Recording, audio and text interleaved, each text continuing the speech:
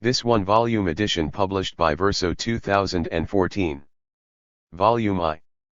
Introduction. Translator's note. Except when prefixed, transaction, footnotes are from the original. Translations of quotations in the text are mine, except when the source title is given in English. Bibliographical details are presented in the original in a partial and unsystematic way, and wherever possible I have endeavored to complete and standardize this information, a frequently difficult task, since the author uses his own translations of Marx. I wish to thank my colleagues Robert Gray, John Oakley, and Adrian Rivkin for the advice and encouragement they have given me during the preparation of this project. Preface. By Michel Trubetsk.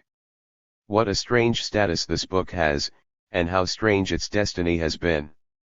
If Henri Lefebvre can be placed alongside Adorno, Bloch, Lukács, or Marcuse as one of the main theoreticians of critical Marxism, it is largely thanks to his critique of everyday life, Critique de la vie quotidienne, a work which, though well known, is little appreciated.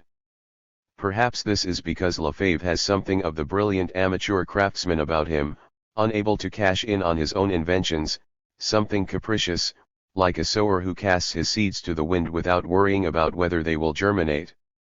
Or is it because of Lefebvre's style, between flexibility and vagueness, where thinking is like strolling, where thinking is rhapsodic, as opposed to more permanent constructions, with their monolithic, reinforced, reassuring arguments, painstakingly built upon structures and models. His thought processes are like a limestone landscape with underground rivers which only become visible when they burst forth on the surface. Critique of Everyday Life is one such resurgence. One could even call it a triple resurgence, in that the 1947 volume was to be followed in 1962 by a second, Fondements d'une sociologie de la quotidiennité, and in 1981 by a third, De la modernité au modernisme, pour une métaphilosophie du quotidien. At the chronological and theoretical intersection of his thinking about alienation and modernity, Critique of Everyday Life is a seminal text, drawn from the deepest levels of his intellectual roots, but also looking ahead to the main preoccupation of his post-war period. If we are to relocate it in Lefebvre's thought as a whole, we will need to go upstream as far as La Conscience Mystifie, 1936, and then back downstream as far as Introduction à la Modernité, 1962. Henri Lefebvre or Living Philosophy. The year 1947 was a splendid one for Henri Lefebvre, as well as Critique of Everyday Life. He published Logique formelle, Logique dialectique, Marx et la liberté and Descartes in quick succession. This broadside was commented upon in the review La Pensée by one of the Communist Party's rising young intellectuals, Jean Connappat, who drew particular attention to the original and creative aspects of Critique of Everyday Life. With this book, wrote Connappat, philosophy no longer scorns the concrete and the everyday. By making alienation the key concept in the analysis of human situations since Marx, Lefebvre was opening philosophy to action. Taken in its Kantian sense, critique was not simply knowledge of everyday life, but knowledge of the means to transform it. Thus in Lefebvre Connappat could celebrate the most lucid proponent of living philosophy today. 1 Marginal before the war, heretical after the 1950s. In 1947 Lefebvre's recognition by the Communist Party seems to have been at its peak, and it is tempting to see his prolific output in a political light.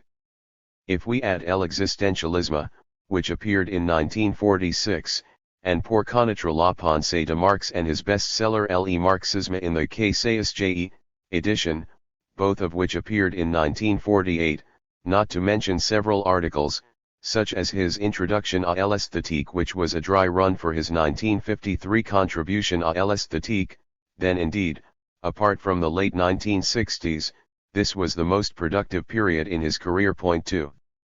Critique of Everyday Life thus appears to be a book with a precise date, and this date is both significant and equivocal. Drafted between August and December 1945, published in February 1947, according to the official publisher's date, it reflected the optimism and newfound freedom of the liberation, but appeared only a few weeks before the big freeze of the Cold War set in. In the enthusiasm of the liberation, it was hoped that soon life would be changed and the world transformed, as Henri Lefebvre recalled in 1958 in his foreword to the second edition. The year 1947 was pivotal, Janus faced. It began in a mood of post-war euphoria, then, from March to September, with Truman's policy of containment and Zdanov's theory of the division of the world into two camps, with the eviction of the communist ministers in France and the launching of the Marshall Plan, in only a few months everything had been thrown in the balance, including the fate of the book itself. The impact was all the more brutal in that this hope for a radical break, for the beginning of a new life, had become combined with the myth of the resistance, taking on an eschatological dimension of which the Communist Party, which also drew strength from the Soviet aura, was the principal beneficiary.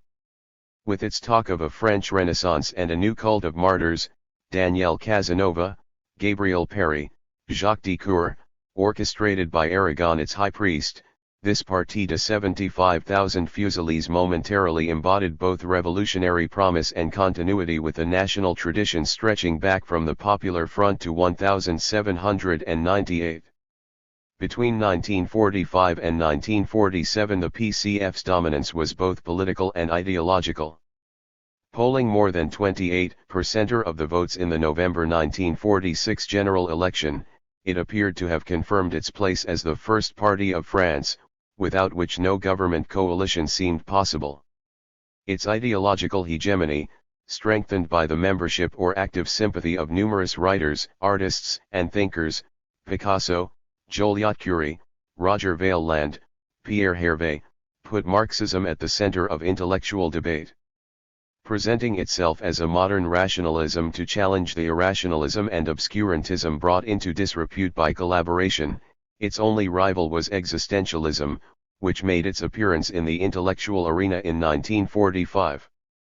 But existentialism also located itself with reference to Marxism, as we can see from the controversy which raged for so long in the pages of Les Temps Modernes and L'Esprit, and which began in that same year with Jean Beaufret's articles in Confluences and above all with the argument between Sartre and Lefebvre in Action Point 3. In a way both were after the same quarry. Lefebvre's pre-war themes of the total man and his dialectic of the conceived and the lived were echoed by Sartre's definition of existence as the reconciliation between thinking and living. At that time Lefebvre was certainly not unknown.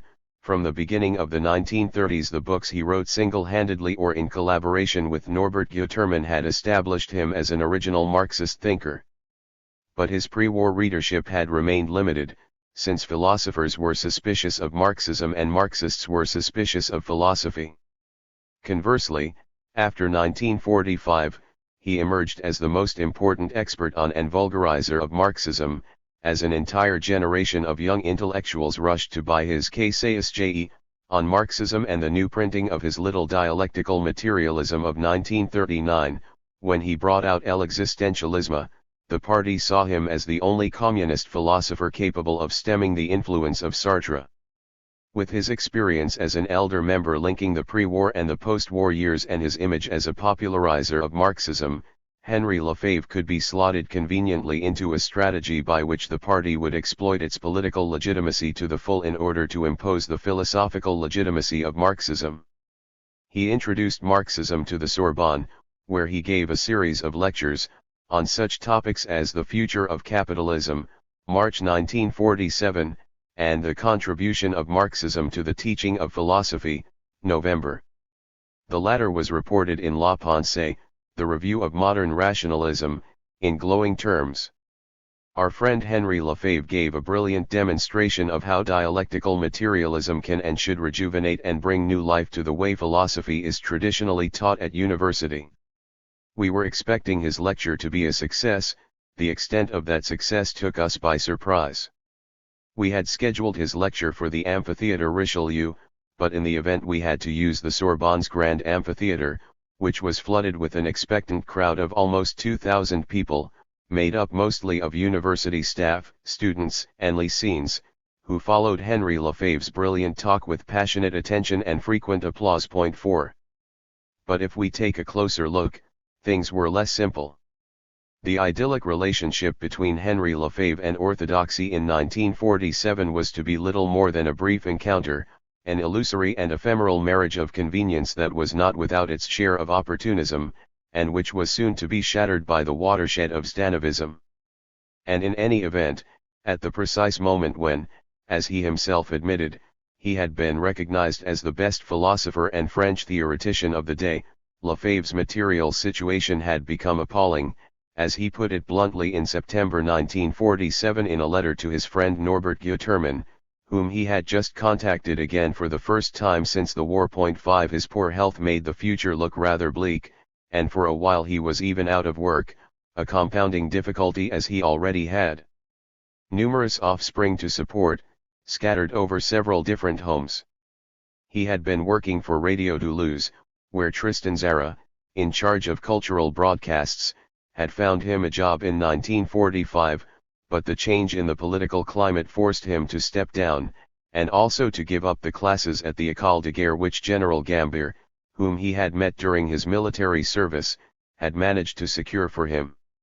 In fact, when the war ended, he had the grade of officer in the Forces Françaises de l'Intérieur in recognition for his resistance work in the Toulouse region, but the Vichy administration had dismissed him from the teaching profession, and he was wary of asking to be reinstated for fear of being packed off to some provincial backwater.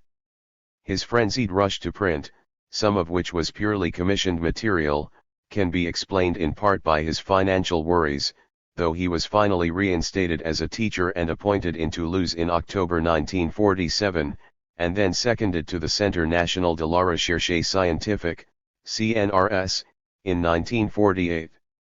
Of the 7 works he brought out between 1946 and 1948, 6 were with commercial publishers or beyond the purview of communist publications. We should nevertheless note that although Critique of Everyday Life was published by Grasset, this was for distinctly political reasons. The Grasset affair was then at its height. Prosecuted for suspected collaboration, Grasset had just been acquitted by the investigative committee, but was still under attack from the Communist Party.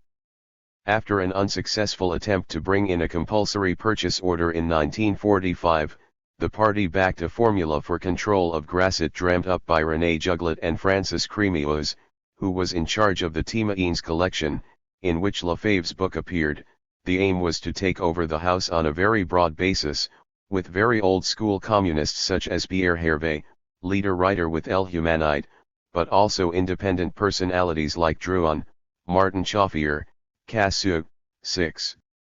Though himself a communist of the old school, Henri Lefebvre had not been integrated into the network of intellectuals in the service of the party who, with Aragon and several others as their focal point, were now dominating the stage. Indeed, according to his letters to Norbert Guterman, had this been proposed to him, he would have refused. Not that now and again he did not offer evidence of his allegiances, as for example when he took advantage of the campaign that had been mounted against the traitor Nizan, his old associate of the 1920s, to settle some old scores post-mortem in L'Existentialisme 7. It is also true that he joined the editorial committee of Nouvelle Critique, the review of militant Marxism that was founded in 1948, but, in the words of Pierre Hervé, his presence at the journal was just icing on the cake, an intellectual gesture rather than a genuine creative force. His contributions were few, his main articles being responses to accusations of neo-Hegelianism.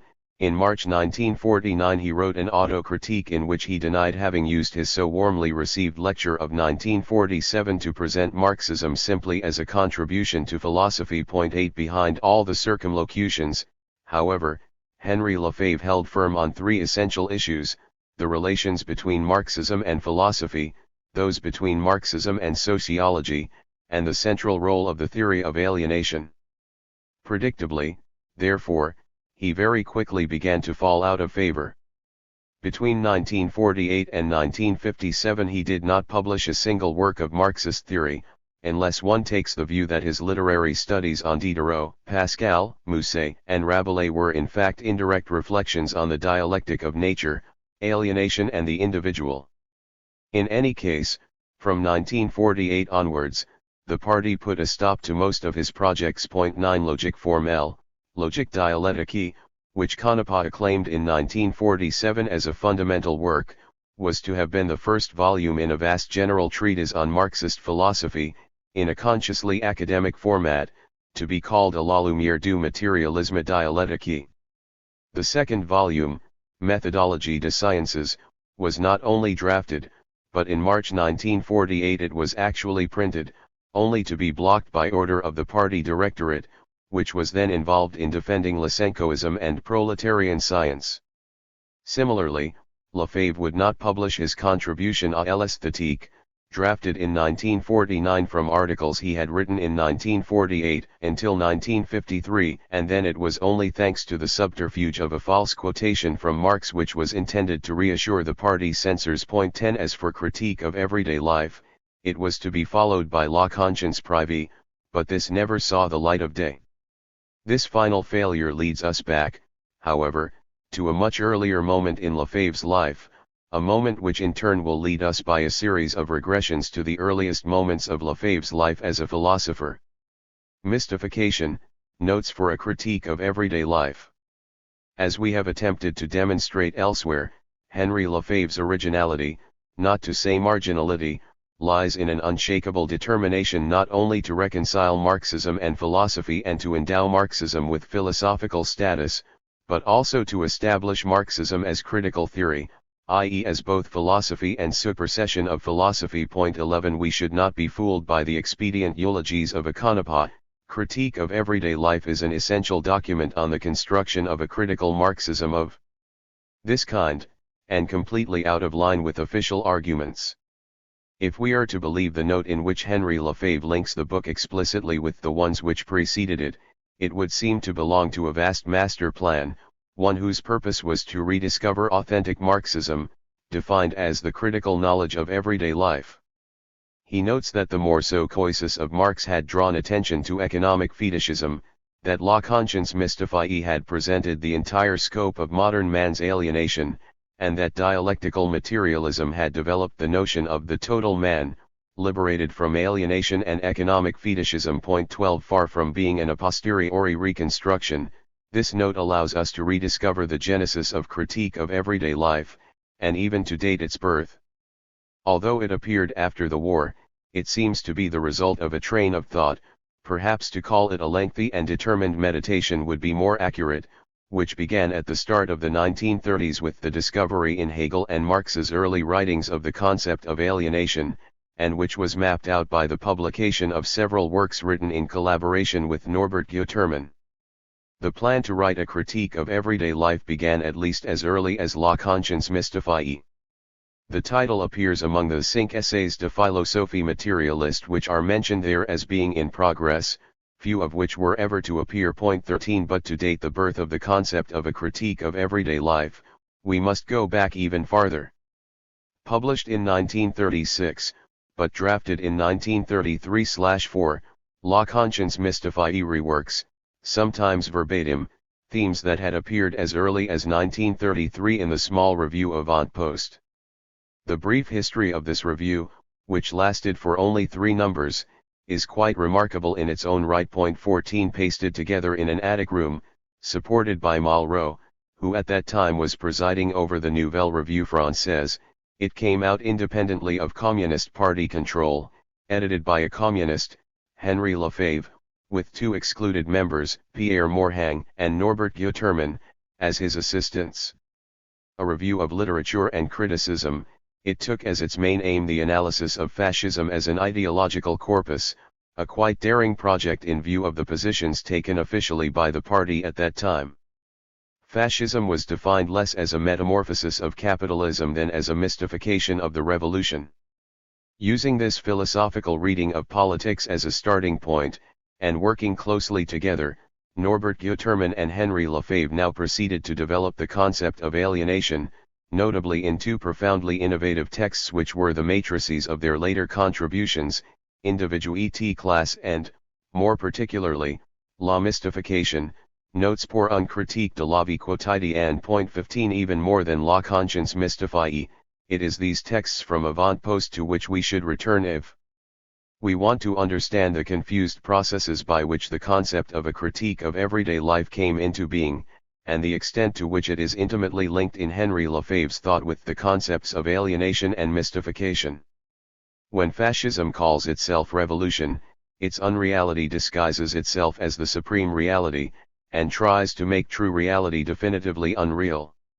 Starting from this extreme case of political mystification, Lefebvre and Guterman say that they intend to contribute to a theory of materialist knowledge by analyzing, under the general heading of mystification, certain forms of bourgeois thinking, and even to identify a kind of general law of this thinking.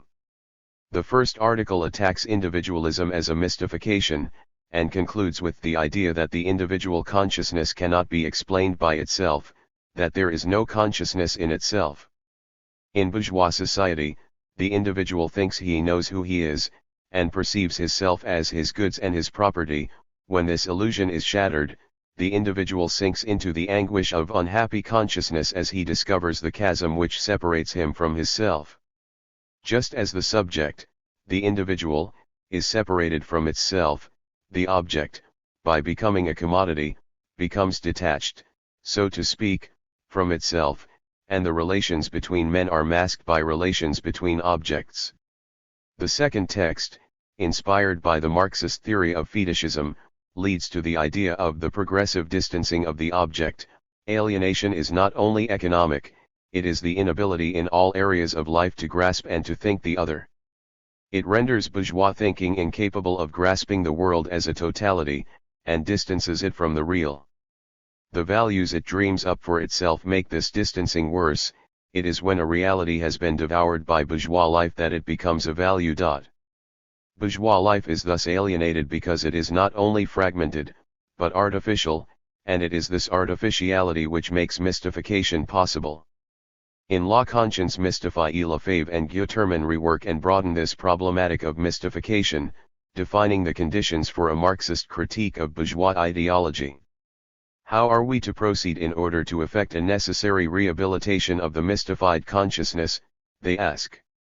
The answer is, by starting with the portrait of the most prosaic of men in his everyday life. Point 16 The construction of the concept of mystification as a generalized process of disguise and inversion of reality derives, then, from a global reading of alienation as man's falsified relationship to the world.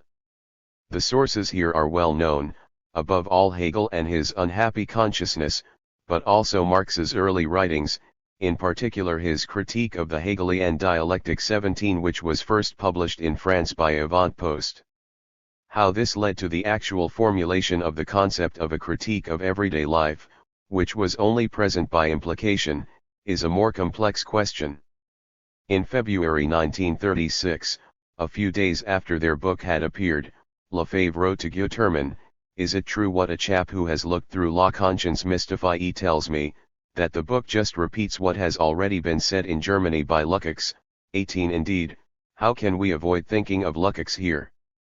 It was, after all, the young pre-Marxist Lukács who first formulated the concept of Alltäglichkeit in 1911, in a frequently quoted passage of Metaphysic der Tragödie which every Lukácsian, from Lucien Goldman to the members of the Budapest school, led by Agnes Heller, would still be invoking many years later. Point 19 Alltäglichkeit designates the trivial life of the human being, indistinguishable from the world of objects, the dreary, mechanical, and repetitive unfolding of the everyday, which Lukács contrasts with an authentic life thanks to which this being accedes to himself through the work of art, or even better, turns himself into a work of art.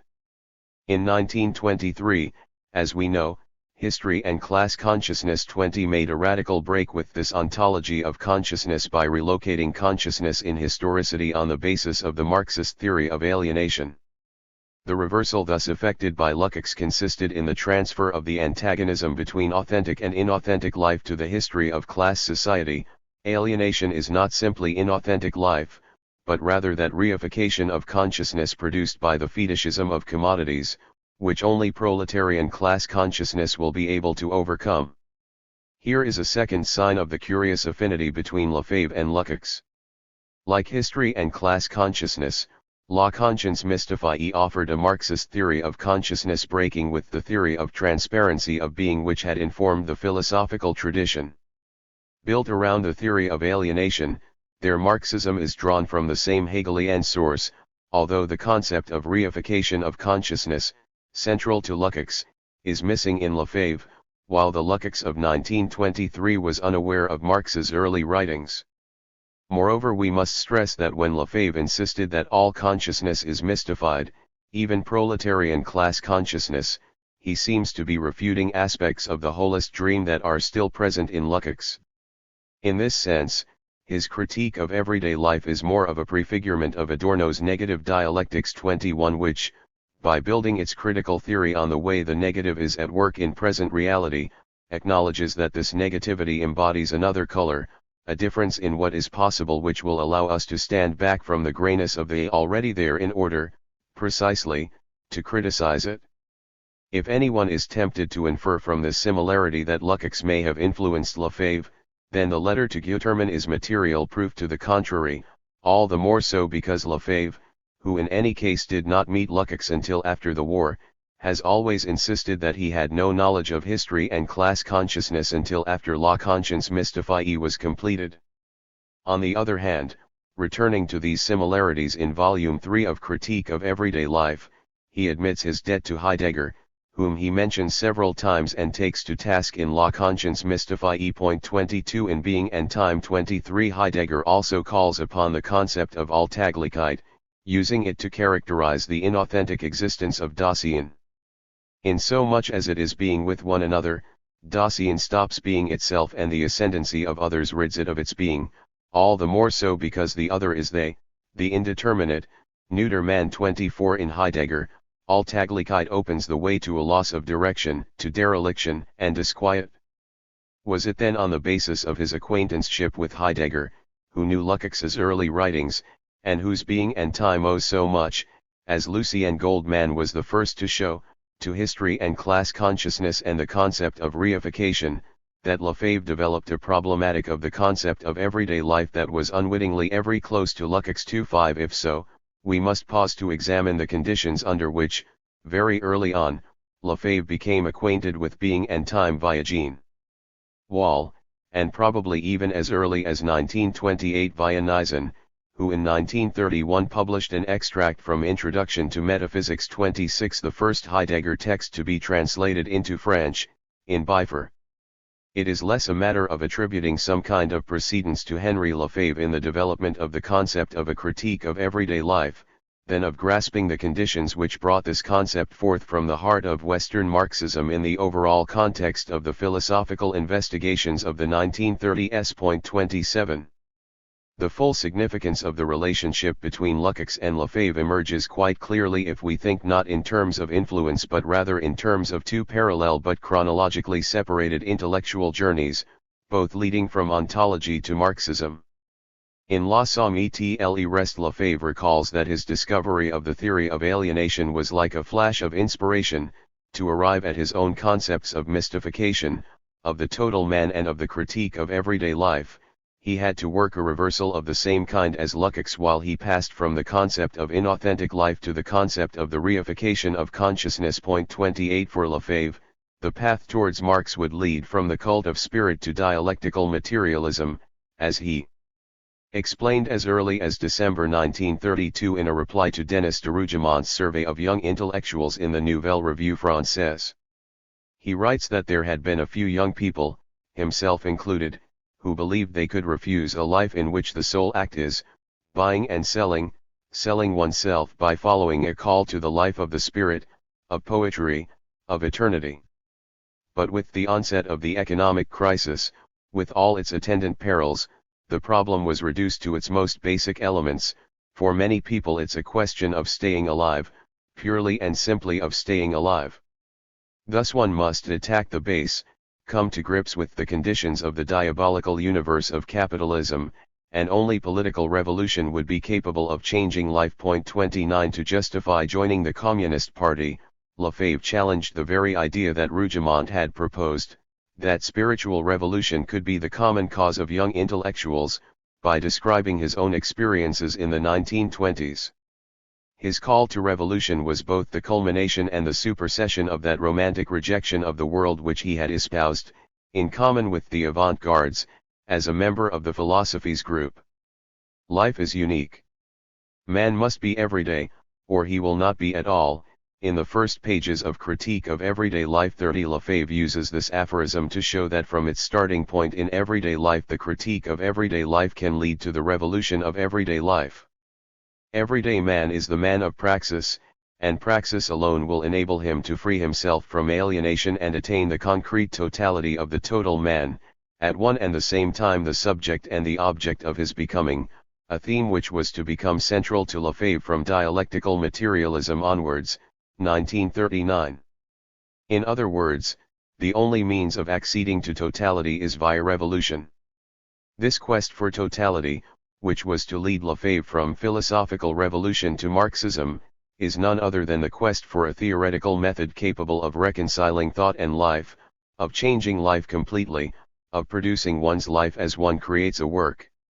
So, when Lefebvre defines his critique of everyday life as the revolutionary way, as opposed both to the poetic way embodied by the Surrealists and to the Heideggerian-style metaphysical way, he is merely describing the various ups and downs within the philosophies group which led him to effect his own reversal of ontology and Marxism.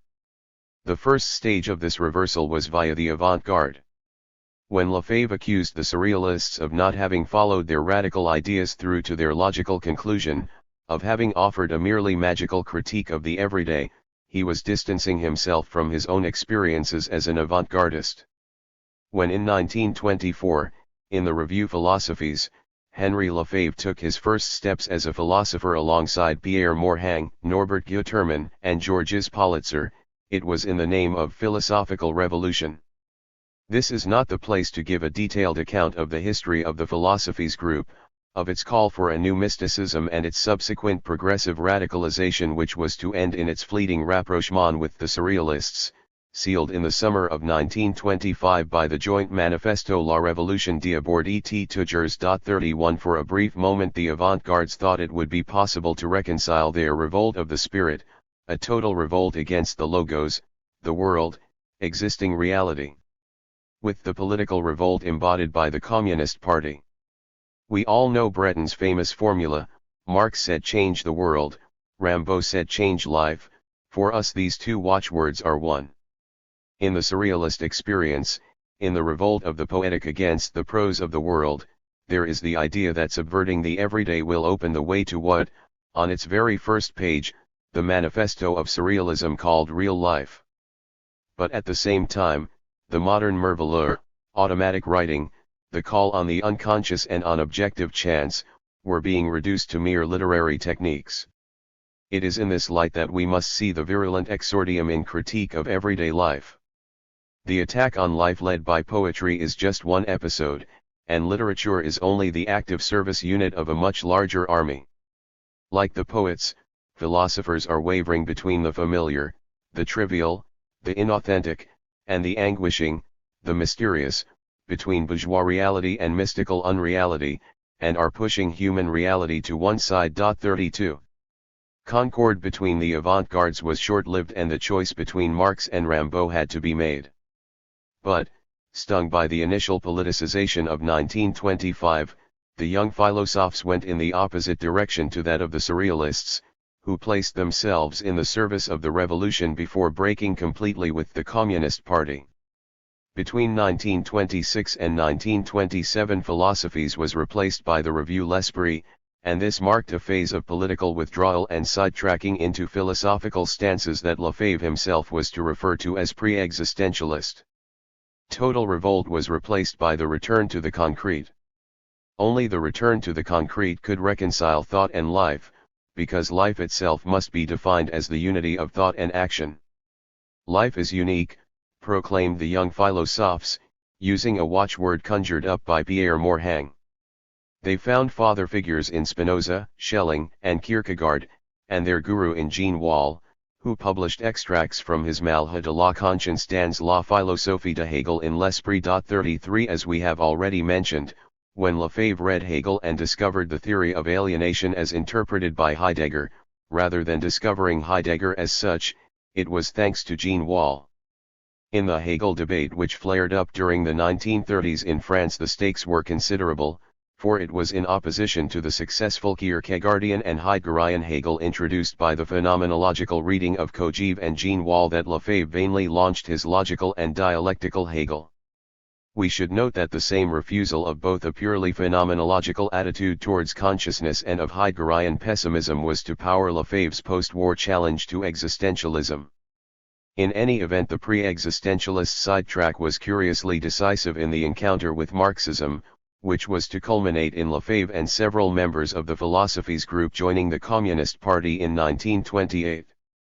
Although the phase of ideological Stalinization was in full spate, the group was still impregnated with the paradoxical illusion that an autonomous theoretical development was feasible, and their final experiment was La Revue Marxiste, which was launched in 1929, only to be immediately crushed in grotesque circumstances by the brutal intervention of the party. 34. In a sense, it might be said that Lefebvre's plan for a critique of everyday life is the Marxianization of the slogan "Life is unique." It was only in 1928-29, after a long but vain search in the philosophy of consciousness, that Lefebvre felt that through the theory of alienation and in dialectical method he had discovered how to link the categories of unity, totality, and reality. We intend to return primacy in consciousness to the object as such. The first article of our thought completely and deliberately reintegrates the external world, the concrete world, present, perceived as itself, into our consciousness.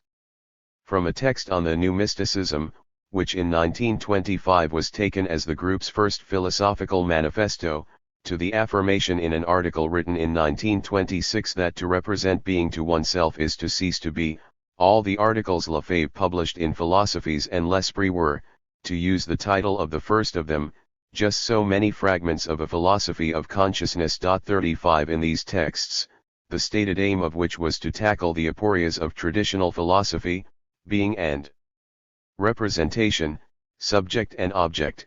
When Lefebvre defined consciousness as an act and as a relation to the other qua other, he was in effect saying that consciousness was consciousness of the other. By recognizing the other as a mixture of presence and absence, the relation between the same and the other as identity in difference and difference in identity, consciousness becomes the means of acceding to totality, i.e. to spirit, which reunites and concentrates the diversity spread out through space. 36 Lefebvre's quest for the totality, which took him as far as Schelling, had in fact begun well before he joined the Philosophies group, and the fragments he published were from a lengthy early manuscript, Esquisse d'une philosophie de la conscience, which constitutes not so much the matrix as the prehistory of his critique of everyday life. We must go back to this prehistory, which even predates the impact which the Blondelian philosophy of action was to make on him, in order to witness the emergence, from the very depths of his initial Christian experience, of the themes of unity and totality. In the beginning was his quest for origins. Right from the start he saw the mysterious and the holy as something deeply human, and it was only after arduously searching for this original unity, forever lost, in religion and in philosophy that Lefebvre realized that it could be found in Marxist supersession. In the theme of philosophical revolution of 1925, in the idea he took from Schelling that the philosopher lives not by observing his life but by producing it, we can already see the underpinnings of the realization of philosophy as promised by Marxism. It was because he failed in his quest for a lost totality that Lefebvre was able to turn his attention to the total man, but this failure also explains why his very definition of alienation has antecedents in the Christian thematic of the fall and of original sin, profoundly transformed, needless to say. O Church, O Holy Church, when I finally managed to escape from your control, I asked myself where your power came from. 37 This is the moment to take a long look at what is certainly the most spellbinding chapter in Critique of Everyday Life, the enigmatic notes written one Sunday in the French countryside, where Lefebvre describes in such detail and with such emotion the little church near Navarrenx, his native village, in which the fundamental gestures of the Christian mystery are performed. The chapter closes, however, with the assertion that only Marxist method will enable us to understand these secrets, these obscure aspects of the social mystery and of history. He says that we can travel back in our minds to the origins of our civilization by studying the communal traditions which have persisted up to the present day in rural life. In his analysis of peasant festivals, he emphasizes that festivals contrasted violently with everyday life, but they were not separate from it. 38 In this chapter, which is very similar to a long passage in La Conscience Mystifie about lack of differentiation in primitive societies, he defines traditional everyday life in a general way as based on non-separation, on the absence of differentiation in the cosmic order which formerly bound man and nature together. Thus alienation appears as a historical process of downgrading, of loss of this ancient human plenitude, by virtue of a dual movement of separation and abstraction, on the one hand, a separation of the social and the human, culminating in the division of labor and specialization of spheres of human activity, on the other hand, an increasing abstraction of human actions stripped of their living substance in favor of signs and symbols. Alienation thus leads to the impoverishment, to the despoliation of everyday life, and yet for Lefebvre everyday life is not reduced to the inauthenticity of Alltäglichkeit, as in Heidegger or Lukács. It is not simply a residuum, or rather, its residual aspect bespeaks one or several strata of deeper meanings, it is both a parody of lost plenitude and the last remaining vestige of that plenitude. Even if Lefebvre's distinction between everyday life and the everyday only appears later, and is never fully developed, his critique of everyday life is a dual reading, at once a rejection of the inauthentic and the alienated, and an unearthing of the human which still lies buried therein. These notes written one Sunday in the French countryside may be set alongside Lefebvre's commentary on a passage from a book by Marc Bloch. But we are unable to seize the human facts. We fail to see them where they are, namely in humble, familiar, everyday objects, the shape of fields, of plows. Our search for the human takes us too far, too deep, we seek it in the clouds or in mysteries, whereas it is waiting for us, besieging us on all sides. 39. This archaeological mode of reading the everyday is also what characterizes Lefebvre's specifically sociological aims, and the consequences of this reach much farther than critique of everyday life. Everyday life in the modern world. If it was essential to recall the philosophical foundations, not to say the metaphysical prehistory, of critique of everyday life, we should not lose sight of the fact that the book was intended first and foremost as a contribution to sociology, even if the originality of Lefebvre's sociology lies precisely in its philosophical roots.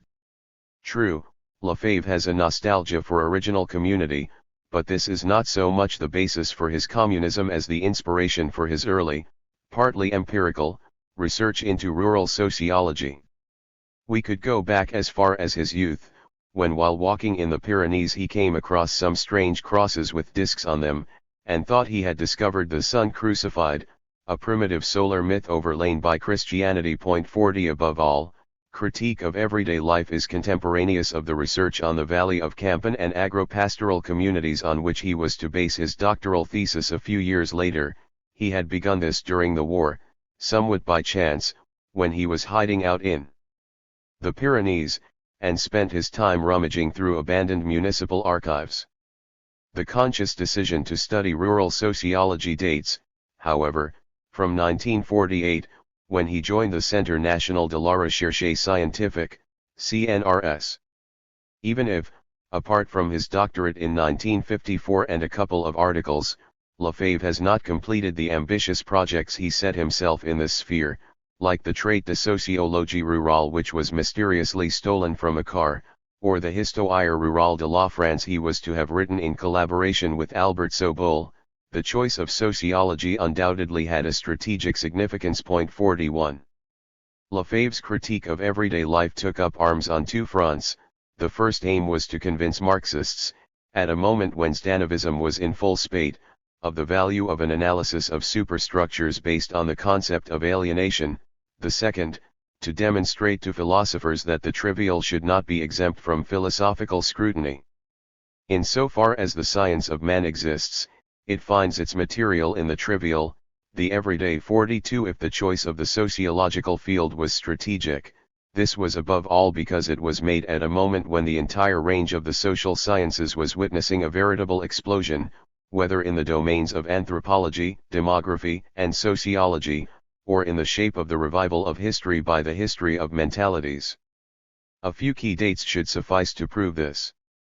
The period between 1945 and 1949 saw the publication of major works by Friedman, Dumézil, and Bouteille, as well as Brodels The Mediterranean and Levi-Strauss's The Elementary Structures of Kinship. 43 During the same period the institutions which were to assure the hegemony of this revival were set in place, the Institut National d'études démographiques and its Revue Population, the Centre d'études sociologiques at the CNRS, where Gurevitch produced the Cahiers internationaux de sociologie, and Section 6 of the École pratique de hautes études, founded by Lucien Lefebvre, who, significantly, had just renamed his journal Annales, Économies, Sociétés, Civilisations. This explosion has been described as a change of paradigm in the social sciences, even as a critical paradigm, and it is true that the social sciences were mounting a critique of speculative philosophy and of its abstract categories, thus making reflection on the destitution of the subject a possibility. At the same time they were leaning, if not to a directly political critique, then at least to a critique of society and history which sought to tear the veil from concealed or unconscious structures, longue durée economic cycles, collective psychology, the mythic and the symbolic. It is true that Lefebvre would launch an extremely violent attack on most of these trends in 1953, the only moment in his career when opportunism led him to pay his political dues in this fashion, and denounced the police force sociology of the likes of Friedman and Varignac. It is a murky episode, but it should not deflect us from the fact that from Friedman, whom he knew at the time of the Philosophies Group, to Gurevitch, who secured him his place at the CNRS, Lefebvre was partly involved in the network which was to guarantee the expansion of the social sciences right up until the 1960s. 44. But these French post-war years, the Trente Glorieuses, were also the context for the impact of new technology and the consumer society as well as for the gradual disappearance of that rural world which had still been so dominant in the years between the wars. The period when André Varignac was puzzling over traditional civilization and the spiritual world we have lost, when Gurevitch was sending his teams of sociologists out to investigate rural communities or religious behavior, also saw the appearance of the first 4CV, the first issue of the magazine L, the first Cannes Film Festival. Here we should compare the notes written one Sunday in the French countryside with Notes sur la ville nouvelle, Morinx, in Introduction à la Modernite. When Henri Lefebvre moved from rural sociology to urban sociology, his thinking on the everyday was to become inseparable from his thinking about modernity. As he wrote in 1968 in Everyday Life in the Modern World, the quotidian and the modern mark and mask, legitimate and counterbalance each other. Today the universal quotidian, is the verso of modernity, the spirit of our time. 45 If modernity is the brilliant, even gaudy, side of the new, the everyday is its insignificant side, what is humble and solid, what is taken for granted and that of which all the parts follow each other in such a regular, unvarying succession that those concerned have no call to question its sequence. 46 In other words, it is modernity which has despoiled the everyday life of former times, which never appeared. Save in its metamorphoses, as in Festival, which embodied a genuine auto-critique of the everyday, it is modernity which has caused everyday life to degenerate into the everyday. Lefebvre's conception of modernity is both complex and contradictory, inscribed like Marx's in historical time, leading to a philosophy of progress, and, like Baudelaire's and Nietzsche's, antinomic to historical time, untimely vis-a-vis its own present moment, leading to death and to the tragic. Modernity is the movement towards the new, the deployment of technology and rationality, which Lefebvre calls modernism, but it is also the absence of any real transformation of social relations, and leads from the human towards the inhuman, towards barbarity. For Henri Lefebvre modernity and the everyday are historical categories, and if they cannot be dated precisely, at least they can be located at a moment of fundamental historical trauma, the failure of revolution, which was completed, at the very moment of the world crisis, by the advent of Stalinism and fascism. With this failure of the world revolution, the moment of philosophy's realization was gone, and it was modernity which, in its own way, was to complete the tasks that the revolution had been unable to bring to fruition. It was modernity that took on the responsibility of transforming the world and changing life. Seen in this light, critique of everyday life opens up yet another avenue, one that leads beyond rural sociology, beyond urban sociology, and beyond Lefebvre's later thinking on the production of space, the theme of the production of the everyday, of revolution as the revolution of everyday life. Producing the everyday, i.e. producing one's life like a work, is a thematic which in the 1960s led to Lefebvre's involvement with radical protest. In fact, we need perhaps to go back here to 1948, when the Cobra Group was founded, and to Constant, whose manifesto for an architecture of situations was explicitly inspired by critique of everyday life. But above all, we must offer some account of Lefebvre's relations with the situationist movement. They date back at least as far as the research group on everyday life which he organized at the Centre d'études sociologiques and, in particular, to the Department of Applied Sociology which he created as a lecturer at Strasbourg University in 1961, and which in turn became the model for his Institute of Sociology at Nanterre in 1965. Before their brutal break with Lefebvre, the situationists, and first and foremost Guy Debord, acknowledged their debt to him. More precisely, they continued a dialogue with him from 1958 until the break in 1963. Conversely, the second volume of Critique of Everyday Life, Fondements d'une sociologie de la quotidiennité, in 1961, and equally his Everyday Life in the Modern World in 1968, were stimulated by the debate with the situationists. Subsequently, Lefebvre and the situationists accused each other of plagiarism. Let us simply note the parallelism of their positions on certain crucial points, all present either explicitly or in embryo in Critique of Everyday Life. Most important among them is the idea that the use of everyday life is governed by the rule of scarcity, i.e. that it was detached from historicity at the height of the period of industrialization and accumulation. As Debord put it, everyday life is literally colonized, a theme taken up again in the situationists de la mesure en milieu étudiant. This leads to the call for revolution in terms of revolutions in individual everyday life, a notion which is at the very origins of the theory of situations, and which subtends the identification of festival and revolution in Lefebvre's Proclamation de la Commune of 1965. In this book, which is the one the situationists accuse of plagiarizing their own writings, the idea that festival, like revolution, marks both a break in everyday life and a rehabilitation of the everyday, stems directly from Critique of Everyday Life. Point 47. Of course, it is impossible to deny Lefebvre's impact on the ideology of May 1968 itself, and it is astonishing that in France at least most studies should have underestimated Lefebvre's themes in favor of Marcuse or other even more exotic thinkers. Anglo-Saxon scholarship has concentrated on Lefebvre in a more serious and more sustained manner. We have written elsewhere of how the work of Perry Anderson, Mark Poster, Michael Kelly, etc., has restored Lefebvre to his rightful place among the great Marxist theoreticians of the 20th century. We should mention, however, that it was in Germany during the 1970s that the debate on everyday life which sprang up in the context of the alternative movement was the most firmly rooted in Henri Lefebvre's thought. Point 48, so much so that one might even begin making links with Habermas's distinction between system, specialized culture controlled by experts, for example, and Lebenswelt, lived experience, and everyday life. Thus it becomes clear why we cannot fix our reading of Critique of Everyday Life in the context of 1947. It is not only an essential marker in Henri Lefebvre's philosophical and political evolution, but also one of the crossroads in the reorganization of the intellectual field of the second half of the 20th century. CNRS, Paris, March 1991. Forward to the second edition. In retrospect. As it stands, this book one did not strictly speaking offer a new interpretation of Marxism. The following quotation from Lenin would have made an appropriate epigraph.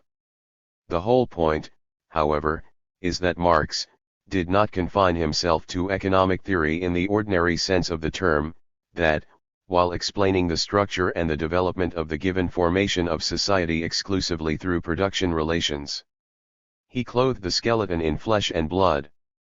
The reason Capital has enjoyed such tremendous success is that this book by a German economist showed the whole capitalist social formation to the reader as a living thing, with its everyday aspects, too. In this very important text, Lenin shows that Marx created scientific sociology.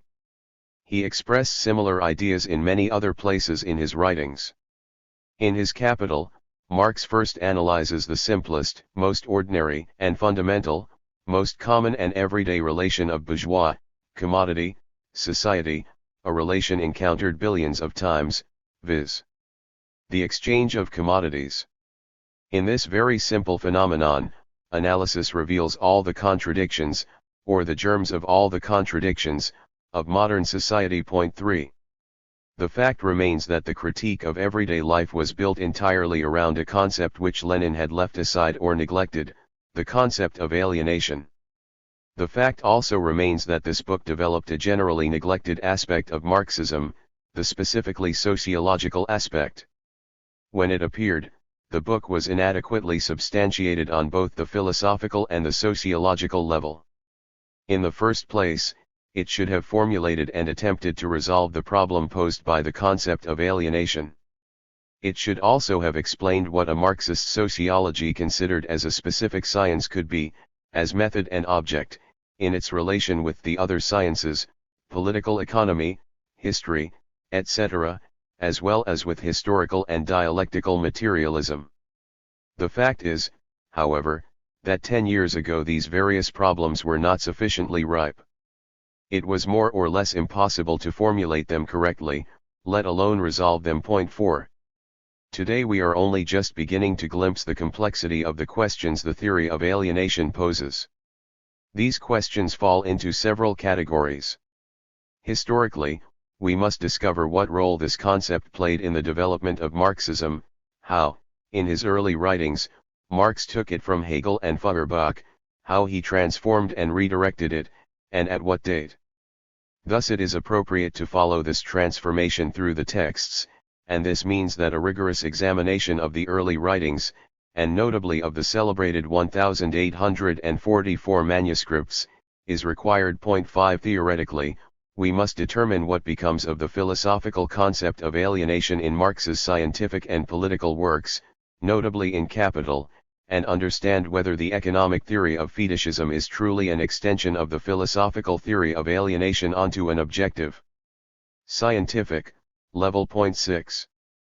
Finally, the problem philosophically is of knowing what meaning and, critical or constructive, importance should be given at the present moment to the concept of alienation. To what extent should a philosopher take it up again, perhaps in a modified form, and put it at the center of his thinking? This problem cannot be separated from the others, although it can be distinguished from them. If it were true, as certain Marxists argue, that Marxism as such radically rejects earlier concepts, including those which helped to develop it, so that there was an absolute caesura in human thought at the moment of Marxism's emergence, and in Marxism at the moment when Marx became conscious of his doctrine, the problem of what the concept of alienation means now would not even arise. To take this position implies further positions, notably that Marxism is a completed system, and that philosophy's role and function are at an end. Such arguments must be deemed dogmatic and false. Such vast and difficult questions had to ripen before they could be posed. In particular, it had to be possible to ask the question, is alienation disappearing in socialist society? In the USSR or the countries which are constructing socialism, are there not contradictions indicative of new, or renewed, forms of economic, ideological, and political alienation? As far as sociology as a specific science is concerned, there have been many moments of uncertainty to live through. The question of whether the Stalinist interpretation of Marxism was not mutilating it and depriving it of one of its dimensions has had to be faced, as has that of whether the Marxist notion of socio-economic formation 7 is not richer and more complex, Since it involves the sociological study of social relations, than the currently favored concepts of economic, base and ideological and political superstructures. The fact that these questions were absent from its argument explains to a certain extent the way the book was received when it was first published. What was the official, academic response? Utter silence. At that moment, in 1946, French philosophy had suffered a series of shocks from which it was only slowly recovering. The war and the occupation had killed off several important currents of thought, notably Bergsonian anti-intellectualism, compromised by a vague relationship with German irrationalism, and Leon Brunswick's intellectualism aid, which was poorly equipped to resolve the new problems. The generation of Hegelians and existentialists was on the rise. But there were those who, though perfectly willing to respect and accept the notion of alienation on a speculative level, were probably less prepared to see it soiled by confrontation with actual human reality, with everyday life. 10. So the professional philosophers generally ignored the book, for, starting with its title, it entailed relinquishing the traditional image of the philosopher as master and ruler of existence, witness and judge of life from the outside, enthroned above the masses, above the moments lost in triviality, distinguished by an attitude and a distance. There is nothing really exaggerated about these metaphors. The distance is called spiritual life and the philosopher's attitude is called contemplation, detachment, epicate 11 parenthesizing, etc. What about Marxism? If the traditional philosophers, still saturated with pure speculative thought or attracted by it, gave the book a cool reception, so did the Marxists. In the enthusiasm of the liberation, it was hoped that soon life would be changed and the world transformed. More than that, life had already been changed, the peoples were on the move, the masses were in a ferment. Their movement was causing new values to rise to the surface. What was the point of analyzing bourgeois everyday life, the style, or absence of style, imposed by the dominant class? What was the point of a philosophical or sociological critique? The weapon of criticism was about to be replaced, had already been replaced, by the criticism of weapons. In France, in the rest of the world, the proletariat was no longer an oppressed class. It was imposing itself on the nations as the ruling class. To talk about alienation was no longer possible, no longer permissible. The concept was just as outdated in France as it was in the USSR, in countries where socialism was on the march, or where the rumble of revolution could already be heard. Thinking people were obsessed with the political drama. Rightly so. But they were forgetting that although the political drama was being acted out or decided in the higher spheres, the state, parliament, leaders, policies, it still had a base in matters relating to food, rationing, wages, the organization or reorganization of labor. A humble, everyday base. Therefore many Marxists saw criticism of everyday life as useless and antiquated, they perceived it as a reworking of an old-fashioned, exhausted critique of bourgeois society, little more than a critique of triviality, therefore a trivial critique. For this reason philosophers today are experiencing difficulties of a kind unknown to their predecessors. Great or small, profound or superficial, their lives have lost that simplicity and elegance of line they attribute, fictitiously, no doubt, to the lives of their illustrious models. Philosophers and philosophy can no longer be isolated, disguised, hidden. And this is precisely because everyday life is the supreme court where wisdom, knowledge, and power are brought to judgment. What has changed in the last 10 years? Under these circumstances, what is the point, after 10 years of interruption, of resuming this task? Firstly, during these years a certain number of young intellectuals have read the book with interest, with passion. Their expressions of appreciation have alleviated any feelings of bitterness the author may have had about the coolness of the book's official reception. But that is not all. During the last 10 years the development of research in the social sciences has shown that the book was on target, that its point of view is well founded.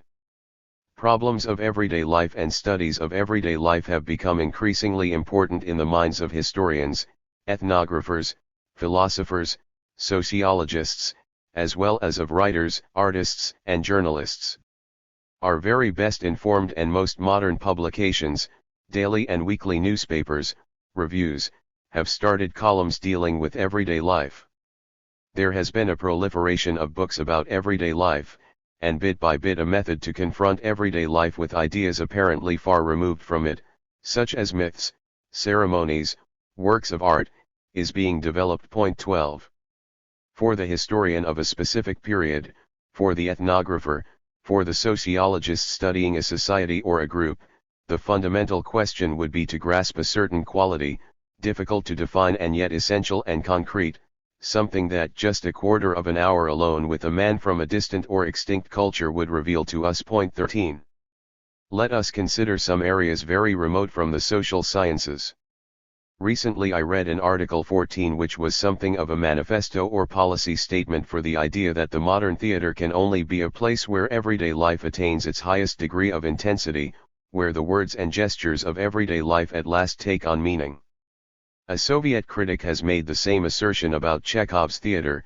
Chekhov considers that theater ought to represent everyday life. Point 15. We shall return to this idea. Again, the monumental volume of L'Encyclopédie Française devoted to everyday life was published recently. It is a considerable piece of work, 16 but one in which the descriptive and the technological points of view push the critical point of view into the background, and even obliterate it. Indisputably the last few years have witnessed the application of the most modern of techniques to the way everyday life is organized, that is to say, to a sector which up until now has been paid scant attention. The way in which everyday life lags behind what is technically possible is and should be one of the themes of the critique of everyday life. How could this theme possibly have lost its foundation or its meaning? In L'Express of June 8, 1956, p. 21, the following information was given on the interesting novelties which its special New York correspondent had noticed, and which will inevitably end up coming to France. Kitchens are becoming less like kitchens and more like works of art. The latest technique is the electronic oven. The intercom, a system of loudspeakers linking every room, is becoming a standard piece of equipment in the home, while everyone is talking about a personalized little television network which will enable the lady of the house to attend to her chores while keeping an eye on the children playing in another room or in the garden. The remarkable ubiquity of do-it-yourself the latest craze for the American husband, includes all the household gadgets that go with it, the latest development in the household industry. Swimming pools, which the manufacturers say they are about to mass market. Popular requirements as far as houses are concerned, at least 7 rooms, with 2 bathrooms. In the next column, Madame Express informs anyone who was unaware of it that a woman needs cast iron willpower to stop her hairdresser from cutting her hair short. Nothing is more persuasive than a hairdresser who has made his mind up. And they have some powerful allies, cover girls, actresses, all the women for whom money is no problem and whose pictures, distributed every day, are more persuasive than any words could be. The remarkable way in which modern techniques have penetrated everyday life has thus introduced into this backward sector the uneven development which characterizes every aspect of our era. Manifestations of the brilliant advances in the ideal home constitute sociological facts of the first importance, but they must not be allowed to conceal the contradictory character of the real social process beneath an accumulation of technological detail. These advances, along with their consequences, are provoking new structural conflicts within the concrete life of society. The same period which has witnessed a breathtaking development in the application of techniques of everyday life has also witnessed the no less breathtaking degradation of everyday life for large masses of human beings. All around us, in France, in Paris itself, there are hundreds of thousands of children, youngsters, students, young couples, single people, families, living in conditions undreamed of by anyone who does not bring a sociologist's interest to bear. 17 furnished rooms, increasingly expensive and squalid, slums, overcrowded flats, attic rooms, etc. The deterioration of the conditions of existence is spreading to a great many French rural areas, notably in the southern half of the country, to a large proportion of craftsmen, small shopkeepers, and the working class. Agreed, it is not unusual to find peasants owning electric cookers, but the houses they live in are still dilapidated. They manage to buy gadgets, but cannot afford to repair their houses, and even less to modernize their farms. In other words, the latter are given up for the sake of the former. In the same way, quite a large number of working-class couples have a washing machine, a television set, or a car, but they have generally sacrificed something else for these gadgets, having a baby, for example. In this way, problems of choosing what to buy, or problems associated with hire purchase, etc., are posed within working-class families, and these problems modify everyday life. 18 That relatively poor peasants, or workers, should buy television sets proves the existence of a new social need. The fact is remarkable.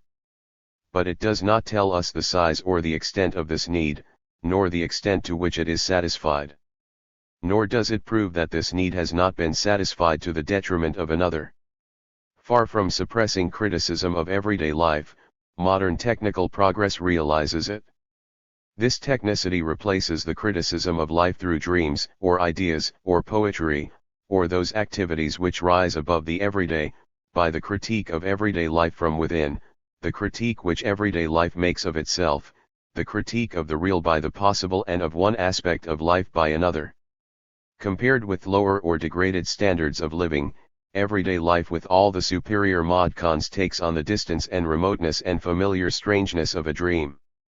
The display of luxury to be seen in so many films, most of them mediocre, takes on an almost fascinating character, and the spectator is uprooted from his everyday world by an everyday world other than his own.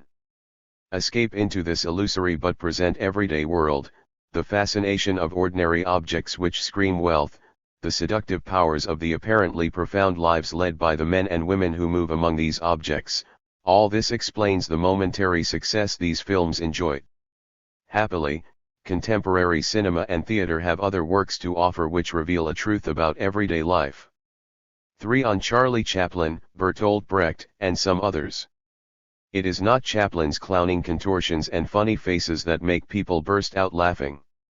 From his very first films, he stood out from such other film comedians as Fatty Arbuckle and Harold Lloyd. The secret of his comic powers lies not in his body, but in the relation of this body to something else, a social relation with the material world and the social world. Naive, physically adept but spiritually innocent, Chaplin arrives in a complicated and sophisticated universe of people and things with fixed patterns of behavior, where people behave like things, and in conjunction with things. The clown's physical suppleness, and his concomitant ability to adapt himself and his gestures with an almost animal rapidity, become humanized as they give way to an extreme awkwardness which both proves and signifies his naivete. However, this awkwardness is never permanent, the original situation is reinstated, the clown has his revenge, he defeats the hostile objects, and the hostile people, only to fall back into momentary disarray. Hence visually comic moments when he cannot adapt are followed by moments of victory when he can, and this stops the mime-audience relationship from breaking down, producing fresh gusts of laughter and assuring that the humor never becomes awkward or embarrassing. Like pleasure, like harmony in music, laughter is stimulated by a series of resolved tensions, in which moments of relaxation are followed by even higher tensions. The point of departure for the vis comica peculiar to Chaplin is therefore the simplicity of a child, a primitive and a wonderfully gifted barbarian, suddenly plunged, as we all are at every moment, into an everyday life that is inflexible and bristling with ever new difficulties, some foreseeable, others not. In his first films Chaplin takes up battle, a duel which is always different and yet always the same, with objects, everyday objects, an umbrella, a deck chair, a motorbike, a banana skin.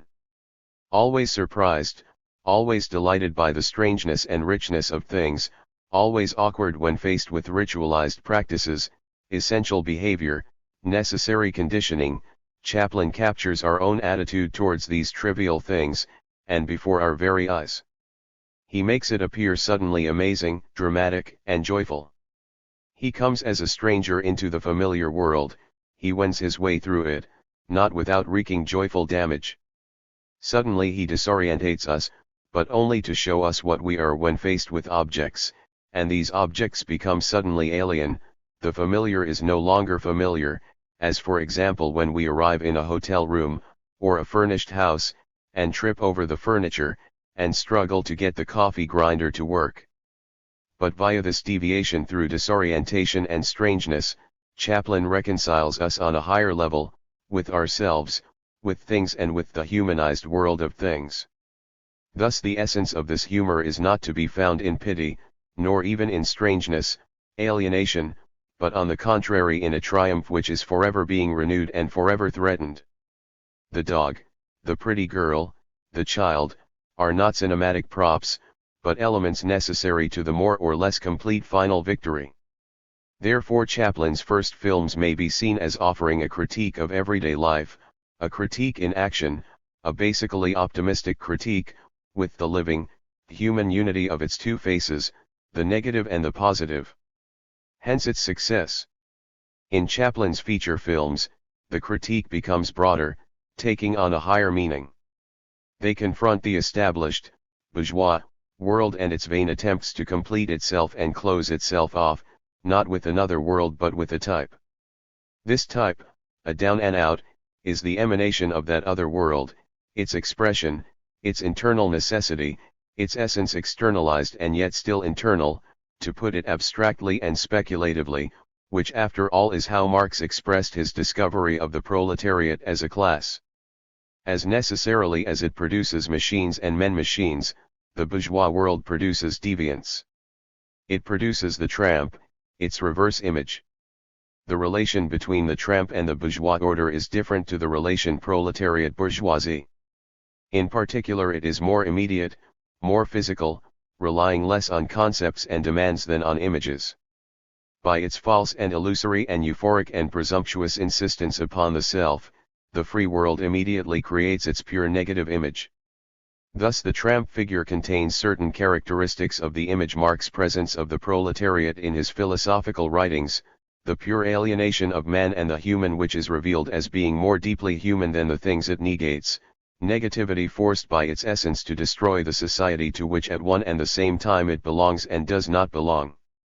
And yet the positivity of the proletariat, its historic mission, is not accomplished on the philosophical or aesthetic level, it is accomplished politically, and philosophical criticism becomes political criticism and action.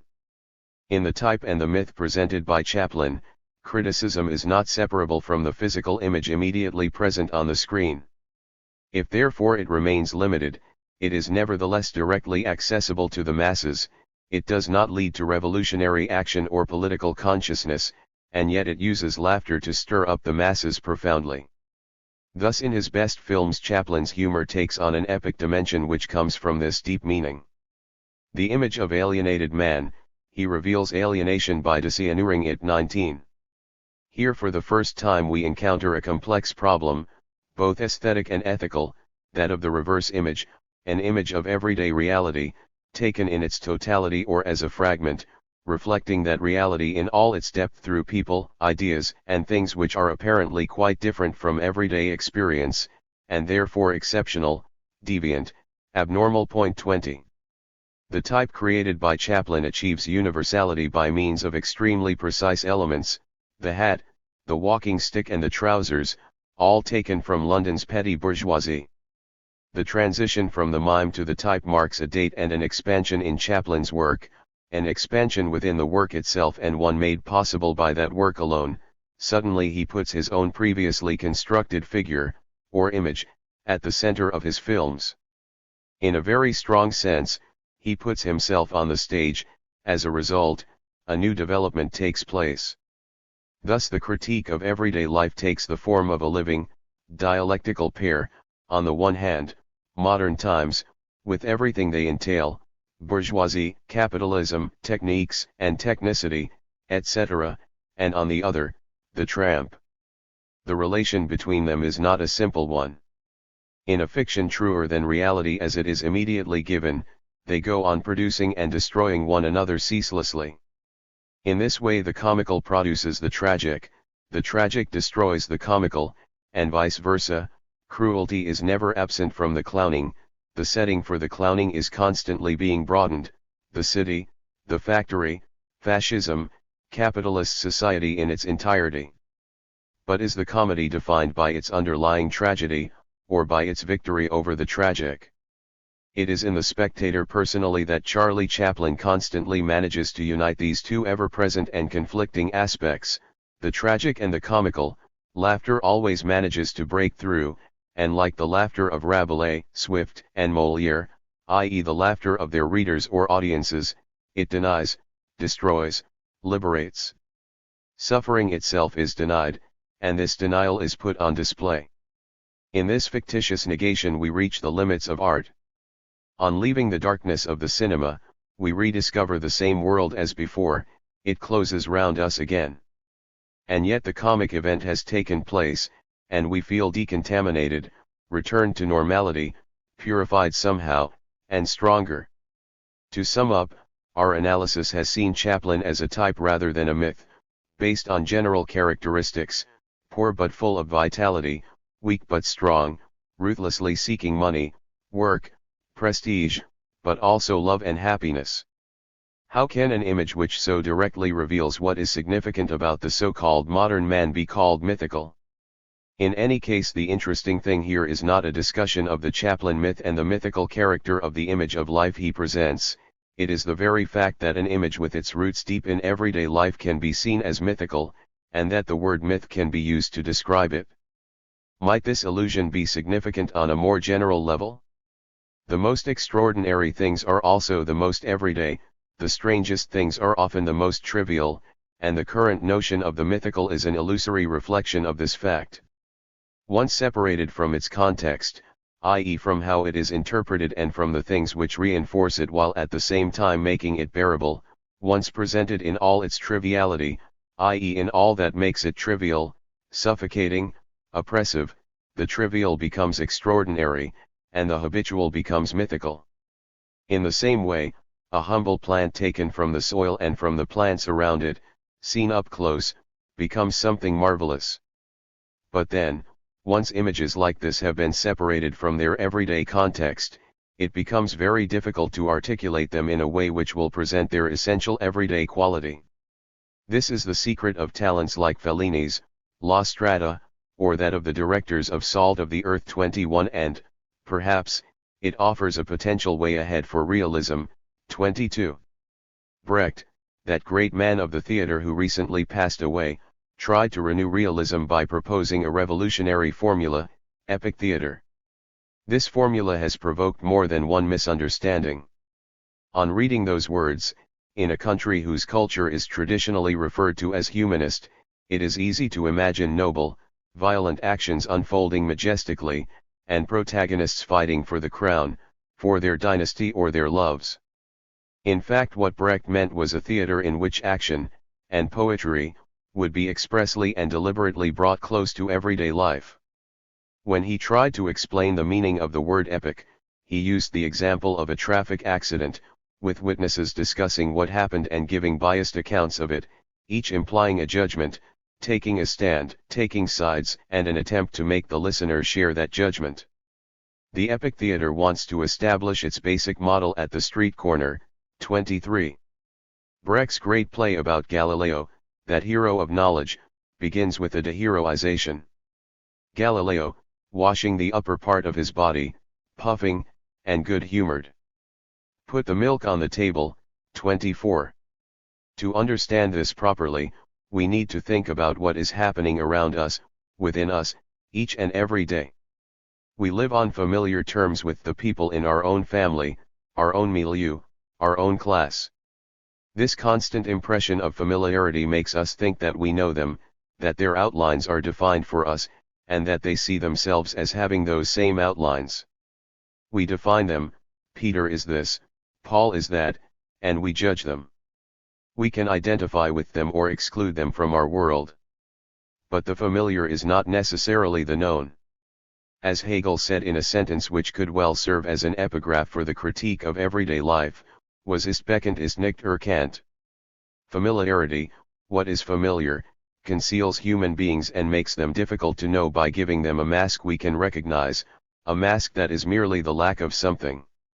And yet familiarity, mine with other people, other people's with me, is by no means an illusion. It is real, and is part of reality.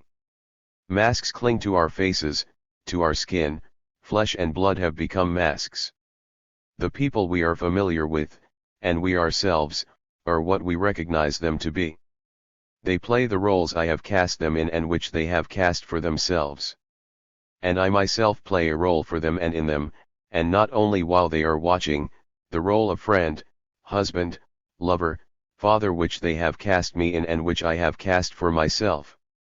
If there were no roles to play, and thus no familiarity, how could the cultural element or ethical element which should modify and humanize our emotions and our passions be introduced into life? The one involves the other. A role is not a role. It is social life, an inherent part of it. What is faked in one sense is what is the essential, the most precious, the human, in another. And what is most derisory is what is most necessary. It is often difficult to distinguish between what is faked and what is natural, not to say naive, and we should distinguish between a natural naivete and the naturalness which is a product of high culture. The waiter in a cafe is not playing at being a waiter. He is 1.25 and he is not one. He is not selling his time, for working and living, in exchange for the role of a waiter. And it is precisely when he is playing at being a waiter, and a virtuoso in the art of carrying over laden trays, etc., in front of his customers that he is no longer a waiter. By playing himself he transcends himself. Moreover, it is certain that a worker does not play at being a worker and could not transcend himself if he did. He is completely that, and at the same time he is completely other and something else, head of the family, or an individual eager to enjoy life, or a revolutionary militant. For him and within him, at his best moments and his worst, contradictions and alienations are at a maximum. For us, in our society, with the forms of exchange and the division of labor which govern it, there is no social relation with the other, without a certain alienation. And each individual exists socially only by and within his alienation, just as he can only be for himself within and by his deprivation, his private consciousness. Point 26. It would be too simple to tear off the masks and shatter the roles. To cry faces are nothing more than masks is the answer of cynical irony, the solution a cartoonist might come up with. An irrelevant solution, since they are that, and they are not that, and thus they escape irony on two counts. Still, the very fact that irony is possible immediately reveals the impossibility of any true identification with beings who are not identical with themselves. Now familiarity relies upon apparent identification, upon a belief in identification, upon a practical credulity. Irony begins breaking this belief up, without necessarily putting a reasonable distance between us and the people we live with. It allows us to begin appreciating the distance between them and their own selves, between them and us. Irony is necessary, it is a powerful weapon ethically and aesthetically, but it is not enough. It plays a momentary role in the critique that everyone makes, more or less, of their own everyday lives, and it cannot be disregarded. In Brecht, in his poetry as in his plays, there is a constant underlying irony, yet this irony is always transcended by a more deeply serious intent. There is an intense feeling which can be rare or frequent in life, according to who one is, but which is certainly frequent in narrative fiction, and which can be put more or less in the following way: he realized that this woman who had been sharing his bed for the last 10 years was nothing more than a stranger to him. Germaine looked at Roger in amazement, it was as though she was seeing him for the first time. For the audience in a theater, this surprise must be made to last.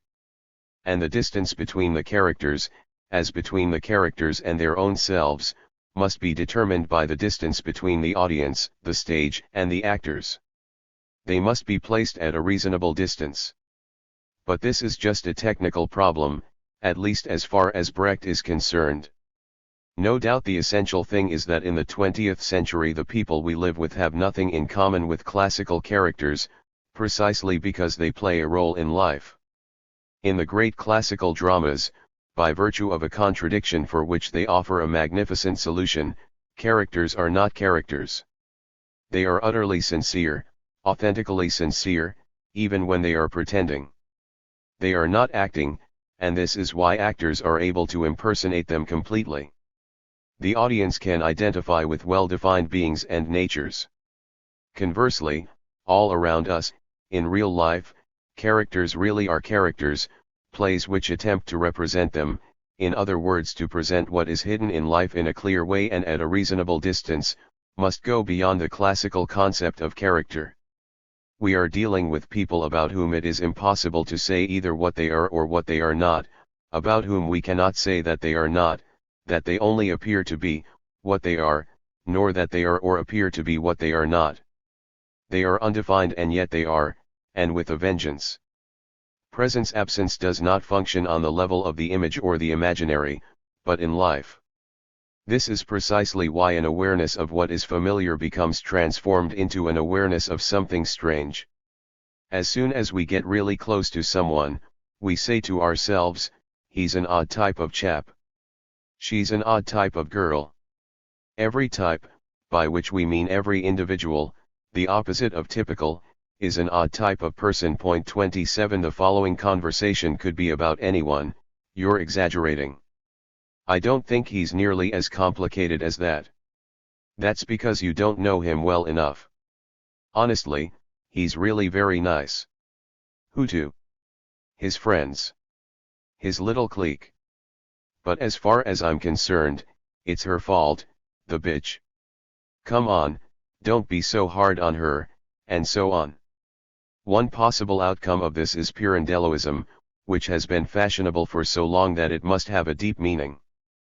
Pirandello initiated a theater which is almost perfectly static, and which recently has become even more so. 28 Nothing happens but a series of interpretations and points of view which shed light on a past, absent or unknown event. Pirandelloism expressed in terms of the theater the relativity, the absolute relativity, of characters and judgments, an important discovery of modern times in bourgeois society. There are only points of view, perspectives, masks and roles. Truth is draped in veils, it can be defined only by an endless succession of points of view. And yet there is something in life which Pirandelloism cannot contain and which escapes it, the action, the event, the decision, the final outcome and the necessity for a final outcome, actions, and judgments about actions, in the sense in which they involve decisions. Even when we are playing, or above all when we are playing, we have to make decisions. 29 To play is to transform our point of view into a decision by confronting chance and determinism in the absence of adequate information about our opponent's game. We must lay our cards on the table, make our play. And quickly. We must make a decision. We do not have all the time in the world, either to shuffle the pack or to think about our partner's hand.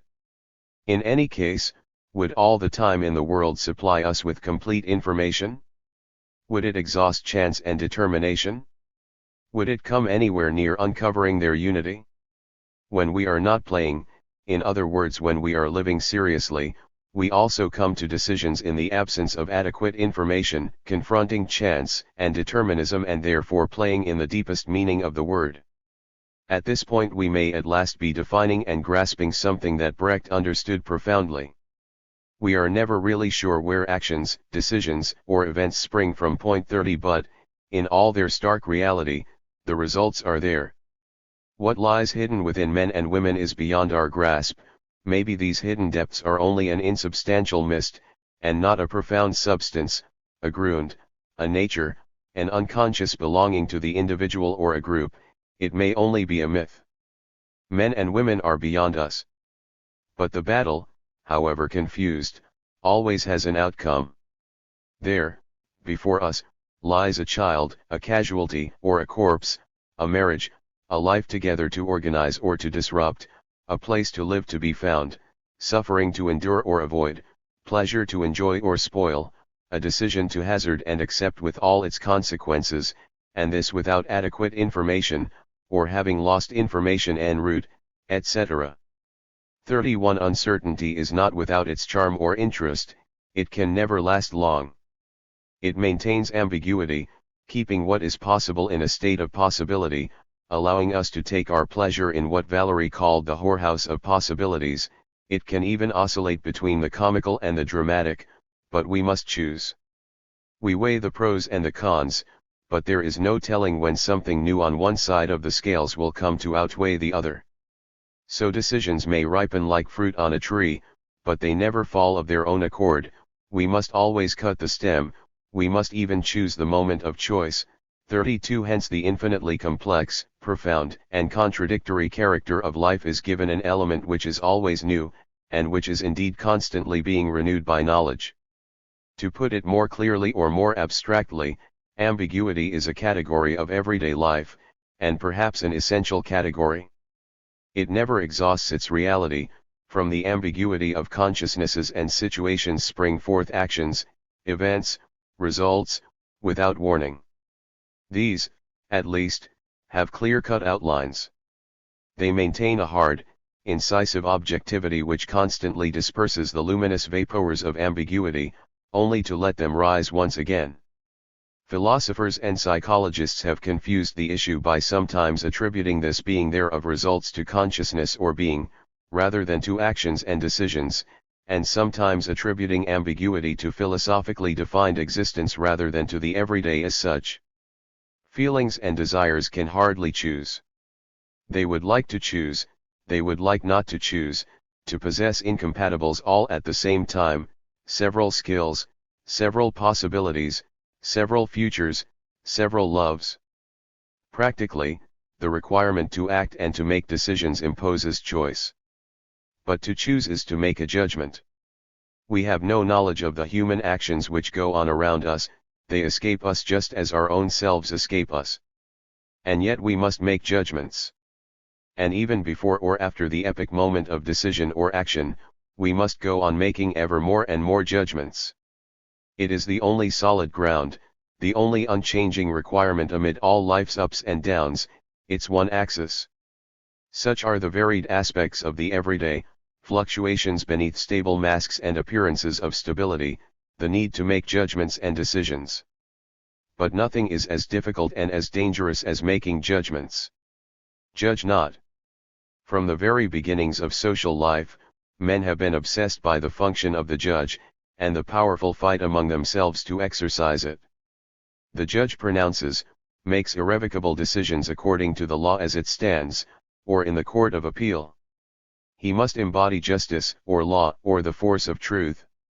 God passes for supreme judge, and the myth of the Last Judgment is a mighty image, the most striking in the most elaborate of all religions. The human masses sustain this great hope, the judge will come. For ordinary men, every one of the innumerable little judgments required in life implies a risk and a wager. We are so used to making mistakes about our fellow man that good sense tells us to be wary of passing judgment, disapproves of hasty verdicts, and, quite rightly, denounces prejudice. As a result, we find it easier to judge a global society than to judge men. Every capitalist is a man. Within him, up to a point, the man and the capitalist are in conflict. Extreme cases, the capitalist who is the complete incarnation of money and capital, are rare. Generally, there are two or more contradictory spirits living inside the capitalist. In particular, as Marx noted, the coexisting needs of enjoyment and accumulation tear him apart. It is therefore both easier and more equitable to condemn a society than to condemn a man. Brecht perceived the epic content of everyday life superbly, the hardness of actions and events, the necessity of judging. To this he added an acute awareness of the alienation to be found in this same everyday life. To see people properly we need to place them at a reasonable, well-judged distance, like the objects we see before us. Then their many-sided strangeness becomes apparent, in relation to ourselves, but also within themselves and in relation to themselves. In this strangeness lies their truth, the truth of their alienation. It is then that consciousness of alienation, that strange awareness of the strange, liberates us, or begins to liberate us, from alienation. This is the truth. And at the moment of truth we are suddenly disorientated by others and by ourselves. To look at things from an alien standpoint, externally and from a reasonable distance, is to look at things truly. But this strange and alien way of looking at things, disorientated but true, is the way children, peasants, women of the people, naive and simple folk look. And they are afraid of what they see. For this many-sided alienation is no joke.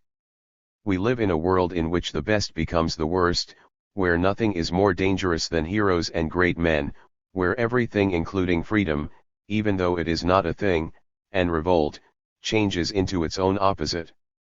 Brecht gave examples borrowed from everyday life. His Verfremdungseffekt has become famous, but some technically inclined stage directors tend to turn it into a theatrical device. They achieve a specific effect with a couple of tricks of light and shadow, or with incidental music out of keeping with the real spectacle. When Brecht showed the strangeness of the everyday, pointing up that contradiction within the familiar, whereby it embraces both the trivial and the extraordinary, he was already protesting against this kind of technocratic interpretation. A lorry has just run over a passerby. Policemen run to the scene, people gather round, discussing what has happened. They try to reconstruct the event, but are unable to do so. The witnesses disagree. The driver tries to exonerate himself, throwing the blame on the victim. The fact, the event, is there, in all its stark and gory reality. Everyone judges or tries to judge, everyone takes sides and makes his decision.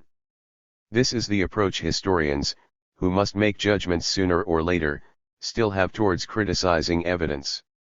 Brecht's epic theater rejects classical transparency, as it happens, a deceptive transparency which in principle extends to the conflicts and problems presented, to the logical unfolding of the actions and events. If he starts from a commonplace, it is the opposite of the classical Koinen 33 and is taken from the everyday. He starts from disagreement, divergence, distortion. The play, or the scene, poses a complete problem which has not been resolved in advance, and which is consequently irritating, embarrassing. To begin with, Brecht confronts the spectator with an action or an event, the quarrel between the Caucasians in the Caucasian chalk circle, for example. He leaves the spectator in a, for him, disturbing externality. Instead of making him participate in an action or with defined characters, the stage action liberates him, it arouses his capacity for action, forces him to make decisions, he is made to face something by argument. 34 Called upon to make a judgment, obliged to come to a decision, the audience hesitates. And in this way the action is transferred to within the spectator. Without being aware of it, and although everything is clearly happening in full view, the spectator becomes the living consciousness of the contradictions of the real. And is it really accurate to say that this theater excludes emotion? It excludes emotion of a magical nature, the kind that allows or implies participation and identification. But maybe Brecht's theater is aiming to bring forth new forms of emotion and images by actually ridding them of whatever magic the imagination has retained. 35 If this were not the case, if Brecht's theater were restricted merely to evoking states of mind, this is where it would come up against its own limitations, and fairly severe limitations they would be. As it happens, it provides a model for art liberated from magic. 36 And that is a great innovation. Brecht unravels the contradictions of everyday life and liberates us from them.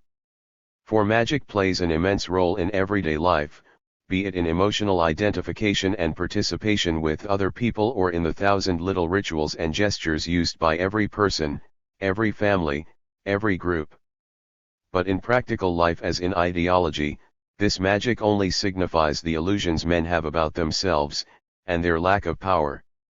And everyday life is defined by contradictions, illusion and truth, power and helplessness, the intersection of the sector man controls and the sector he does not control. In Brecht's theater, the protagonists are placed in the full glare of the stage lights, but the very brilliance of the lights and the bareness of the dramatic space deliberately isolate and distance them.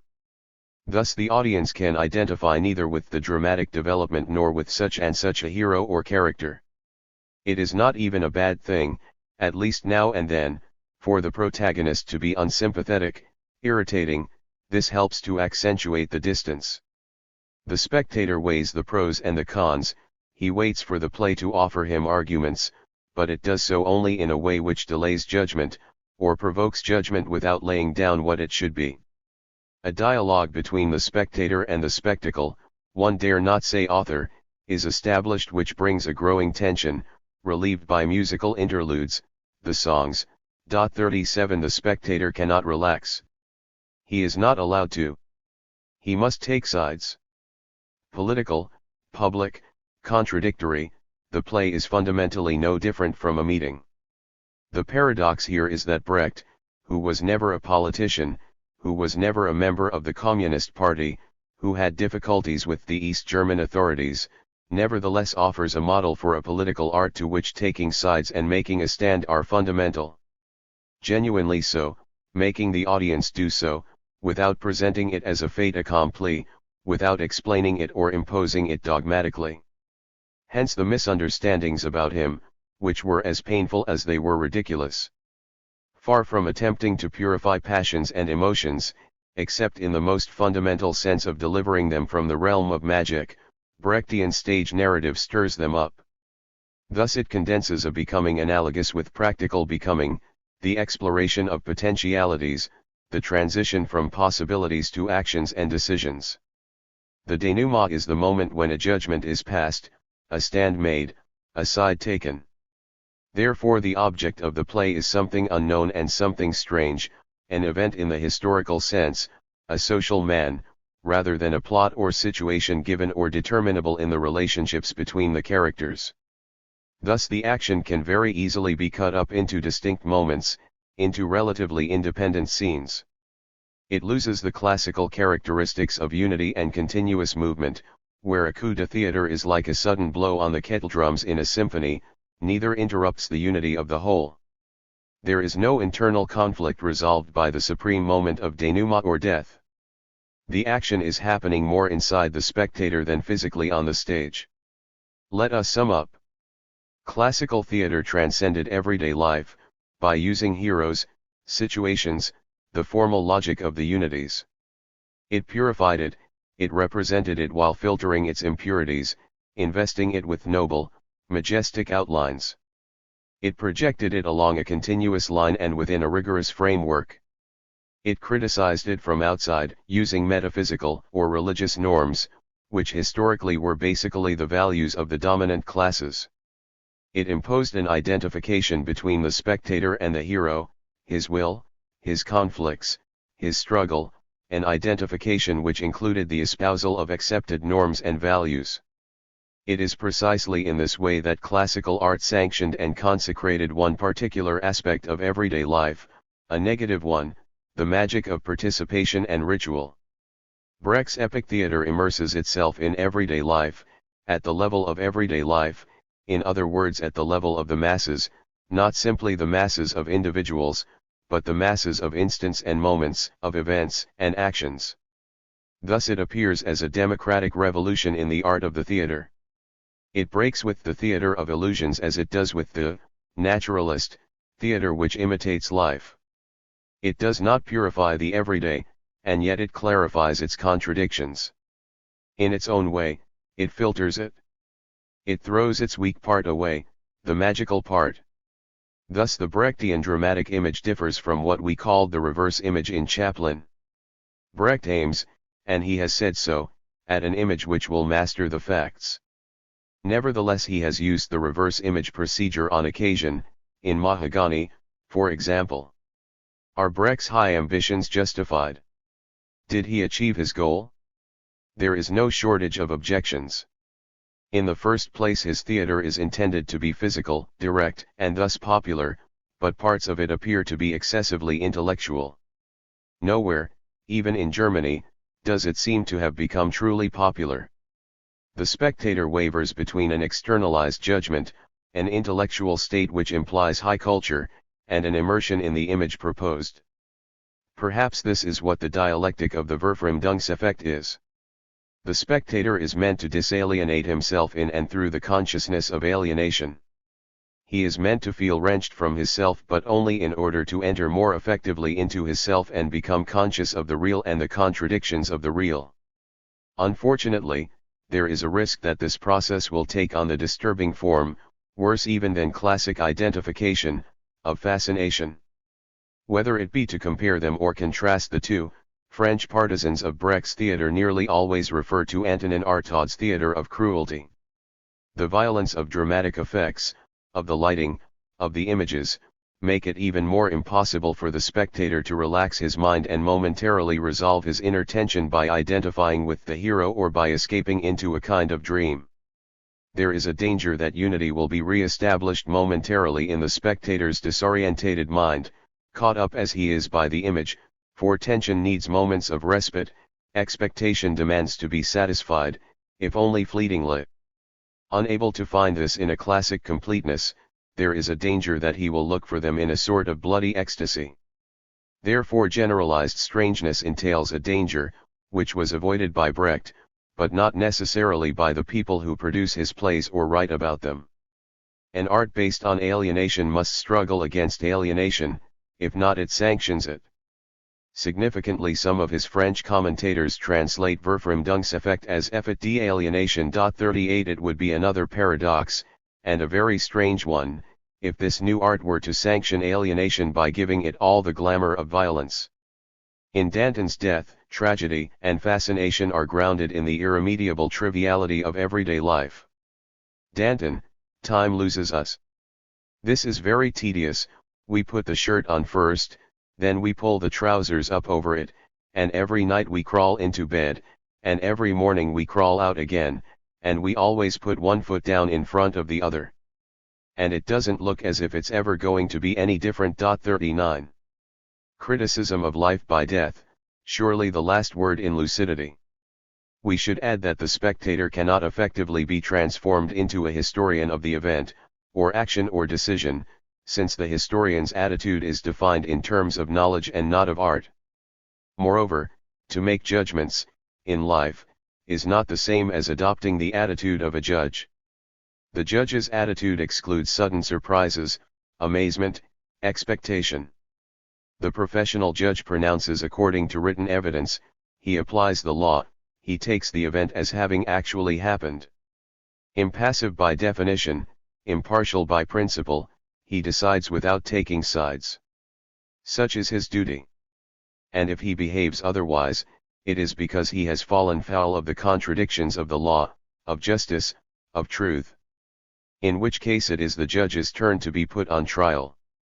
Thus it is that the functions of the critique of everyday life can be determined by reference to an art which immerses itself in everyday life. To be creative in art, one must seek a certain pathway, committing oneself to it and pointing the way towards it. The philosopher still has a part to play, by pointing out the risks, the dangers, and how a straight line, a linear orientation, without deviations, without meanders, is generally a practical impossibility. This is the place, or the moment, to mention one of the most gifted up-and-coming French authors, Roger Vaillant. 40 This is not only because he has defended classicism against Brecht 41, but also and above all because Vaillant the novelist has his own problem, that of confronting everyday life with a vision, or with images, from somewhere else. Roger Vaillant's formative reading was Stendhal and Laclos. He modelled himself on them, and still carries them in his head, even when he is no longer actually using them as models. Thus his attempts to grasp everyday triviality, real, apparent, or both, are honed by a sensibility derived from classical humanism, a carefully cultivated eroticism, an almost romantic novelistic vision. On top of that, he has read the Marxists. Such are the analytic tools with which he hopes to come to grips with the everyday. The resultant, fruitful, contradictions give his attempts great interest beyond whatever specifically literary qualities his books may have. Thus 325,000 francs 42 is a novel which is very close to the, apparently, most ordinary kind of everyday life, that of a molder in a plastics factory. Someone has said that he wrote it for a bet, to write a romantic novel about overtime. A simple, solid, healthy proletarian is in love with a girl, a working girl, but an isolated one, a dressmaker, who, after playing the field, uses her rather advanced feminine wiles to trap a husband. She teases him, and leads him on through the classic stages of courtship, almost of the pays du tendre 43, to force him to marry her. Roger Vaillant thus manages to situate his refined eroticism at the center of a novel dealing with the everyday life of the proletariat. Aroused, and very much in love, and yet aware of what the girl really is, and in this respect reminiscent of the hero of a classical play, the boy knows that to have the woman he loves he will have to marry her, and that to marry her he will have to leave his class. He would probably aspire to leave it anyway, but surely not at the risk of his life or health. Thus the woman plays the traditional female role, a role which is certainly still a real one, of an ambiguous figure who excites contradictory actions and thoughts. The boy seeks fame and fortune in sport and becomes a racing cyclist. When this fails, he is forced to work night and day to earn enough to settle down with his beautiful but demanding lady. It costs him a hand, his health, and his physical mobility. The drama of everyday proletarian life is treated here with true artistry, and this makes the book a work of art. Roger Vaillant has captured his subject in such a way as to make it at once flimsy, transparent, and profound. The book is written like a musical composition, an opera, with an overture to whet our appetites, containing the themes, presenting the characters and foreshadowing the continuation and conclusion, a cycle race, watched by the girl who is also the prize, in which the boy makes a heroic effort, only to fall, injure himself, and lose.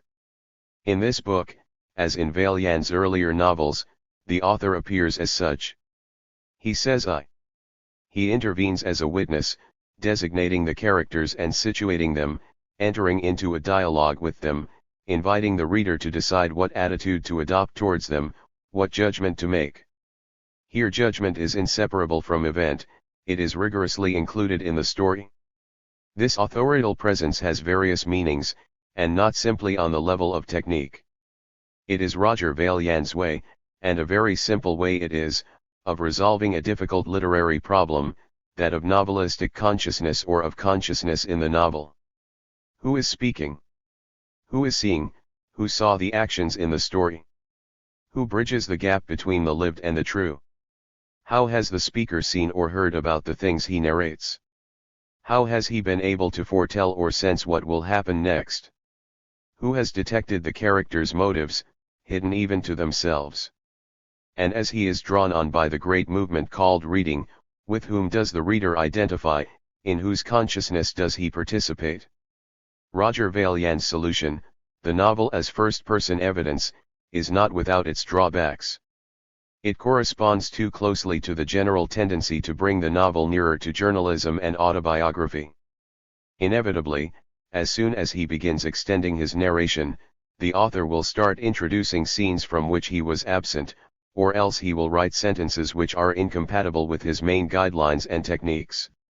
At the same instant, she saw her father's face again, 44. The presence of the author situates the characters, placing them constantly before our eyes, not too near and not too far away, at a reasonable distance. For Roger Vaillant this has the advantage of piquing the reader's interest. And yet the use of his own consciousness as a witness, and virtually as a judge, would remain contemplative and formal if it did not have a solid content, the totality of human and social relations as manifested in the everyday life of a village, a factory, a small industrial town. Conversely, this knowledge of modern everyday life, superimposed as it is upon a great familiarity with classical culture, is characterized by a certain externality of consciousness on the part of the knower or witness. The author's use of the first person thus has a deeper meaning than simply the solving of a problem of novelistic technique. The author is present because in himself he contributes something irreplaceable, because he comes from somewhere else, because he introduces into a certain kind of everyday experience a lucidity and a recognition which it did not previously contain. Consciousness presents itself in the novel in this way because this is how it occurs in life, at one and the same time from without and from within. We could show here, not without a certain irony, that Roger Vailland the novelist is to some extent doing what Roger Vailland the writer on drama and the critic of Brecht is rejecting. He composes his novels in an operatic mode. He inserts scenes which are almost independent, and which as it happens are virtually scenes from a play, weddings, dances, arguments, or brawls in pubs, jealous rows, etc. As a witness he passes judgment, and makes the reader take sides, making him pass judgment. Supported by details borrowed from everyday life. 45 The narrative has a spontaneous tendency to become epic. As the critic of L'Express observed on November 27, 1954, Beau Masque is an excellent epic narrative. That Roger Vailland, with all his idiosyncratic qualities and faults, should be much closer to Brecht than he thinks is really rather curious. It must surely be indicative of one of the requirements of everyday life, or more exactly of the aesthetic representation, in drama or in the novel, of everyday life. Ulysses demonstrates that a great novel can be boring. And profoundly boring. Joyce nevertheless understood one thing, that the report of a day in the life of an ordinary man had to be predominantly in the epic mode. Finally, to clarify a few ideas, and above all to amuse the reader, here are two extracts from modern Anglo-Saxon authors. The first attacks American everyday life with a black and chilling irony. By contrast, the second, by a famous and talented English woman writer, uses an acute sensitivity to show the subtle richness of the everyday. The subway, Archer thought, was the only place to read today's newspapers. Underground, in a bad light, at an increased fare, with all the passengers fearing the worst about each other. Everyone suspecting the man next to him of preparing to pick a pocket, commit a nuisance, carry a lighted cigar, pinch a girl, ask for a job, run for a vacant seat, block the door at the station at which you wanted to leave the train. Archer put the paper down and looked around at his fellow passengers. They do not look American, he thought, perhaps I shall report them to the proper authorities. 46. Archer walked down Fifth Avenue, past the shops with their windows full of dresses, coats, and furs, and the women rushing in and out of the doors, their faces lit with the light of purchase. It is the new profession of the female sex, he thought, buying. If you wanted to set up an exhibition to show modern American women in their natural habitat, engaged in their most characteristic function, he thought, like the tableaus in the Museum of Natural History in which stuffed bears are shown against a background of caves, opening up honeycombs, you would have a set of stuffed women, slender, high-heeled, rouged, waved, hot-eyed, buying a cocktail dress in a department store. In the background, behind the salesgirls and the racks and shelves, there would be bombs bursting, cities crumbling, scientists measuring the half-life of tritium and radioactive cobalt. The garment would be democratically medium-priced and the salesgirl would be just as pretty as the customer and, to the naked eye at least, just as well dressed, to show that the benefits of a free society extended from one end of the economic spectrum to the other. 47. One goes into the room, but the resources of the English language would be much put to the stretch, and whole flights of words would need to wing their way illegitimately into existence before a woman could say what happens when she goes into a room. The rooms differ so completely, they are calm or thunderous, open onto the sea, or, on the contrary, give onto a prison yard, are hung with washing, or alive with opals and silks, are hard as horsehair or soft as feathers. 48.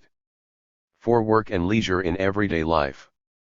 Throughout history, criticism of everyday life has been carried on in a number of ways, by philosophy and contemplation, dream and art, violent political or warlike action, by flight and escape. These criticisms have a common element, they were the work of particularly gifted, lucid, and active individuals, the philosopher, the poet, etc. However, this individual lucidity or activeness concealed an appearance or an illusion, and therefore a hidden, deeper reality. In truth their work belonged to a time and a class whose ideas were thus raised above the everyday onto the level of the exceptional and the dominant. Hence the criticism of everyday life was in fact a criticism of other classes, and for the most part found its expression in contempt for productive labor. At best it criticized the life of the dominant class in the name of a transcendental philosophy or dogma, which nevertheless still belonged to that class. This is how we must understand the criticism of the world and the mundane carried out from the Middle Ages until the era, the bourgeois 18th century, when the mundane element burst forth into art and philosophy. In our era, one of the most recent forms which criticism of everyday life has taken is criticism of the real by the surreal. By abandoning the everyday in order to find the marvelous and the surprising, at one and the same time immanent in the real and transcending it, surrealism rendered triviality unbearable. 49 This was a good thing, but it had a negative side, transcendental contempt for the real, for work. For example, the long inevitable rift between surrealists and Marxists took place during a memorable meeting of the Association of Writers and Revolutionary Artists, AEAR, over the Soviet film Road to Life. 50. And yet, be he an author or not, the man of our times carries out in his own way, spontaneously, the critique of his everyday life. And this critique of the everyday plays an integral part in the everyday. It is achieved in and by leisure activities. The relation between leisure and the everyday is not a simple one, the two words are at one and the same time united and contradictory, therefore their relation is dialectical. It cannot be reduced to the simple relation in time between Sunday and weekdays, represented as external and merely different. Leisure, to accept the concept uncritically for the moment, cannot be separated from work. After his work is over, when resting or relaxing or occupying himself in his own particular way, a man is still the same man. Every day, at the same time, the worker leaves the factory, the office worker leaves the office. Every week Saturdays and Sundays are given over to leisure as regularly as day-to-day work. We must therefore imagine a work-leisure unity, for this unity exists, and everyone tries to program the amount of time at his disposal according to what his work is, and what it is not. Sociology should therefore study the way the life of workers as such, their place in the division of labor and in the social system, is reflected in leisure activities, or at least in what they demand of leisure. Historically, in real individuality and its development, the work-leisure relation has always presented itself in a contradictory way. Until the advent of bourgeois society, individuality, or rather personality 51 could only really develop outside productive labor. In antiquity, in the Middle Ages, and even during the period when bourgeois social relations still retained aspects of the social relations bequeathed by feudalism, in the 17th century of the honnête homme, the man who was able to develop himself never worked. However, whether they were aristocrats, clerks still tied to feudalism, or bourgeois honnêtes hommes, such men only appeared to remain outside the social division of labor and social practice. In reality they were prisoners of the separation of manual and intellectual work. Moreover, directly or not, consciously or not, they had a social function, if only on the ideological level. Leonardo da Vinci was an engineer as well as an artist. Rabelais was a doctor and then a writer, at once an encyclopedic brain and an epic novelist. Montaigne worked in local government. And Descartes was an army officer before becoming a scholar. In so far as the man of those times was genuinely separated from social practice and devoted to leisure alone, to laziness, he was doomed both in a personal sense and from the point of view of class. Another element must be considered which makes the question even more complicated. In those eras, in those modes of production, productive labor was merged with everyday life. Consider the lives of peasants and craftsmen, for example. What distinguishes peasant life so profoundly from the life of industrial workers, even today, is precisely this inherence of productive activity in their life in its entirety. The workplace is all around the house, work is not separate from the everyday life of the family. Formerly the imperatives of the peasant community, the village, regulated not only the way work and domestic life were organized, but festivals as well. Thus up to a point a way of living which strictly speaking did not belong to any one individual, but more to a group of men committed to the ties, and limits, of their community or guild, could be developed. With bourgeois society these various elements and their relations were overturned, in one sense they became differentiated, separate, in another they came to constitute a unified whole. Bourgeois society reasserted the value of labor, above all during the period of its ascendancy, but at the historical moment when the relation between labor and the concrete development of individuality was emerging, labor took on an increasingly fragmented character. At the same time the individual, more and more involved in complex social relations, became isolated and inward-looking. Individual consciousness split into two, into the private consciousness and the social or public consciousness. It also became atomized, individualism, specialization, separation between differing spheres of activity, etc. Thus at the same time a distinction was made between man as man on the one hand and the working man on the other, more clearly among the bourgeoisie, of course, than among the proletariat. Family life became separate from productive activity. And so did leisure. As a result there is a certain obscurity in the very concept of everyday life. Where is it to be found? In work or in leisure? In family life and in moments lived outside of culture? Initially the answer seems obvious. Everyday life involves all three elements, all three aspects. It is their unity and their totality, and it determines the concrete individual. And yet this answer is not entirely satisfactory. Where does the living contact between the concrete individual man and other human beings operate? In fragmented labor? In family life? In leisure? Where is it acted out in the most concrete way? Are there several modes of contact? Can they be schematized as representational models? Or must they be reduced to fixed behavior patterns? Are they contradictory or complementary? How do they relate? What is the decisive essential sector?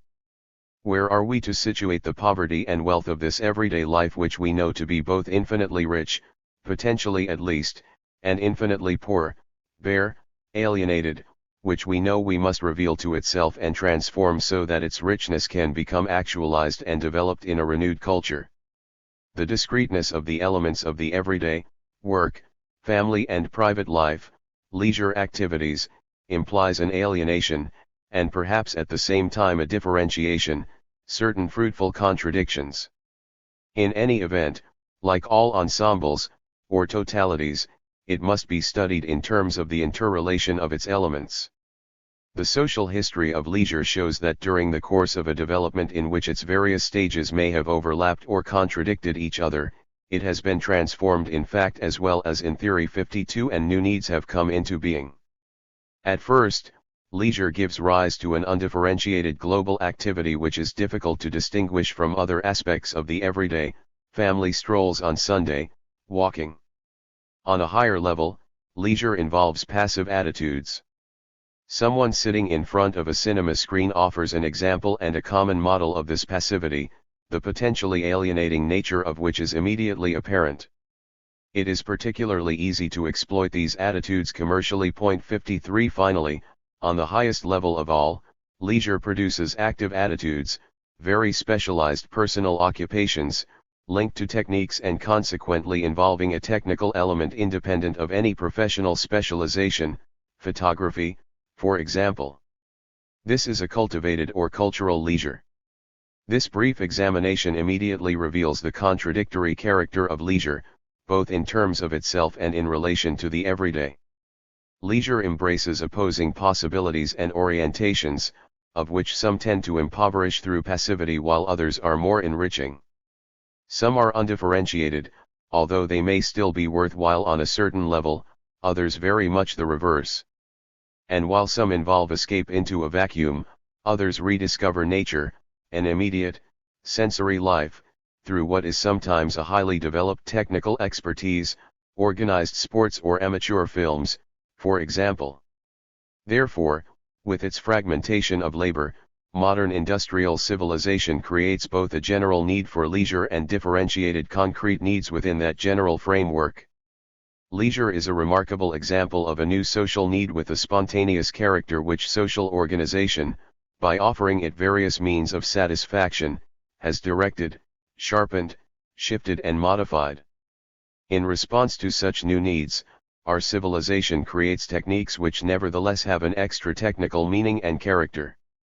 It produces leisure machines, radio, television, etc.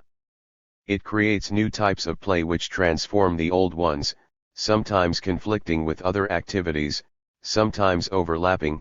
In the camping holiday, work and leisure are barely distinguishable, and everyday life in its entirety becomes play.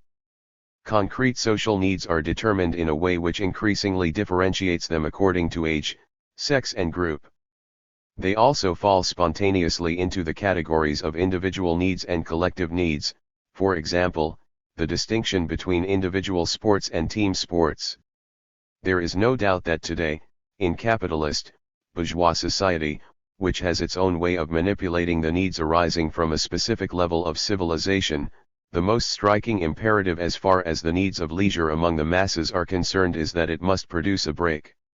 Leisure must break with the everyday, or at least appear to do so, and not only as far as work is concerned, but also for day-to-day family life.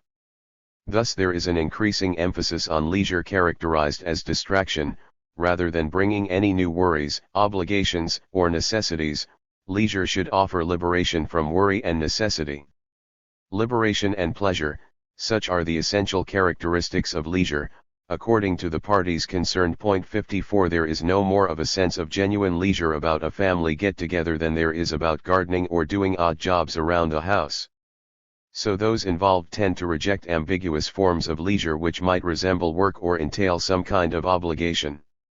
The cultural aspect strikes them as being irrelevant, which is not to say that it really is so.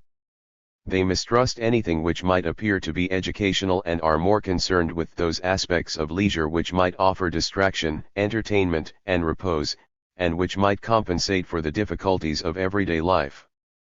If we are to believe the subjective opinions revealed by surveys, this is as true for workers, proletarians, as it is for the other social classes.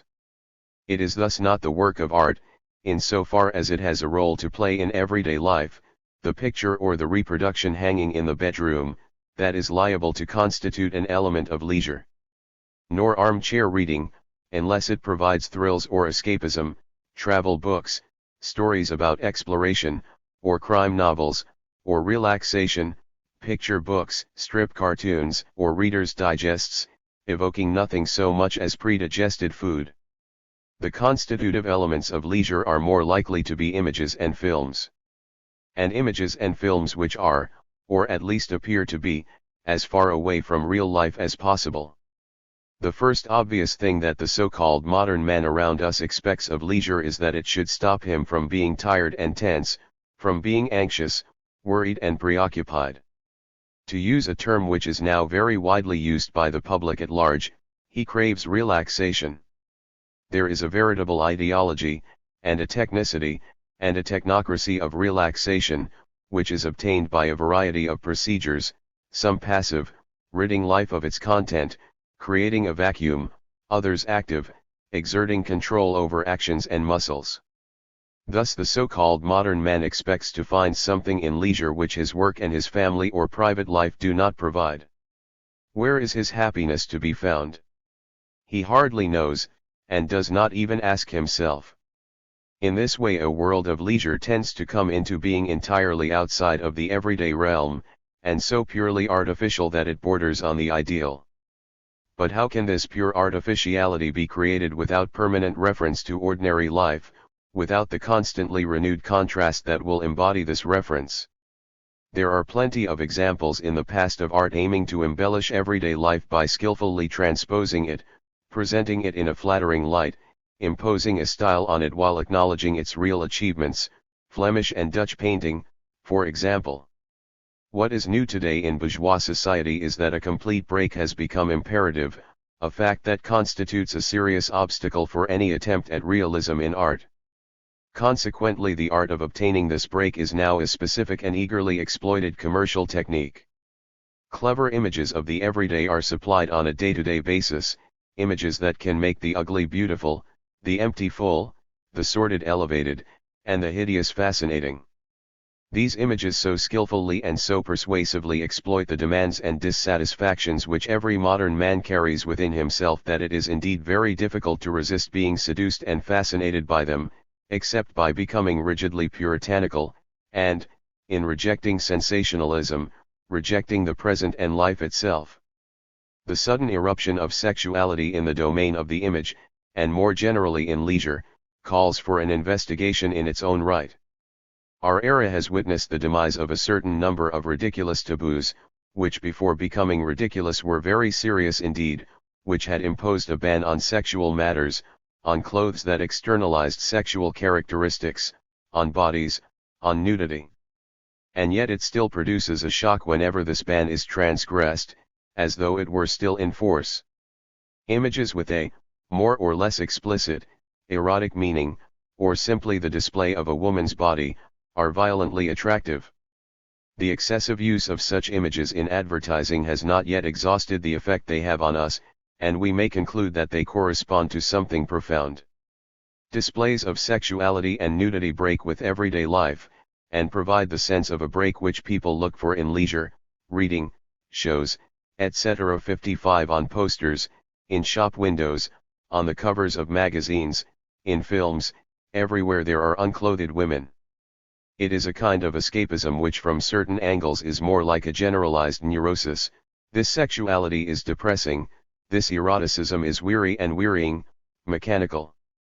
There is nothing really sensual in this unbridled sexuality, and that is probably its most profound characteristic. From this point of view, we will not criticize eroticism for being immoral, or immodest, or corrupting to children, etc. We leave that to other people. What we will criticize modern eroticism for is its lack of genuine sensuality, a sensuality which implies beauty or charm, passion or modesty, power over the object of desire, and fulfillment. With modern eroticism we step outside of the everyday, without actually leaving it. It shocks, it seems brutal, and yet this effect is superficial, pure appearance, leading us back towards the secret of the everyday, dissatisfaction. Chaplin gave us a genuine reverse image of modern times, its image seen through a living man, through his sufferings, his tribulations, his victories. We are now entering the vast domain of the illusory reverse image. What we find is a false world, firstly because it is not a world, and because it presents itself as true, and because it mimics real life closely in order to replace the real by its opposite, by replacing real unhappiness by fictions of happiness, for example, by offering a fiction in response to the real need for happiness, and so on. This is the world of most films, most of the press, the theater, the music hall, of a large sector of leisure activities. How strange the split between the real world and its reverse image is. For in the end it is not strange at all, but a false strangeness, a cheap and nasty, all-pervasive mystery. 56. Of course, the fictional and mystifying world of leisure is not limited to the exploitation of sex, sentimentality, and crime. Sport too will have to be scrutinized.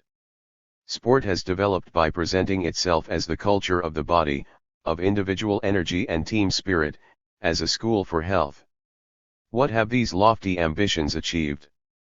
A vast social organization, commercialized or not, and a great and often magnificently spectacular mise en scene devoted to competitiveness. The vocabulary is not without its humor. People who go to the races and bet on their favorite horse are known officially as sportsmen. Every football club has its supporters 57, and a supporter can be someone who has never kicked a ball in his life. He goes to the match in his car, or by bus or the metro. He participates in the action and plays sport via an intermediary. He quivers with enthusiasm, he fidgets frenetically, but he never moves from his seat. A curious kind of alienation. Sport is an activity which is apparently incompatible with illusion, and yet in fact it confronts us with a reverse image, a compensation for everyday life. So the analysis of the relation between the needs of leisure and the other areas which globally make up everyday life presents many difficult problems. It is not sufficient simply to describe the facts. To obtain an analysis of content, we need a conceptual apparatus to supplement description. In particular, the philosophical concept of alienation is essential. In a sense, it has been introduced from outside, but placed in the context of sociology it becomes scientific and allows the sociology of everyday life to become a science as well as a critique. Georges Friedman 58 has undertaken a long and very richly documented investigation into human labor in which he has attempted to pose the problem of the relations between leisure and work. In substance, this work, Ouvale Travail Humain, identifies leisure with freedom and work with necessity. Every day the sum total of techniques is transforming the conditions of existence. Every instant of life is more and more penetrated by them, and the technical environment surrounding man is becoming more substantial by the day. 59 The notion of a technical environment generalizes the relation between man and machine and extends it to everyday life. However, the sciences of man, whose right to examine mechanization and its effects cannot be contested, 60 themselves modify the technical environment. They do this by an intellectual, moral, and social reassertion of the value of labor which tightens the link of interest between the worker and society, by strengthening the incentives which justify his work, even if it is fragmented, and integrate him within a collectivity. 61 The human problem is therefore a dual one, on the one hand how to organize labor rationally, and on the other how to organize leisure rationally, especially compensatory leisure, in which the workers can express their personality. 62 It would seem therefore that freedom in and through work comes principally from the intervention of psychotechnical or sociological theoreticians, in a word from an intervention of the sciences of man applied to industrial labor. 63 Which assures freedom in so far as it exists in this domain, which according to Friedman is not very far. For the technical environment is following its destiny. It characterizes not only capitalist society 64 but also industrial civilization as a whole. Only the domain of leisure escapes the technical environment, escapes necessity, in other words, escapes depersonalization. In our leisure activities we are already beyond techniques. We achieve a leap from necessity into freedom, from the enslavement of the individual into whatever will permit his self-development. Georges Friedman has had the indisputable merit of posing problems and posing them in a wide-ranging way. He takes Marx's arguments about the worker alienated by a labor which is itself alienated and renders them concrete in terms of the era we live in.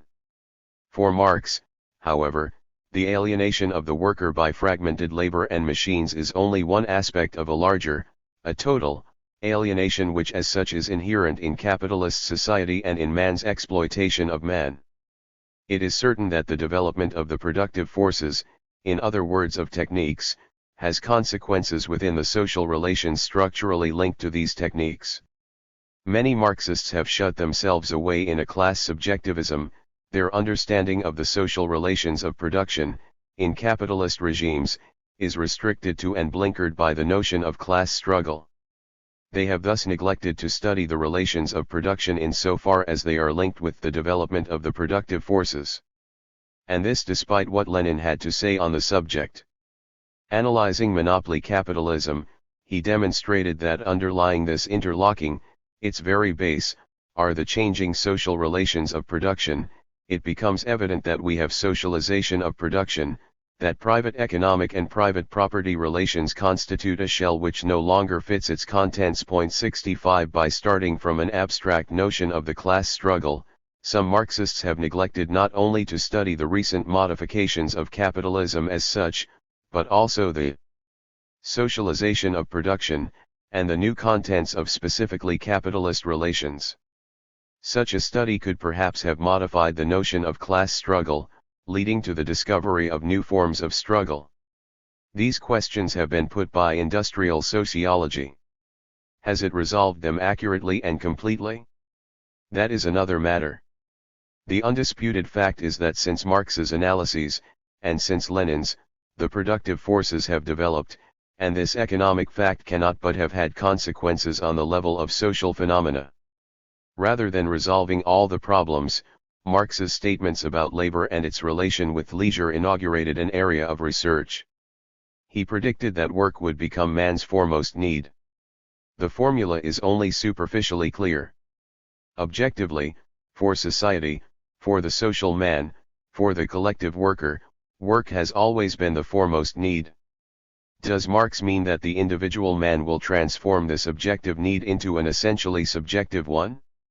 So that by and in this work he will eliminate alienation? No doubt, but the formula is difficult to accept in relation to modern fragmented labor. Moreover, if we put ourselves at the vanguard of technique and the modern productive forces, and consider the implications of automation, then we will need to interpret it afresh. For automation and transfer machines tend to differentiate labor by splitting it into very highly skilled work and work for which no skill at all is required. We may certainly affirm that work is the foundation of personal development within social practice.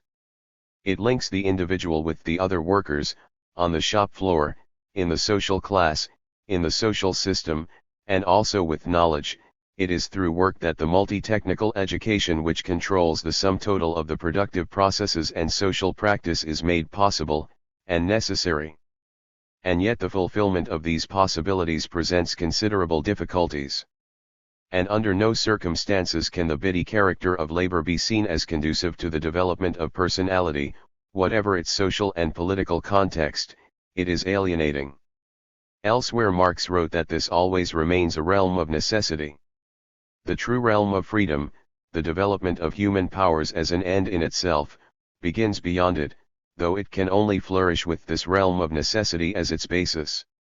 The reduction of the working day is the basic prerequisite. 66 Therefore, according to Marx, the development of the need for leisure and the needs of leisure is deeply significant.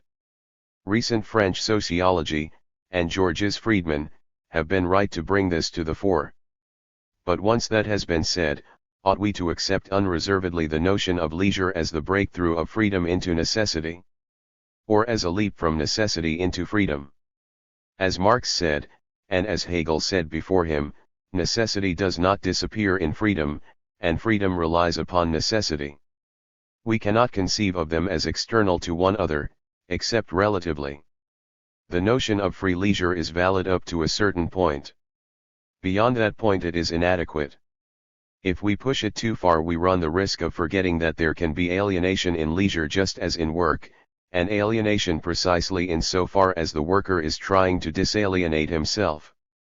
Thus the dialectical analysis of leisure and its relation with work, an analysis which is an integral part of the critique of everyday life, would seem in some ways to complement the investigations of both the industrial sociologists and the sociologists of leisure. Within the framework of bourgeois society, and the capitalist regime, work is lived and undergone by the worker as an alien and oppressive power. Not only do the technical division and the social division of labor overlap and impose themselves on him without his knowing the reasons why, but also he knows that he is not working for himself, either directly or indirectly. Moreover, the fragmented character of individual labor is in fact interdependent with the increasingly complete socialization of productive labor. Fragmentation and socialization are the dialectically contradictory aspects of the labor process wherever the productive forces are highly developed. Fragmented labor can only be meaningful and productive within global or total labor. Thus for the worker a dual need develops in respect of his own labor. On the one hand, the worker aspires to a knowledge of the system in which he plays an integral part, a firm, and also a global society. And this is already a means of not submitting, of freeing himself from imposed constraints, of mastering necessity. In capitalist firms this confused but real aspiration is answered in a mystifying way by human relations and public relations. 67 Marxists who have criticized these recent, originally American, institutions have made the mistake of merely seeing the ideology they embody, and of ignoring the fact that they correspond to a real social need, born precisely from the socialization of labor. They have disregarded the socialization of labor, imagining that it happens only in socialist regimes, whereas it is in fact also a function of the development of the productive forces. They have not understood that in socialism knowledge satisfies a need which under capitalism is answered by an ideology. Reciprocally, the mistake of the non-Marxist industrial sociologists has been that they have not always shown that these innovations, human relations, etc., were responding to needs purely in order to harness them, twist them, deflect them from their meaning, by reducing them to the dimensions of the firm and to cooperation with the employers. Moreover, the worker craves a sharp break with his work, a compensation. He looks for this in leisure seen as entertainment or distraction. In this way leisure appears as the non-everyday in the everyday. We cannot step beyond the everyday. The marvelous can only continue to exist in fiction and the illusions that people share. There is no escape. And yet we wish to have the illusion of escape as near to hand as possible. An illusion not entirely illusory, but constituting a world both apparent and real, the reality of appearances and the apparently real, quite different from the everyday world yet as open-ended and as closely dovetailed into the everyday as possible. So we work to earn our leisure, and leisure has only one meaning, to get away from work. A vicious circle. Thus is established a complex of activities and passivities, of forms of sociability and communication which the sociologist can study. Although he cannot describe or analyze them without criticizing them as being, partially, illusory, he must nevertheless start from the fact that they contain within themselves their own spontaneous critique of the everyday. They are that critique in so far as they are other than everyday life, and yet they are in everyday life, they are alienation. They can thus hold a real content, correspond to a real need, yet still retain an illusory form and a deceptive appearance. Thus leisure and work and private life make up a dialectical system, a global structure.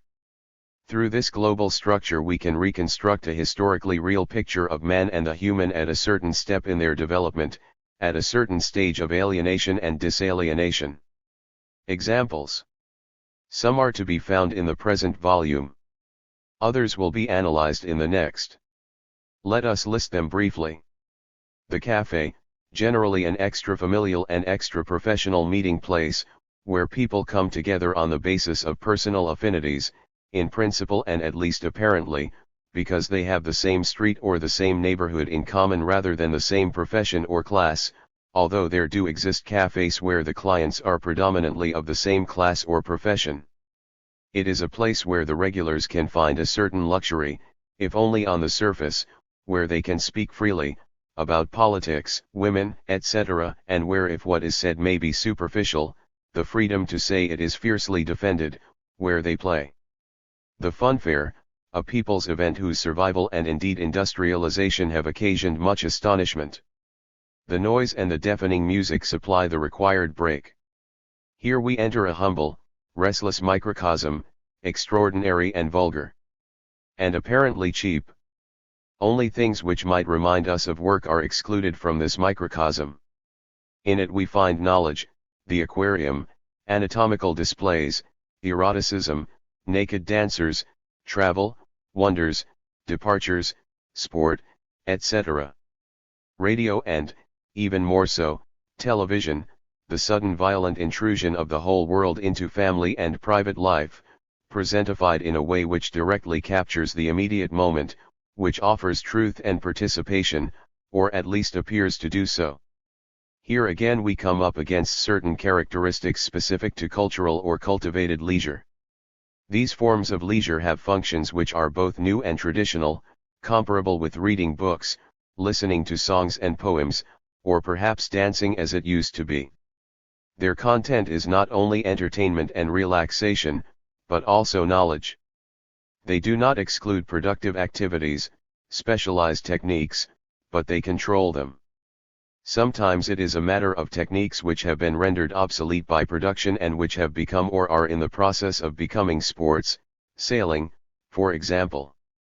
Finally, as we have already mentioned, the ultimate characteristic of such cultivated leisure activities is that they lead us back towards the feeling of presence, towards nature and the life of the senses, or, as the experts would say, towards an audiovisual milieu revitalized by modern techniques.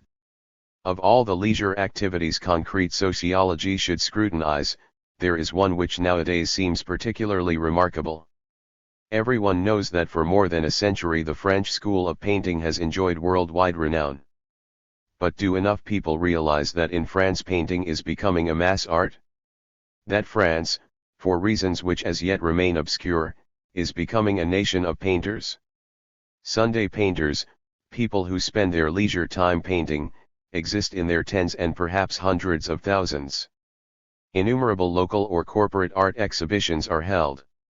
Thus, at a very high cultural level, leisure transcends technical activity to become art. On this level it seems to be using a certain means of expression in order to re-establish a hold on life in its entirety. In this context leisure involves an original search, whether clumsy or skillful is unimportant, for a style of living. And perhaps for an art of living, for a kind of happiness. To sum up, work, leisure, family life and private life make up a whole which we can call a global structure or totality on condition that we emphasize its historical, shifting, transitory nature. If we consider the critique of everyday life as an aspect of a concrete sociology, we can envisage a vast inquiry which will look at professional life, family life, and leisure activities in terms of their many-sided interactions.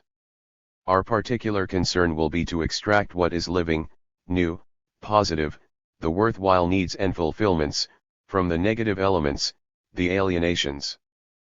Some overviews on the modern world.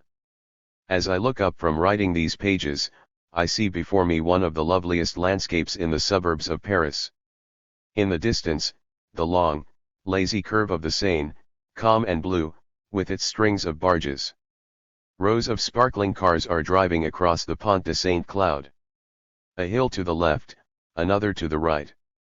On these hills, groves of trees, gardens, meadows, the last remnants of royal or princely domains.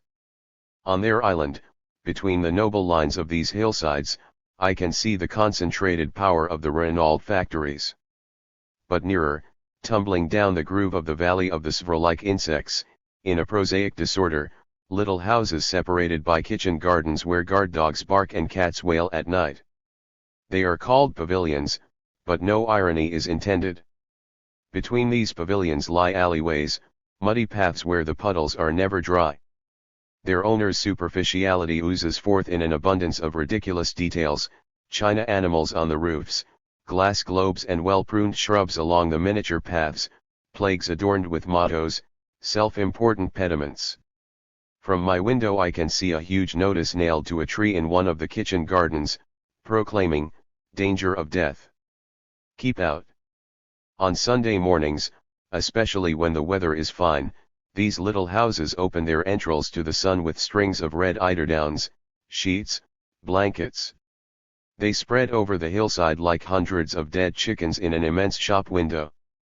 Not much poverty here. The slums are farther down.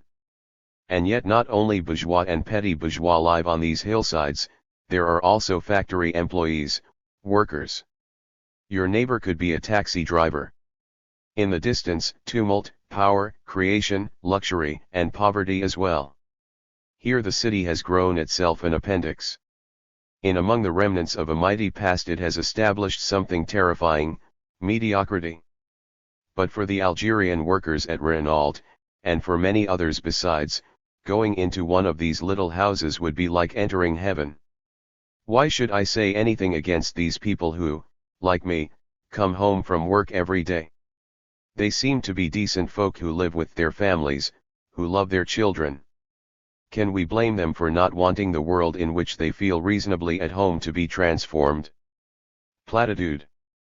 There are still contrasts here which give it a certain charm. A few more little developments, and even that will disappear. Mediocrity will have swamped this Parisian suburb just as it has swamped villages as much as 10 kilometers away from the city.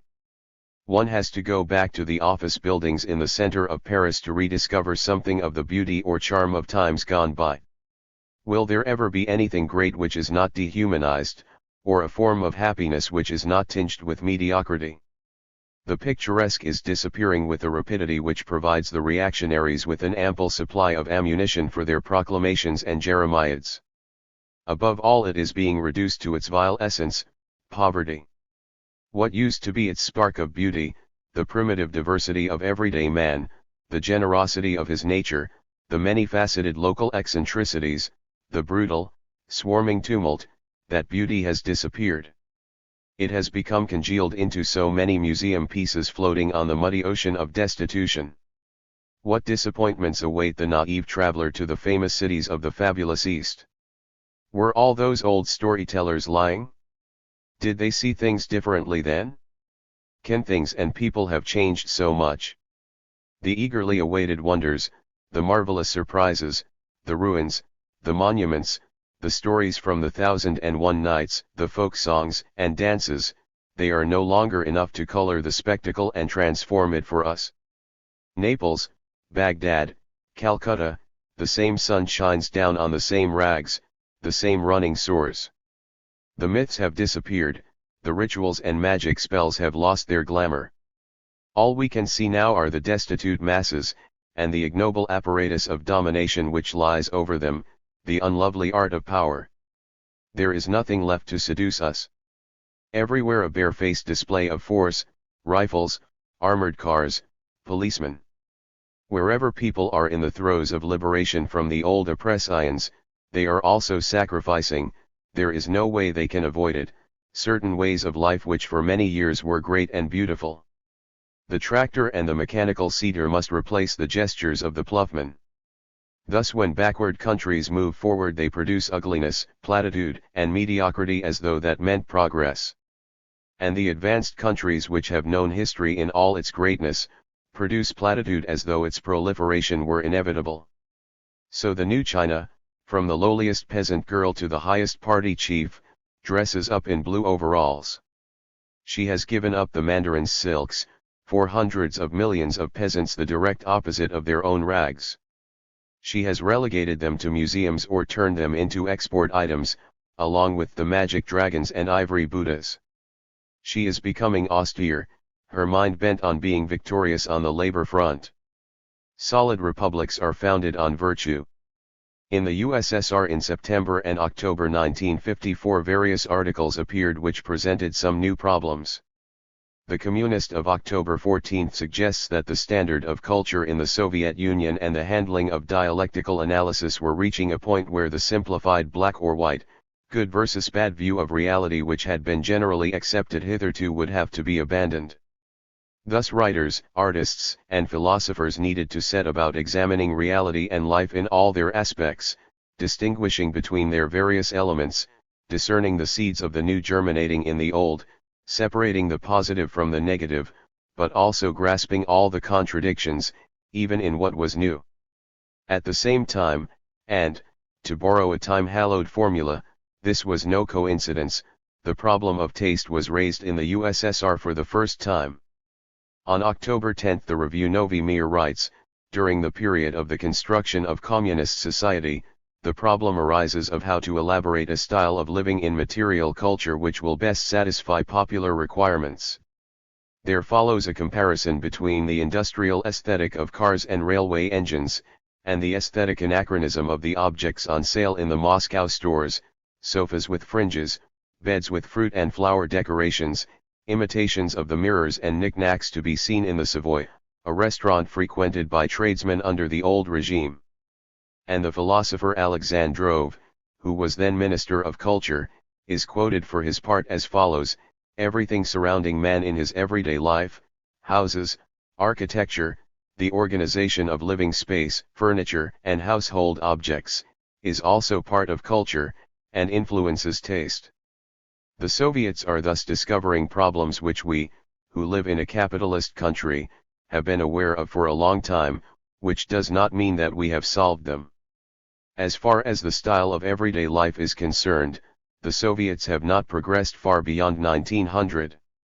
They are discovering social needs which are already known and which have already been explored, which is not the same thing as saying that they have been satisfied or fulfilled. They have attained petty bourgeois mediocrity as though that were progress. How easily and quickly will they leave it behind them? Today the latest stop is the industrial aesthetic, an old chestnut which is liable to involve them in more than one lapse of taste. These observations are not intended to imply any hostility or even mistrust of the USSR, which remains the objective support of the democratic forces and the socialist movement. On the contrary, that a great civilization in the process of formation should express such problems frankly and lucidly can be considered a sign of its vigor and innovativeness. But nevertheless these facts give food for thought. We observe that socialism and the construction of socialism also involve criticism of everyday life. While not necessarily agreeing with Jean-Marie Domenach's conclusions, we can accept what he has to say on the subject of Yugoslavia. We have failed to pay enough attention in our analyses to this more immediate and less easily grasped reality of everyday life. Let us not forget it. Marxism started from a concrete observation of alienation, and aimed to eliminate it. Nothing would be more useful today than a sociology of everyday life, separate from proclamations and official statistics, a sociology of the conditions of real existence in a socialist country. We could take a fresh look at the shortages and the sufferings which lead to unexpected explosions of unrest. By studying new alienations we could achieve a newly conceived revolutionary theory which would no longer be based exclusively on the poverty of the workers in 1850, but on the concrete sufferings of the men of 1956.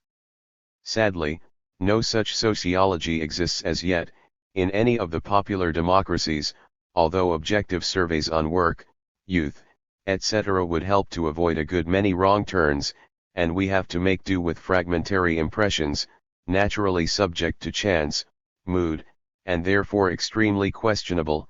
68. This leads us in turn to pose yet more problems.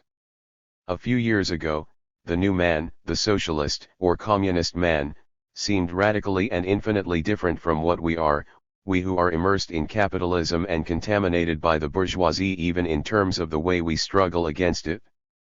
This is how literature presented the new man, entirely positive, heroic, fearless, and blameless in work, war or love.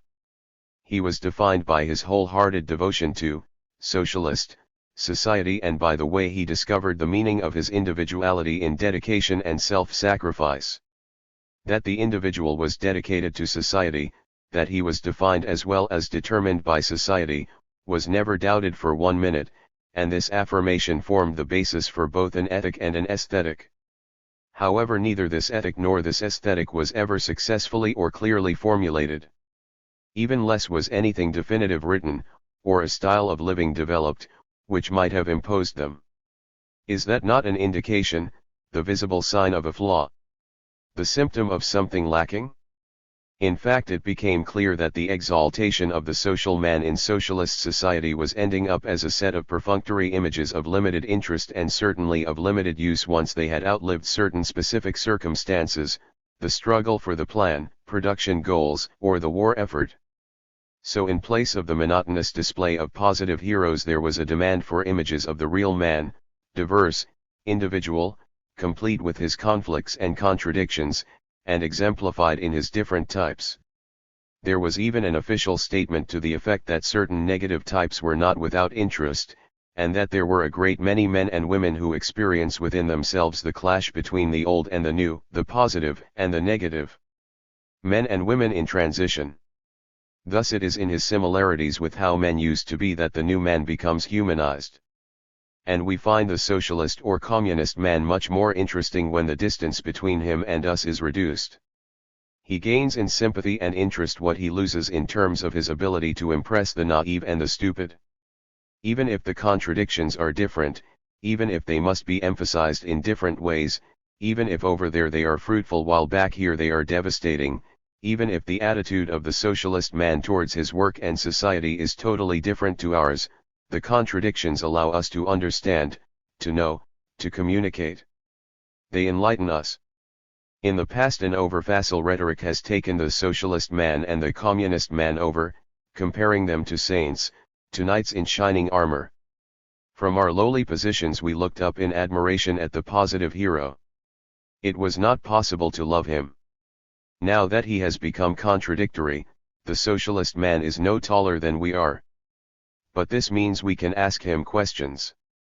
But this means we become more demanding. We ask ourselves, what is socialism exactly? How does it intervene in everyday life? What does it change? And the answer is unclear.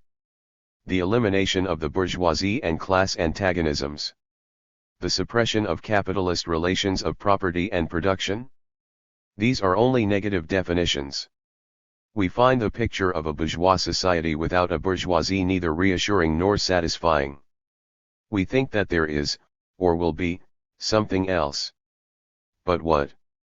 Accepting one's work, making it, willingly if possible, one's first priority, working harder, willing productivity to increase rather than merely putting up with it? These ideas are fine as far as they go. Admittedly, they are probably all essential, very important for the social relations of production, and perhaps they would go some way towards defining a mode of production economically. But as a definition of a culture, a civilization, a humanity, a joy of living which are really new, they are inadequate. Nor can they define a worthwhile way of living which could come into being thanks to its own powers of persuasion. 69. The problem is not limited to ethics and aesthetics. It forces us to return to the theoretical and scientific principles of Marxism. What is the exact role of the productive forces in society? Unquestionably, production in the USSR and in the other countries of the socialist camp is growing at an increasingly rapid rate, and above all so are the means of production, Marx's Department I. It is ludicrous to define socialism solely by the development of the productive forces. Economic statistics cannot answer the question, what is socialism? Men do not fight and die for tons of steel, or for tanks or atomic bombs. They aspire to be happy, not to produce. What is more, both production, global or per capita, and labor productivity are even higher in the USA than they are in the USSR. The productive forces do not define socialism. For socialism, it is necessary for the productive forces to be at a high level, as the example of the USSR shows, but that is not enough to institute it, as the example of the USA shows. And yet if life is to change, it is essential for the productive forces to reach a certain level.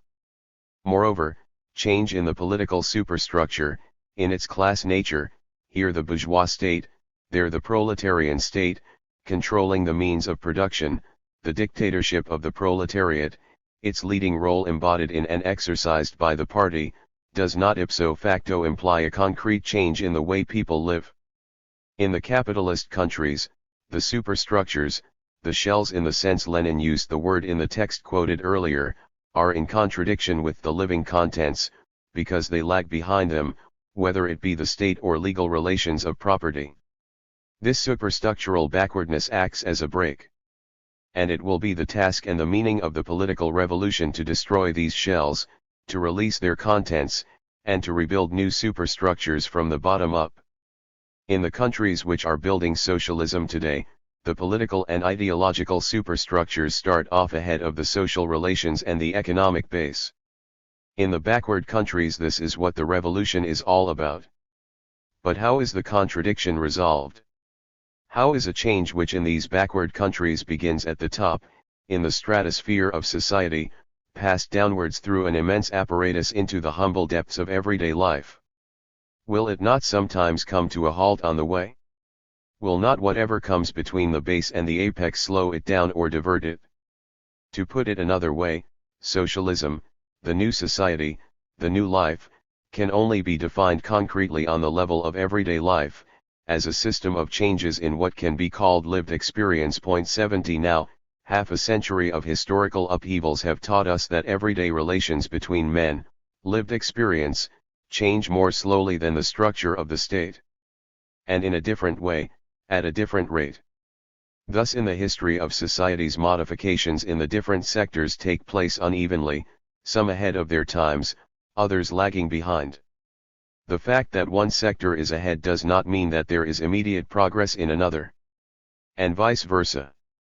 According to the productive and technical forces, certain social needs arise in bourgeois society which capitalism is unable to satisfy. They modify everyday life in a positive way, while at the same time introducing negative elements such as dissatisfaction, disappointment, alienation. On the other hand, in the socialist countries, or in the countries in which socialism is being built, the real social needs, which socialism should both stimulate, detect, and satisfy, lag behind ideology and the superstructures. Let us summarize and put what we have said into perspective. Today, the revolution has lost its mythical meaning and the now outmoded aspects of its former romanticism.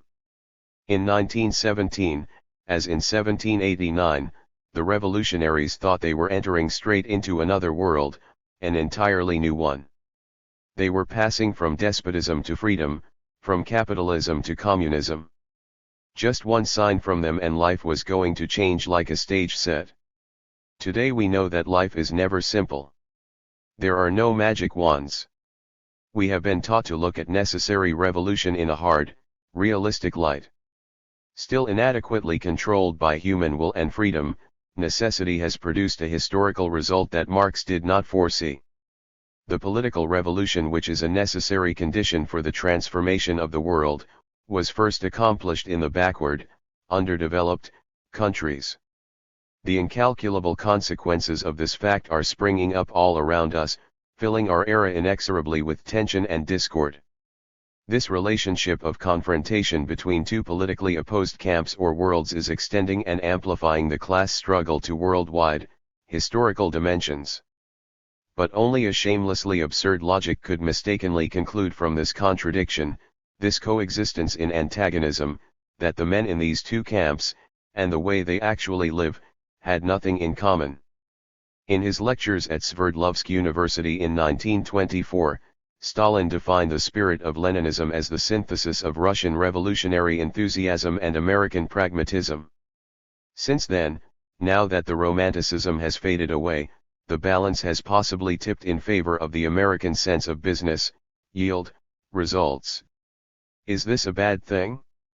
Certainly, if it is, it has its positive side. It is true that one of the camps is on the decline while the other is expanding.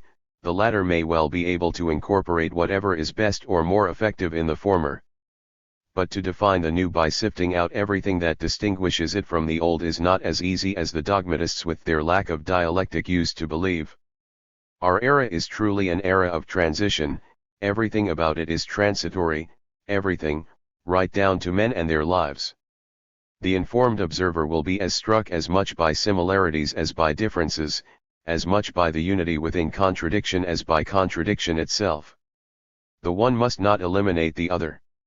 A little example, quoted from a comedian: there are secret police in democratic countries as well as in reactionary or fascist countries. In the democratic countries police chiefs are changed very often, in the socialist countries sometimes they even shoot them. Under fascism they last as long as the regime. Today, despite the extreme unevenness of development, a sort of vast worldwide leveling process is taking place. The myths and the ideologies are falling, they are nothing more than shells concealing, very badly, facts, results, needs. Backward social structures are collapsing, giving way to demands that the social average be raised to the average level achieved in the developed countries. From one side of the world to the other, questions are being asked about production and productivity, power of consumption, distribution of the gross national product, diversification of investments, and the socialist countries realize that one day or another they will be obliged to do voluntarily and consciously what the capitalist countries have done involuntarily and blindly, invest in the production of consumer goods. So everywhere we see that advanced automated machines, power stations, and atomic energy, tractors and combine harvesters are being perceived as a hope and a solution. But the man-machine relation is only one aspect of the question. Men and women everywhere are aspiring to build their everyday lives on a solid basis, to escape from insecurity and poverty. These are mass problems, problems of social aspirations and social needs. The face of the world is changing, everywhere the everyday nature of life asserts itself, conscious now of its own weakness and its own value. Life is appearing in all its nakedness.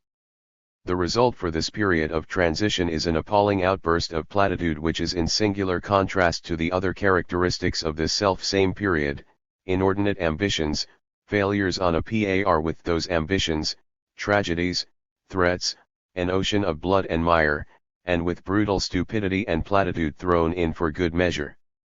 Should we attempt to escape from platitude through the past, the tragic and the mythical, the surreal or the transcendental? Or through the marvelous, in other words through the trumpery of lost illusions and miracles? In the course of our study we will attempt wherever possible to demonstrate the new marvels which are being born at the very heart of mediocrity. They are simple, human marvels. Let us name one of them without further ado: trust. It is as old as social life itself, very close to naivete, to foolishness, always abused from childhood on. Trust in one's parents, in masters and bosses, priests and gods, faith and destiny, love, always changed into a distrust which is almost as unexpressed as the initial naivete. Today trust in life is taking root in life and becoming a need. In the contradictory dualism trust, distrust, contradictory in an embryonic, suppressed way, more ambiguous than antagonistic, trust is slowly getting the upper hand. In spite of the most dreadful trials, the most awful illusions, it is getting stronger. Today trust is bursting forth, today trust is growing. We will see how it is at work deep in the heart of the everyday, and how it works through its opposite, doubt, the restless need for material security. This will be one of the themes of the second volume of Critique of Everyday Life. 71. 6. Once again, the theory of alienation. Now let us return to several questions which we touched upon at the beginning and elucidate them more thoroughly. A certain number of Marxists, and notably the official Marxists, gave this book a rather bad reception when it was first published. Why? In the first place, at that time in France there was a widespread prejudice against sociology. Due to the fact that certain theoreticians of the kind generally described from the political point of view as right-wing socialists had reduced Marxism to a sociology, Marxist revolutionaries had drawn the hasty conclusion that sociology does not exist as a science. Indeed, in the USSR sociology is not included among the social sciences. When the term is used there, it is in reference to societies generally, either ethnographically or ethically, or even simply administratively. That there are ideologues, notably in Germany, Weber, Mannheim, etc., who have reduced the historical and social sciences, together with philosophy and the theory of knowledge, to sociology, is offered as an irrefutable argument, but this is merely a way of avoiding, by pure and simple negation, the real difficulties the sociologist encounters when he wants to situate and determine the object and method of his discipline. We should add that the disappearance of sociology from the USSR and from revolutionary Marxism surely has another, deeper significance. We have already quoted an important text by Lenin which demonstrates how the materialist analysis of social relations in Marx goes beyond political economy, by renewing it. Far from excluding a scientific sociology which would study social relations, or certain aspects of them, the notion of socio-economic formation demands and requires it. We may note that the concept of socio-economic formation has almost disappeared from Marxist writing, to be replaced by the simplified scheme, economic base, political superstructure. Theoretically, Marxist thought and method have become impoverished. Practically, neither capitalist society nor socialist society in the process of formation has been studied in a concrete way. Economic statistics on the one hand, and observations attacking or defending ideology and the political apparatus in the two camps on the other, have been deemed sufficient. This reveals an extremely serious development, the growing break with objectivity which in our view characterizes the Stalinist interpretation of Marxism. This dogmatic and schematic simplification of Marxism, with its elimination of sociological research, went hand in hand with the simplification of philosophy. Why was the concept of alienation treated with such mistrust? Why was the Hegelianism in Marx's early writings rejected? Where does the tendency to separate Marx from his roots, and his mature scientific works from his early writings, come from? Or the tendency to date and determine the formation of Marxism from his political writings? Analysis shows that behind all this lies that murky mixture of simplistic empiricism, pliant subjectivism, and doctrinaire, authoritarian dogmatism which is the philosophical basis of the Stalinist interpretation of Marxism. In Soviet society, alienation could and must no longer be an issue. By order from above, for reasons of state, the concept had to disappear. Why? Was it because alienation, economic, ideological, political, really had disappeared? The divorce between Stalin's decree and the reality, between ideology, brought into line with propaganda, and the objective truth, could only get wider. This was why the Marxists who imported the Stalinist interpretation into France, not merely uncritically, but actually shooting down the slightest hint of criticism as though it were treason, could not accept sociology as a science, or the philosophical concept of alienation, or even philosophy as such. They had to be reductive, simplistic, schematic, dogmatic. And of course the Stalinist interpretation of Marxism 72, which had already been pedagogically and politically simplified, and bent in the direction of a state ideology, could only become even more desiccated. So dogmatic was their attitude that all they could see in the critique of everyday life was an attempt to analyze certain aspects of bourgeois society sociologically, without actually making a stand against it. They imagined it was taking a step backwards, that it was giving up political economy, and even dialectical and historical materialism. Sectarian and dogmatic Marxist criticism frequently begins by isolating texts from their context, and then from the author's other works, in order to pin down some formula or other. They considered my sociological point of view to be narrow and depoliticized, as if the sociology annihilated all ideological or political criticism. Sectarian Marxists have nothing much to say, and everything they have to say they say over and over again. When they were unable to find what they were looking for immediately in my book, they insisted that I had deliberately left it out. These attacks were spoken rather than written, and took place more by word of mouth behind my back than in actual discussions with me. Here are some extracts from a letter written by a young Marxist who was otherwise sympathetic towards the book. Your critique ends up being a theory of the decline of everyday life, of the growing alienation of a naive way of life in which you sometimes appear to see the remains of a golden age for humanity. Alienation in production consists above all in the fact that the worker is deprived of a share of the product of his labor. Mystification, the superstructure, also deprives the workers of an objective vision of the relations of production. This superstructure, this ideological alienation is complex, human relations hypostatized in religion, justified in ethics, explained by the pseudo-social sciences, by the political ideology of the dominant classes, etc. But it cannot be said that social man has undergone a process of increasing alienation, for example by passing from slavery to serfdom and the proletariat. Some of your propositions suggest that you believe that the analysis of everyday life can only begin with the theory of ideological mystification. You say that the scientific study of society and of the proletariat begins by tearing away the veil of ideologies, and that Marxism describes and analyzes the everyday life of society. But this is all grist to the mill of those who maintain that you are limiting Marxism to a sort of materialist phenomenology of the superstructures. It would be worth your while to actually say that you are writing a theory of the superstructures. You also seem to be saying that all the parts of Marx's writings are of equal importance. Your enemies have used this declaration that Marxism constitutes a whole, and is therefore a science and a philosophy, to conclude that you see economic facts and ideologies as having equal importance. That accusation of phenomenology again. And it is telling. This letter is a good illustration of how confused the ideas and discussions were, moreover they were never openly discussed in public or explored in any depth. Before replying briefly, this is an appropriate place to emphasize another shabby polemical procedure associated with sectarian Marxism. In fact, whether historically or today. Marxist thought and the Marxist thinker cannot exist in isolation from each other. Absolute Marxism and the purely Marxist manner of thinking are intellectual entities created by dogmatism. This dogmatism has become entangled in the very contradictions it has unwittingly created. In fact, Marxism asserts that thought, all thought, can only express itself historically, socially, contextually.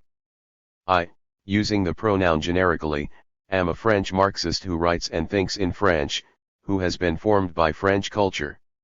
One would not have to go very deeply into my dialectical thinking to find a predilection for lucid, well-organized, clearly articulated ideas, for analysis. Clearly I have a rationalist and Cartesian background. It is indeed conceivable that at one time or another these tendencies of mine may conflict with the materialist and dialectical thinking which, despite its differences with my background, is my starting point, and I know this. It is equally conceivable that I have resolved this conflict, or that I will resolve it, in a creative way. And what could be more natural than such a conflict, given that everything is contradictory and that we only move ahead in and through contradictions? But here comes the sectarian, dogmatic Marxist. Frowning, threatening, contemptuous, or indifferent, he smells something he disapproves of, something incompatible, something impossible. One cannot be both a Cartesian and a Marxist. Marxism is radically different from Cartesianism in respect of its theory, its content, and its aims. Therefore he will define me as a Cartesian, fixing me forever, labeling me, nailing me to the whipping post of Cartesianism. And he will be very pleased with himself, he will have served the cause of Marxism and the proletariat. And if I answer back, he will brand me with other labels, other epithets. In fact, he will have transformed a problem, in other words a real conflict, and therefore a creative one insofar as I am able to resolve it, into an irresolvable, unproductive antinomy. He will have burdened living reality with a parasitic growth, his interpretation. And he will have been drawn unwittingly into a contradiction between the point of view of Marxism and the proletariat, and the point of view of acquired culture and national tradition, between the point of view of the new and that of the old. It is true that subsequently the sectarian can save face by jumping nimbly from one point of view to the other. He can even maintain that there is no contradiction between the points of view, which is true, since it is he who introduced the contradiction in the first place, exaggerating it to the point of antagonism when necessary, and dismissing it when no longer required. And now we are gradually isolating a process of degeneration in dialectical thought, points of view and the jump from one point of view to the other. Thus it is fashionable for the dogmatists to use dominant modes of thought from outside Marxism against anyone who attempts to introduce new ideas. If phenomenology is fashionable, then they see phenomenology in every idea which does not duplicate the proven formulas. If Hegelianism is in fashion, then they will find Hegelianism wherever they want to find it, etc. And maybe, indeed certainly, there is something true in all this, since, after all, phenomenology, Hegelianism or Cartesian analysis also correspond to something around us and within us. If not, they would have lost all meaning, or would not have meant anything in the first place. And this is one of the worst aspects of dogmatism. As soon as it touches a sore point it turns it only too easily into a global condemnation, using a constant process of superfluity and imperturbable logic instead of analyzing works, situations, and men dialectically. Dogmatism is a great evil which comes in countless forms. If we are to exterminate it we must hunt it down in every nook and cranny and drag it from its hiding place by the tail like a rat. The amusing thing is that the man who wrote the letter quoted above begins by rejecting this form of criticism, then he appears not only to accept it but actually to overshoot the mark by seeming to embrace a theory of superstructures which is a theory of superstructures and nothing else. Thus he wavers between dogmatism and theoretical opportunism or eclecticism. Sectarian criticism also forgets that the economic and the ideological as they are expressed in everyday life only attain the level of political consciousness at moments of revolutionary crisis. This is something Lenin wrote about at length in his analyses of the political crisis. At such moments all the elements of social practice, of spontaneous consciousness, and of the life of the masses and the classes are condensed and concentrated in political life. Outside of such moments, social practice splits up into discrete and even divergent areas, notably into the economic and the political. In everyday life, from that point on, the immediate and the ideological join forces to form a shell in which economic reality, the operation of the existent political superstructures, and revolutionary political consciousness are all contained and concealed. So to reach reality we must indeed tear away the veil, that veil which is forever being born and reborn of everyday life, and which masks everyday life along with its deepest or loftiest implications. There is no reason not to quote Lenin again: the beginning, the most simple, ordinary, mass, immediate being, the single commodity, sen in political economy. The analysis of it as a social relation. A double analysis, deductive and inductive, logical and historical. 73 Thus the simplest event, a woman buying a pound of sugar, for example, must be analyzed. Knowledge will grasp whatever is hidden within it. To understand this simple event, it is not enough merely to describe it. Research will disclose a tangle of reasons and causes, of essences and spheres, the woman's life, her biography, her job, her family, her class, her budget, her eating habits, how she uses money, her opinions and her ideas, the state of the market, etc. Finally, I will have grasped the sum total of capitalist society, the nation, and its history. And although what I grasp becomes more and more profound, it is contained from the start in the original little event.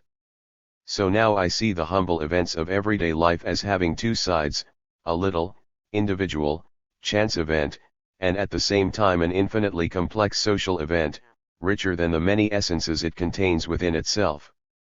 The social phenomenon may be defined as the unity of these two sides. It remains for us to explain why the infinite complexity of these events is hidden, and to discover why, and this too is part of their reality, they appear to be so humble. Is it truly a question of the superstructures? Is it the superstructures alone that matter? No, it is a question of superstructures only insofar as they are created at each instant of everyday life and social practice, insofar as they are constantly coming down to penetrate these realms from above. And also only insofar as the superstructures are linked to society as a whole, to social practice as a whole, although everyday practice is dispersed, fragmented, be it in terms of an individual or a specific and determined social activity, in them the whole is represented by the part, and vice versa. It is therefore not only a question of the superstructures. In truth it is a question of sociology, in other words of a science which studies an aspect or sector of social relations. And now the new reader, or the old one who reads this book again, will be able to judge for himself. Did it contain a theory of increasing alienation, based upon a fundamental naivete, and with archaic contents left over from some golden age, to put it more scientifically, from primitive community, or from direct, immediate person-to-person relationships? If it did, then the author must have expressed his thoughts badly. He believes that philosophically the process of social development involves two sides, the increasing fulfillment of man, and also an increasing alienation up to and including capitalist society. The one in the other. The one via the other. On the one hand objectification, in other words the more and more real, objective existence of human beings, both in the human world of products and works, and in the human strengths and powers developed throughout history, and on the other hand, and equally on the increase, externalization, an uprooting of the self, a split, an estrangement. In capitalist society this contradictory process, this tearing, is at its maximum. This society and the concepts which express it, for example the idea of social labor discovered by classic bourgeois economy, shed light on the march of history, the past and the future. And this is why the objective analysis of it as a totality 74 undertaken in Capital is a decisive 1.75. The ever unfinished development of the productive forces, in economic terms, has the philosophical implication of a new stage in human fulfillment, of limitless possibilities. But the corresponding alienation here is just as all-encompassing. It encompasses life in its entirety. In capitalist society, money, the externalization of relations between human beings by means of commodities, takes on an absolute power. But this is merely economic alienation, money as fetish, objectified outside of men, functioning by itself, and as such one of the objects studied by the science called political economy. This economic alienation, though an integral part of total alienation, is but one of its aspects. Although the volume which follows contains certain quotations, let me clarify matters now by quoting some long extracts from the most important text by Marx on this question. 76 Obviously some of Marx's observations were only valid for his own times.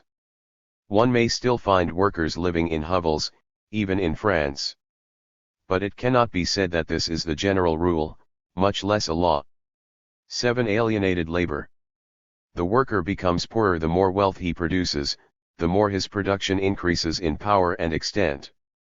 The worker becomes an ever cheaper commodity the more commodities he produces. The devaluation of the human world grows in direct proportion to the increase in value of the world of things. Labor not only produces commodities, it also produces itself and the workers as a commodity, and it does so in the same proportion in which it produces commodities in general. This fact simply means that the object that labor produces, its product, stands opposed to it as something alien, as a power independent of the producer.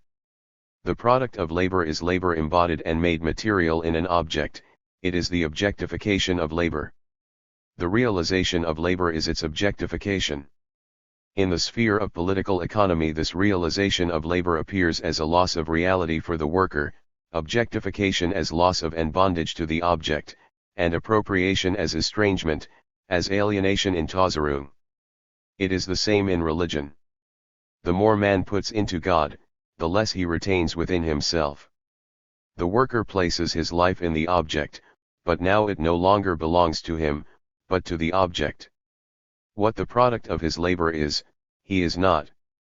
The externalization in Tauserung of the worker in his product means not only that his labor becomes an object, and external existence, but that it exists outside him, independently of him and alien to him, and confronts him as an autonomous power, that the life which he has bestowed on the object confronts him as hostile and alien. Political economy conceals the estrangement in the nature of labor by ignoring the direct relationship between the worker, labor, and production. It is true that labor produces marvels for the rich, but it produces privation for the worker. It produces palaces, but hovels for the worker. It produces intelligence, but it produces idiocy and cretinism for the worker. After all, the product is simply the resume of the activity, of the production. So if the product of labor is alienation, production itself must be active alienation, the alienation of activity, the activity of alienation. The estrangement of the object of labor merely summarizes the estrangement, the alienation in the activity of labor itself. What constitutes the alienation of labor? Firstly, the fact that labor is external to the worker, i.e. does not belong to his essential being, that he therefore does not confirm himself in his work, but denies himself, feels miserable and not happy. Hence the worker feels himself only when he is not working, when he is working he does not feel himself. He is at home when he is not working, and not at home when he is working. His labor is therefore not the satisfaction of a need but a mere means to satisfy needs outside itself. Just as in religion the spontaneous activity of the human imagination, the human brain and the human heart detaches itself from the individual and reappears as the alien activity of a god or of a devil, so the activity of the worker is not his own spontaneous activity. It belongs to another, it is a loss of his self. The result is that man, the worker, feels that he is acting freely only in his animal functions, eating, drinking and procreating, or at most in his dwelling and adornment, while in his human functions he is nothing more than an animal. It is true that eating, drinking, and procreating, etc., are also genuine human functions. However, when abstracted from our other aspects of human activity and turned into final and exclusive ends, they are animal. This relationship is the relationship of the worker to his own activity as something which is alien and does not belong to him, activity as passivity-laden, power as impotence, procreation as emasculation, the worker's own physical and mental energy, his personal life, for what is life but activity? As an activity directed against himself, which is independent of him and does not belong to him. Self-estrangement, as compared with the estrangement of the object such mentioned above.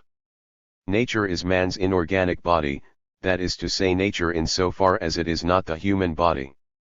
Man lives from nature, i.e. nature is his body, and he must maintain a continuing dialogue with it if he is not to die. To say that man's physical and mental life is linked to nature simply means that nature is linked to itself, for man is a part of nature. Estranged labor not only, 1. Estranges nature from man and, 2. Estranges man from himself, it also estranges man from his species. It turns his species life into a means for his individual life. Firstly, it estranges life species and individual life, and secondly it turns the latter, in its abstract form, into the purpose of the former, also in its abstract and estranged form. For in the first place labor, life activity, productive life itself appears to man only as a means for the satisfaction of a need, the need to preserve physical existence. But productive life is species life. It is life-producing life. The whole character of a species, its species character, resides in the nature of its life activity, and free conscious activity constitutes the species character of man. Life itself appears only as a means of life. The animal is immediately one with its life activity. It is not distinct from that activity, it is that activity. Man makes his life activity itself an object of his will and consciousness. He has conscious life activity. It is not a determination with which he directly merges. Conscious life activity directly distinguishes man from animal life activity. Only because of that is he a species being. Or rather, he is a conscious being, i.e. his own life is an object for him, only because he is a species being. Only because of that is his activity free activity. Estranged labor reverses the relationship so that man, just because he is a conscious being, makes his life activity, his being, Wesson, a mere means for his existence. It is true that animals also produce. But, they produce one-sidedly, while man produces universally. They produce only when immediate physical need compels them to do so, while man is capable of producing according to the standards of every species, hence man also produces in accordance with the laws of beauty. It is therefore in the fashioning of the objective that man really proves himself to be a species being. Such production is his active species life. Through it nature appears as his work and his reality. The object of labor is therefore the objectification of the species life of man, for man reproduces himself not only intellectually, in his consciousness, but actively and actually, and he can therefore contemplate himself in a world he himself has created. In tearing away the object of his production from man, estranged labor therefore tears away from him his species life, his true species objectivity, and transforms his advantage over animals into the disadvantage that his inorganic body, nature, is taken from him. An immediate consequence of man's estrangement from the product of his labor, his life activity, his species being, is the estrangement of man from man. When man confronts himself, he also confronts other men. In general, the proposition that man is estranged from his species being means that each man is estranged from the others and that all are estranged from man's essence. The alien being to whom labor and the product of labor belong, can be none other than man himself, a man other than the worker. Thus Marx does not limit alienation to exploitation, to the fact that a share of the product is taken away from the worker individually or collectively, the working class, by the individual and the class which controls the means of production. He analyzes alienation under several headings. A. The alienation of the worker as an object, the alien power which turns him into an object. b. The alienation of productive activity, in other words of labor itself, which is divided and split up by it. c. The alienation of man as species being, member of the human species, as a system of humanized species needs. d. The alienation of man as a being of nature, as a set of natural needs. A little farther on, in other texts, Marx introduces some new elements. The machine accommodates itself to man's weakness, in order to turn weak man into a machine. 77. Or again, the division of labor is the economic expression of the social nature of labor within estrangement. 78. And again, just as society itself produces man as man, so it is produced by him. The human essence of nature exists only for social man. 79. Each attempts to establish over the other an alien power, in the hope of thereby achieving satisfaction of his own selfish needs. 80. Estrangement appears not only in the fact that the means of my life belong to another, but also in the fact that my desire is the inaccessible possession of another, and also in the fact that all things are other than themselves, that my activity is other than itself, and that finally, and this goes for the capitalists too, an inhuman power rules over everything. 81.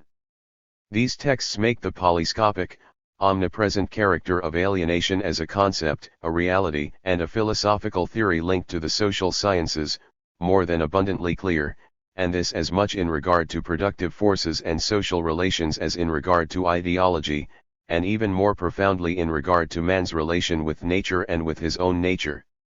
The main quotation, from Estranged Labor, shows that for Marx work constitutes man's essence as a creator, a being of needs who creates his own needs, and it is precisely work that alienation humiliates, atomizes, overpowers.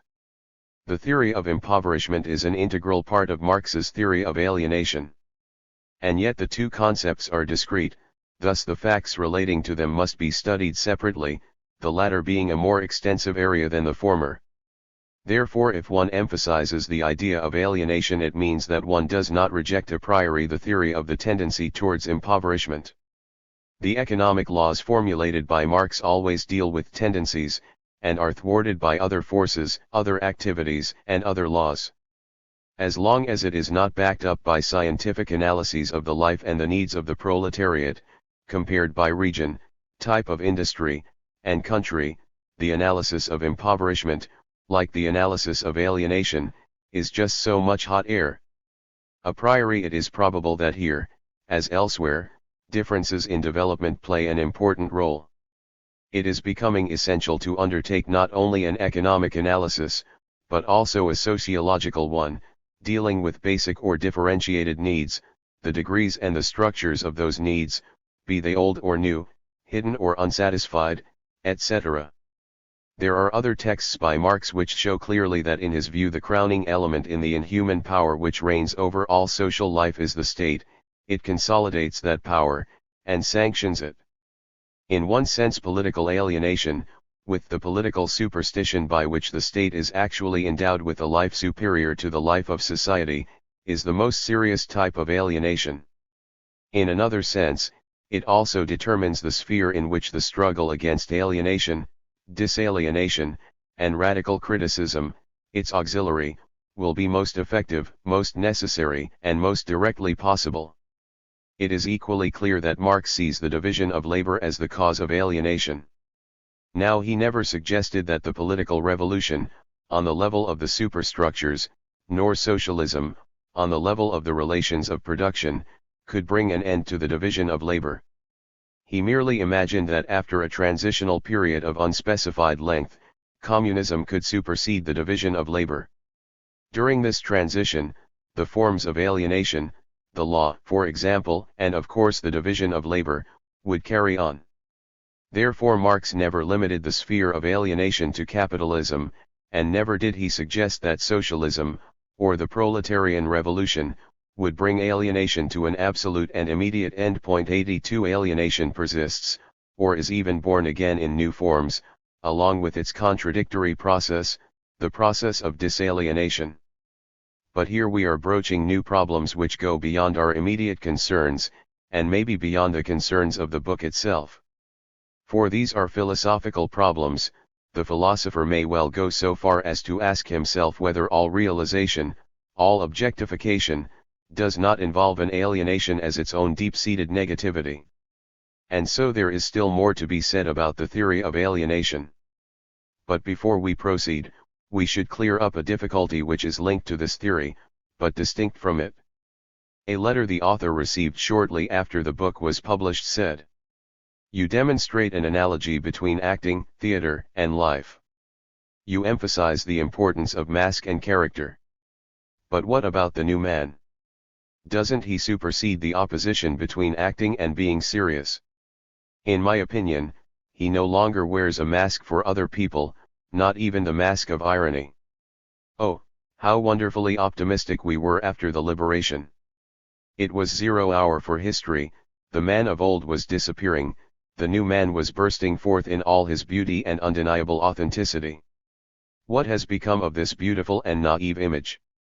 And this beautiful and naive confidence?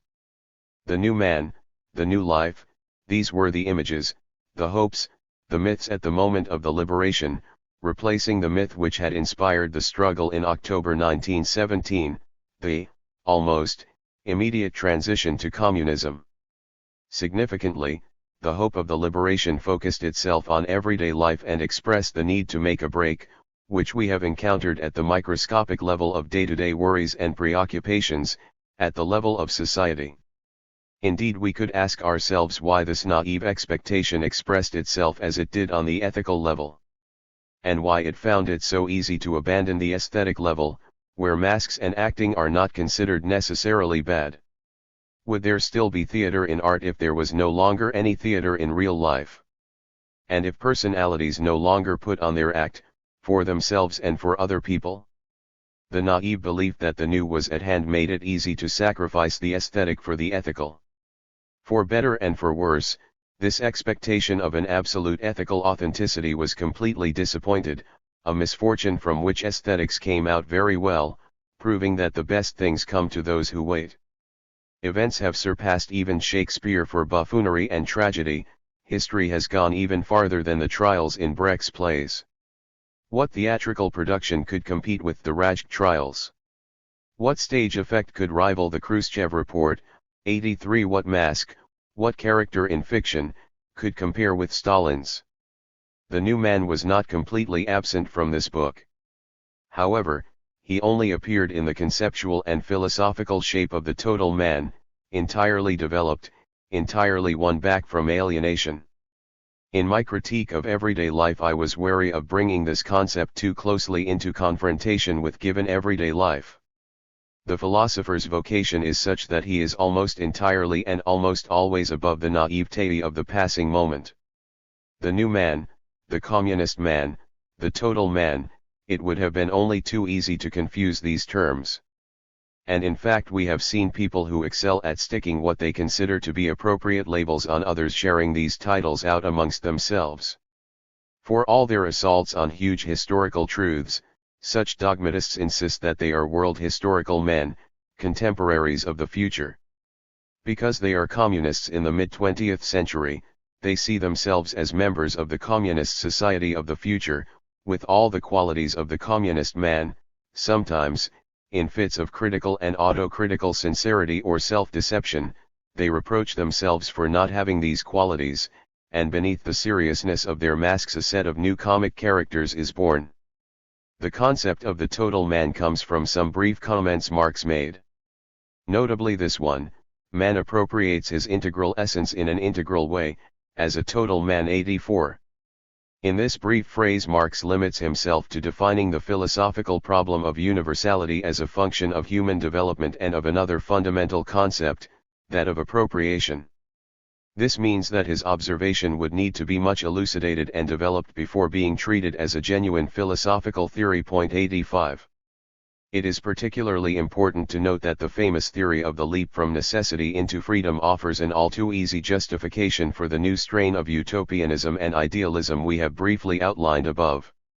This theory tends to support the great modern myth of the revolution as total act, radical break, absolute renewal.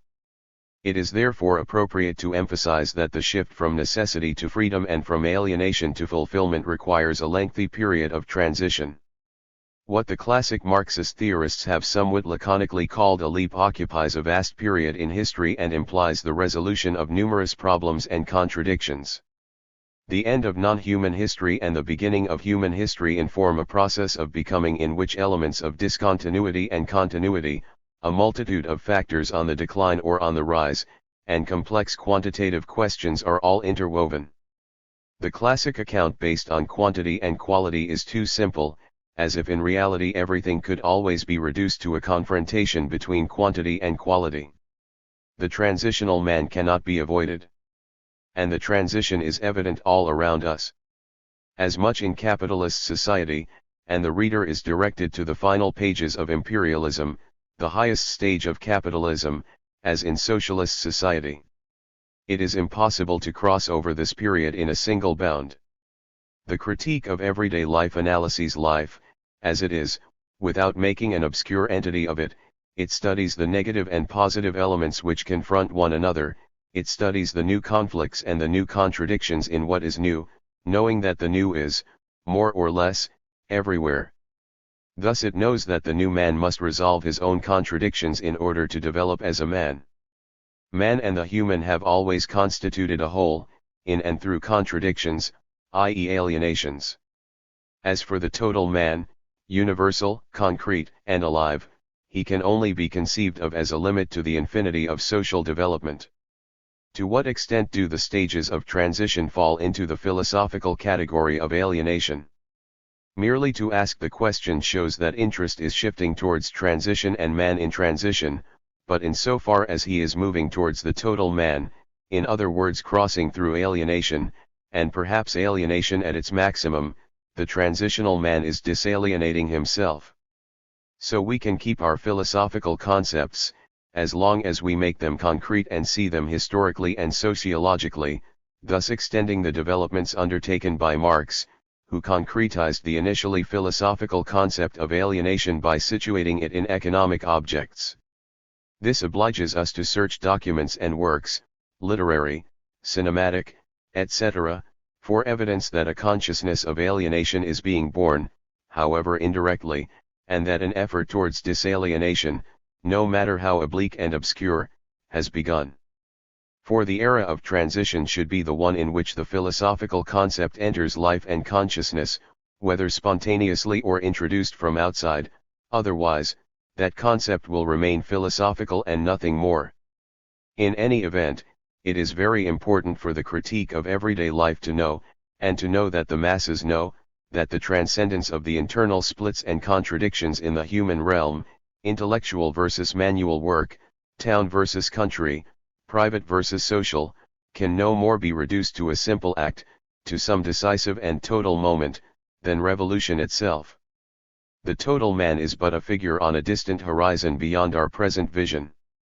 He is a limit, an idea, and not a historical fact.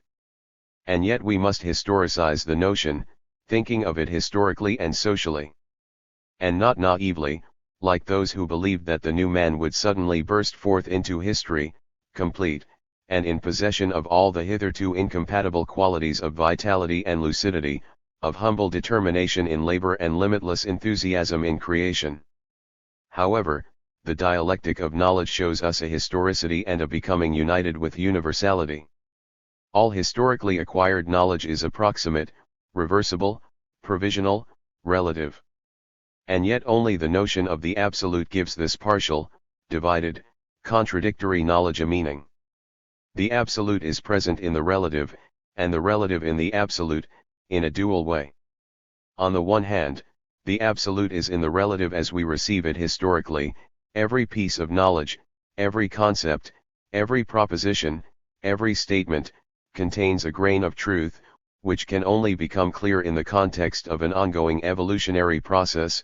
Though an integral part of this process, it will retain a degree of invariability even as the contradictions imminent to historical development are successively confronted and resolved.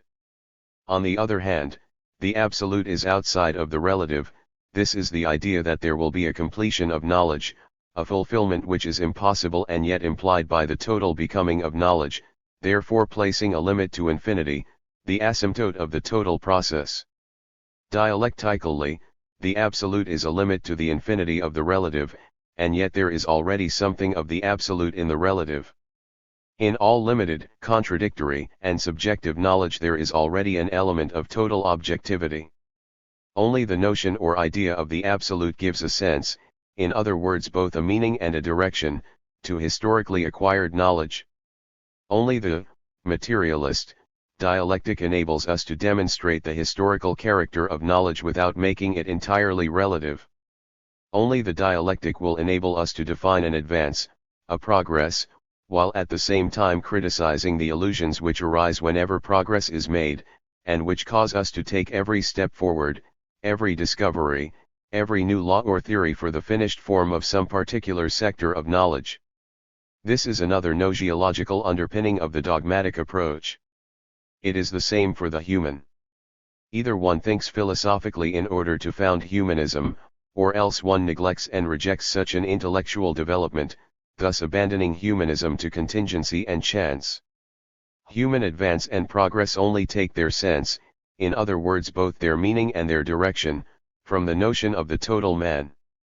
Every moment of history, every stage accomplished through history, constitutes a whole, so does every partial activity, every power which has been achieved practically, every moment also contains its grain of human reality which will appear more and more clearly during the subsequent process of development.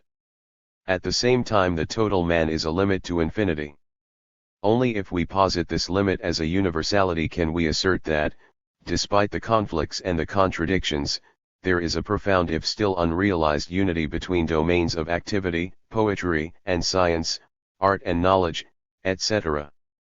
Just as learning, without the idea of the absolute, falls into pure relativism, so, without the notion of the total man, humanism and the theoretical conception of the human fall back into an incoherent pluralism. Thus the theory of the fundamental is and is not in history.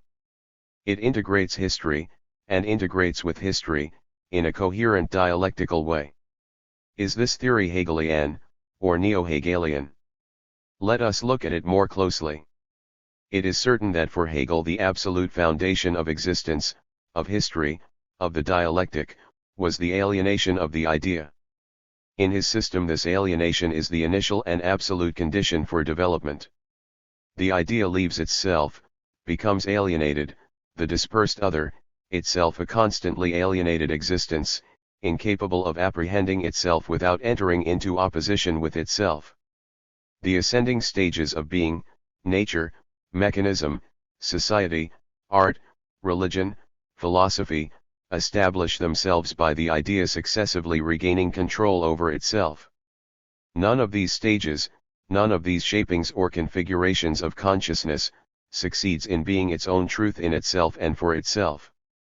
They thus remain in the domain of alienation. In Hegel, then, contradiction is nothing more than an implication of alienation. To know and to understand oneself, to reflect upon oneself, is to resolve contradictions while provoking new alienating contradictions. 86 The idea is at once the motive force of contradiction and its outcome. It is both that which opposes itself and that which uses contradiction to rediscover, and to recognize through reflection, its unity with itself. The movement of logic appears to reconstruct the universe, in fact, it rediscovers and recognizes the descending and ascending emanations of the idea. The being which seems the absolute beginning of the real and of reflection, of consciousness, is in truth only the absolute limit of the idea, at once inferior and superior, from below and from above, from the side of nature, feelings, abstraction, and from the side of spirit. Thus logic, which in Hegel appears at first to produce the world, is in truth only the human method for attaining the idea, which is why it can rid itself of the idea and the absolute in the Hegelian sense, and change course so as to enter Marxism. And yet in Hegel the absolute tearing apart of the idea, its alienation, is indispensable if this idea is to create self-consciousness and to become conscious of itself as it creates, by means of its reflection, in which it is reflected. Hegelianism likewise views the tearing apart of reality, of life, of consciousness, and its unhappiness, as irreducibly given. 87.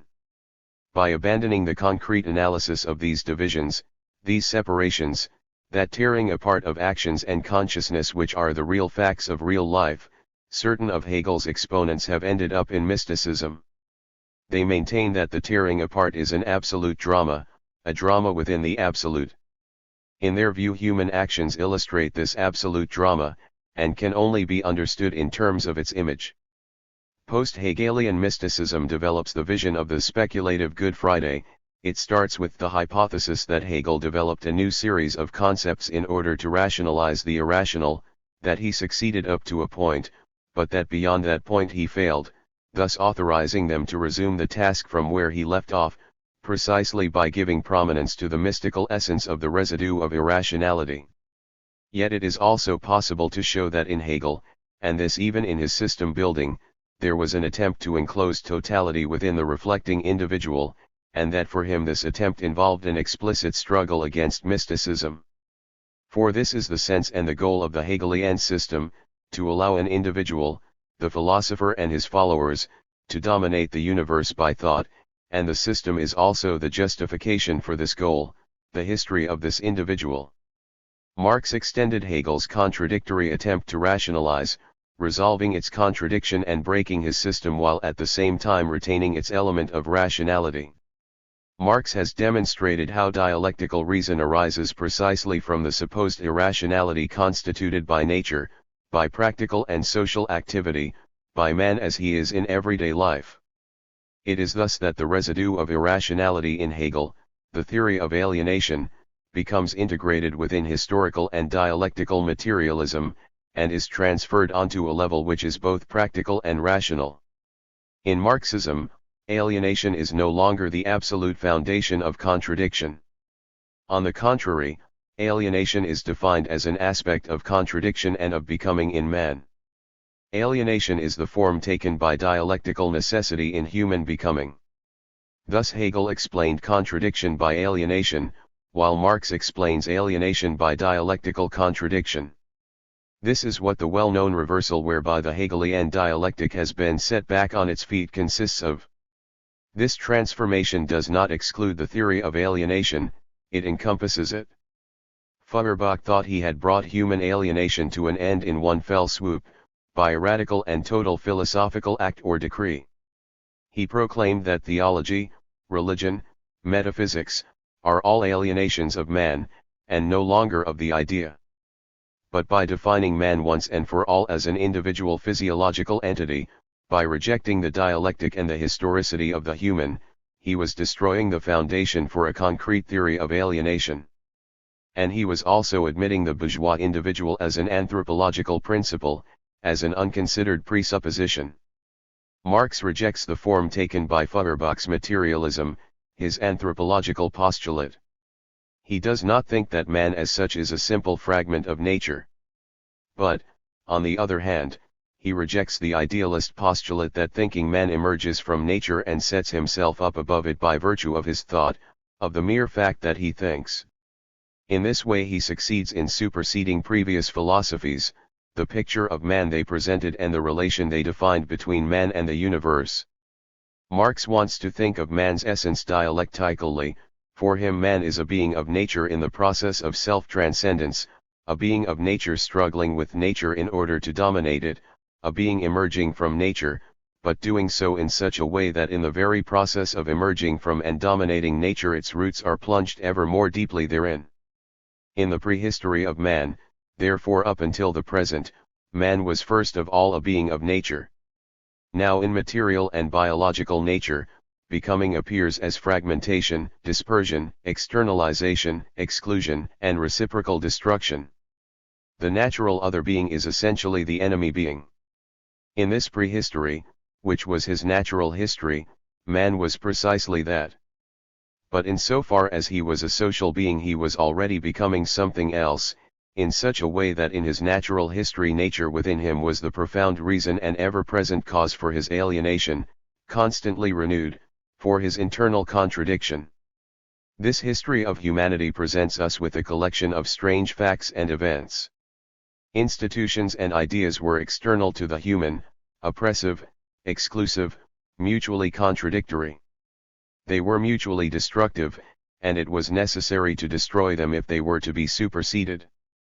And yet these institutions and these ideas were the indispensable expression of the development and the acquisition of human practice and human powers, essential in order to organize and formulate these and to render them conscious. This contradiction is at the heart of Marxist thought as far as the historical development of man is concerned. But it is not a contradiction in Marxist thought itself. 88 It is an internal contradiction in history itself, and only the general theory of alienation can elucidate it. It alone can help us to understand how men constructed history while being caught within history, within their own history, and how they constructed it without knowing they were doing so, blindly at first, but more and more consciously, on several differing but convergent levels, economic, political, and ideological struggles, and how finally revolt and violence and chance were only apparently an irrational and absurd factor in history. Things progress, in other words certain things disappear, with their bad side forward. This tearing apart shows that in the growing control that man has over nature, nature as such keeps control over man. His products and his works function like beings of nature. He must objectify himself, and social objects become things, fetishes, which turn upon him. Man as a collective subject exists after the fashion of nature, yet man tends to supersede nature and to build a specific environment in which contradiction in its natural form, spontaneous, blind, necessary, will itself be superseded, controlled, known, and mastered. The moment man invented tools and began to work, he stopped being an animal, and entered the realm of historical and human contradictions. But these contradictions extend the contradictions of nature, and particularly in their necessary, blind aspect. If man has humanized himself, he has done so only by tearing himself apart, dividing himself, fragmenting himself, actions and products, powers and fetishes, growing consciousness and spontaneous lack of consciousness, organization and revolt. Alienation may be defined philosophically as the single yet dual movement of objectification and externalization, of realization and derealization.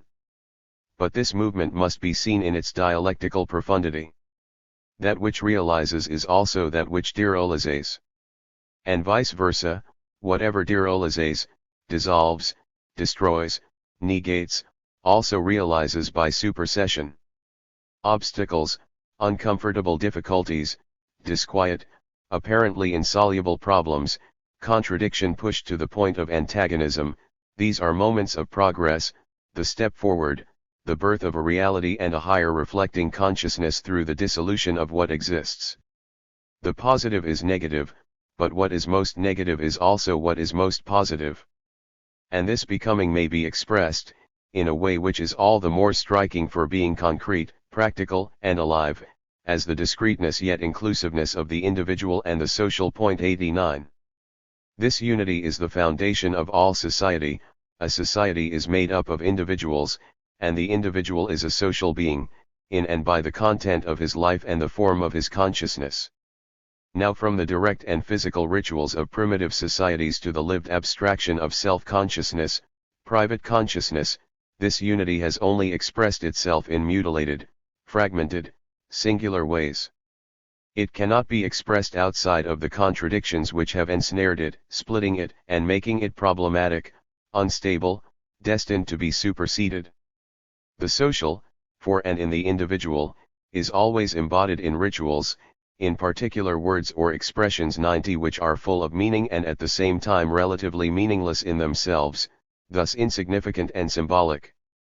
According to the moment and the angle from which we perceive him, the individual is at one and the same time what is most highly concrete and most remotely abstract. He is what is most changing historically and what is most stable, what is most independent from the social structure, and most dependent upon it. Conversely, the social is abstract, since it is defined only by the individuals who make it up, and it is what is most supremely concrete, since it gives these individual existences their unity, their totality, and since it determines the content of their lives and their consciousness. For each individual, the unity of his consciousness and unity with his consciousness is his reality, and the rest is mere destiny, externality, necessity. However, from the point of view of its foundation and social content, the very unity of the most intimate individual consciousness is determined from outside. Thus what is most internal is also what is most external, private consciousness for example, and conversely, what is most external is what is most internal, the sense of a value, for example. Past ideologies tried to find answers to some very diverse questions and problems, to offer solutions to a multitude of contradictions, but most of all they addressed the problem of, and the contradiction between, individual and social. They recreated it in new forms, deeper and more hopeless, until such time as these were eliminated by violence or by gradual erosion, in the name of a new social content. Thus religions, theological or metaphysical projects, were authentic attempts to reconcile man with himself, the human with nature, the individual with the social. They achieved both their internal coherence and their entry into life from these attempts, in the form of actions, and the search for a style. Religious fervor and belief in a God gave symbolic expression to the unity of the elements of the human, and projected this unity outside man. In fact, however, at the very moment ideology was creating this unity by becoming a coherent doctrine and discovering a style of living, it was also perpetuating the inner division, in the form of good and evil, sin and salvation, God and the devil. Religion as institution maintained a social unity by separating the sacred and the profane, and by oppression. As for direct or indirect communion with nature, ecstatic contemplation, for the oppressed and even for a proportion of their oppressors, was merely a diversion. The intensity of the mystical states attained was an index of nothing but real powerlessness, and an absence of any creative appropriation. As soon as the unity between the individual and the social begins a process of renewal, alienation takes the form of an antagonism between the private consciousness and the social consciousness. In modern society this self-same alienation has taken other forms. Every time it is possible to proclaim the externality of the whole and of the part, either that the part is superior to the whole, or that the whole transcends the part, there is always an ideologue on hand to do the job.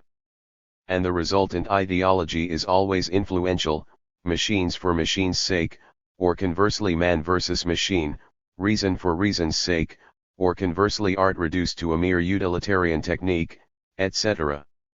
Man's unity with himself, in particular the unity of the individual and the social, is an essential aspect of the definition of the total man. In these circumstances we must either abandon trying to formulate a coherent theory and proclaim pluralism, which is simply the expression of this abandonment, or instead construct a system of categories which will grasp nature and man at the same time, in their movement, in their contradiction and in their interpenetration. Before dialectical materialism every system which wanted to be total, which wanted to be philosophical, thus systematic and coherent, merely used unconscious social categories to grasp the universe.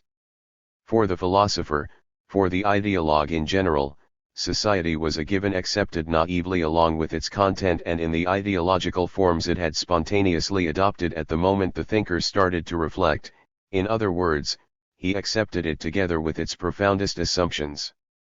Thus Plato accepted slavery, Descartes and Spinoza accepted commerce and mercantile capitalism, and Hegel accepted the bourgeois individual. So in these doctrines, and in their search for internal coherence, there was a radical duplicity, more often than not concealed by sophistry or mysticism, thoughts based on unconsidered data and presuppositions. Certainly throughout the history of philosophy we can see the ambiguous and contradictory pathways which in the 18th century crystallized as materialism and idealism. But that is just one aspect of the history of ideologies and philosophies in relation to the development of history and society. In our view, past philosophies and their history, on the one hand, and Marxist philosophical thought on the other, cannot be reduced to a few glibly systematized observations on matter and spirit. they are richer and more complex than that. The elaboration of categories constitutes another aspect of the development, one which has its own complexities. For the categories had practical, historical, and social origins. At the same time they underwent a theoretical elaboration aimed at formulating and defining them, and determining the connections between them. Specifically, philosophical categories can only be separated from social categories a posteriori. In the wake of Marx, in a contribution to the critique of political economy, we have already noted the importance of the objectivity of the categories by which bourgeois society expresses itself and its criticism of previous socio-economic structures. For example, the category of social labor. At a certain stage in its development, society began to examine critically the categories which expressed it. This was when Marx inaugurated, as a function of bourgeois society seen in its becoming and its totality, and therefore as a function of the existence of the working class, the critique of the categories of bourgeois society itself. Thus Marx defined the bourgeois nature of the individual, which hitherto had been taken as an absolute. For Marx, the category of social labor discovered by the classic economists became that of alienated labor. Need was revealed as alienated need. It was through critical reflection that the fetishistic character of commodities and money was arrived at. In this way a higher and decisive stage in objectivity was reached. Once the origins of these categories were made conscious, it became feasible to represent the universe and history coherently and in a way which really allowed the elements of the human their unity. In a way in which society and the human were consequently no longer in opposition, but integrated in a whole, each retaining its specificity. If this unity is to be fully developed, a painstaking and extensive critical analysis of the categories in every sphere of art and science will therefore be needed. In philosophy as well. This immense undertaking will provide us with a better grasp of what is still only abstract, and will enable us to introduce what is still only theoretical and ideological into everyday life and consciousness. Marx merely set this task in motion.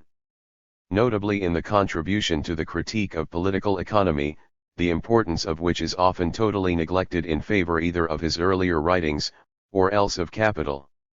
His work is a model, a guide, a beacon.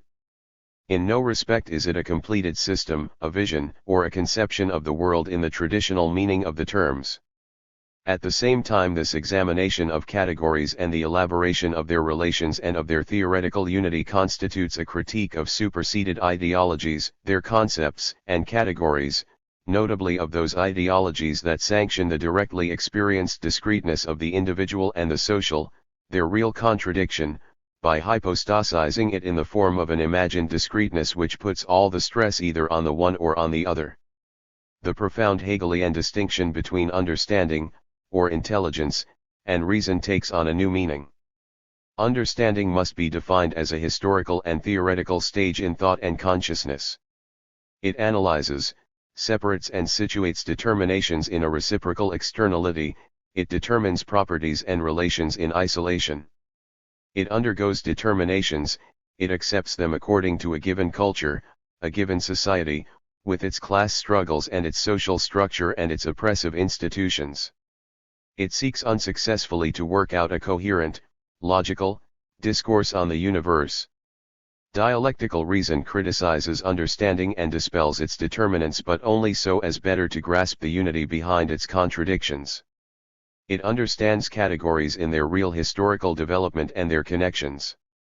It is defined by the critical movement of these categories. It is the function of the universal and of the totality operating through negation, and through contradictions, that are known and dominated. It relativizes categories in order to grasp the universal within them more surely. At the same time, whereas understanding always hopes to close and conclude its discourse on the universe, dialectical reason knows that its work can never be completed. The notion of alienation may be grasped on the level of understanding. And that is the level on which we all receive it and grasp it initially, then try to conceptualize and apply it.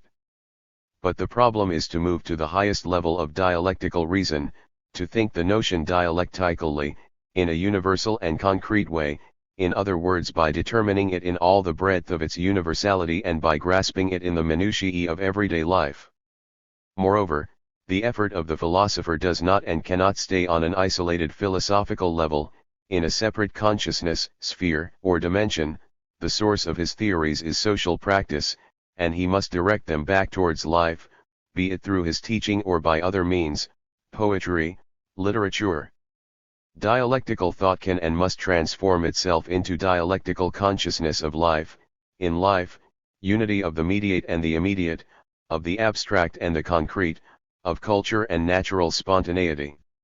In this way it will pass from ideology and specific knowledge into culture, language, perhaps into direct perception of the world, in any event, into everyday life. Conclusion: the theory of alienation and of the total man remain the driving force behind the critique of everyday life. They allow us to represent social development as a whole and to determine the direction in which it is going. They also allow us to analyze this becoming, boring down within it for samples, penetrating its details and linking it with the overall system. These notions must be handled with extreme caution, however. We cannot give them an ontological meaning like the concepts in use in traditional philosophy. To use them inconsiderately, speculatively, is extremely hazardous. For example, an idea, which expresses all the parts of the process and its limit to infinity, can become an image of the future or, even worse, an already accomplished reality.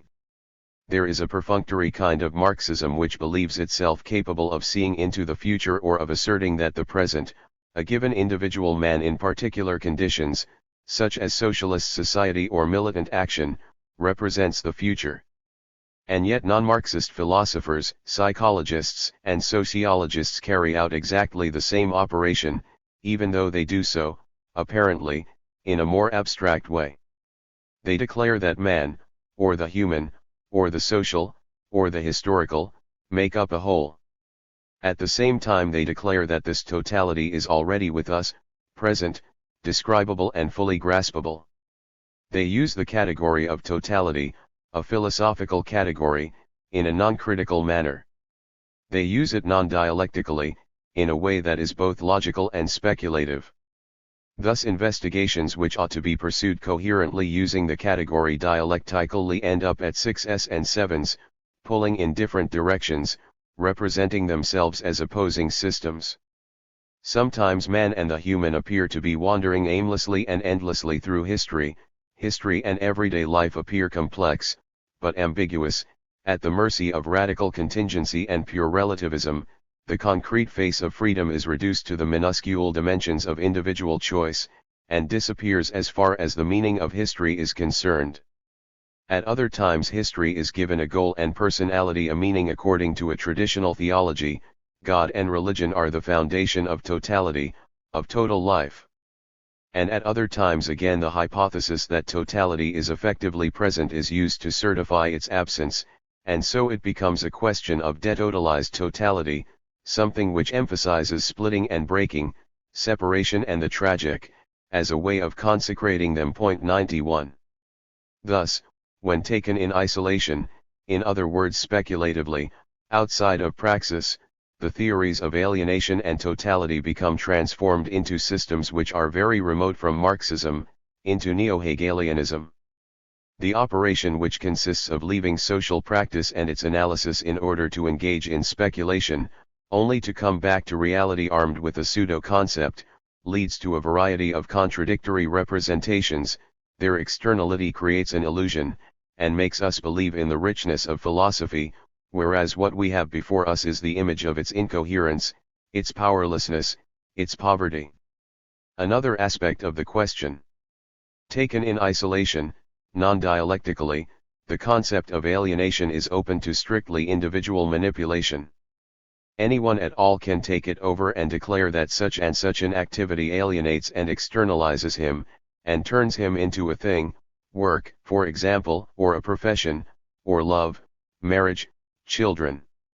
There may be an element of truth in this, but the person concerned will use this partial truth to construct superfluities, exaggerations, disturbing interpretations. From this false point of view, it is no longer consciousness which is alienated, it is consciousness which does the alienating, and the first schoolboy who comes along will be able to say that the way he is taught at school, especially if he really is being badly taught, and the work he has to do there are turning him into a thing. In the same way, it will no longer be a particular type of work which is alienating, or social labor which is alienated, but work in general which will appear alienating. And the theory of everyday life, together with its critique, will be metamorphosed into a philosophy of idleness. Thus this difficult and rigorous theory can become a principle of facilness. The implement for a positive critique becomes the implement for hypercriticism, for entirely negative pseudo-criticism. What form of life, what partial content is there, which could not be taken as being totally alienating? Not only religion, but love too, every form of art, not simply purely abstract art, or art for art's sake, not only state oppression, but any discipline within society, not only the private man, but the citizen, not only the systematic disordering of the senses 92 but knowledge itself. Thus all self-realization, which can only be partial, and must therefore involve alienation at a more or less deep level, appears to be, and becomes, total alienation. Thus in recent years the theory of alienation has become widely available in a form which is both speculative and arbitrary. This is above all because in this guise it permits the free and empty affirmation of the self, in other words a return to the bourgeois individual, as well as to pessimism, to individualism. But despite appearances, we are still within the parameters of neo-Hegelianism. I say despite appearances because this interpretation does conflict with the political and state-controlled claim that only by political action and activity on the level of the state can alienation be avoided, the human realized and the individual humanized. The fact is that the two interpretations, individualist or political, anarchistic or state-centered, are interdependent, the one relies on the other, the one justifies the other, and neither goes beyond the Hegelian framework. Thus of necessity theory and concepts, such as alienation, totality, the total man, become meeting points and areas of discussion for divergent doctrines, and an excuse for polemics. On the theoretical and ideological level it is a situation which calls for extra vigilance. We have reached the core of the problems of our era, the core of all our problems. The danger is that we may use philosophical concepts and categories speculatively. But how can we determine how to use them legitimately? Marx gives us the example and the model. In his writings the theory and the concept of alienation are integrated into the development of his thought while retaining their philosophical meaning. They become transformed. Though no longer discernible as such in economic science, they nevertheless constitute its basis and its philosophical meaning. The theory of alienation becomes transformed into the theory of fetishism of commodities, money, capital. Social relations are enclosed and concealed within these economic objects, which are also objects of political economy. Taking on the appearance of things, the products of social activity in effect become things invested with power over men. In my opinion, in his early writings, particularly in the economic and philosophical manuscripts of 1844, Marx had not yet fully developed his thought. It is there, however, germinating, growing, becoming. Certainly, the interpretation of these texts is problematic, but the problems need to be properly formulated. My view is that historical and dialectical materialism developed. It did not come into being abruptly, with an absolute discontinuity, after a break, at X moment, in the works of Marx, and in the history of humanity, and to think that it did produces false problems. To begin with, Marxism is made to appear like a system, a dogma. This is not to challenge the newness of Marxism. On the contrary, it represents it in a more profound manner. Any radical newness must be born, must grow and take shape, precisely because it is a new reality. A brutal break is highly unlikely to produce something with genuine life, rather it creates a pure, abstract idea, or a dogmatic decree. The thesis which puts a date on Marxism, or tries to, seriously runs the risk of desiccating it, and of interpreting it in a one-sided way. What is more, How can Marxism be envisaged outside of its own categories, becoming, development? This would be to enclose it in a contradiction, or worse, to represent it as external to the reality for which it provides the key, to apply it from outside, dogmatically. These problems have their philosophical side, they involve exegesis, scholarly apparatus, but they also contribute to living research.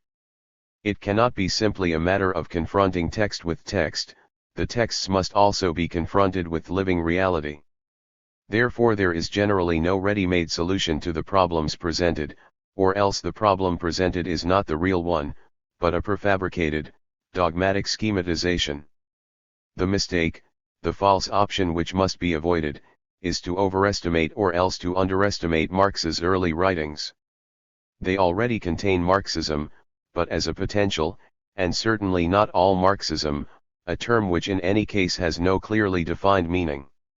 It is false, and anti-dialectical, and anti-Marxist, to consider that Marx's thought was born like Minerva springing forth from the head of Jupiter, and it is absurd to consider that Marxism begins with the Manifesto or Capital. The early writings contain great riches, but riches still confused, riches half-mined and scarcely exploited. That Marx should subsequently abandon or transform such philosophical concepts as alienation does not prove them to be meaningless, nor does the advent of political economy mean that the role of philosophy is at an end. We may take them up again and use them, as Marx did, to criticize their social origins and speculative interpretations of them. What is more, Marx shows us the dangers of using them metaphysically. He integrates them within a specific science, political economy. Thus the problem is as follows: there is more to capital than political economy. It contains history, it contains deep insights into sociology, notably the fundamental concept of socio-economic formation. Are we really betraying Marx's work if we integrate the concept of alienation into a sociology which has been explicitly constituted as a science? Certainly, it is not clear what use the concept of alienation can have for the historian. But in fact that proves nothing. Maybe historians will have something to say about this, and they are perfectly entitled to do so. The same question goes for psychologists and psychiatrists. But if we can form a clear idea of the use the sociologist may make of the concept, then we can legitimately conclude that such a use follows the fundamental tendencies of Marxist thought. Let us make an even more general point.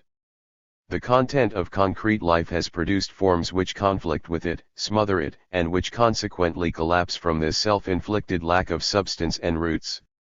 The separation of form and content does not date from today or yesterday, it turns up in most ideological mystifications. And it produces an error which dialectical thought must carefully avoid. The danger in separating form and content is that their unity will be forgotten. There is no form without content, no content without form. It is impossible to grasp a content as such without giving it a form, or without using an existing form as a starting point in order to come to grips analytically with its content. Any separation of form and content involves a certain amount of illusion and superficiality. For form it means not an absence or formal purity, but rather a loss of content. Conversely, to determine content in terms of itself is an indication of dogmatism, and more often than not a confidence trick. This having been said, nowadays, needless to say, in the speeches and writings of thinkers and authors, forms do appear as purified and purely formal, as striving to become self-sufficient, to supplant content, to take its place, which, being translated, means the destruction of content. This active formalization becomes an attack on form itself, which is destroyed by its consequent emptiness, unless, of course, it can still be used to present a content outside of itself, which has no relation to the form, but which needs a deceptive language in order to appear as a figure. Let us make a provisional, incomplete list of these conflicts. A. Rationalism versus reason, formal rationalism, bourgeois intellectualism, never going beyond the level of understanding, versus living, concrete, dialectical reason. B. Nationalism, the old, classic, right-wing variety, versus nations and versus its own nation as a living thing, on the march towards democracy and socialism. C. Individualism, the individualism of the bourgeois individual isolated and isolating himself in his private consciousness and his own aloofness, versus the individual, the real individual, active, alive, solving problems, starting with his own. D. Objectivism, the kind which thinks neutrally and impartially, which endlessly weighs the pros and the cons or jumps from one point of view to another, which takes facts in isolation and information out of context, versus thorough objectivity, where thought is allied with practice to grasp every aspect of a contradictory reality, its complex becoming, its hidden tendencies. E. Aestheticism of pure form, technicality in art, the pursuit of pure style and pure plasticity, completely detached abstraction or formalism, versus form, etc. This list of isms could go on and on. We have given enough examples to demonstrate the general present tendency of thought, ideology, and culture in bourgeois society, a tendency which is concealed by the technical and technocratic airs adopted by most activities in a specific area, and also by the existence of conflicting aspirations, procedures, and efforts to rediscover or create a content. Surely this general formalism means that human activities and capabilities are being alienated in a multiplicity of ways, heterogeneous and yet drearily monotonous, that while shapes external one to the other and external to living man are being projected, human activities and capabilities are being split apart. It is a general alienation, coming to the surface in the overall structure of society and brought forth by the movement of that structure, but constantly turning back towards and into day-to-day living. Might this not give us a potentially vital guide to the critique of everyday life? We began by showing the danger of using the notion of alienation in an abstract, isolated, speculative way. The philosopher has no right to elaborate this notion in itself, to examine it outside actual alienated or alienating situations. He has no right to isolate the domain of philosophy. Once he has established the notion and its universal significance, he must move over into other well-defined areas, political economy, sociology, and above all he must confront the notion with concrete situations in everyday life. Here, however, basing ourselves upon practice, and on the real, contemporary, situation, we may rediscover generalities, and thus halt the decline of knowledge into the mere observation of facts, into mere empiricism or mere pragmatism. This theoretical development does not give us the right to postulate, by decision or option, one activity as essentially human and another, which we find unpleasant or boring, as dehumanized, alienated, or alienating. The critique of everyday life does not make life's problems any simpler. It requires and determines a critical and self-critical consciousness which is higher than the consciousness exerted when we make the occasional uncomplicated choice. Anyone who wishes to found an ethic, and his personal ethic, on the notion of alienation needs to have a precise and analytic tool and a consciousness that has been finely honed by the dialectic at his disposal. Only then will he be able to find his way through the labyrinth which is all social life and through the jungle which is bourgeois society. Only then will he distinguish between what is life-enhancing and what is obscurantist and static in his life. Thus everyone may perhaps be able tightly to embrace their own lives, and to love them, without evading any task, fruitful conflict, or useful risk. In short, we have returned to the level of philosophy, a philosophy tested by life. It is as much a question of ethics as it is of sociology. But before we can broach the ethical problems we will need to put our concepts to the test, to verify them and develop them more thoroughly, and not just once. 8. Philosophy and the critique of everyday life. Philosophy is going through a very difficult period, and so is the philosopher. He draws comfort from the thought that he is not the only one. One wonders, is it growing pains, an adolescent crisis, or a terminal illness, one being first and foremost the philosopher? One of the most curious symptoms of this crisis is philosophy's increasing importance. Who is there who does not long to have his say about important problems? Specialists from the various sciences, men of action, men of state, they all yearn to launch into vast reflections, and by doing so to justify themselves in grandiose terms. This is an outpouring of philosophy in which the philosopher himself disappears, and the more obscure he becomes, the more disturbing he is, assuming always he perseveres in being a philosopher. It becomes easier and easier for him to inspire fear in people. The promotion of philosophy to the status of an ideology, of a weapon in the great struggles between classes, nations, peoples, is not without its drawbacks. It is subjected to appalling pedagogic or political simplifications. Over a period of 20 or 30 years we have been forced to witness the schematization of the dialectic. The Stalinist interpretation has reduced this subtle way of thought first to a robust and popular common sense, and that was the heyday of Stalinist interpretation, the era of anarchism and socialism, then to the permanent 7-point plan, 4 points for the dialectic, 3 for materialism. With the definition of matter, and of consciousness as a reflection of it, philosophy comes to an end. Everyone thinks he is a philosopher, and sets off cheerfully for life's fray armed with this possibly useful but somewhat lightweight equipment. The role of philosophy is over. The general, worldwide crisis has certainly not spared non-Marxist philosophy. That was the sector where it began. It has also affected Marxist philosophy. But the symptoms are different. On one side, the non-Marxist side, the symptoms are obscurity, jargon, technicality, illusory profundity. On the Marxist side they are false clarity, pedagogy which takes itself as a measure of thought, desiccated dogmatism and skeletal schematization, propagandist exploitation of ideological themes. Philosophy is in its death throes, it is being killed off, or perhaps it is the philosopher who is committing some second-rate harakiri. In the period of the last 25 years, have the philosophers in the Soviet Union been blind or merely unwilling to see?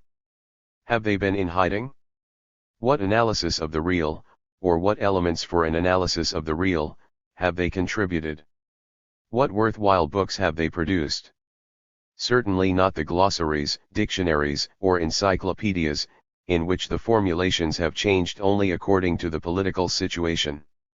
We cannot even say to their credit that these official or semi-official philosophers used the kind of ruses by which other philosophers, Lukács, for example, but not only him, since the reader may enjoy looking for a few such ruses here in this book, managed to introduce a few new ideas into the general debate. Today, even the most prudent, the most official Marxists admit that a new analysis of this period is needed. Now the aridity of Marxist philosophy, and that in the very countries where it should have grown and developed, cannot be separated from the sum total of the events that have taken place. It is an aspect of the situation, and must be analyzed and studied. Marxists must open their eyes and examine the fact closely. Marxism has become boring. It has been a disappointment. Young people are disappointed with it because it bores them. If the philosopher can no longer be accepted as typifying man, or as the mediator between heaven and earth, between the relative and the absolute, then what role has he to play?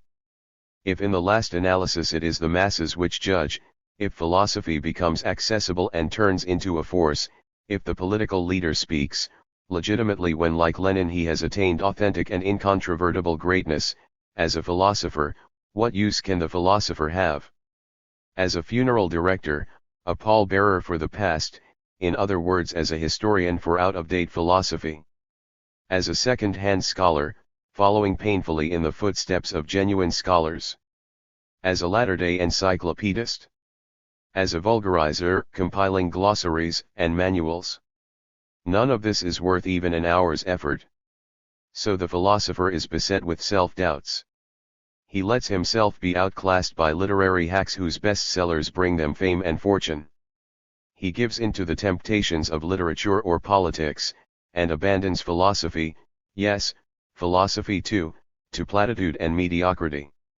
This leads us to the point when we need to ask ourselves what the critique of everyday life means. To confront philosophers with life, simple life, and its problems, to immerse them in this human raw material and to ask their help in mastering it, in scraping away the coating of mud to reveal the gems within, Would that be a breakthrough, a new direction? How should we situate the critique of everyday life in relation to classic philosophy? Is there room in Marxist philosophy for a critique of everyday life considered as a philosophical discipline? Are we dealing with a sociological undertaking in the narrow sense of a specialized discipline, or of an undertaking with a philosophical meaning and a set of concrete contents and social objects to support it?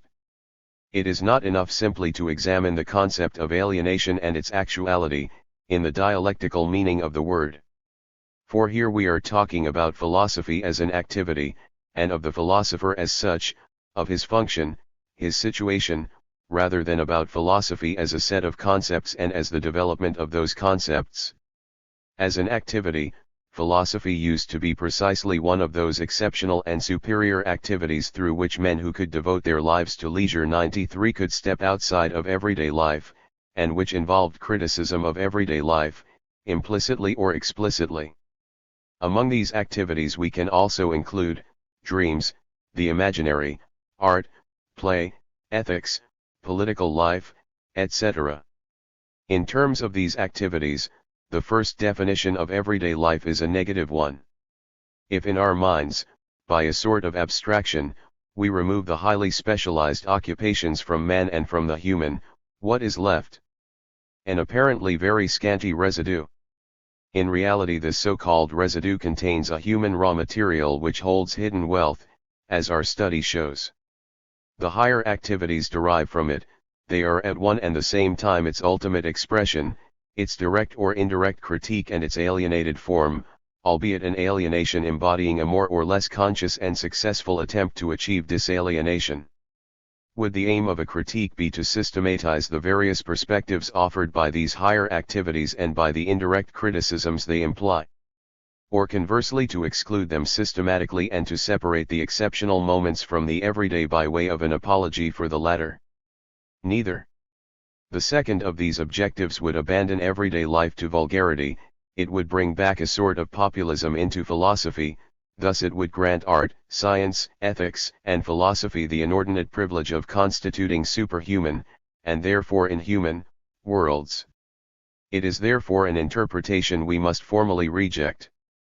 On the other hand, the first objective would limit itself to confronting what is possible with what was been accomplished. It would delve into poetry, or play, or ethics, in search of images from beyond everyday life which could be used in evidence against it. It would add little to works of the past, which can be looked upon as indirect criticisms of everyday life. So neither objective is valid. And yet they both are. For we must be careful neither to abandon the acquired or potential wealth of the content, of the human raw material, nor to lose whatever was achieved in the highest, most intense moments. The problem is therefore to define the reciprocal relation of these activities and realities, the simple moments and the highest moments of life. Superior, differentiated and highly specialized activities have never been separate from everyday practice, they have only appeared to be so. Their consciousness of being separate from it was in itself a link, they implied an indirect or implicit criticism of the everyday only inasmuch as they raised themselves above it. Thus French 18th century philosophy, literature, art, ethics, and politics corresponded to the everyday life of the bourgeoisie, the new pursuit of happiness, pleasure, luxury, profit, and power.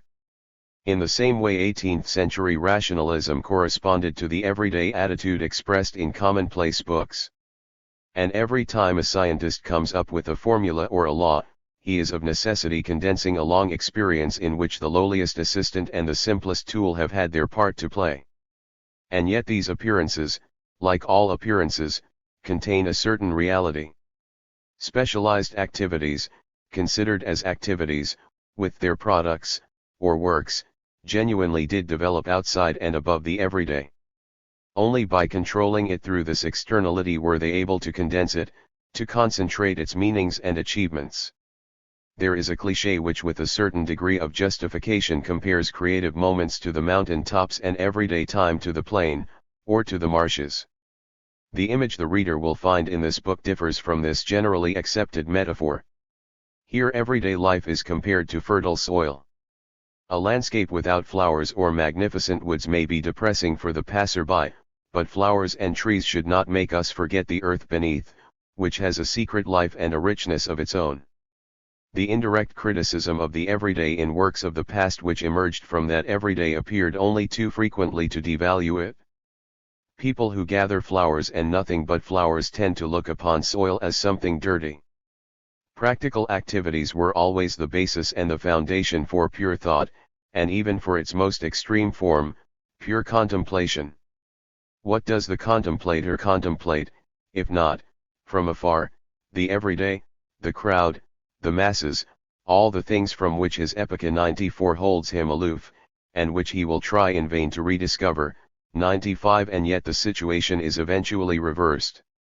The day dawns when everyday life also emerges as a critique of the superior activities in question, and of what they produce, ideologies. The devaluation of everyday life by ideologies appears as one-sided and partial, in both senses of the word. A direct critique takes the place of indirect criticism, and this direct critique involves a rehabilitation of everyday life, shedding new light on its positive content.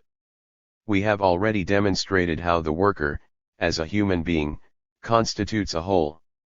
To consider him as such means that the separation between the human factor and the technical factor in private life and in leisure is ruled out, but not as a result of analyzing the contradictions between the elements which make up the whole. The fragmented character of modern industrial labor both encloses and conceals the social character of all the work done in any one firm and of the total labor in society, the growing socialization of labor and the relations of production. Thus the worker's consciousness of the social character of labor comes to him largely from outside rather than from his own individual work, notably from his political life. It is a consciousness which he expects and demands from his own work, which he needs in order to understand that work and the place it holds, and yet it does not come from his work alone. We need to study the life of the worker in its varied aspects, its conflicts, its contradictions. The consciousness of the worker involves, together with the content of his own practical experience, numerous ideological elements, some justified, others illusory, some atavistic, coming for example from the peasant or artisan classes, others deriving from objective but partly outmoded conditions of capitalism, the free labor contract in competitive capitalism, the classic forms of the class struggle, still others derived from the new conditions within capitalism, monopolies, and new content contradicting the monopolistic form of capitalism, trade union action and new forms of class struggle, others deriving from socialism, and finally others coming from individual limits or the limits of the group the worker in question belongs to, corporatism, professional solidarity, etc. If we consider the overall life of the worker, we will see that his work and his attitude towards work are linked to social practice as a whole, to his experience as a whole, his leisure activities, his family life, his cultural and political goals, as well as to the class struggle. What is more, this whole must be taken in the context of a specific country and nation, at a specific moment of civilization and social development, and as involving a certain set of needs. And this brings us back to the critique of everyday life. Let us turn to another very precise example, political activity. It can be founded on already established authority, or on constituted law, on mystification and violence, or on knowledge. Insofar as it is founded on knowledge, it requires the most scrupulous attention to everyday life. The progressive or socialist politician must know the life and the needs of the people whose immediate or essential interests he is defending. If he strays from this duty, he is no longer qualified for the task. He is progressive or socialist only insofar as he has this knowledge. The simplest matters concerning housing, roads, children's playgrounds, public transport etc., have their place in a hierarchy of requirements which may lead to the transformation of the state. The politician's talent rests on his ability to grade the elements in this hierarchy, and to address whatever is essential at any given moment. And yet if true politics involves a knowledge of everyday life and a critique of its requirements, conversely everyday life involves a critique of all politics. Political life is by definition lived out in the stratosphere of society, in the sphere of the state and on that level.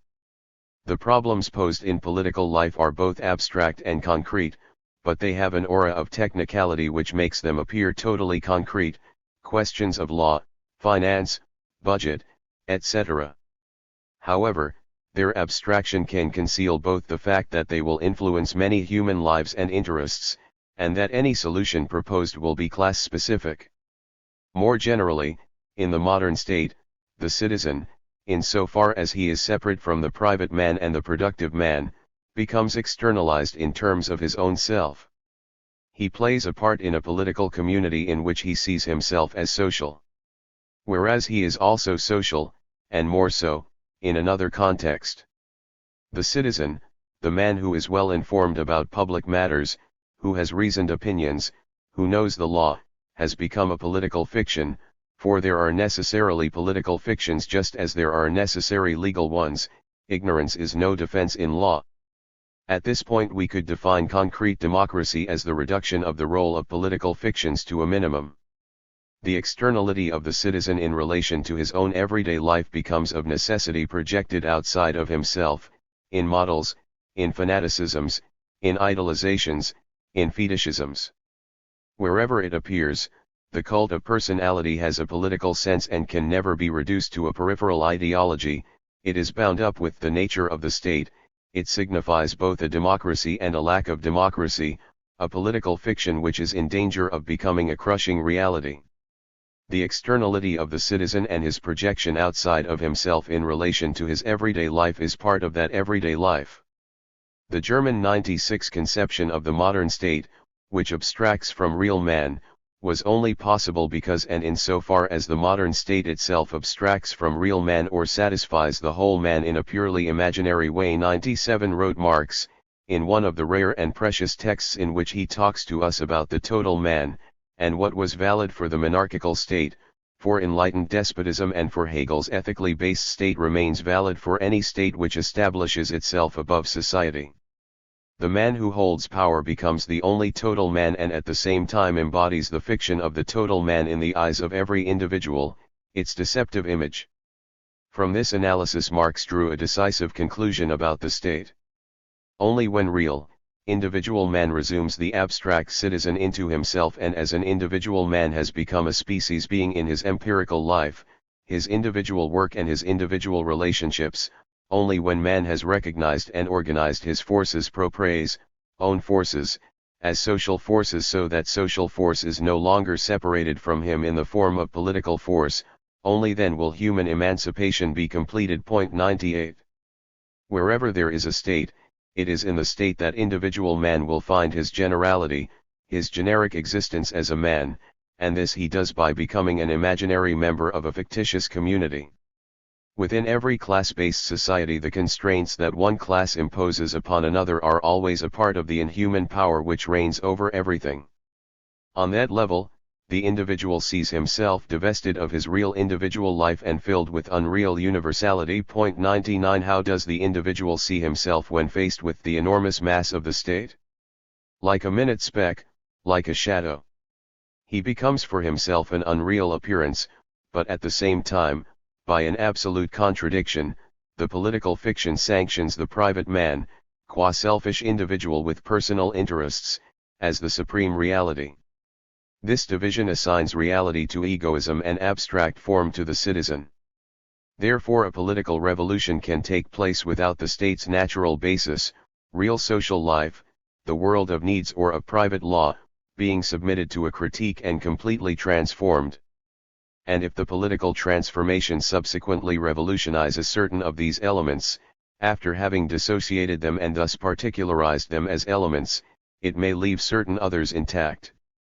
For example, it might leave the world of needs to one side, or likewise the law, despite having transformed private interests or the way labor is organized. Thus there is alienation by politics wherever the state has not yet withered away, for the Marxist critique of the state attacks all states. If certain texts are specifically directed against the Hegelian state or the bourgeois democratic state, others specify the political state in general, in its relation with civil society. In no respects do the texts quoted by Lenin, in The State and Revolution, on the smashing of the bourgeois state apparatus, the constitution of a new state and its decline, invalidate the earlier texts. Rather, they confirm them as a function of concrete political situations. But if politics alienates, and contains alienation, it can also be disalienated, and this through political activity, in and through struggle on the political level and in and through the conflict between life and politics. Here again we recognize a complex of contradictions within a unity. In a sense, bourgeois democracy in capitalist society, for example, entails a maximum of alienation, total alienation, complete political alienation. It perfects the opposition between the public and the private, between community and slavery. It mystifies every individual by granting him a place both in slavery and in community, in fiction and in reality.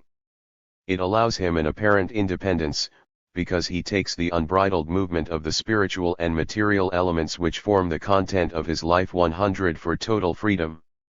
The individual becomes totally subservient, and totally dehumanized. At this point the only link between all these social atoms and fragmented activities seems to be the state. It is not irrelevant to point out here that right from the start of his career, Stalin fell foul of what Marx calls political superstition, the illusory idea that the state cements society together, whereas it is the functioning of civil society and its cohesion, even in the apparent anarchy of its activities, which support the state. 101 The individual realizes that in bourgeois society the way he represents himself, for others and for himself, is contradictory, in that it splits him in two. On the one hand it isolates him as private, atomizing him, dividing him, and this is a false image. Atoms have no needs, they are self-sufficient, without needs, contented, perfect. Then on the other hand the individual realizes that each of his activities, his properties, his impulses, involves a need. This need brings him into relationship with other people. No matter how alienated need, natural necessity and man's essential properties may become, they still form a link between the members of this society. Thus these needs in everyday life are a cohesive force for social life even in bourgeois society, and they, not political life, are the real bond. So the individual tends to transcend his own separation from his self, his illusory image, his real appearance and false reality, his artificial atomization, his duplicity. He recognizes himself, and even by recognizing himself as an egoistic individual he has transcended political superstition. Let us sum up.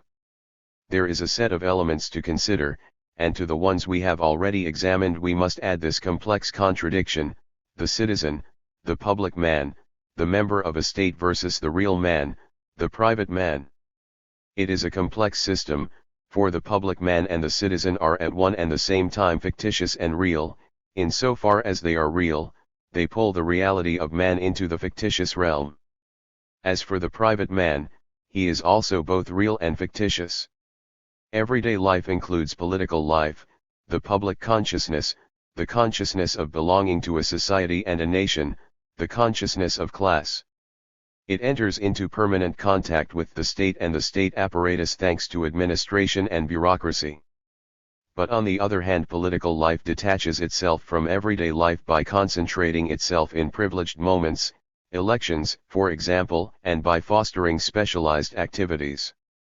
Thus the critique of everyday life involves a critique of political life, in that everyday life already contains and constitutes such a critique, in that it is that critique. Let us now consider the structure of consciousness. A man's consciousness is determined by his social being.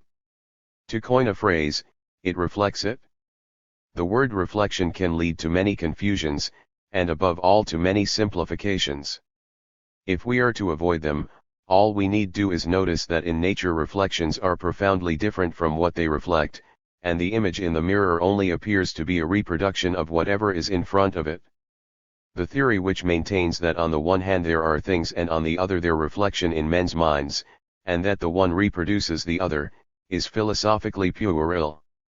A reflection in a consciousness, or a reflection which constitutes a consciousness, can be incomplete, mutilated, inverted, distorted, mystified. It is a reflection, and yet in the generally accepted sense it is not a reflection. Let us consider the individual's consciousness, under classic capitalism, the bourgeois individual's consciousness. In no way does it reflect the social complex to which he belongs, bourgeois society, capitalism.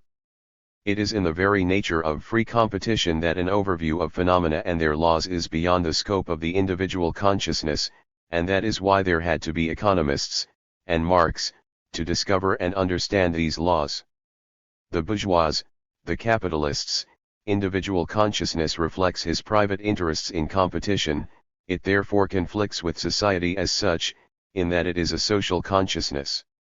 The capitalist individual sees the other members of society, be they bourgeois or not, as outside of himself, and in opposition to himself.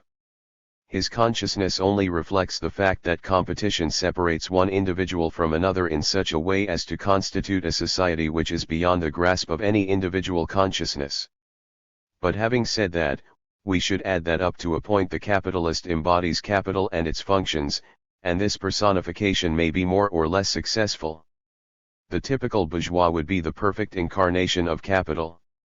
But capital is an economic fetish, and cannot in itself define a human being, with a human being's consciousness. Every bourgeois is also something else, a private man, with private passions, a father, who loves horses, or music, etc. As Marx has said, within every bourgeois two souls are locked in Faustian combat, the need to enjoy and the need to accumulate, thus on the one hand man's private needs, and an aspect of his private consciousness which now and again he gives into, and on the other the need imposed upon him by the requirements of his money, his capital. What is more, in so far as he is a private man, or a father, or even a sensualist, in other words an egoist, he needs other people. Now his consciousness reflects this tendency, now it reflects his secret or avowed opposition to it. Thus consciousness joins forces with the need for other people which is determined by the situation the individual is in.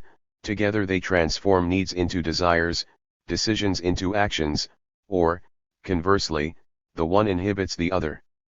This consciousness is therefore determined by objective conditions, economic, social, but also physiological, etc. However, it is unaware of these conditions, and it is, precisely, inasmuch as it is unaware of them that it is determined.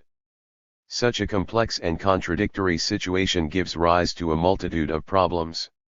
The individual, in this case the bourgeois individual, must solve them. He looks for a solution, consciously.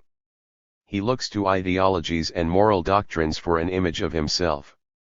The solutions and possibilities thus revealed and represented, through a mixture of ideological fictions and moments of awareness, are true or false, illusory or valid. They lead to more or less complete failures or successes, and also to combinations of success and failure. It is possible for the success to have no objective relation with ideology. For example, take a believer who is a successful businessman. He is supported by his faith. He will see his success as a blessing from God, which is how religion is generally perceived in the USA, as a factor in success. Thus activities of an exceptional nature only appear to be beyond everyday life. They are used to solve problems, or not to solve them. The externality of ideology involves a measure of illusions. All this means that the simplified notion of reflection is inadequate as an analytic tool. Consciousness reflects and does not reflect. What it reflects is not what it seems to reflect, but something else, and that is what analysis must disclose. Precisely because the activity that produced ideologies was exceptional and specialized, they came out of social practice, of everyday life.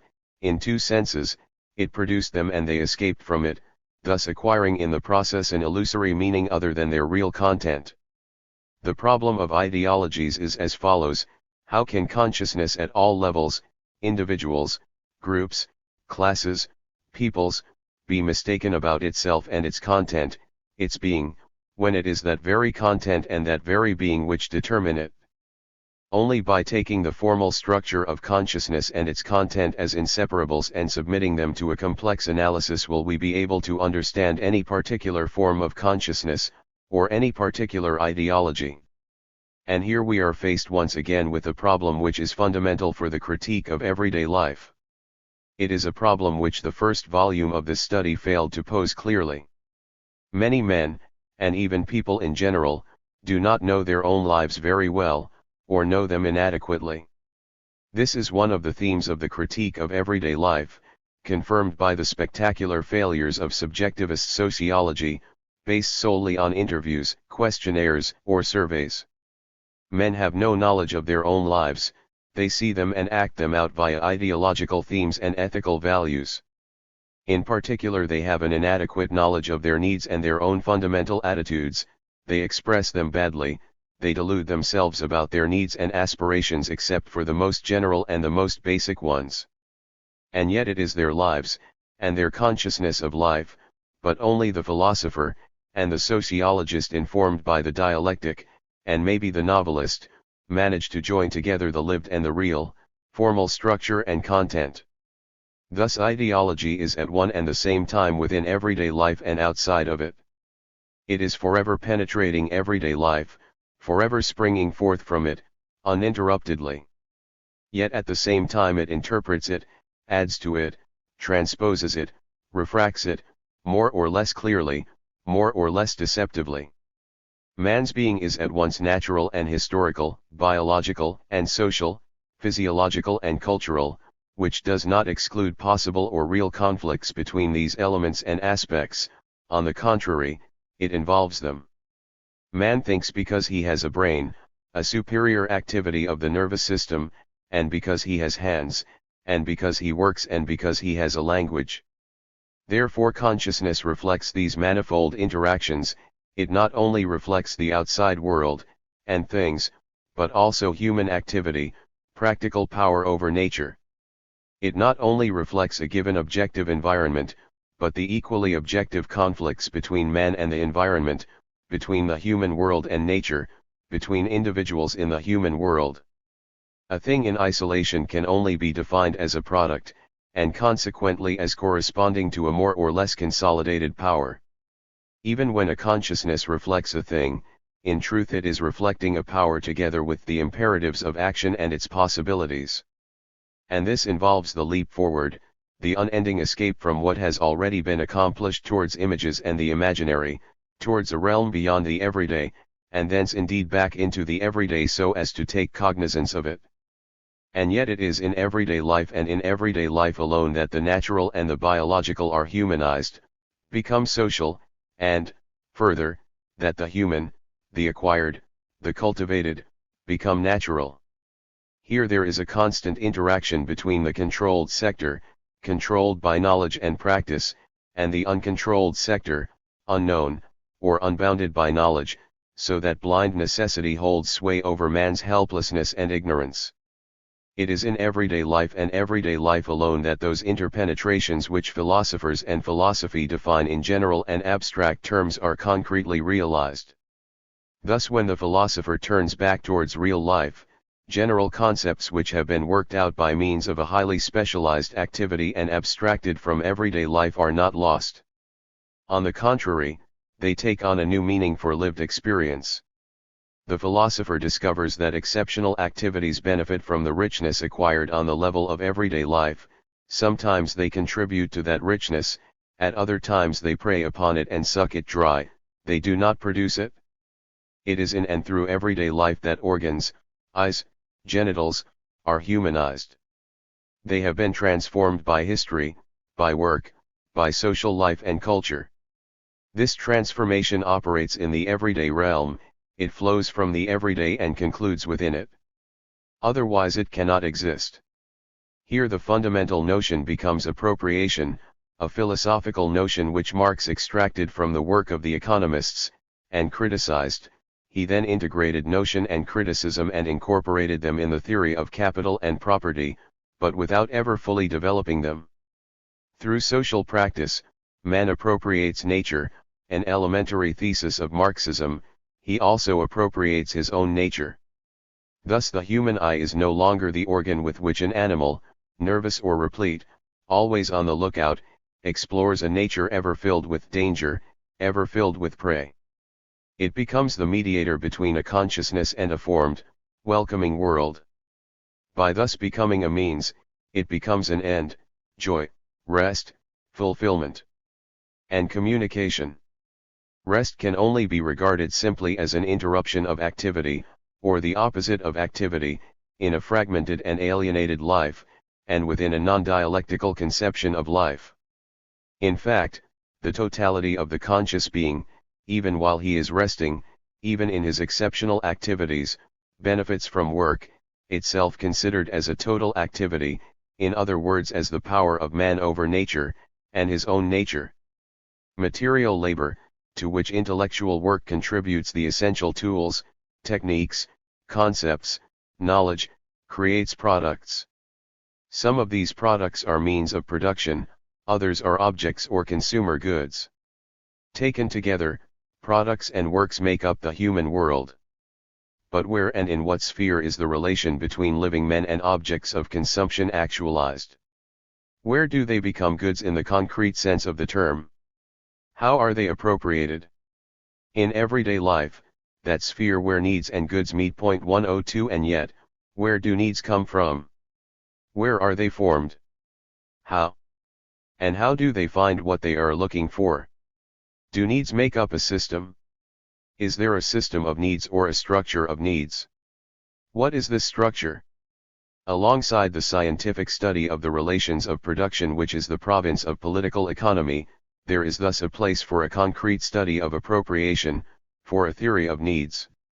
Such a study unfolds philosophical concepts and makes them concrete. In a sense it renews philosophy by bringing it back into the sphere of real life and the everyday without allowing it to disappear within it. But it also belongs to a specific science which we have called sociology. The social relation between individuals and products, and works, embodies modalities and various aspects which can be distinguished by analysis. It cannot be reduced to the economic study of the processes of production and circulation, or as vulgar economics has it, distribution. It involves a sociology and even a psychology. It has ideological, cultural, and even ethical aspects which the economist may glimpse but which he is unable to grasp. The notions of need and of good affect political economy on the one hand, and ethics, the theory of social classes, the critique of society and the definition of society, culture, and civilization on the other. Thus they affect concrete philosophy. Therefore we need to develop the notion of need and to formulate a theory of needs. This will be one of the aims of the next volume of this critique of everyday life. Everyday life, in a sense residual, defined by what is left over after all distinct, superior, specialized, structured activities have been singled out by analysis, must be defined as a totality. Considered in their specialization and their technicality, superior activities leave a technical vacuum between one another which is filled up by everyday life. Everyday life is profoundly related to all activities, and encompasses them with all their differences and their conflicts.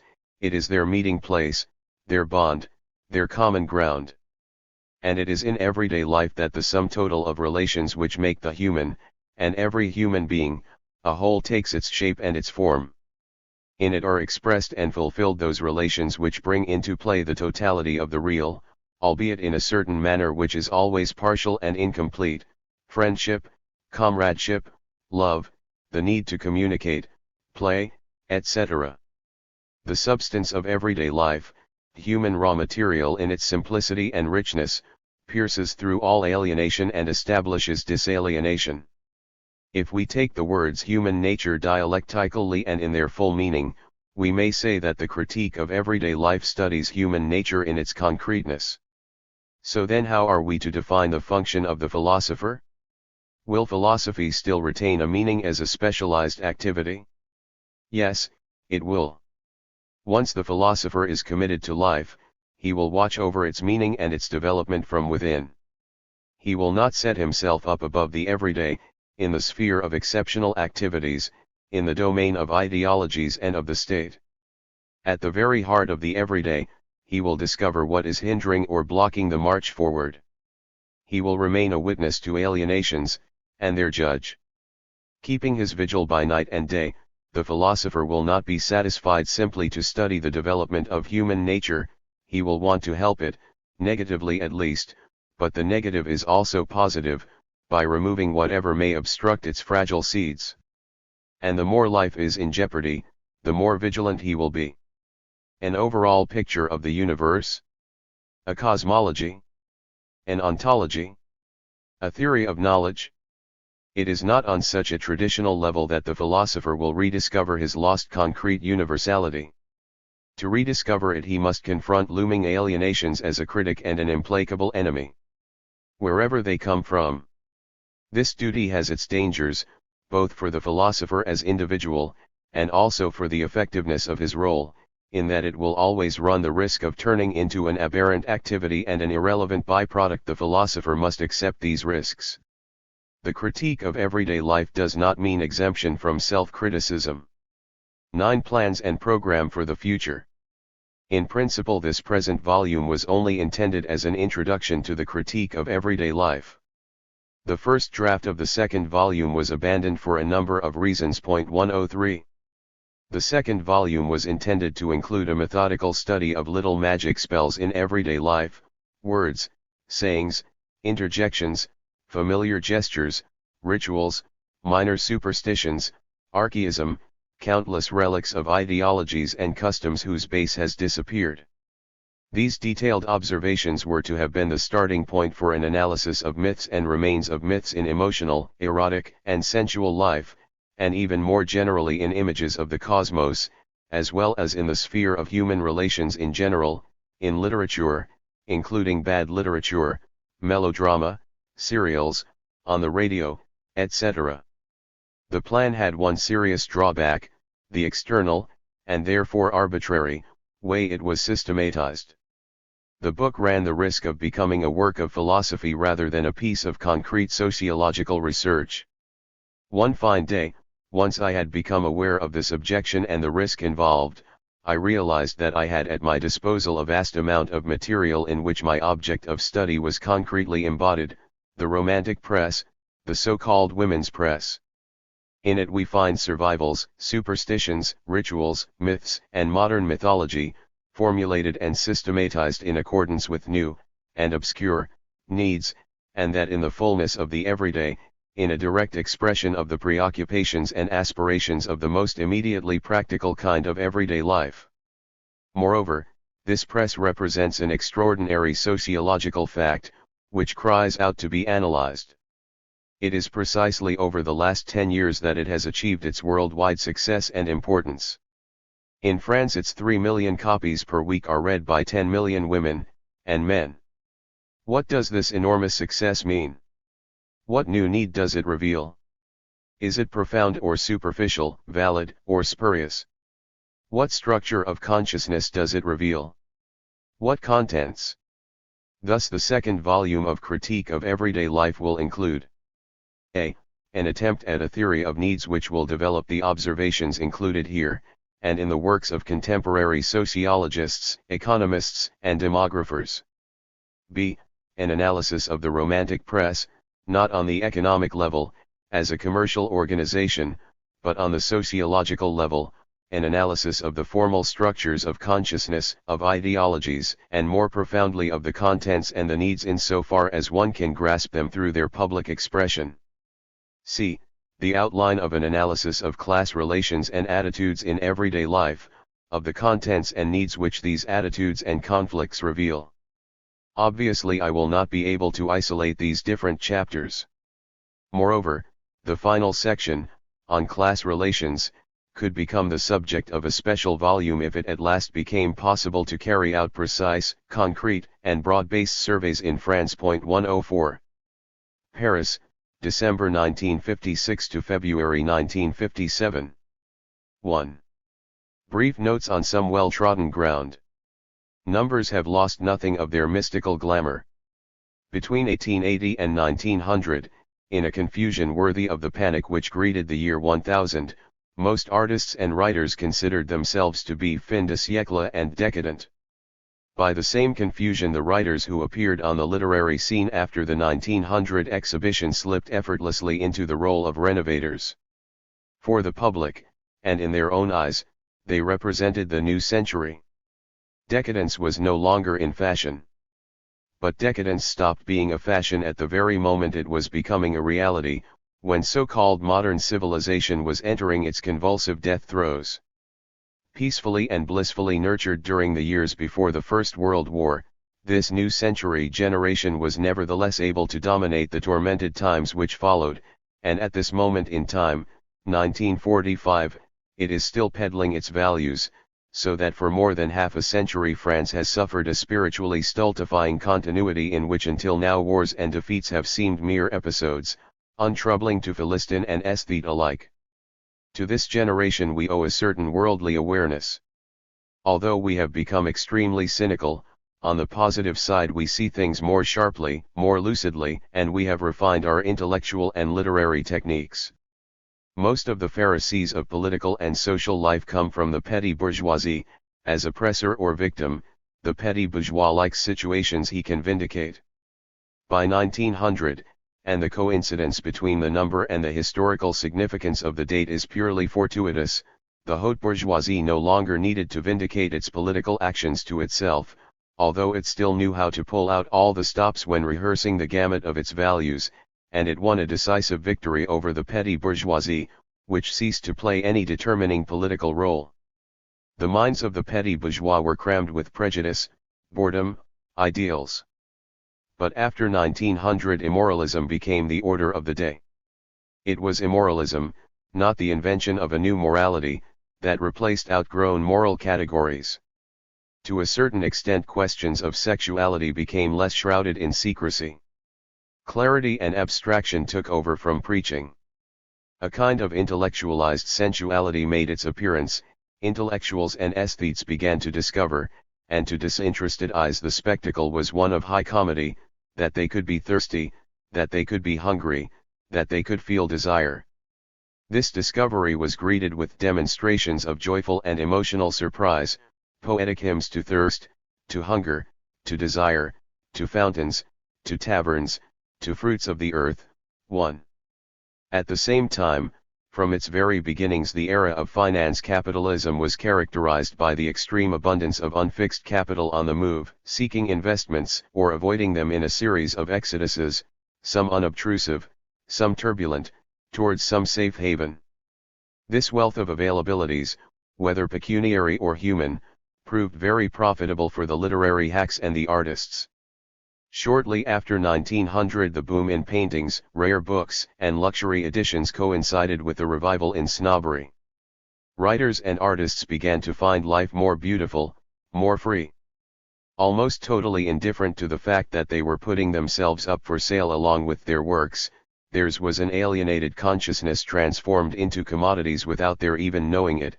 They disregarded the terrible events which were looming on the horizon, even and above all when they brought the new, abstract, metaphysical themes of adventure and risk to the fore. It is of little importance here whether or not we would deem this irresponsible. The important thing is to establish that the underlying themes had not changed, and that the literary 20th century is a myth, an illusion.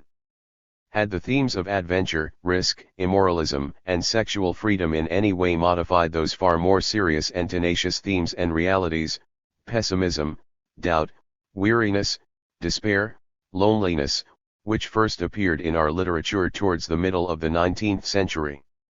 No, on the contrary, in the new climate of dry lucidity, improved verbal technique and icy cynicism, the resonance of these themes merely grew stronger, deeper, and more clear-cut. What does the theme of adventure really imply? The dissolution of social relations in decadent capitalist society. If he avoids complicity in the deceptions, the complacent optical illusions, the self-interested mutual congratulations and the posturings of critics who pronounce on the importance of works which have only been out a week, the objective critic will be able to unravel the deeper network of themes lying beneath the surface decorations. His conclusion will be that The literary and spiritual 19th century began with Nerval and Baudelaire and Flaubert. Romanticism goes back to Rousseau with his sentimental rhetoric and an individualism which he could still be complacent about, since it perceived no barrier between itself, nature and the divine, and since it had not been seriously tested as yet by loneliness and anguish. Stendhal too was an 18th century man, optimistic and full of confidence in mankind, nature, and the natural. With Baudelaire and Flaubert we enter another era, in which we are still living. According to this objective critique, what are the characteristic themes of that intelligent but somber 19th century? We will limit ourselves to three, only one of which, the third, need concern us here, and all of which are linked by more than one painful thread. The theme of failure and defeat. Cf. Sentimental education, fuses to my heart laid bare, etc. The theme of duality. Spleen and ideal, action and dream, flesh and soul, etc. 3. The theme of the marvelous. Under the banner of the marvelous, 19th century literature mounted a sustained attack on everyday life which has continued unabated up to the present day. The aim is to demote it, to discredit it. Although the duality between the marvelous and the everyday is just as painful as the duality between action and dream, the real and the ideal, and although it is an underlying reason for the failures and defeats which so many works deplore, 19th century man seemed to ignore this, and continued obstinately to belittle real life, the world as it is. It was Chateaubriand who invented the Christian marvelous, for which was as coldly academic as the antique marvelous had become, constructed as it was of gods borrowed from Homer's pantheon. Then came Romanticism, which had to make do with a mediocre compendium of witches, ghosts, and vampires, of moonlight and ruined castles, of vast petty bourgeois waxworks. It remained for Victor Hugo to invent the most inept brand of the marvelous yet, the moral, which only his extraordinary poetic vitality rescued from total risibility. As you are my witness, O mountains clad in the candid purity of ageless snows, I say this man is wicked, exclaims the Aigle du Casque, in a sudden burst of moral energy. 5. With Baudelaire, and with him alone, the marvelous takes on a life and intensity which were totally original. This is because he abandons the metaphysical and moral plane to immerse himself in the everyday, which from that moment on he will deprecate, corrode, and attack, but on its own level and as if from within. His insight into man's failures, his duality, his loneliness and ultimate nothingness is not merely intellectual, it is intensely physical. Take for example the painter of modern life, which more than one commentator has singled out as being particularly important. In it Baudelaire announces the presence in each object, even the most familiar, of a second nature, abstract, symbolic. If an impartially minded man were to look through the whole range of French fashions, one after the other from the origins of France to the present day, and if to the illustration representing each age he were to add the philosophical thought which that age was mainly preoccupied by or worried by, a thought which the illustration inevitably reflects, he would see what a deep harmony informs all the branches of history. 6. To Baudelaire the unity of the world appears in the narrow, abstract form of the symbol hidden behind the thing. He says elsewhere that beauty always has a double composition. 7. This duality of art is a consequence of the duality of man, on the one hand an eternal element, on the other a circumstantial element, which will be separately or at one and the same time the period, its fashions, its morals and its appetites. When the eternal appears in the circumstantial, the marvelous in the familiar, the result is a beautiful work of art. According to Baudelaire, who wrote the article as a eulogy to his work, Constantine Guise had the ability to extract the phantasmagorical from within nature. Among the various aspects of man's duality, that of art and nature corresponds to those of town and countryside, makeup and unpainted skin, clothes and body. The duality of the eternal and the circumstantial, of spirit and matter, is also the duality of good and evil, of the individual and the crowd. Baudelaire, who did not discover duality and who never pretended to have done so, is mainly concerned with intensifying it until it reveals a sort of unity within its extreme and painful tensions, a confused unity, not conciliation, or synthesis, or supersession, but more of a scholarly confusion where contradictions are resolved through a painful, relentless struggle so intense that it leaves the mind in ruins. What does he expect of the painter of modern life? That he should embrace the hostile crowd, contemplate the stone landscapes of great cities as though they were a new nature at the heart of art and artifice, that he should perceive the eternal in the transitory, and above all in the most fleeting of moments. He wants the artist to confront the everyday, and even if necessary to tear through it to reveal the living spirit enshrouded within, not above or beyond, but within, and in doing so to liberate something strange, mysterious, and bizarre.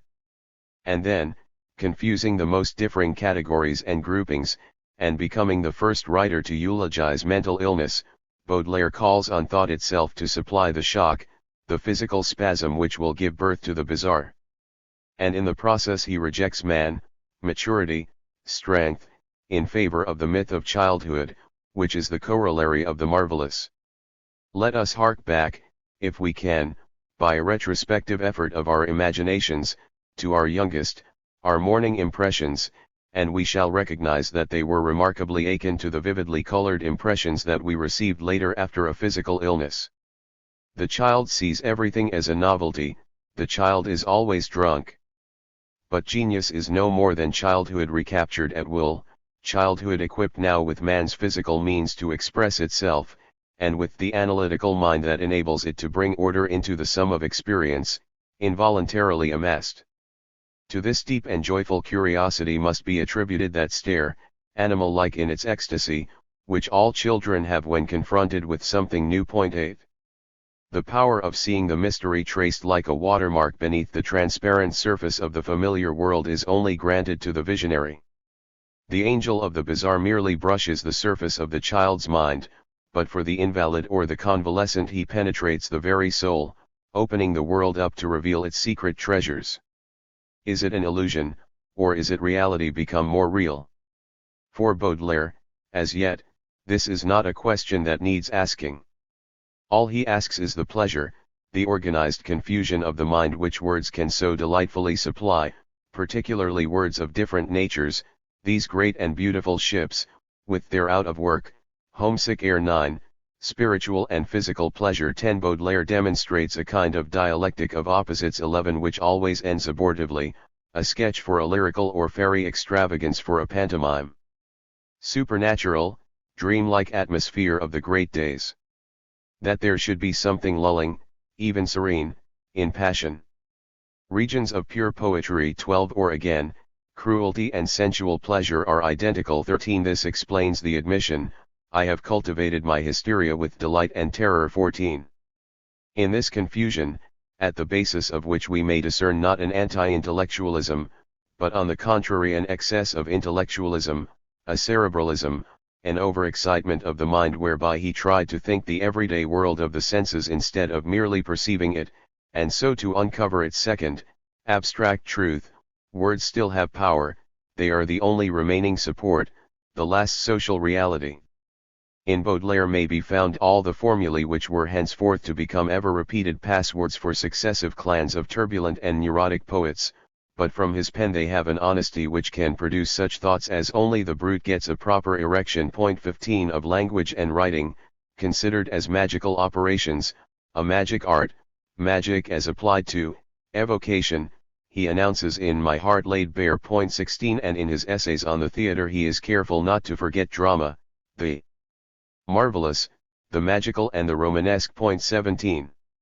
When Flaubert set out for the Orient, Flaubert the petty bourgeois who hated the petty bourgeoisie, they all hated and despised one another, he was unaware that the journey would change nothing, that he would end up once more living on his private income in some provincial backwater, with his aging mother, and with nothing to show for it but oriental bric-a-brac and incipient syphilis, just as Baudelaire, that half-starved bohemian clown, lived with his memories of tropical islands, black women and a pampered childhood. The theme of failure is no less poignant in Flaubert's books and letters than it is in Baudelaire's intimate notebooks. Failure of one love, of one man, sentimental education, failure of one woman, failure of love itself, Madame Bovary. The contrast between the oriental splendor of Salammbô and the bitter, ludicrous precision of Bavard and Picouchet is a striking example of duality, even though Flaubert's genius was not sufficiently lucid to realize it.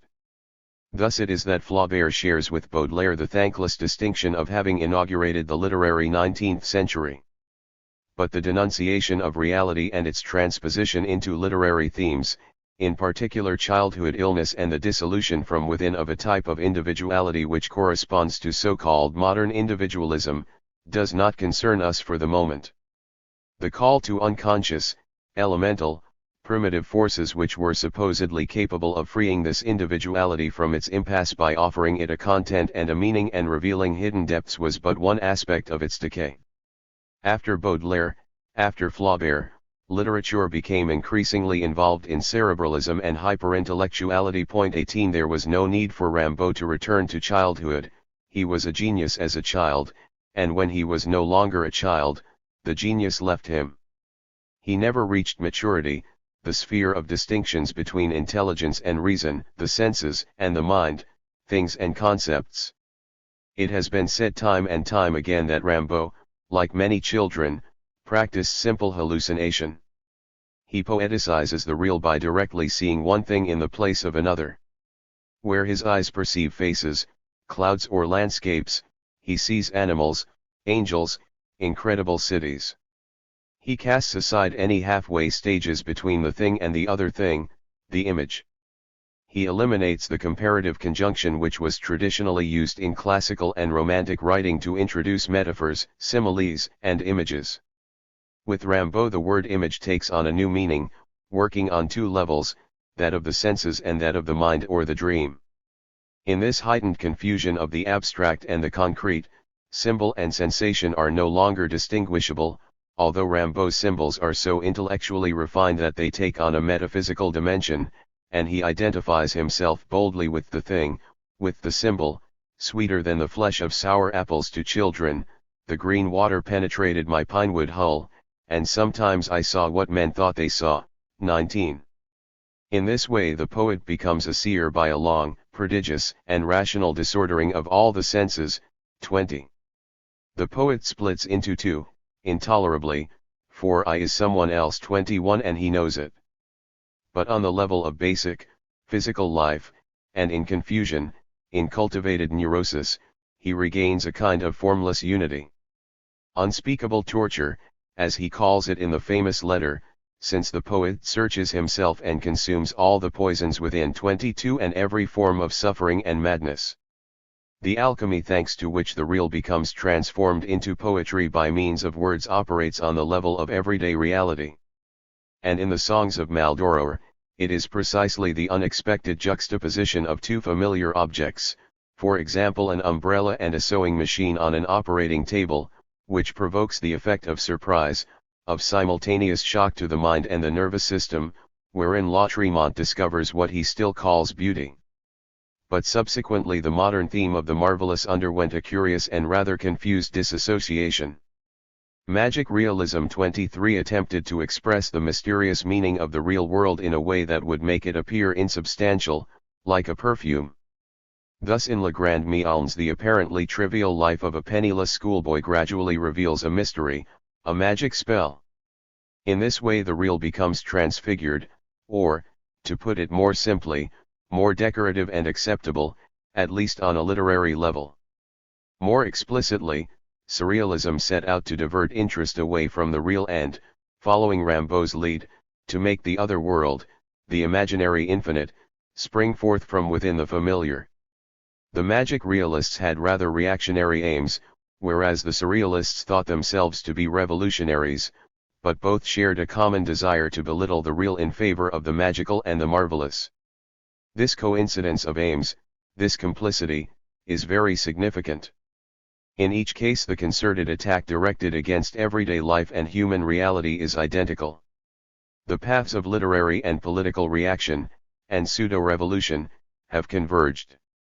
The marvelous is always beautiful, anything marvelous is beautiful, in fact only the marvelous is beautiful, proclaimed Monsieur Breton in the first manifesto of Surrealism. 24 The tone is characteristic, solemn, authoritarian, and intimidating, to impressionable adolescence, that is.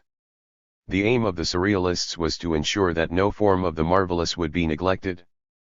But Antonin Artaud's preface to his translation of Matthew Lewis's The Monk puts it better than I ever could. Yes, let them all slip back once again into that closed world where, like their excreta, only what is organically and sensuously demonstrable is valid. Let them feed off the routine detritus and mental excrement of what they call reality. For my part, I will continue to regard The Monk as an essential work, one which vigorously challenges that reality, dragging sorcerers, apparitions, and phantoms before me in the most perfectly natural fashion, making the supernatural a reality like any other. I know that I believe in eternal life, and that I believe in its complete meaning. I regret living in a world where sorcerers and soothsayers must live in hiding, and where in any case there are so few genuine soothsayers. As far as I am concerned, I find it astounding that fortune-tellers, tarot readers, wizards, sorcerers, necromancers and other reincarnated ones have for so long been relegated to the role of mere characters in fables and novels, and that, through one of the most superficial aspects of modern thinking, naivete is defined as having faith in charlatans. I believe wholeheartedly in charlatans, bone-setters, visionaries, sorcerers, and chiromancers, because all these things have being, because, for me, there are no limits, no form fixed to appearances, and because, one day, God, or my spirit, will recognize his own. 25. This attack on the real and on everyday life is energetic, agreed, but how compromising it is. After all, it may well be that the historians of modern life will come to look upon surrealism as a great moment for the intellect, born in an era when events were many and thoughts so few. Already there are some very impatient historians scrambling to get their hands on this little corpse. Moreover, rather than being a proof of richness and creativity, the current plethora of biographies, appraisals, judgments, and learned tomes devoted to illusory contemporaries is an indication of poverty and exhaustion. Without a doubt, the young disciples of surrealism brought with them a great desire for purity. They wanted to live according to themselves, freely, in the purity of the spirit. Revolt, protest against an insufferable reality, refusal to accept that reality, despair, hope that human redemption was immediately possible, ever-repeated departures in search of the marvelous, an immanent world of images and love, all this was mingled in a confusion from which lucid analysis was permanently absent. They maintained a desperate, deliberate, and well-nurtured duality through which they tried to live outside of the real world, without it, against it. As a symptom, maybe surrealism was important. The most unfortunate thing the surrealists did was to condemn the abject reality of the interwar years along with human reality itself, to brand man's potentiality and the degrading destiny of the bourgeoisie with the same mark of infamy. Their second misfortune was to fall into the hands of someone, Monsieur Breton, André, who was able to capture, to use, and to degrade the purity of those who were drawn to him. He was not only the Pope of surrealism, he was its politician. 26.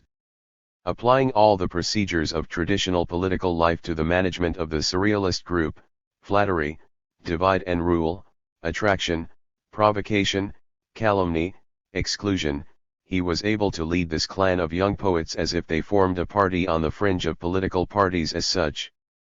Surrealism's allegedly spiritual discoveries were in fact political discoveries, that is to say they were determined according to the needs and perspectives of the group's policies, and to events which were totally external to it. 27. Dadaist anarchism had been born in the disorder which followed the 1918 armistice. In this truly revolutionary period, all that was needed to overthrow this established disorder were thought, organization and the sense of a new order, but the anarchist intellectuals failed to realize this.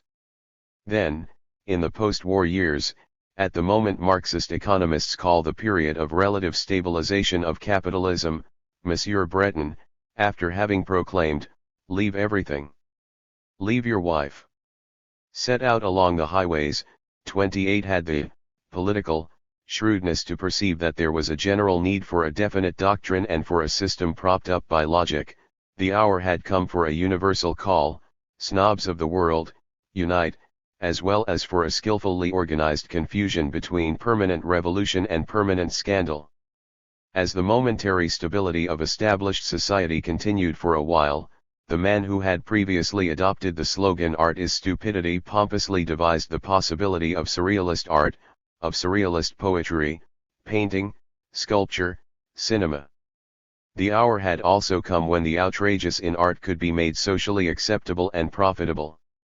At the same time, Monsieur Breton was able to exploit the persistent confusion between anarchism and communism, between the spiritual and the social transformation of man.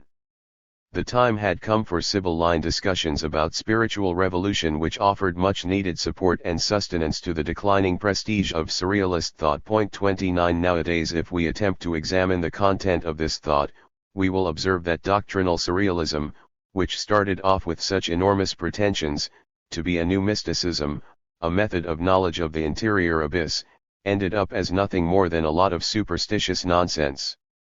Its only remaining interest is that it was a symptom.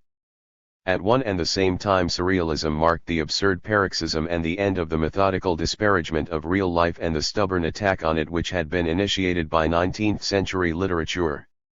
Surrealism wanted to deal a death blow to directed thought. It wanted to be dictated by thought, in the absence of any control exercised by reason, exempt from any aesthetic or moral concern. 30 It even aimed to wreck all the other psychic mechanisms and to substitute itself for them in solving all the principal problems of life. 31 And this enormous pretension, this great ambition, this overwhelming message, to use the fashionable jargon of 20 years ago, before it was a question of commitment and of assuming reality, justified itself in terms of a simple-minded Hegelianism. I believe in the future resolution of these two states, dream and reality, which are seemingly so contradictory, into a kind of absolute reality, a surreality. 32. But disillusionment was just around the corner. And just about all that came out of these aspirations to renew thought, knowledge and reality was the theory of the modern marvelous. New myths spring up beneath each step we take. Legend begins where man has lived, where he lives. All that I intend to think about from now on is these despised transformations. Each day the modern sense of existence becomes subtly altered. A mythology ravels and unravels. How long shall I retain this sense of the marvelous suffusing everyday existence? I see it fade away in every man, who advances into the world's habits with an increasing ease, who rids himself progressively of the taste and texture of the unwanted, the unthought of. 33. It is you, metaphysical entity of places, who lull children to sleep, it is you who people their dreams. These shores of the unknown, sands shivering with anguish or anticipation, are fringed by the very substance of our minds. A single step into the past is enough for me to rediscover the sensation of strangeness which filled me when I was still a creature of pure wonder. 34. The gateway to mystery swings open at the touch of human weakness, and we have entered the realm of darkness. One false step, one slurred syllable together reveal a man's thoughts. The disquieting atmosphere of places contains similar locks which cannot be bolted fast against infinity. Wherever the living pursue particularly ambiguous activities, the inanimate may sometimes assume the reflection of their most secret motives, and thus our cities are populated with unrecognized sphinxes. 35. Rereading these surrealist texts 20 years after they first appeared, it is impossible not to be surprised by their shortcomings both in form and content, an assertive, icy tone which passes from point to point, linking them but never establishing any real connections, an insensitivity, an almost nightmarishly inflexible dependence upon verbal automatism, an obvious disparity between alarming promises and what was actually accomplished. The surrealists promised a new world, but they merely delivered mysteries of Paris. 36 They promised a new faith, but did that really mean anything? O literature, what petty crimes are committed in your name? In their nouveau merveilleux there was nothing new, and nothing marvelous. Nothing that had not already appeared in the mental confusion pursued by Baudelaire and Rimbaud. A bit of metaphysics and a few myths in the last stages of decay, no more or no less than in Girardus and Claudel, some psychoanalysis, some Bergsonizing, the return to the purity of childhood sensations, an eclecticism, an impenetrable doctrinal confusion, together with a remorseless Parisianism, such are the ingredients that the most cursory analysis will discern in the modern marvelous. On closer inspection, we find a number of original elements as compared with the Baudelaire, Rimbaud period. In surrealism, the morbid element, mental confusion, is brought to the fore and systematized. A paranoiac may get to the stage where he regards the very images of the external world as unstable and transitory, if not actually suspect, and this is a proof of the omnipotence of desire, which has remained since the beginning surrealism's only act of faith. 37 To suppress any possible complicity with the real world, duality is exacerbated until even insanity is seen as acceptable. B. The new realm of the marvelous is marvelous no longer. In so far as there ever was a poetry founded on the marvelous, it depended upon myths and religion, naive myths, myths lived out by simple souls. Even then, there was a derivativeness about this metaphysical and moral sphere. With surrealism, and the text by Aragon quoted above is full of tacit admissions of this, it is no longer really a question of the marvelous, but of the weird, the unexpected, and the bizarre, of mere effects of surprise and exoticism. See, in fact, this so-called marvelous realm operates only on the level of everyday life. Not above it or outside it, as in the cases of magic, of myth or of the supernatural, where everything is really, and instantly, possible. The marvelous is supposed to turn everyday life inside out, to discover its other, infinitely more interesting side. To shift the sense of what is important in life, to throw it off center. This explains the pedantically detailed descriptions, and the ridiculous importance Breton attaches to looking for surrealist objects. It was even proposed that practical surrealist objects should be produced for ordinary use. For example, two solids, one in the shape of a quarter of an orange resting on its rind, the two upper planes forming a sharp ridge, the other solid a sphere split at its base and suspended by a thread over the first. This sphere was therefore mobile and swung over the lower solid so that the latter's ridge was in contact with the split base of the sphere. This contact was not a penetration. Now, everyone who has seen this object function has felt a violent and indefinable emotion, doubtless having some relation with unconscious sexual desires, 38 and any impartial psychologist might add, linked with infantile and neurotic desires. Here, with unshakable naivete, Nadeau the historian/commentator adds that dreams, automatism, and the unconscious thus enter the realm of everyday life, and that the surrealists, acquiring an awareness of their new gifts, believed themselves to be capable, by launching an infinite number of such objects into the world, of putting life entirely in the service of the unconscious. 39. This penetration, inevitable, logically determined, of everyday life by surrealism produces the following results. Daily life abounds, moreover, in just this sort of small discovery. I am profoundly persuaded that any perception registered in the most involuntary way, for example, that of a series of words pronounced off-stage, bears in itself the solution, symbolic or other, of a problem you have with yourself. So that, in order to have a woman appear, I have seen myself opening a door, shutting it, opening it again, when I had noticed that it was not enough to slip a thin blade into a book chosen at random, after having postulated that such and such line on the left page or the right should have informed me more or less indirectly about her dispositions, confirming her immediate arrival or her non-arrival, then starting to displace the objects, setting them in strange positions relative to each other, and so on. This woman did not always come, but then it seems to me, it helped me to understand why she wasn't coming. I seemed to accept her not coming more easily. Other days, when the question of absence, of the invincible lack, was solved, I used to consult my cards, interrogating them far beyond the rules of the game, although according to an invariable personal code, precise enough, trying to obtain from them for now and the future a clear view of my fortune and my misfortune.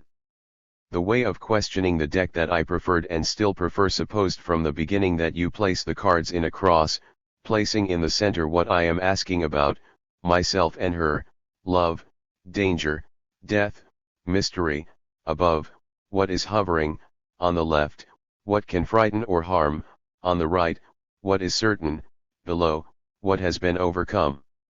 My impatience at too many evasive answers caused me to interpose, rapidly and within the figure, some central object, highly personalized, such as a letter or a snapshot, which seemed to me to bring better results. This time I alternated two little disturbing characters which I had taken in, a mandrake root, 40. And so forth. But enough of these old wives' tales. If the interwar period was impenetrably closed to any authentic attempts to renew thought, it was only too open to every conceivable type of spiritual charlatanism. Worried at first, then panic-stricken, intellectuals ran headlong towards false solutions, taking any way out but one which might offer a real answer or demand a real commitment, a real responsibility, a real renewal. For almost 20 years surrealism has provided amusement for some, for others, shocked by its outrageousness, it has helped to strengthen certain wavering convictions, but now its failure seems complete and incontrovertible. Objectively it can only appear as an ersatz romanticism, a woeful literary fin de siècle. And if Breton was right in his first manifesto when he linked surrealism essentially with defeatism, this was only half the story, for it was not just a question of temporary political defeatism but of a deep, lasting defeatism in respect of man, of thought, of love, and of the totality of the real. Nevertheless, the analysis of surrealism allows us to formulate, or rather verify, one of the laws of the human mind, a law which will provide us with one of the guiding ideas for the critique of everyday life, and which will reappear several times in that critique in other forms and supported by other evidence. The law of the transformation of the irrational. The mysterious, the sacred, and the diabolical, magic, ritual, the mystical, at first all of these were lived with intensity. They were part of the real lives of human beings, thoroughly authentic, effective, and passionate forces. Then, with the appearance and development of rationality, they were doubly modified, along with their relationship to everyday life. A. Demotion, gradually ritual becomes gestural. The diabolical becomes shameful, ugly. Myth becomes legend, tale, story, fable, anecdote, etc. Finally, the marvelous and the supernatural fall inevitably to the level of the weird and the bizarre. B. Internal transformation and displacement, everything that once represented an effective, immediate, and primitive relationship between man and the world, everything that was serious, deep, cosmic, is displaced and sooner or later gradually enters the domain of play or art, or just simply becomes amusing or ironic verbalization. Point 41. This internal transformation takes place at the same time as the demotion mentioned above. It is inseparable from it. Thus as man develops and becomes rational, the old, primitive irrationality maintains its connections with his everyday life. We already know, albeit in a way that is still too vague and general, since as yet these questions have not been adequately studied, that toys and games are former magical objects and rituals. Be it children's hoops or dolls, the simple ball or playing cards and chess, they are all cosmic objects which have been demoted, in one sense, and, in another sense, transformed and clothed with a new social meaning. There are good grounds for studying playing cards, for example, not after the fashion of Monsieur Breton, who sinks to the level of old women who use them to tell fortunes, but in terms of their history, in order to determine the source and the nature of the passionate interest they excite in people. So deep is the fascination and so passionate the involvement of human beings in the various games they play that there must surely be a direct connection between playing games and life itself. It is demonstrable, for example, that games of chance embody the possibility of becoming conscious of, and, in the imagination, dominating a double-sided situation, on the one side, chance and a non-dominated nature, including one's own nature, on the other side, freedom, but an empty freedom, the freedom to take advantage of chance. This situation is in fact that of everyday life, corresponding exactly to the residue of weakness, powerlessness, and irrationality which the now partially rational human being still harbors.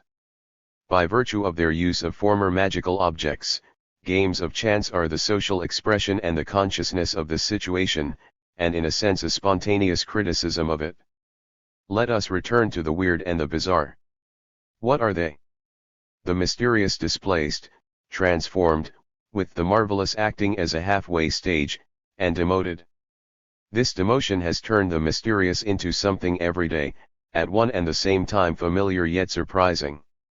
When brought into sudden contact with each other, perfectly trivial objects and ordinary words can produce an impression of weirdness and bizarrerie.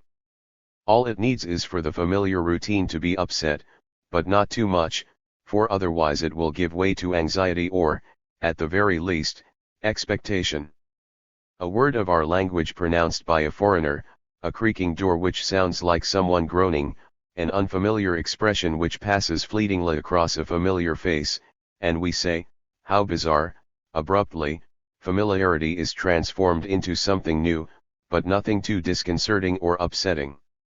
An ambiguous mixture of the known and the unknown which confuses thought and meaning without actually revealing the unknown to the mind or the senses, without producing any real enigmas or problems, without ever really being disturbing or worrying, such is the momentary experience of the bizarre.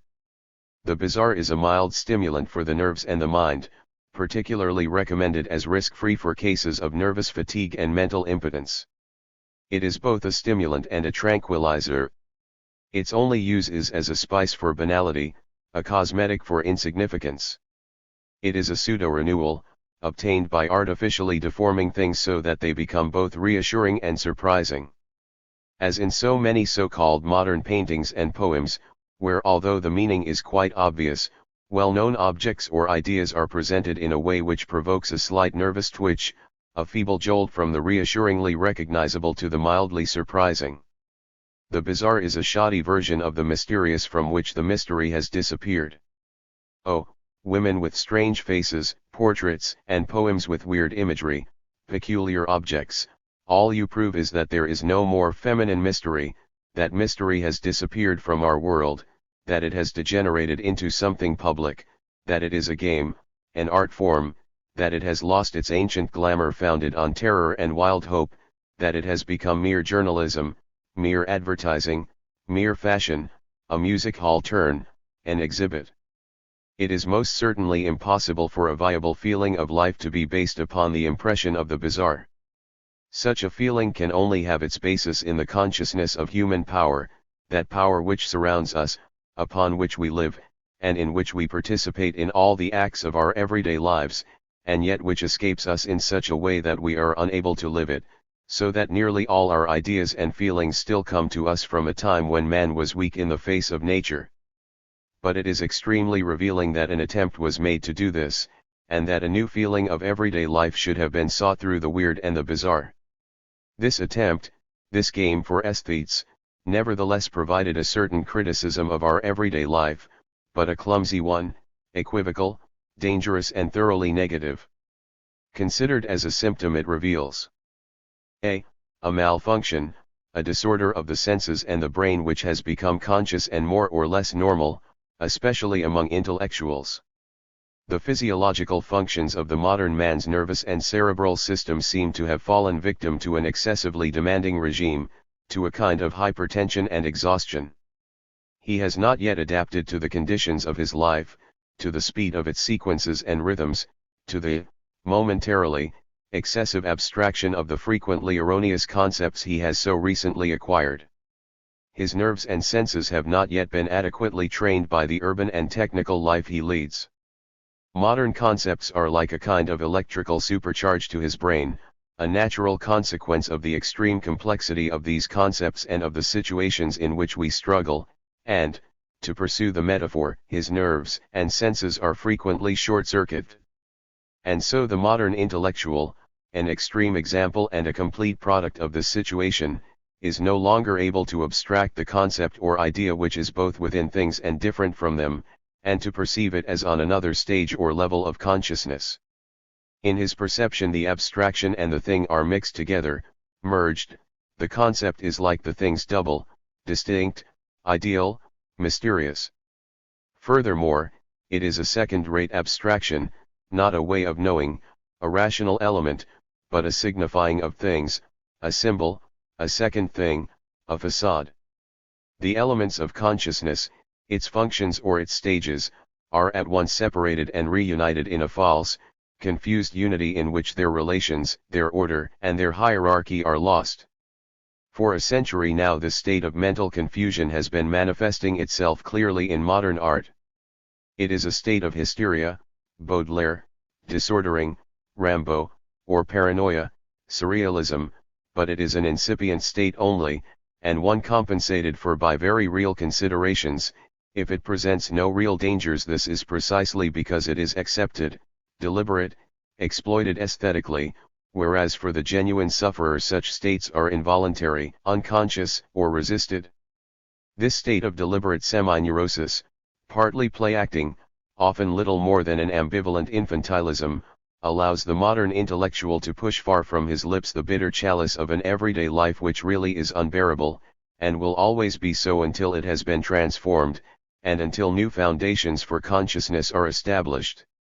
By his attempt to maintain such an incipient neurosis as a reflection of his detachment, the typical intellectual is able to replace the trivial and the familiar with emotions and illusions which he finds more appealing, more bearable, the mysterious, the strange, the bizarre.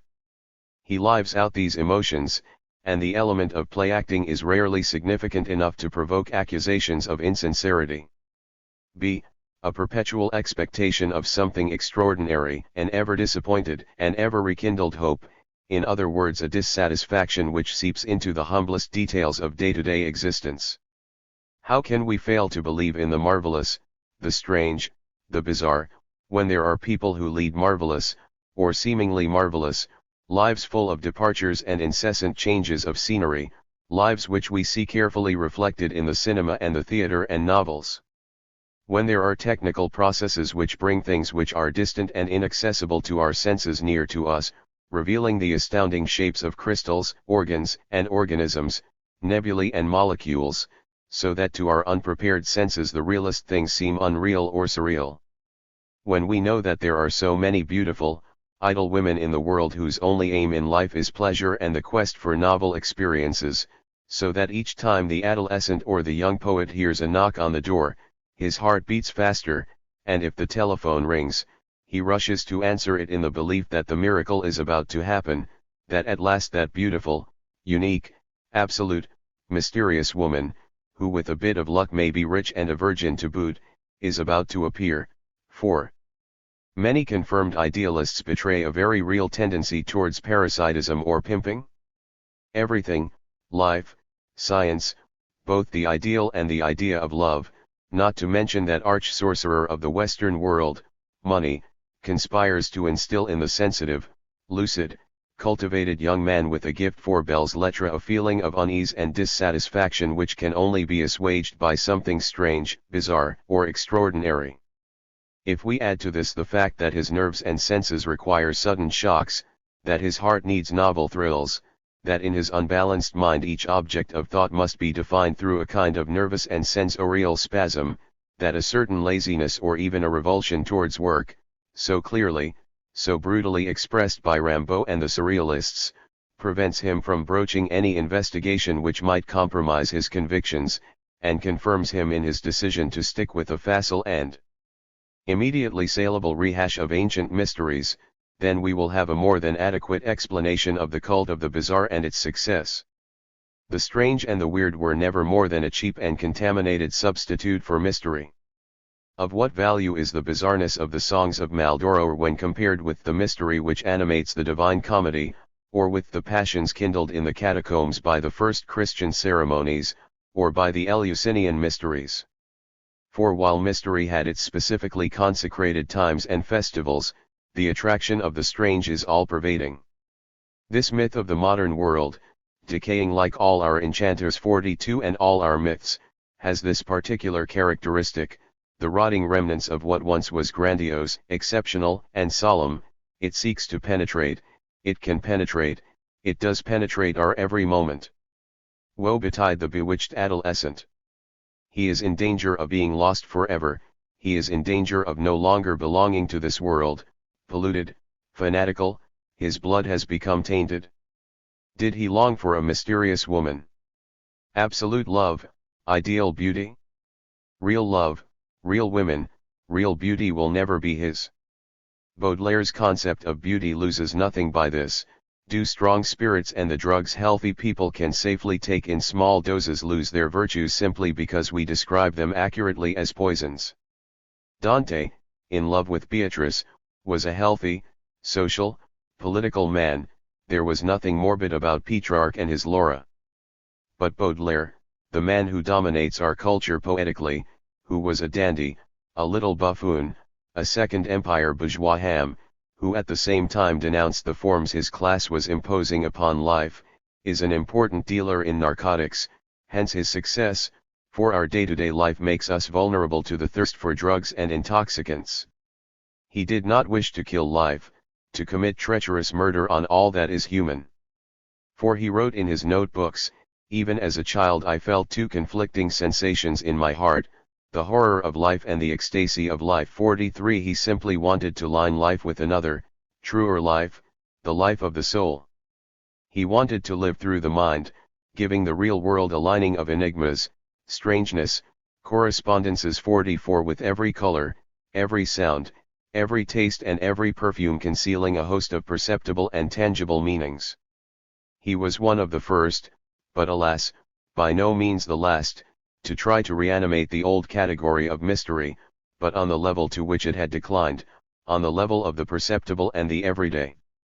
So he compromised this world and this life even more effectively than any of the metaphysicians, theologians, and mystics who were seeking another life to replace the everyday.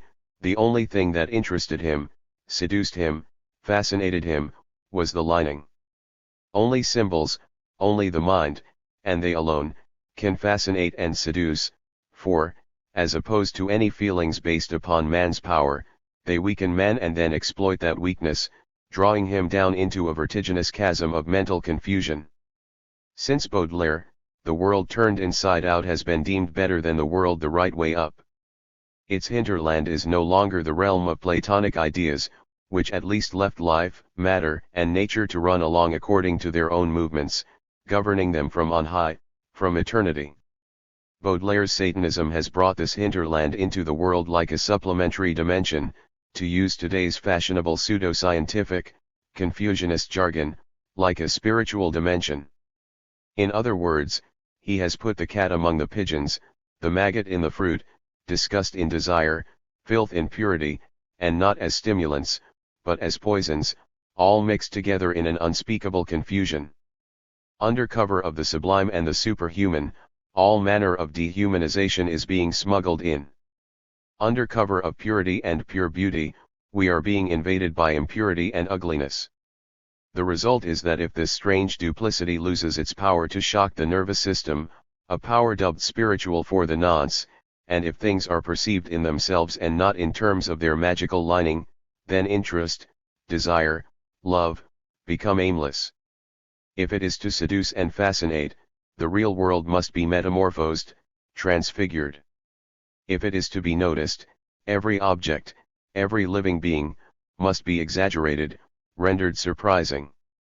For those hearts and minds infected with this scourge, the result is nothing less than a spiritual inability to live, to love, to understand any human being who fails to show ambiguous, equivocal, or psychopathological characteristics, a fake, a facade.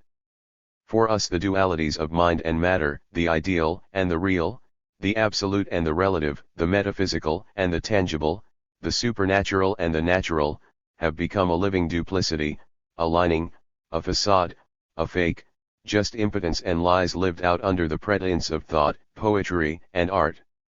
Moreover, it is clear that in the end, despite the intention to reject it, the real world is accepted, since it is transposed, instead of being transformed by knowledge.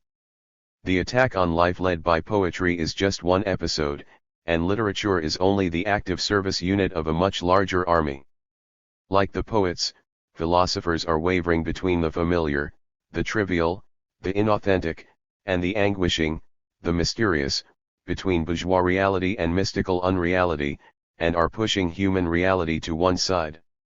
The temperate zones of universal and human life bear no resemblance whatsoever to the polar and equatorial zones, writes Chestov, a contemporary existentialist mystic and irrationalist philosopher. 45 This comparison between the soul and the earth, which is intended to discredit man's temperate zones, misses out a rather important fact: the polar and equatorial zones are scarcely fit for habitation, and all civilization has developed in the temperate zones, the zones of everyday life. The mystic metaphor ends up defeating itself.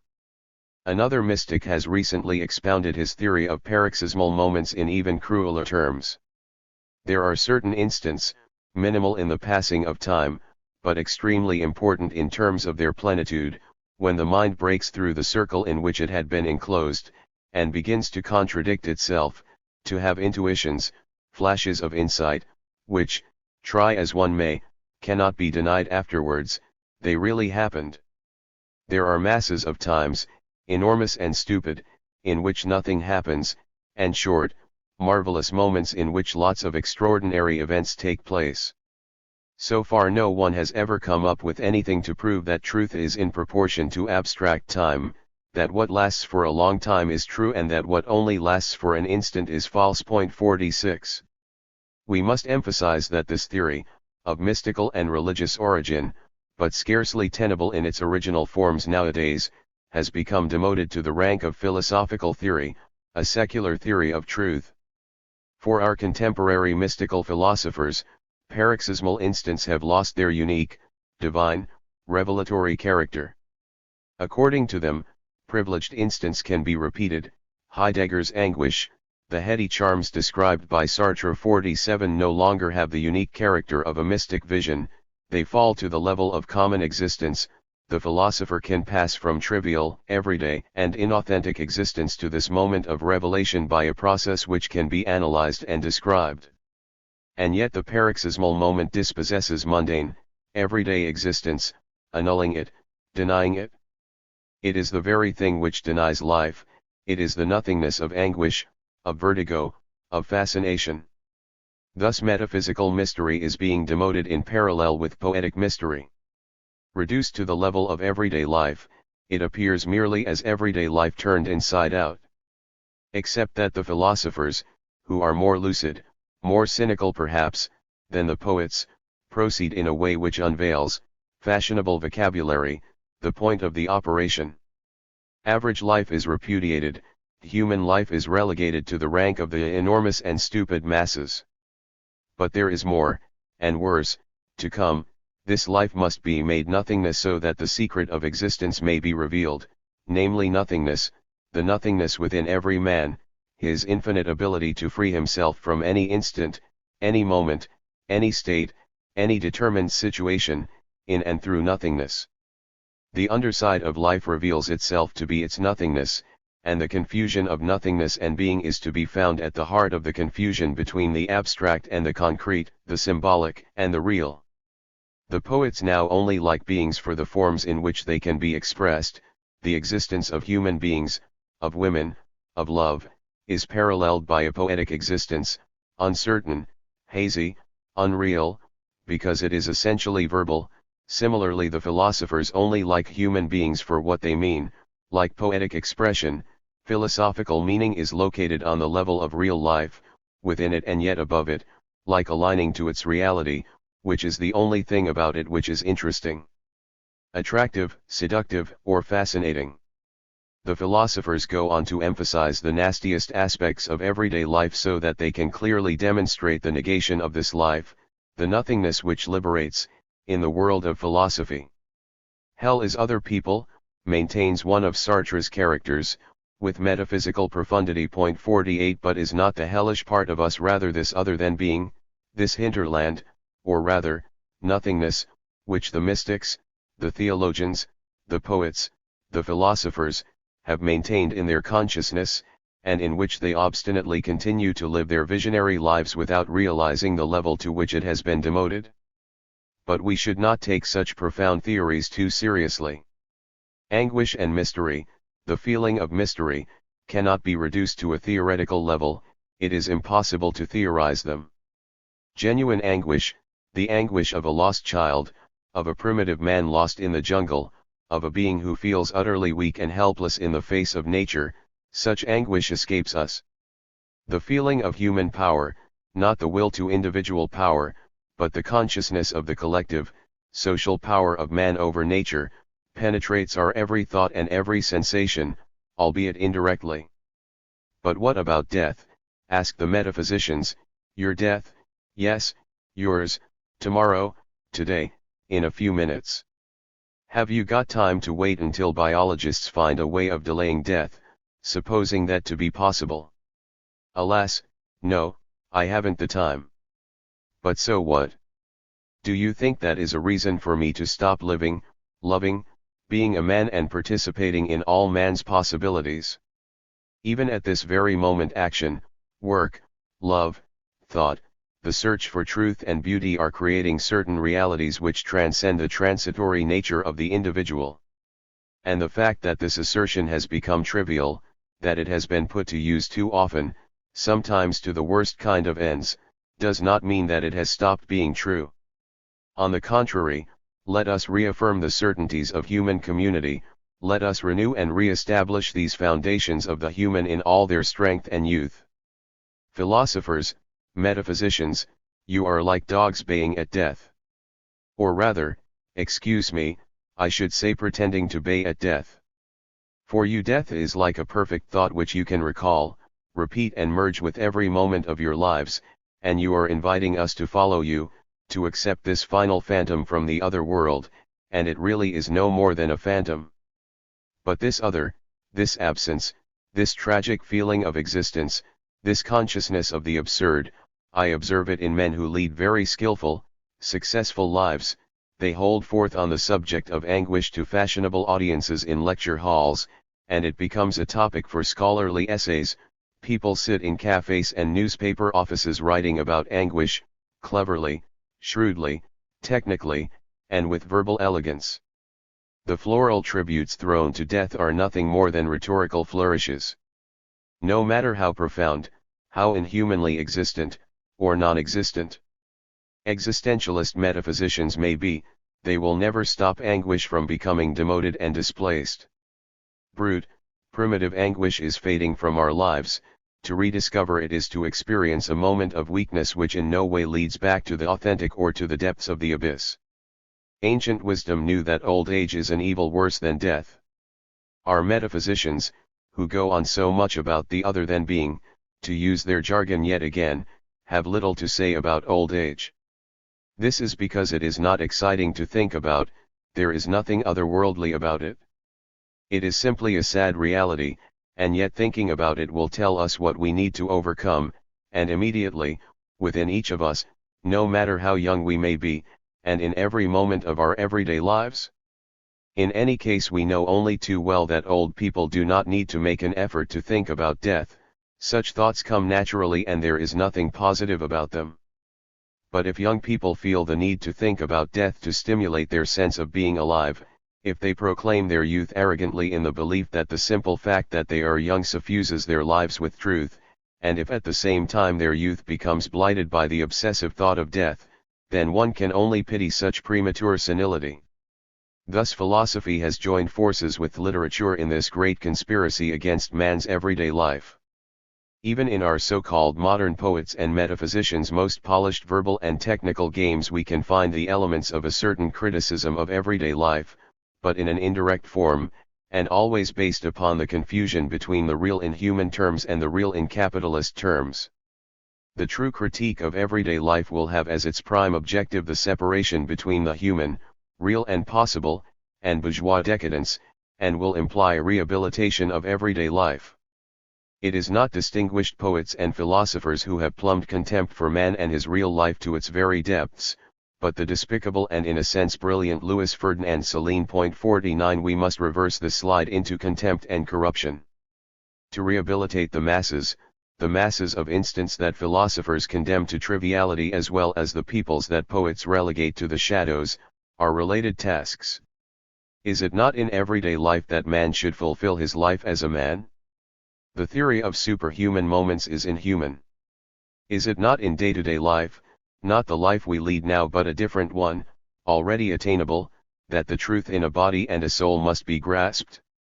If a higher life, the life of the spirit, was to be attained in another life, some mystic and magical hidden world, it would be the end of mankind, the proof and proclamation of his failure. Man must be everyday, or he will not be at all. As one of the characters in Jean Cassa's novel Le Centre du Monde exclaims, "For that's what's important, don't you see, giving up believing in magic." And there comes a moment in every man's life when he has to, when he's got to throw all the tricks and mumbo-jumbo away forever. 50. Cassa's novel poses a problem. The debate it engages between reason and irrationality grows into a debate between the real and the unreal, between the human and the inhuman, between the mysterious and reality. The title itself is vaguely Kabbalistic, redolent of mysteries to come. Where is the center of the world? Everywhere, nowhere, within us, within each of us perhaps. Could it be the secret, the famous secret of existence which we are supposed to look for night and day, even if we have to go to the ends of the earth to find it? But as soon as we begin reading we see a conflict growing between the attractions of magic, the expectation of a magical sense or aspect of life, and the desire, the necessity, of breaking the spell. And yet the very charm of Cassa's book is the childlike magic which from the start transforms simple, everyday beings. A pretty girl becomes the Duchess of Montbazon, an old man becomes the Old Man of the Mountain. And the father, the wizard, keeper of the secret and dispenser of good things, what is he really? A former bureaucrat, a poor old man with rheumatism and funny little habits who dies like everyone else, and whose corpse smells bad. Helen is the magic, mysterious woman, the pure feminine myth sought by Raphael, who finds her through a chance encounter, only to lose her again in the disappointment of her realness. Raphael lives in a hermetic and mysterious world, an incomplete being, alone and powerless. Lost in the society he has rejected, he seeks refuge in a magical world where conflict has been eliminated, where everything is reassuring, and resolves his problems by denying that they exist. He comes down to earth again, at the moment of death. Then, as he slides into nothingness, everything he has lived through falls into place according to the perspectives and proportions of the real world. At last he understands, and wants to go on living. Too late. How long the night seemed, and yet it did not become fantastic. The fantastic had happened before. Outside, there was the street, not a meadow full of lunar horses. Everything fantastic was in the poor life he had led. 51. Here death no longer appears as the muse of poets and metaphysicians, the great captain and she who gives us life, Baudelaire, but as the great disillusionment which puts everything back in place. Are we then condemned to hesitate, to waver between self-deception and awareness, between the illusion that confounds us and the reality which in its way is equally confounding? Jean Cassa's book remains a novel about a defeat, an unresolved duality. It fails to resolve the problem of the marvelous, but poses it with a certain lucidity. It is almost a farewell to magic. Such works announce the end of one era and the beginning of a new one. 52 Spiritually we have not yet left the 19th century. When the new man has finally killed magic off and buried the rotting corpses of the old myths, when he is on the way towards a coherent unity and consciousness, when he can begin the conquest of his own life, rediscovering or creating greatness in everyday life, and when he can begin knowing it and speaking it, then and only then will we be in a new era. 2. The knowledge of everyday life. Therefore, in the contemporary period, art and philosophy have drawn closer to everyday life, but only to discredit it, under the pretext of giving it a new resonance. This action against life resembles the right-wing critique of institutions and things which was rife during the period of superficial freedom and abstract democracy preceding the collapse of 1940, For several decades Bars, Moras, and their disciples, and many others as well, gnawed away at the structure and substance of democracy like termites, from within, both in thought and action. Point 1 They criticized its political economy, even appearing to attack capitalism and trusts in the name of pre-capitalist ideologies and institutions, guilds, the primacy of the spiritual realm, etc. The only real critique was and remains the critique of the left. Why? Because it alone is based upon knowledge. Mystical or metaphysical criticism of everyday life, be it from poets or philosophers, ends up in a reactionary position, even if and above all when its arguments have formal similarities with those of the left. Escape from life or rejection of life, recourse to outmoded or exhausted ways of life, nostalgia for the past or dreams of a superhuman future, these positions are basically identical. This is why extremist, far-left critiques so closely resemble reactionary ones. In France, fortunately, the total, relentless rejection of life and the real world has had neither the time nor the opportunity to reap its harvest of Dead Sea fruits. The total rejection which, according to all available documentary evidence, gave the Hitler Youth movement strength until the very end, allowed it and perhaps still allows it to cope with the collapse of its superhuman dreams by giving that collapse the value of a Holocaust. Make the rejection of everyday life, of work, of happiness, a mass phenomenon, a malady of the decaying middle classes, a collective neurosis, where in France it was merely an individual phenomenon, and you end up with the Hitlerian mystique. At the same time as art, literature, and philosophy were attacking everyday life so relentlessly, without discriminating between its two sides, the bourgeois and the human, the world of knowledge was also moving closer to it, but in order to study it as seriously as possible. Important discoveries were made in several scientific fields through the study of humble, everyday and, at first glance, insignificant objects. Let us recall the following passage, one of the most extraordinary Marc Bloch ever wrote, and a curiously moving one, even if one does not accept all the conclusions. Nevertheless, in France, three main types of agrarian civilization may be distinguished which are all closely linked at once to natural conditions and to human history. First, a poor terrain which had been only half-heartedly, and for a long time intermittently, exploited, and the greater part of which, up until the 19th century, remained unchanged, a system of enclosures. Then two more intensive types of farming, both in principle involving the collective control of plowing, which, given the extent of cultivation, was the only way to maintain the proper balance between arable and pasture necessary if everyone was to survive, consequently neither was enclosed. The first of these, which we may call northern, invented the plough and is characterized by the particularly strong cohesion between its communities. It can be recognized by the generally elongated shape of its fields, which are grouped in parallel strips. Finally, the second of these open types, which for the sake of convenience but with some reservations may be called southern, combines a continued use of the swing plough and, in the Midi proper, at least, 2 yearly rotation of crops, with noticeably less community spirit in the exploitation of the land and agrarian life itself. There is nothing to stop us thinking that these sharp contrasts between ways of organizing and thinking in the old rural societies did not have profound repercussions for the evolution of the country overall. Point 2. How many times have we all strolled through the French countryside without knowing how to decipher the human landscape before our eyes? We look with the eyes of unskilled aesthetes who confuse natural facts with human facts, who observe the product of human actions, the face that 100 centuries of working the soil have given to our land, as though it were the sea or the sky, where the wake of man's passage quickly fades away. We do not know how to see this reality, so near and so vast, these forms creative labor has produced. City dwellers getting away from it all, intellectuals at a loose end, we wander through the French countryside simply for something to do, we look but we are unable to see. We are caught in a hybrid compromise between aesthetic spectacle and knowledge. When the flight of a bird catches our attention, or the mooing of a cow, or a shepherd boy singing, we think we are being very clever and very concrete. but we are unable to seize the human facts. We fail to see them where they are, namely in humble, familiar, everyday objects, the shape of fields, of plows.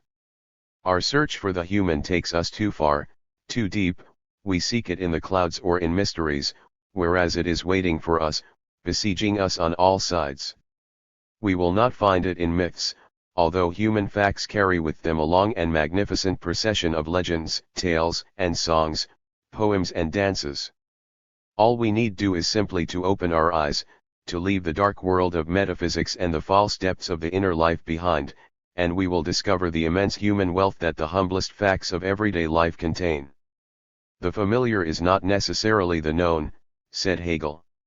Let us go farther and say that it is in the most familiar things that the unknown, not the mysterious, is at its richest, and that this rich content of life is still beyond our empty, darkling consciousness, inhabited as it is by impostors, and gorged with the forms of pure reason, with myths and their illusory poetry.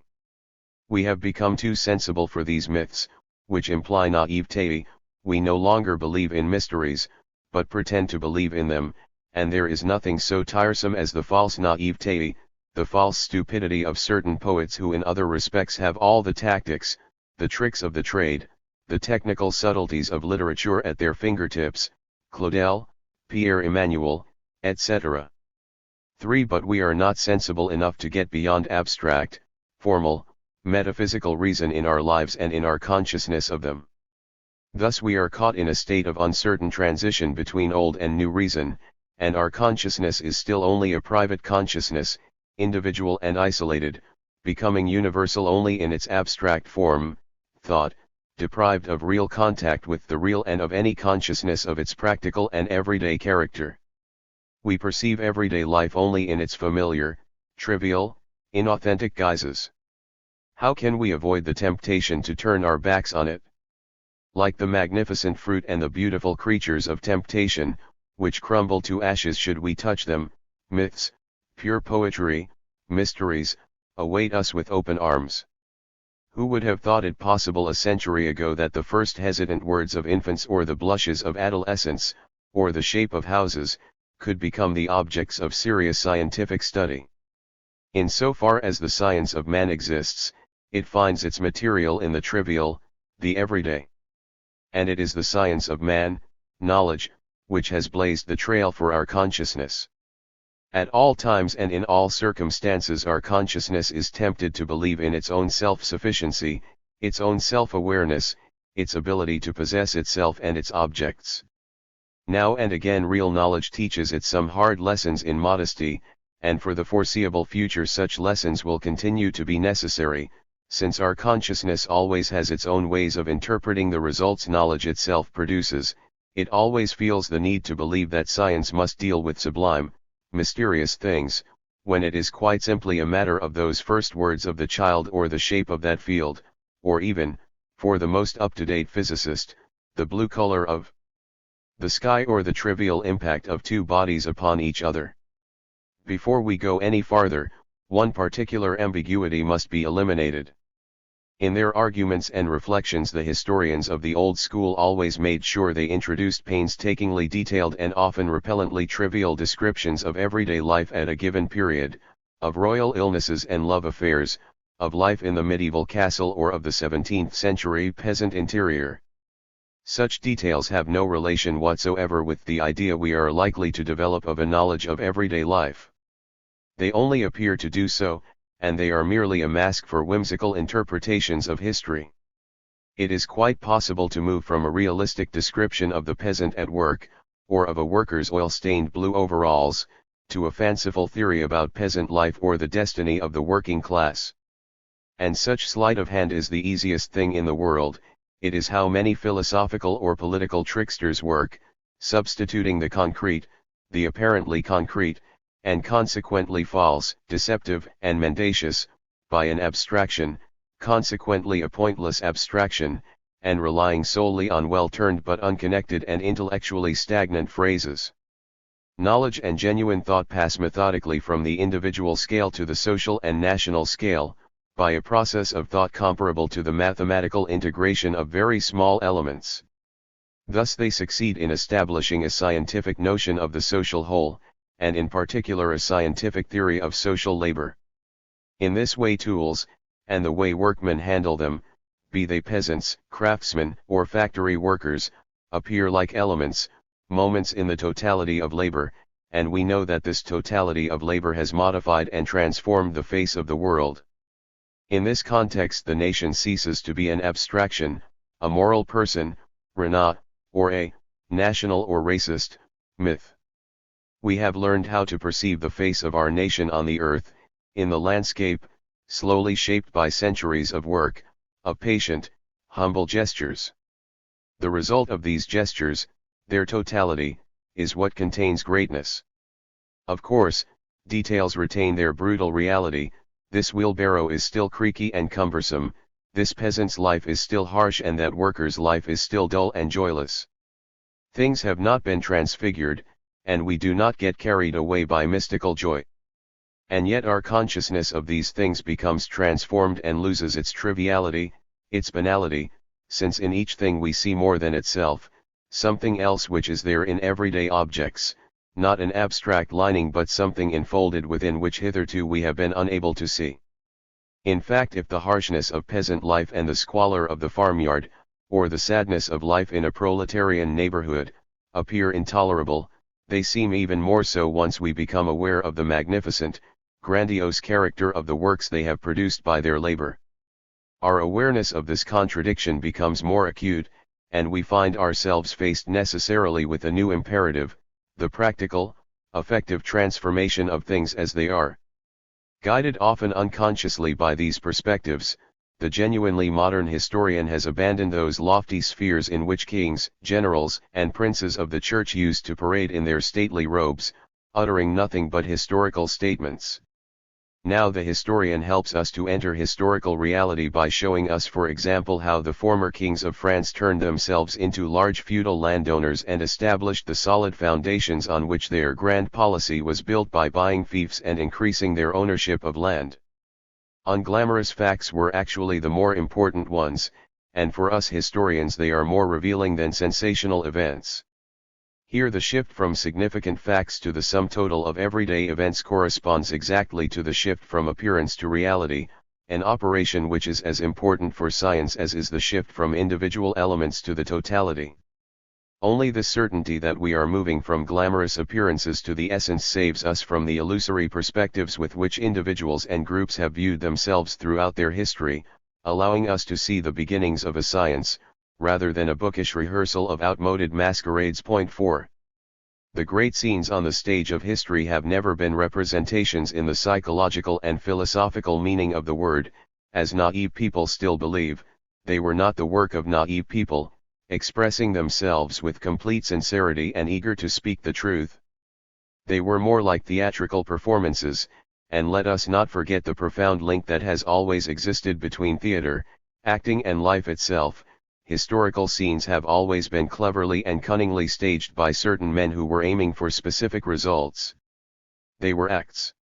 Every word, every gesture constitutes an act, and acts must be understood according to their purpose, their results, and not merely in terms of the person speaking and acting, as though he could somehow express or externalize his reality and sincerity.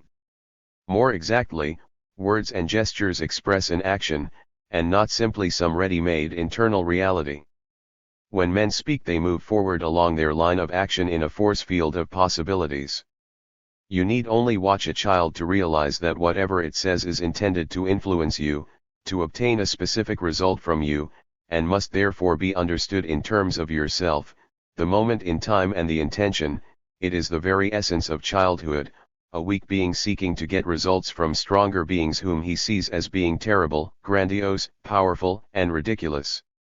A keener awareness of everyday life will replace the myths of thought and sincerity, and deliberate, proven lies, with the richer, more complex idea of thought-action.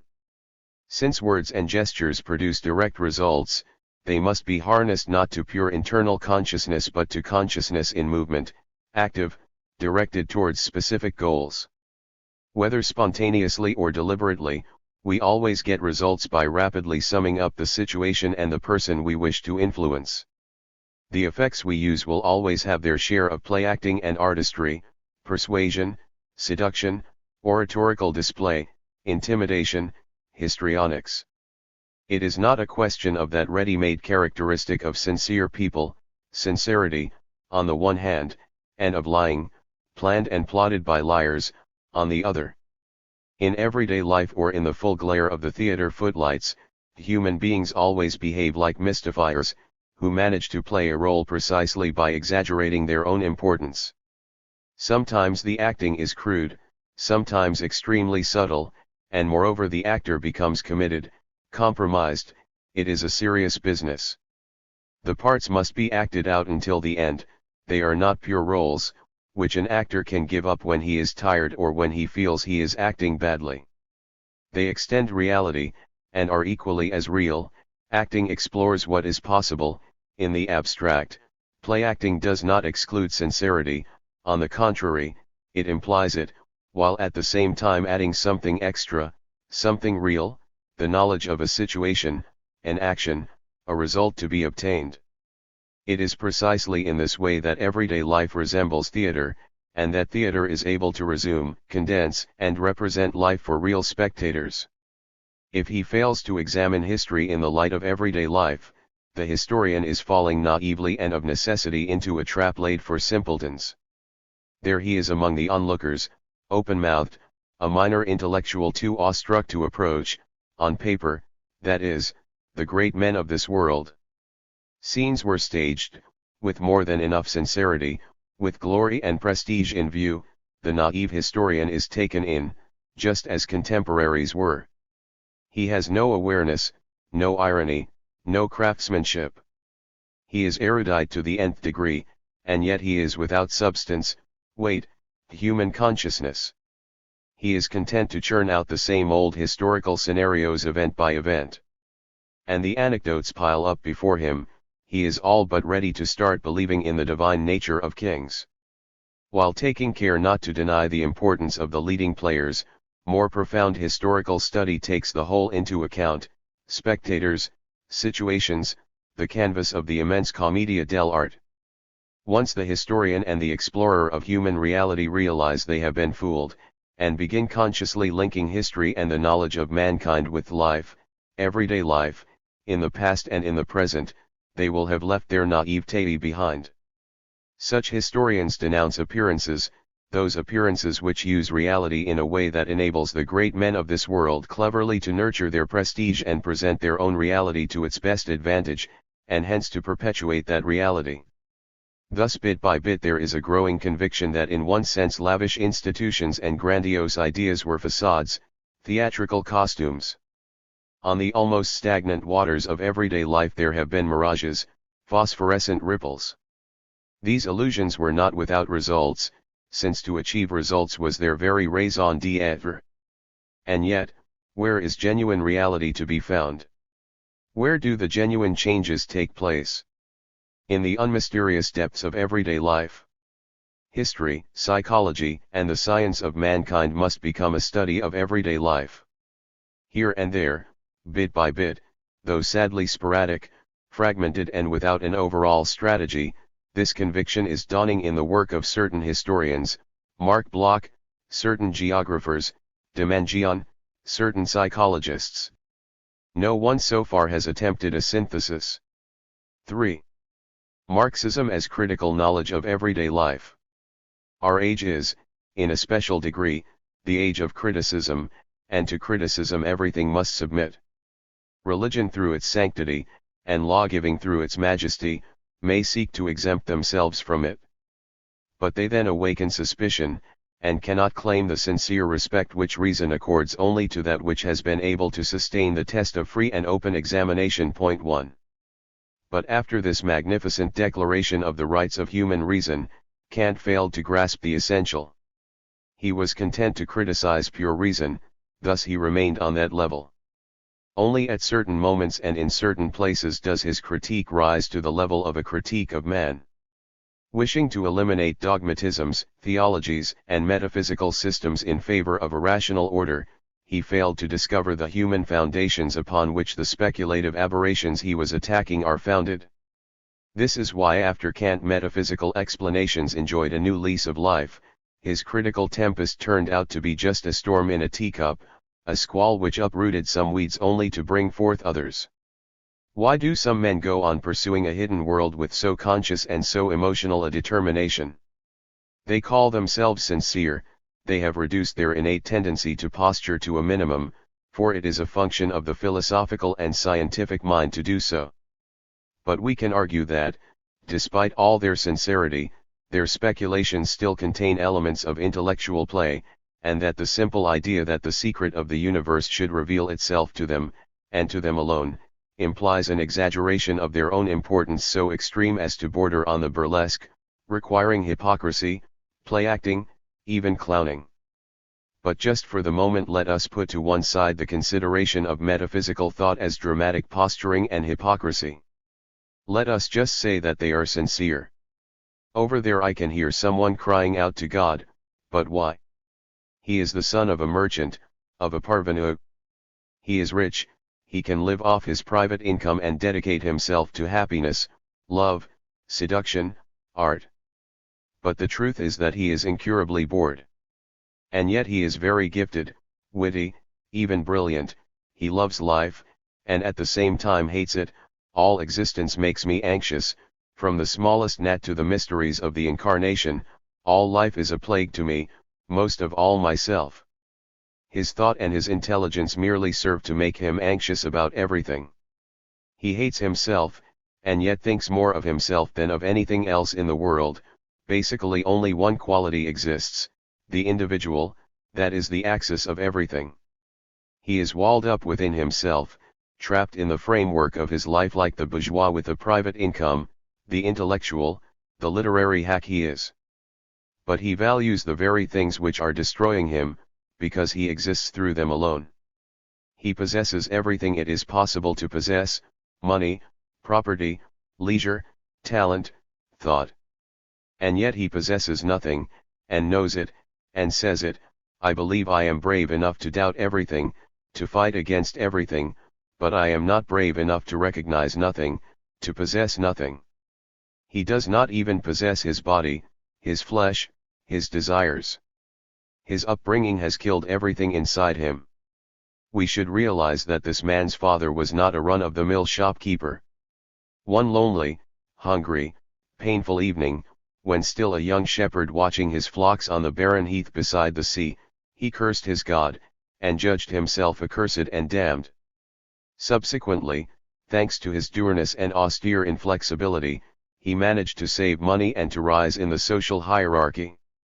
But he carried within himself the consciousness of his sin, of his nothingness. Late in life, through humility, through shyness, he married, and terrorized, his servant. Sometimes he would take his son into an unlit room and talk to him in passionate terms about the world, ships, ports, faraway countries. At the same time he taught him to fear sin, to recognize sin within himself. This unfortunate son admits that if a child was told that it was a sin to break his leg, how anguished his life would be. And he would be all the more likely to break it. And so this young man suffocates in the narrow framework of his life and consciousness. He cries out for, what? Something different, something possible. What of his thoughts? They bring him no deliverance, no future possibilities. Quite the opposite, they enable him to leap over life. Although he falls in love, he is unable to sustain it. He leaves his fiancée, and spends the rest of his life regretting it, calling on God to bring her back, to bring his lost life back, like old Faust calling on the devil. He believes in God, his hopes are in God. His faith struggles like one possessed against the suffocation of everyday life. Only through madness, regret and the transposition of his despair into literature does he remain a man, or go beyond the suffocating limits of his life. He is a believer, no, he is a non-believer. He has hopes, no, he has no hopes. What is faith? A rope from which we dangle, unless we use it to hang ourselves with, and again, faith is a category which is only to be found in distress, and my doubt is terrifying. He hates sin, and yet all his literary skills gravitate around eroticism and an impotent lusting after sin and the secret of sinning. His intense inner life is rotting away, lit by the phosphorescence of its own decay. He claims to place his own drama, his own case, at the center of philosophy and religion, to found faith, all faith, on an anguish resembling his own. He claims that in his own internal microcosm he is behaving in the most macrocosmic manner, but writes, "How awful when history becomes eclipsed by the morbid ruminations of our petty tales."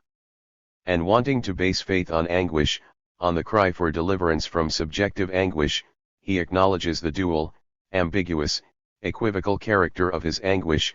Anguish is the desire for what we most dread, it is an alien power which takes hold of the individual, who neither can nor wants to free himself, for he is afraid, but that very fear is a desire. The conflict between everyday life as it has been made by the bourgeoisie, and the life which a human being actually demands, begs for, cries out for with all his strength, that is the conflict which Herod Soren Kierkegaard point to. He resolved it in his own way, very badly. In psychology, although psychologists are not always able to discern the deep, historical, social, and human sources of conflict within the individual, the term for an inner conflict which has been badly resolved is anxiety neurosis. But the notion of a morbid condition does not fully explain the situation of someone like Kierkegaard. We must understand that his faith, and his appeal to the world beyond, are based on the demands of his earthly being, that his madness is based upon his reality and his rationality. Whenever he attempts to stop being a slave to necessity, and to revolt against reality as robust champion, he is making a protest against life as it is in existing society, and that is the reality he rejects. And if on the ideological level Kierkegaard's philosophy has functioned as a reactionary philosophy, in his appeal to the absurd, to the irrational, to faith without knowledge, when we see his work as a whole and in the context of the hopeless existence he led, we realize that it nevertheless offers an implacable criticism of bourgeois life. Dissatisfied, suffocated, the individual feels as though he is dying before he has lived, and is forced into the insane situation of pleading for a repetition of the life he has never had. Imprisoned by a necessity he cannot understand, and desperately doubting the power of reason which fails to bring him another life, a different life, but which seems instead to approve and justify that necessity, he appeals to the absurd. He even gives up expecting any world beyond, but makes do with asking for a repetition of his life, a chance to start again. Theological faith is dead, metaphysical reason is dead. And yet they live on, they take on new life, insanely, absurdly, because the situation and the human conflicts from which they were born have not been resolved. Now these conflicts are not in the realm of thought alone, but in everyday life. The works of Baudelaire, like Dostoevsky's or Rimbaud's, may take on a revolutionary meaning, provided that they are understood and situated by knowledge, by social criticism of men and ideas. This is also true of Kierkegaard's works, as long as they are understood and situated within a general critique of everyday life. Taken in themselves, in isolation, these works provoke absurd, illusory feelings. Situated in the overall context of the human problems of our time, their character changes. This revision of meanings and values, as brought about by knowledge, will surprise only those whose thoughts are petrified in an attitude of contemplation towards men and their works. Rational criticism, when carried through to its logical conclusion, will deal not only with pure reason but also with life in all its impurity. From an intellectual heaven where the ghosts of former gods battle on, critical thought will descend into everyday life. Criticism of ideas will not be abandoned, far from it, taken up on another level, it will become deeper, since it will have become criticism of men and actions. In pure ideas, as in the great ceremonies of royal courts, we can perceive a certain amount of ceremoniousness, etiquette, deliberate and pretentious grandness, of play-acting, which no longer fools us. Louis XIV's divine prestige may have disappeared, but this only enhances our appreciation of its expert staging, grandiose spectacle, and delightful entertainments, so splendidly set among the halberds, muskets, and cannons. As with Louis XIV, so it is with Bossuet and his discourse on universal history. 3. But have no fear, we may appreciate its high style, construction, and pace all the more now that we are no longer intimidated and that we can see it for what it really is, a display, a work of art. We do not have to believe in gods and pure ideas in order to appreciate the true worth of the spectacle they afford. Quite the contrary, it is when we stop believing in them that they take on a pure aesthetic significance, and in general it is when our belief in gods and ideas starts to waver, when they can still move us, but not overwhelmingly so, that they become subject matter for great art. Religious dread, religious hope, divine presence, fear inspired by myths when myth is accepted as a part of life, all these preclude aesthetic considerations. Here the law of the displacement of the irrational finds a new application. Pure ideas have real meaning, as Marx and Engels so profoundly understood. As historians, they refused to be idle onlookers of history. As philosophers, they stopped being mere flies on the wall so far as politics was concerned. They were the first to perceive how thought is linked to action. They were able to get to the very roots of ideas, to the fundamental questions. With Marx and Engels, philosophical thought at its most coherent and most methodical comes down to the level of life and penetrates it, reveals it. By refusing to leave the real world for the exile of a world beyond, by becoming the consciousness and the critique of mankind, of men, and of human conditions, critical reason, the critical reason of Descartes and Kant, becomes concrete, active and constructive. A modern proletarian is not first and foremost a man with a ready-made human soul or nature of which he is in full spiritual possession, a man who leads a proletarian life simply because of an unfortunate conjunction of circumstances.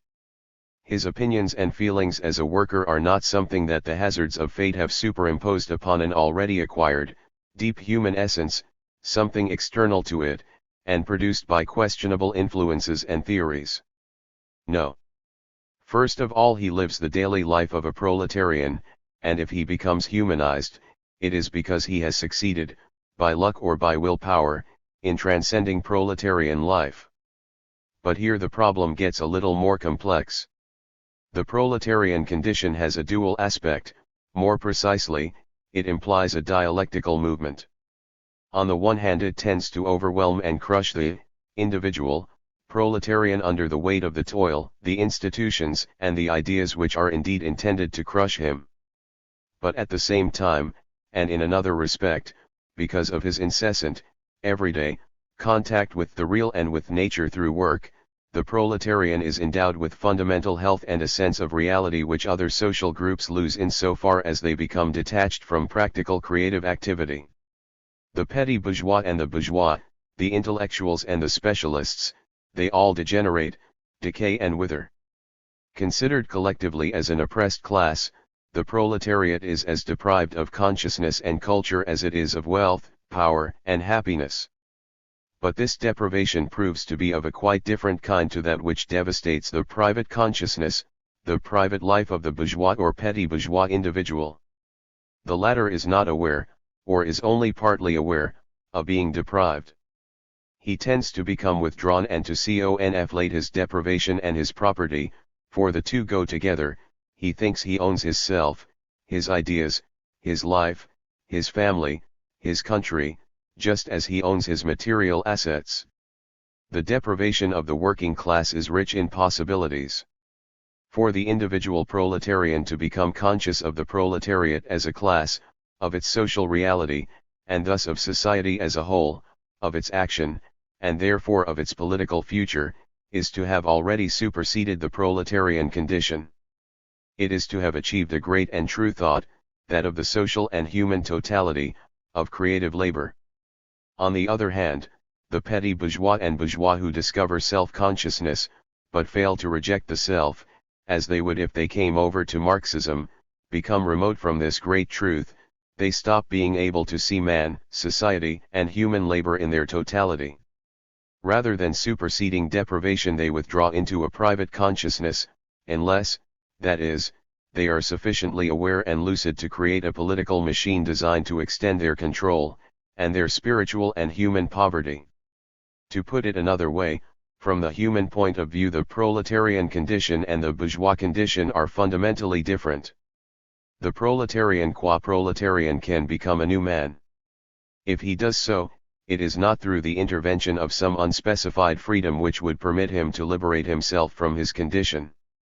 Such metaphysical freedom is nothing more than a survival from the former human nature common to all men. It is through knowledge that the proletarian liberates himself and begins actively superseding his condition. Moreover, in this effort to attain knowledge and awareness, he is forced to assimilate complex theories, economic, social, political, i.e. to integrate the loftiest findings of science and culture into his own consciousness. On the other hand, the petty bourgeois and bourgeois, as such, are barred access to the human. For them to become humanized, they must break with themselves, reject themselves, an endeavor which on an individual level is frequently real and pathetic. We should understand men in a human way, even if they are incomplete. Conditions are not confined within precise, geometrically defined boundaries, but are the result of a multitude of obstinate and ever-repeated, everyday, causes. Attempts to escape from the bourgeois condition are not particularly rare. On the other hand, the failure of such attempts is virtually inevitable, precisely because it is not so much a question of supersession but of a complete break. Among intellectuals, this notion of supersession is frequently false and harmful. When they supersede themselves as petty bourgeois or bourgeois intellectuals, they are often merely continuing in the same direction and following their own inclinations in the belief that they are superseding themselves. So far from gaining a new consciousness, they are merely making the old one worse. There is nothing more unbearable than the intellectual who believes himself to be free and human, while in his every action, gesture, word, and thought he shows that he has never stepped beyond bourgeois consciousness. In any event, a man's consciousness, his condition, his possibilities, do not depend upon a relation with some timeless reason, a permanent human nature, a ready-made essence or some indeterminate freedom. His consciousness depends upon his real life, his everyday life. The meaning of a life is not to be found in anything other than that life itself. It is within it, and there is nothing beyond that. Meaning cannot spill over from being, it is the direction, the movement of being, and nothing more. The meaning of a proletarian's life is to be found in that life itself, in its despair, or conversely in its movement towards freedom. If the proletarian participates in the life of the proletariat, and if that life itself involves continuous, day-to-day action, trade union, political. The method of Marx and Engels consists precisely in a search for the link which exists between what men think, desire, say and believe for themselves and what they are, what they do. This link always exists. It can be explored in two directions. On the one hand, the historian, or the man of action, can proceed from ideas to men, from consciousness to being, i.e. towards practical, everyday reality, bringing the two into confrontation and thereby achieving criticism of ideas by action and realities. That is the direction which Marx and Engels nearly always followed in everything they wrote, and it is the direction which critical and constructive method must follow initially if it is to take a demonstrable shape and achieve results. But it is equally possible to follow this link in another direction, taking real life as the point of departure in an investigation of how the ideas which express it and the forms of consciousness which reflect it emerge. The link, or rather the network of links between the two poles, will prove to be complex.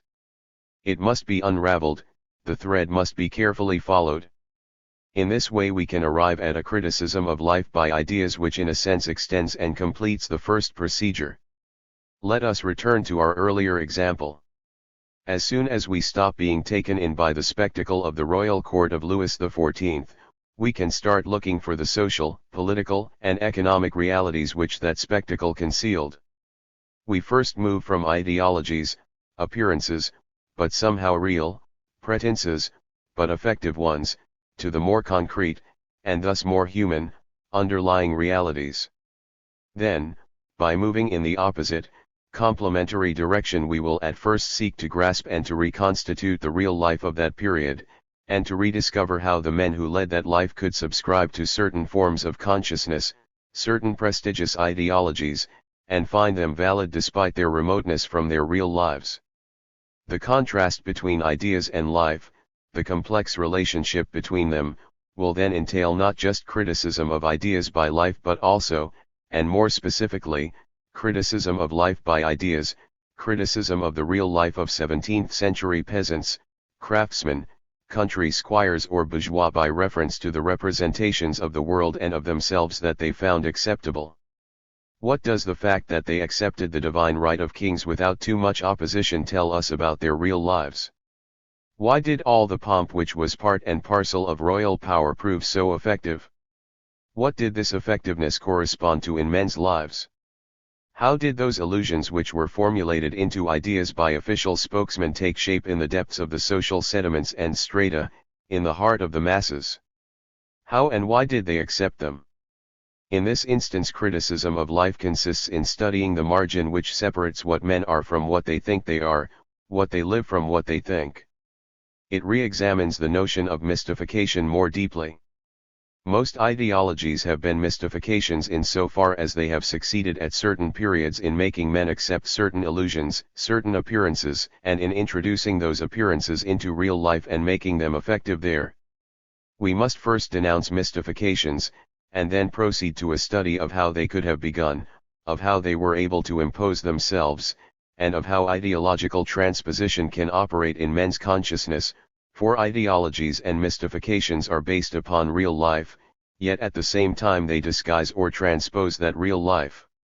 A complete understanding of mystification presupposes that the link between ideas and the real has been followed in both directions, thus incorporating criticism of life by its own consciousness of itself. 5. When a proletarian believes that he is simply a citizen comparable to every other citizen, or that he is destined to work because it is written for all eternity that every man must earn his bread with the sweat of his brow, he is being mystified. But how, and why? Because for him, his work is a laborious, exhausting burden in real terms, and, under certain pressures, if he does not understand, or know, that work can and must become something else, he may well interpret it as a fatality of the human condition or as his own personal misfortune. But the belief in the political and legal equality of the individual, which is an illusory belief for any proletarian who takes it at face value, becomes transformed into an admirable means of action as soon as he begins insisting that democracy stop being a legal and political fiction. The study of mystifications reveals their ambiguity, an ambiguity which at first makes them acceptable but which subsequently makes it possible to supersede them. In mystification, appearance and reality are confused, inextricably bound up together. But on the one hand, mystifications rebound upon the mystifiers themselves, notably when consciousness penetrates them by superseding them, and supersedes them by penetrating them, while on the other hand, they teach us something about the lives of the people who accept them.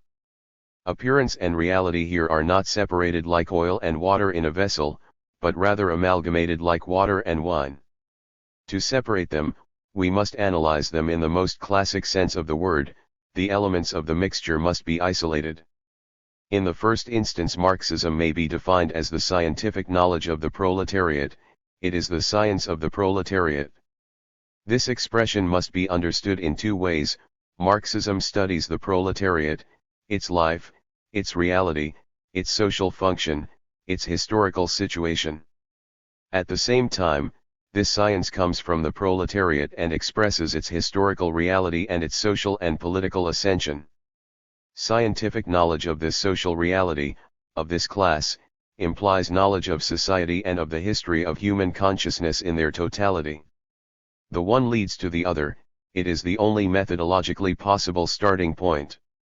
Of course, when a science develops, it goes a considerable way beyond the point from which it began, while continuing to incorporate it. And the analysis of the proletariat, of its practical, historical, and social reality, implies and involves the assimilation of the deepest and most subtle methods elaborated over the centuries by human thought in the course of its investigations and trial and error experiments. I refer, of course, to the dialectical method. Thus the problem of the proletariat encompasses all the problems of thought, of culture, of the human. To study the proletariat scientifically is to begin tearing away the veil of ideologies by which the bourgeoisie has attempted to explain history to itself and to explain, to make acceptable, the proletarian situation to the proletariat. These ideologies tend to deprive the proletariat, as individuals and as a class, of consciousness, of the new consciousness it can attain and which is the proletariat's own achievement. These ideologies share a common characteristic. Whether it is a question of religion, of the theory of human nature and pure reason, of the allegedly historical themes of the human spirit and immanent justice, or of the great ideas which shape the world, they are all idealist and metaphysical. They are masks which shield men from their real lives, which in turn poses the question, how and why do men accept them? What does the repeated complicity with the forces which crush them implied by this acceptance consist of? Marxism describes and analyzes the everyday life of society and indicates the means by which it can be transformed. It describes and analyzes the everyday lives of workers themselves, separated from their tools, connected to the material conditions of their labor solely by the contract which binds them to an employer, sold like commodities on the labor market in the legal and ideological guise of the free labor contract, etc. The real, everyday life of the worker is that of a commodity endowed, unhappily for him, with life, activity, muscles, and with a consciousness which the concerted pressure of his masters seeks to reduce to a minimum or to divert into inoffensive channels. Let it be said that this pressure is very often involuntary, for we should avoid falling into the proletarian myth of the sadistic bourgeois, rotten to the marrow, consciously and strategically mendacious, a myth which in point of fact only the fascists made into a reality. Thus Marxism, as a whole, really is a critical knowledge of everyday life. It is not satisfied with merely uncovering and criticizing this real, practical life in the minutiae of social life. By a process of rational integration it is able to pass from the individual to the social, from the level of the individual to the level of society and of the nation. And vice versa. This penetration of dialectical method into individual, everyday life is so unfamiliar that it is absolutely necessary at this point to offer a summary of Marxism considered as a critique of everyday life. A. Critique of individuality, central theme, the private consciousness. The very things that make a man a social and human being, and not simply a biological creature that is born, grows up and dies steeped in natural life, namely his work, his social activity, his place and situation in the social whole, are the things that also limit him and confine him according to the way labor is currently organized. Durkheim maintains that the division of labor is the foundation for individualization. Marxists reply that the fragmentation of labor provides only a negative foundation for individuality. In this world of production, individuals have an effective self-consciousness, but of a kind which makes them lead inward-looking lives, centered upon their particular skill and specialization. As regards the rest of social and human life, they are conscious of it only in so far as they reject it, despise it, or transpose it to a level of unreality. They tend towards individualism. Now if human individuality must consist in a specific relationship between single beings and the universal, reason, society, culture, the world, then there can be no question here of real individuality, but merely of an abstract, empty, negative form of individualism. This form, with its minimal content, is what may be called the private consciousness. It is a self-consciousness, but limited, restricted, negative and formal. Separated from the conditions in which it could flourish or even exist, it believes itself to be self-sufficient, and aspires to be so. It is in the process of degenerating. And the expression currently in use to designate the everyday life of individuals in this social structure, private life, sums this up perfectly. 6 When an individual life is shaped by individualistic tendencies, it is literally a life of privation, a life deprived of reality, of links with the world, a life for which everything human is alien. It is a life split into contradictory or separate poles, work and rest, public life and personal life, public occasions and intimate situations, chance and inner secrets, luck and fate, ideal and reality, the marvelous and the everyday. Instead of expanding, of conquering the world, this consciousness shrinks in upon itself. And the more it shrinks, the more it seems to be its own. Crass and complacent, the individual settles down amid his familiar surroundings. Consciousness, thought, ideas, feelings, all are seen as property on a par with his furniture, his wife and his children, his assets and his money. In this way the narrowest, most barren, most solitary aspects of life are taken, and with such crude sincerity, for what is most human. Thus everyone is what he is and nothing more. We will find descriptions of these genera of bourgeois society, including not only usurers, gangsters and social climbers, but also all those fixed beings who are determined solely by their function and established in their private lives, in the Human Comedy 7, where Balzac offers probing accounts of this dual nature of bourgeois life, which was forming and consolidating during his lifetime but which holds no surprises for us. On the one hand, formal individualization, or as classic philosophy would put it, a greater subjectivity, thus an enhanced consciousness in increased isolation; on the other hand, an objectification, beings who are more involved in their own physicality, weightier, thicker, more opaque. This dual character is beautifully reflected in Balzac's work, in its very style, so weighty, compared with the lightness of the 18th century, and so lucid. This dual character also corresponds to the dual character of bourgeois society, progressive in terms of technology, thought, consciousness, but otherwise retrogressive. And finally it corresponds to the dual character of capital, a brutal objective reality which eludes human will and drags it along towards a predestined fate for as long as human thought and action, straining towards another order, cannot reverse it, and yet at the same time an abstraction, an unreality, a complex of signs and concepts. Before Balzac, in that epoch of human consciousness in the ascendant which bears the name the Phenomenology of Spirit, Hegel had ironically described abstract animals, specialists, experts, imprisoned in a narrow field of practice or thought. And nowadays we are still struggling with this deep, in other words everyday, contradiction. What makes each of us a human being also turns that human being into something inhuman. More biological than truly human, this organization smothers the individual, dividing him and stunting his development at the very moment it is striving to create him as a human individual. It is just one of the many painful contradictions our era is experiencing, and which we must resolve if we are to move forward. These contradictions are at the same time a measure of the greatness, the richness, and the suffering of the age in which we live. We are all familiar with the drama of youth destroyed by this arrested state of the human being, as also with that drama of more mature, more conscious years, acted out within the asphyxiating straitjacket of fragmented activities. How can this organization be superseded? By practical and theoretical participation in work and in the knowledge of work, in the social and human totality. If the world is to be transformed, this is one of the fundamental problems. We must supersede the private consciousness. B.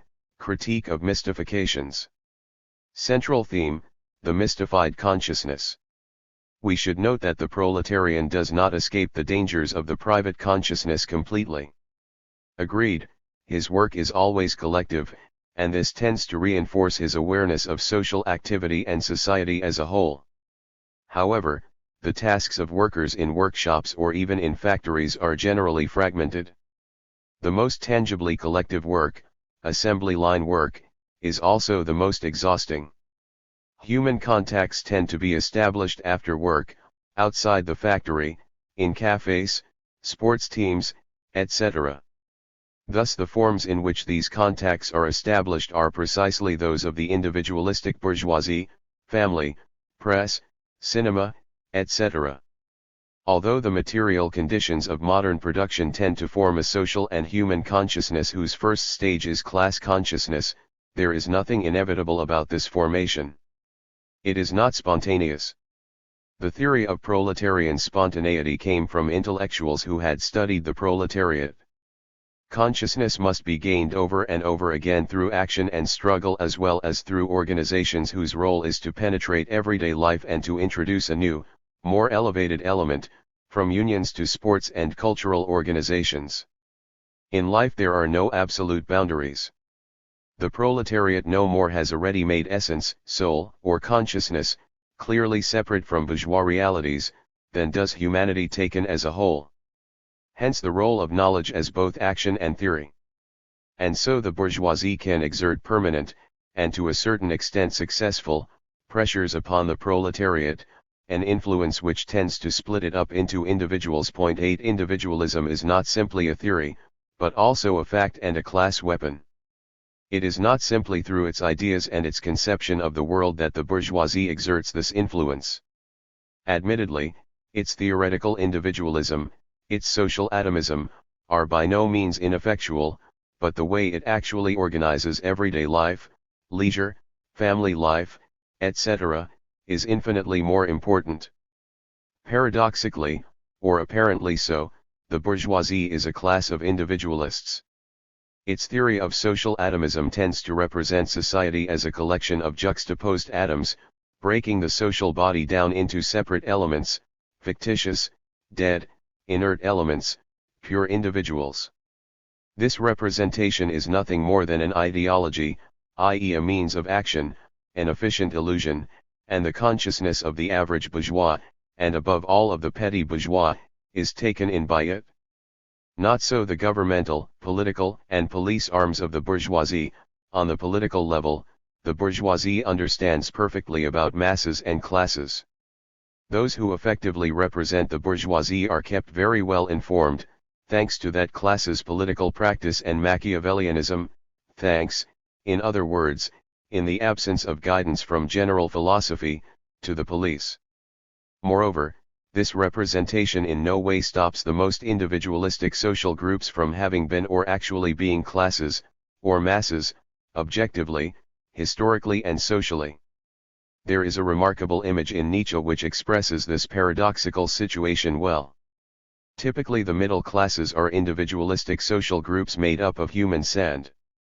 Each grain is quite distinct and separable. And taken together they form a mass, indeed the heaviest and most impenetrable of masses. A sandbag can stop bullets. What is comical about this is that each grain of human sand thinks itself to be not only distinct, but infinitely original. But nothing is more like a grain of sand than another grain of sand. Bourgeois individualism implies the dreary, ludicrous repetition of individuals who are curiously similar in their way of being themselves and of keeping themselves to themselves, in their speech, their gestures, their everyday habits, meal times, rest times, entertainments, fashions, ideas, expressions. Any objective anthropology or scientific description of the contemporary man will have to begin with this obvious paradox, which constitutes the comical mystery of bourgeois life. In the modern world, mystifying ideologies presuppose and imply the private consciousness. The individual who is deprived of human reality is also deprived of truth. He is separated from his concrete human and social reality, deprived of a consciousness of the practical, historical, and social whole, even though, nowadays, given modern social structure, science, and techniques, such a consciousness is both possible and necessary. Turned back upon himself, secure within some imaginary inner fortress, he is the plaything of every hallucination, every spontaneous or deliberate ideological illusion. The thinker, self-taught or not, concocts his own little personal philosophy. The non-thinker interprets what he reads in books, or preferably in newspapers, as best he can, and then one day individualism begins to collapse, and not as a result of a crisis of ideas or worldviews, but because of a material crisis, both economic and political, and these erstwhile individualists rush headlong to form a crowd, a horde, urged on by the most insane, most loathsome, most ferocious ideas. Leaving the last vestige of human reason behind, caught up in a collective mental fever, and we have fascism, the fascist masses and fascist organization. The private consciousness and the mystified consciousness go hand in hand, reinforcing each other and becoming increasingly entrenched as a result of instabilities which have their origins in real life, and not in pure ideas. C. Critique of money. Central theme, fetishism and economic alienation. There is a sentimental rhetoric, corresponding to the spiritual state of the petty bourgeois who hates and envies people who are richer than he is, which readily waxes emotional about deserving paupers and unhappy millionaires alike, and which rails against money. The best things in life are free. And with women particularly in mind, she was poor, but she was honest. Etc. These melodramatic and moral motifs are part of the everyday lives of poor people. Verbal propaganda of the rich, they make up the greater part of the average person's ideological baggage. Disguised as an indictment of money, they justify wealth by reducing it to a mere accident of the human condition, in itself moral or metaphysical. They give consolation to the poor and full satisfaction to people who are threatened by poverty but who nevertheless hope with all their soul to become rich. These motifs have been raised to the dignity of philosophical and lyrical themes in the work of that demented petty bourgeois, p. Guy. 9. Moreover, as proverbs which seem to contain eternal truths, they have penetrated the consciousness of the people, where they act as corollaries to the capitalist axiom, there will always be rich and there will always be poor. Their aim is to consolidate, to crystallize those absurd concepts wealth and poverty, to present them as opposites, to incarnate them in individuals, enclosing them so effectively within these sentimental and moral categories that the most violent statement against the rich will in no respect go beyond the parameters of capitalist ideology. The result is a curious one. Today, for the Marxist, the first task in this area must be a rehabilitation of wealth. Wealth is neither an evil nor a curse. Wealth, like power, is part of man's greatness and of the beauty of life. The solution to man's problems is to be found not by sharing out weakness, poverty, and mediocrity, but by seeking power and wealth.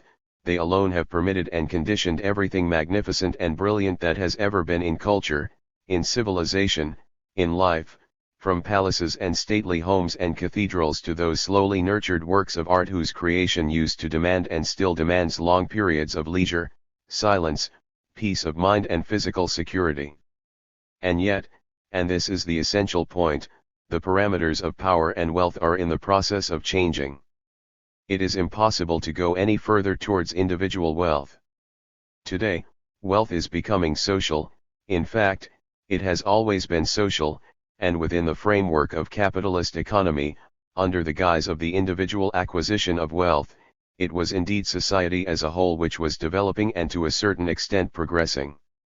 Today this social wealth can develop no further within the framework of individual appropriation, of capitalist private property, it clearly needs reorganizing. But the aim is not to combat wealth with a view to achieving a general mediocrity, an equality of mediocrity. The aim is still wealth, wealth that becomes progressively universalized, socialized wealth. This progressive expansion can only be achieved by degrees, by stages, by a series of measures suited to the complex, concrete, unpredictable circumstances of economic and political life. Thus the Marxist finds himself impelled to criticize those myths of capitalist democracy which are still so widespread, though much less effective than their extension might suggest the myth that wealth is immaterial or intrinsically bad, and the myth of egalitarianism, both obviously bound up with the myth of the private individual, always identical to himself whatever the conditions or circumstances may be. Once this has been achieved, it becomes apparent that the Marxist critique of money is incomparably more radical than any moralizing rhetoric can be. And here, once again, it goes to the heart of the question. Under capitalist regimes, to exist and to have are identical. The man who has nothing is nothing. 10 And this situation is not a theoretical one, an abstract category in a philosophy of existence, it is an absolutely desperate reality, the man who has nothing finds himself separated from existence in general and a fortiori from human existence. He is separated from that world of objects, i.e. the real world, without which no human existence is possible. Spiritualism and idealism maintain that the loftiest situation for man is that of a spirit or a soul independent from the world of objects. This situation is experienced, ironically, by the man who has nothing. Not having is the most despairing spiritualism, a complete unreality of the human being, a complete reality of the dishumanist being, a very positive having, a having of hunger, of cold, of disease, of crime, of debasement, of hebetude, of all inhumanity and abnormity. 11. Doubtless this is the profound reason why spiritualism calls on people who have nothing at least to possess their souls.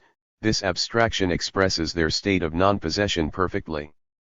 Moreover, it appears that objects are not simply important in so far as they are goods, but also as a shell for man's objective being, the existence of man for other men, his human relation to other men, the social behavior of man to man. 12. In this way, by arguing that non-possession is superior to possession, idealism situates profound human reality, more profound than wealth, within the absence of real human relations, in other words within the loneliness and emptiness of abstraction. Opposing this argument for non-possession is the argument which considers possession as an essential. If we accept the principle that the possession of objects constitutes the basis of human reality, it will lead us immediately to demand equal possession for all. This is exactly the principle of Proudhon's egalitarianism and petit bourgeois socialism. The most cursory examination of this principle will reveal that it never goes beyond bourgeois ideology or the categories of bourgeois political economy. On the contrary, it places the category, the concept of possession, at the highest level. Thus it becomes involved in empty recriminations and moralizing, ineffectual anti-capitalist postures. And how easy it is for bourgeois thinkers to demonstrate that this apology for ready-made equality of possession for all individuals is nothing more than an apology for boredom, uniformity, humdrum, day-to-day grayness. It really is petty bourgeois mediocrity raised to the level of supreme truth and socialist ideal. But is this not precisely the same idealism that some people today 13 are proposing to restore in order to complete Marxism and to take up the defense of the human being against both capitalism and Marxist materialism? Is it not the hidden principle of the humanist socialism with which they are trying to challenge Marxist humanism, which is Marxist not because Marxists have their own definition of man but because Marxist, dialectical materialist, method alone allows for the study of human reality and the creation of the new man who today is possible and implied in the movement of human reality? According to Marxism, the relation between man and object is not the same as a relation of possession. It is incomparably broader. What is important is not that I have possession, be it capitalist or egalitarian, of an object, but that I can enjoy it in the human, total meaning of the word, that I can have the most complex, the richest relationships of joy or happiness with the object, which can be a thing or a living being or a human being or a social reality. Moreover, it is by means of this object, within, in and through it, that I enter into a complex network of human relations. Apropos of love, the term to possess, e.g. to possess a woman, brings with it a long procession of feelings, aspirations, prejudices, myths and paroxysmal moments. Still too frequently the myth of possession is countered by the myth of non-possession, according to which love is just a function, an inessential activity which does not involve the human being in his totality, so that promiscuity, infidelity, the absence of jealousy, become signs of freedom, of the new love, of the emancipated feminine personality. This myth of non-possession remains firmly within the abstract category of the private individual, allegedly endowed with an inner being that is inaccessible and indifferent to external activities. The dialectical truth may be formulated roughly as follows: a man's, or a woman's, relationship will be richer, more human, more complex, more joyful, but also possibly more deeply painful, with someone who is free than with someone who allows him or herself to be possessed. At last relationships will be humanized, and in the process will do away with those zones of indifference perpetuated as much by myths of possession as by myths of non-possession, either of accomplished and complete possession or of the inadmissibility of possession. By bringing together two complex free beings, these physiological, psychological, spiritual relationships will go infinitely farther than the merely sexual, although the sexual will be by no means marginalized. Their tendency, therefore, will be to enter everyday life, to allow their presence to impregnate the other human relations, social activities, thought, etc., which henceforth will be accomplished through them, but not without them. The humanized object for me makes me into a humanized object for it. I thus enter the sphere where my human possibilities are totally, objectively realized. The object then will have accomplished the totality of its functions as an object. Whereas Proudhon declares that possession is a social function. 14 The Marxist theory of the object expressly supersedes this kind of socialism and moves in the direction of concrete, total humanism, affirming with Marx that what is interesting in a function, however, is not to exclude the other person, but to affirm and to realize the forces of my own being. 15 Which is possible only by the other person, with the other person and in the other person. In the social domain, capitalist theory and practice end up producing a mass of individuals deprived of any rights over objects of social importance such as large factories, large businesses, works of art, the spaces in which rest and leisure take on superior value and meaning, mountains, the sea, the air, etc. On the other hand, the socialist apology for possession as a social function creates some very strange illusions. For example, it might lead one to compare large social buildings, gigantic factories, palatial public edifices, with the pyramids of Egypt, for which the pharaohs sacrificed innumerable slaves. The proletariat will appear to be making a decisive step towards freedom whenever it shares in the profits of a business, or becomes a shareholder, or has a vote in the nomination of a management committee, etc. The possession of a minuscule square inch of property will be seen as a liberation of the individual, and of the sum total of individuals, the proletariat, the people. In the first place, this kind of socialism omits an essential distinction, the distinction between consumer goods and the social means of production. Consumer goods, the objects linked to my everyday life, this pen, this glass, these clothes, etc., are obviously mine and should stay so. The question is not one of taking my objects away from me, but on the contrary of giving me more of them. Only a few cranks, inspired by ascetic, monastic communism rather than by scientific socialism, have gone so far as to criticize the principle of the individual appropriation of consumer goods. It is moreover evident that the motto of Phalansterian communism, what is mine is thine, neither eradicates nor supersedes the thine or the mine, but on the contrary generalizes them as fundamental categories of everyday life. What is more, the relation I have with the objects which are immediately mine is not a legal, private property relation. I can break them, give them away, sell them, without drawing up a legal contract. The relation is therefore an immediate one, part of everyday life, and does not have to be altered when the economic, social, and legal parameters of the social structure based on private property are modified. But it is precisely this relation that egalitarian socialism tends to generalize into a legal category. This merely serves to reveal how far it lags behind the way the practicalities of life are organized even in bourgeois society. It takes us back to the days when slaves could only dream of being able to say of the most ordinary of objects, "It's mine." The important thing is not that I should have the impression of possessing a minuscule interest in socially important concerns, the means of production, but that these concerns should strive objectively to increase social wealth, to make wealth universal. The important thing is not that I should become the owner of a little plot of land in the mountains, but that the mountains be open to me, for climbing or for winter sports. The same applies for the sea and the air, regions of the world where the notion of private possession becomes more or less meaningless, but whose appeal and attraction to the free individual is all the more powerful because of that.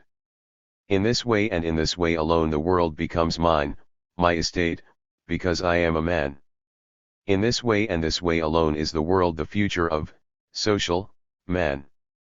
Only in this way can the private individual, the individualistic model of man, be superseded, and concrete and truly free individuality attained. The movement of self-realization of the human proceeds from the subject, desires, aspirations, ideas, to objects, to the world, and equally from the object to the subject, liberation from any external determinism, from any destiny which has not been understood and controlled. In philosophical terms, this realization may be described equally as a deeper subjectivization, a more lucid awareness, and as an objectification, a world of material, controlled objects. Subjectivization and objectification go hand in hand, inseparably. The big disadvantage of traditional terminology is that there is one major aspect of the problem of man it fails to emphasize. No amount of theorizing will permit us to attain the total man, or even to define him. Humanized at last, this essence of man, who up until now did not exist and who cannot exist in advance, is made real through action and in practice, i.e. in everyday life. Theorizing has its part to play. If we are to define not so much the human, but the direction in which action must go, we need to call upon knowledge and science. And not just one science, but all of them. Man is not just economic, or biological, or physiochemical, etc. And yet he is all of this. This is what makes him the total man. From each science, from each partial method of research, total humanism borrows elements for analysis and orientation, in varying proportions according to the moments and the problems. The most extensive method of all, the dialectic, is the only one capable of organizing the synthesis of all these elements and of extracting from them the idea of man, which, rather than acting as a substitute for real achievement, as idealism does, actually provokes realizing action, strengthening it and guiding it forward. A human being only is, only exists, through what he has, but the present form of having, the possession of money, is merely an inferior, narrow, limited one. Conversely, a human being only completely has what he is. This is why to be a social being, or a thinker, or a poet, etc., and to participate in human reality, to be as extensive a fragment as possible of that reality rather than to contemplate it, conceive it, or control it from outside, is problematic. On this point, money is a particularly untrustworthy master. Let us imagine a man with a certain amount of potential, a personality as they say, devoting his activities and his talents to getting rich and succeeding, with a bit of luck and above all an absolute single-mindedness. Almost anyone, even an idiot, can manage to earn money, upon which he buys some paintings by Picasso or Matisse, some luxury editions of Valéry and the complete works of Monsieur Gide. As we all know, in a society where everything is for sale, and where consciousness is merely a commodity which costs just a little less than any other commodity, because it is in plentiful supply, money can buy anything. Thus our parvenu has everything at his fingertips: beauty, art, knowledge. But he could have been a poet, or a painter, or a scientist, someone who would create beauty and knowledge. Everything which you are unable to do, your money can do for you. 16 In the still dehumanized life of bourgeois society, money symbolizes this tearing away of man from himself. It is more than the symbol of alienation, it is the alienation of man itself, his alienated essence. In the capitalist human being it represents all the time devoted not to living, through creative labor or through leisure, but to saving or speculating, in the financial sense of the word, instead. In the creative Belle Époque of ascendant capitalism, the bourgeois deprived himself in order to accumulate capital, to build up his business concerns. At this stage, money had its ethic, its religion, asceticism, economy. It taught abnegation, and thus it spoke to the bourgeois of the 17th century, and thus it speaks to the petty bourgeois even today. The less you eat, drink, buy books, go to the theater, go dancing, go drinking, think, love, theorize, sing, paint, fence, etc., the more you save and the greater will become that treasure which neither moths nor maggots can consume, your capital. The less you are, the more you have. 17. The finance capitalist of the decadent period, the degenerate son of a family rich for generations or the parvenu made rich through speculation, speaks as follows. The stronger the power of my money, the stronger am I. The properties of money are the possessor's, properties and essential powers. I am ugly, but I can buy the most beautiful woman. As an individual, I am lame, but money procures me 24 legs. Through money I can have anything the human heart desires. 18. To the proletarian money speaks a different language. Ceaselessly, at every moment of his everyday life, it whispers these threats. You need me, and you'll have to swap your own self to get me. You've got to sell yourself. I am your life and the meaning of your life. You're nothing but a thing, a coarse, natural object like any other, a commodity among commodities. And what you're swapping for these objects you call coins is your time for activity and living. But in any case it's better for you to imagine that you're expiating original sin or sharing in the misfortunes of the human condition.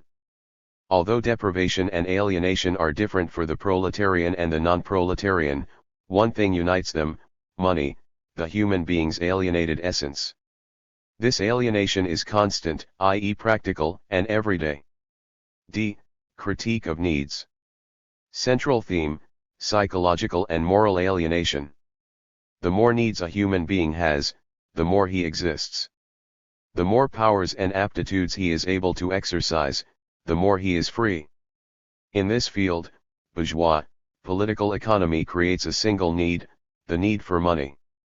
In the hands of the individual, money is the only power which gives him contact with the alien, hostile world of objects. The vaster this world of objects becomes, the greater the need for money. And it is thus that the quantity of money becomes more and more its sole important property. 19. Every being becomes reduced to this abstraction, market value. Man himself becomes reduced to this abstraction. Money, man's alienated essence, the projection beyond himself of his activities and his needs, is only a quantitative essence. And there is nothing to determine or limit it qualitatively. For this reason, functioning outside of men and yet produced by them, an automatic fetish, money becomes inflated out of all proportion, as does the fundamental need, in capitalist regimes, which bears witness to its presence in men's hearts. And every other need is adjusted and revised according to the need for money. As a set of desires, the human being is not developed and cultivated for himself, but so that the demands of this theological monster may be satisfied. The need for money is an expression of the needs of money. On the one hand, therefore, every effort is made to create fictitious, artificial, imaginary needs. Instead of expressing and satisfying real desires, and of transforming crude need into human need. 20. The capitalist producer inverts the course of things.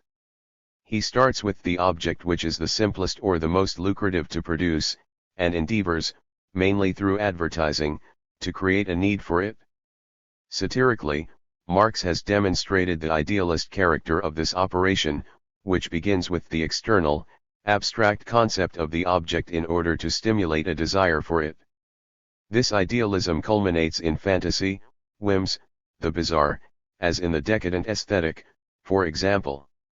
Like the eunuch who panders to his rich master's every desire, or the priest who exploits every imperfection, every weak spot in the human heart and mind in order to preach about heaven, the producer becomes the pimp for the individual and his own self. He places himself at the disposal of his neighbor's most depraved fancies, panders to his needs, excites unhealthy appetites in him, and pounces on every weakness, so that he can then demand the money for his labor of love. 21. But at the same time, for all those unable to pay, needs die, degenerate, become more simple. As a result, the worker stops feeling the simplest needs, which are also the most difficult needs for workers to satisfy, the need for space, for fresh air and freedom, for solitude or contemplation. Man the proletarian reverts once more to living in a cave, but the cave is now polluted by the mephitic and pestilential breath of civilization. Moreover, the worker has no more than a precarious right to live in it, for it is for him an alien power that can be daily withdrawn and from which, should he fail to pay, he can be evicted at any time. He actually has to pay for this mortuary. 22. So man sinks even lower than an animal. Needs and feelings no longer exist in a human form, they no longer even exist in a dehumanized form, therefore not even in animal form. Not only does man cease to have human needs, but he loses his animal needs, to move about, to have contacts with beings of the same species. It is a state of affairs that the bourgeois economist finds eminently satisfactory. It means that all is well in the capitalist economy. Money reigns, everyone serves it in their particular way, according to the position they hold in human nature. The bourgeois worship it in a refined, even artistic, way, while the worker's homage is humble and austere. The human being's many needs and desires have their foundation in biological life, in instincts. Subsequently social life transforms them, giving this biological content a new form. On the one hand needs are satisfied by society, on the other, as history unfolds, society modifies them both in form and in content. Thus as soon as the objects it perceives stop being crude objects immersed in nature and become social objects, the eye has become a human eye. 23. What psychologists call perception or the perceptible world is in reality the product of human action on the historical and social level. The activity which gives the external world and its phenomena shape is not a mental activity, theoretical and formal, but a practical, concrete one. Practical tools, not simple concepts, are the means by which social man has shaped the perceptible world. As regards the processes of knowledge by means of which we understand this world, torn as it is from the immensity of nature and rendered coherent and human, they are not a priori categories, or subjective intentions, they are our senses. But our senses have been transformed by action. Capable of understanding and organizing certain wholes, certain forms, the human eye is more than just the natural organ of vision of a superior vertebrate, of a lone figure lost in the natural world, of a primitive man or a child. Thus the world is man's mirror because man makes it, it is the task of his practical, everyday life to do so. But it is not his mirror in a passive way.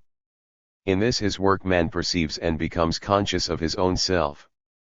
If what he makes comes from him, he in turn comes from what he makes, it is made by him, but it is in these works and by these works that he has made himself. Thus it is that our senses, organs, vital needs, instincts, and feelings have been permeated with consciousness, with human reason, since they too have been shaped by social life. The creation of these human feelings, along with the appropriation of objective reality, the constitution of a human world, constitute the fulfillment of human reality. And it is in everyday life, and through everyday life, that humanization is accomplished. Every moment of inspiration, of genius, or of heroism must serve, and even despite itself, does serve, everyday man. Should any other claims be made for such moments, they must fall into the realm of alienation, where man is torn apart. Great things have been attempted in the name of alienation, they have failed or have been subsumed, but in unpredictable ways everyday man and the everyday world have benefited from them. It is in this fact, which idealism uses to prove the inevitable failure of all greatness, that we must on the contrary see the forming of true greatness, the greatness of human life. Critique of work. Central theme, the alienation of the worker and of man. The relation of every humble, everyday gesture to the social complex, like the relation of each individual to the whole, cannot be compared to that of the part to the sum total or of the element to a synthesis, using the term in its usual vague sense. Mathematical integration would be a better way of explaining the transfer from one scale of greatness to another, implying as it does a qualitative leap without the sense that the differential element, the gesture, the individual, and the totality are radically heterogeneous.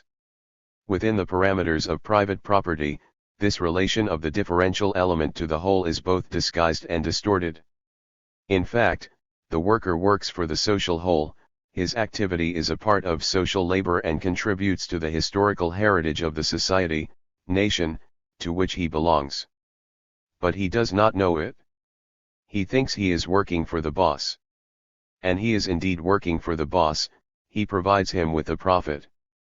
In this way the portion of the social value of his labor which does not come back to him in the form of wages is retained by the boss, surplus value. The only direct relations the worker has are with the boss. He is ignorant of the overall or total phenomena involved. He does not know that the totality of surplus value goes to the bosses as a group or capitalist class. He does not know, at least, not spontaneously, that the sum total of wages go to the proletarian class. He is even more ignorant of the fact that the way the sum total is distributed, surplus value, wages, products, rates of profit, purchasing power, etc., obeys certain laws. Integration takes place beyond the will of individuals, outside of their private consciousness. The individual capitalist is just as ignorant of the laws of capitalism as the individual proletarian. As an individual, a capitalist may be intelligent or stupid, good or vicious, active or inert. He does not know that his essential reality is that of a member of a class. Here again, his essence is outside of him. In good faith, the individual, be he bourgeois or proletarian, can deny the existence of social classes since objective social reality functions beyond his own subjectivity, beyond his own private consciousness. The direct, immediate relation between the wage earner and the boss is therefore a rigged, ambiguous, formal relation which conceals a hidden content. The wage earner's relations with society as a whole pass via the employer, through the mediation of money and wages. But in everyday life the deep, objective relation is disguised by direct, immediate relations, apparently real, until knowledge begins to penetrate the real. Here, therefore, everyday life functions within certain appearances which are not so much the products of mystifying ideologies, as contributions to the conditions needed for any mystifying ideology to operate. The social whole is essentially constituted by the total activity of society, by work and by the various activities of society considered in its totality. But within the parameters of private property, labor is alienated. The alienation of labor is many-sided. The wage earner works for the employer and the proletarian class works for the capitalist class, but that is only one aspect of alienation, the easiest aspect to understand, above all for those who stand to gain from it, and the one which will help to elucidate the others. Alienated labor has lost its social essence. Though its essence is indeed social, labor assumes the appearance and the reality of an individual task. Moreover, as it is social labor, it takes the form of a buying and a selling of labor power. The individual ceases to feel at one with the social conditions of his activity. Not only do the tools of his trade loom up before him like an alien, threatening reality, since they do not belong to him, either as an individual, as in a craft, or as a member of a collectivity, as in socialism, but also he becomes separated, disassociated from his own self, in his real, everyday life. On the one hand he is a human individual, on the other, he is labor power, labor time which is up for sale like a commodity, a thing. For the worker, participation in the creative activity of the social whole takes the form of an external necessity, the necessity of earning a living, and it is thus that, for the individual, social labor takes on the appearance of a penalty, a mysterious punishment. The necessity of having to work weighs down on him from without as though he were an object. It turns him into an object, dragging him into a mechanism he knows nothing about. The wage earner sells his labor power like a thing, and becomes a thing, a base object. Man himself, viewed merely as the physical existence of labor power, is a natural object, a thing, although a living, conscious thing, and labor is the physical manifestation, Ding-Gleichäußerung, of that power. 24. The human being, ceasing to be human, is turned into a tool to be used by other tools, the means of production, a thing to be used by another thing, money, and an object to be used by a class, a mass of individuals who are themselves deprived of reality and truth, the capitalists. And his labor, which ought to humanize him, becomes something done under duress instead of being a vital and human need, since it is itself nothing more than a means of earning a living, rather than a contribution to man's essence, freely imparted. The wage earner is confronted with the use of his labor power as something alien. 25 Not only is his labor power bought from him, but it is also used in combination with other people's work, the technical division of labor, of which he has no knowledge, and no one really understands this division of labor. Occasionally experts and specialists in the area might know about it at the level of their own firms, but it is well known that in France the level of design and planning is less efficient and productive than it could be. Such experts know nothing about the division of labor at the level of society. Only a plan for social labor could demonstrate how it functions and control it. Therefore, for every individual, worker or expert, the division of labor is imposed from without, like an objective process, with the result that each man's activity is turned back against him as a hostile force which subjugates him instead of being subjugated by him. In this way a dehumanized, brutally objective power holds sway over all social life, according to its differing aspects.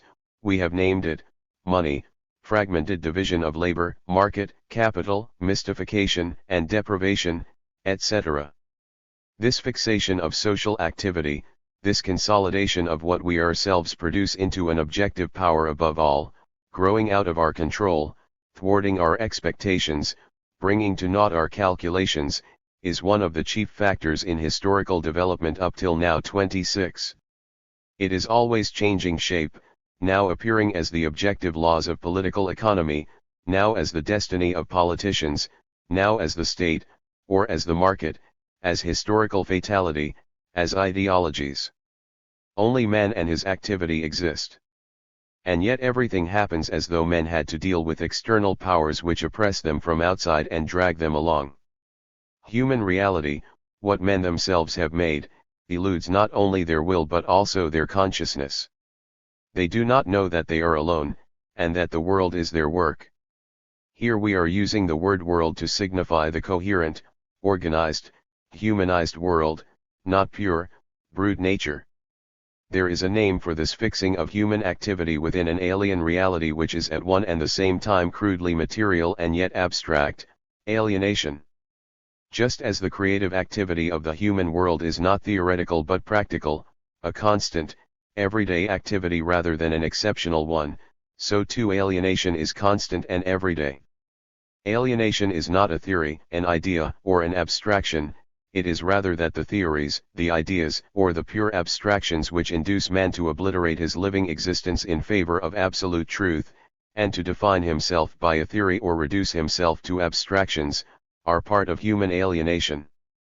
Alienation appears in day-to-day life, the life of the proletarian and even of the petty bourgeois and the capitalist, the difference being that capitalists collaborate with alienation's dehumanizing power.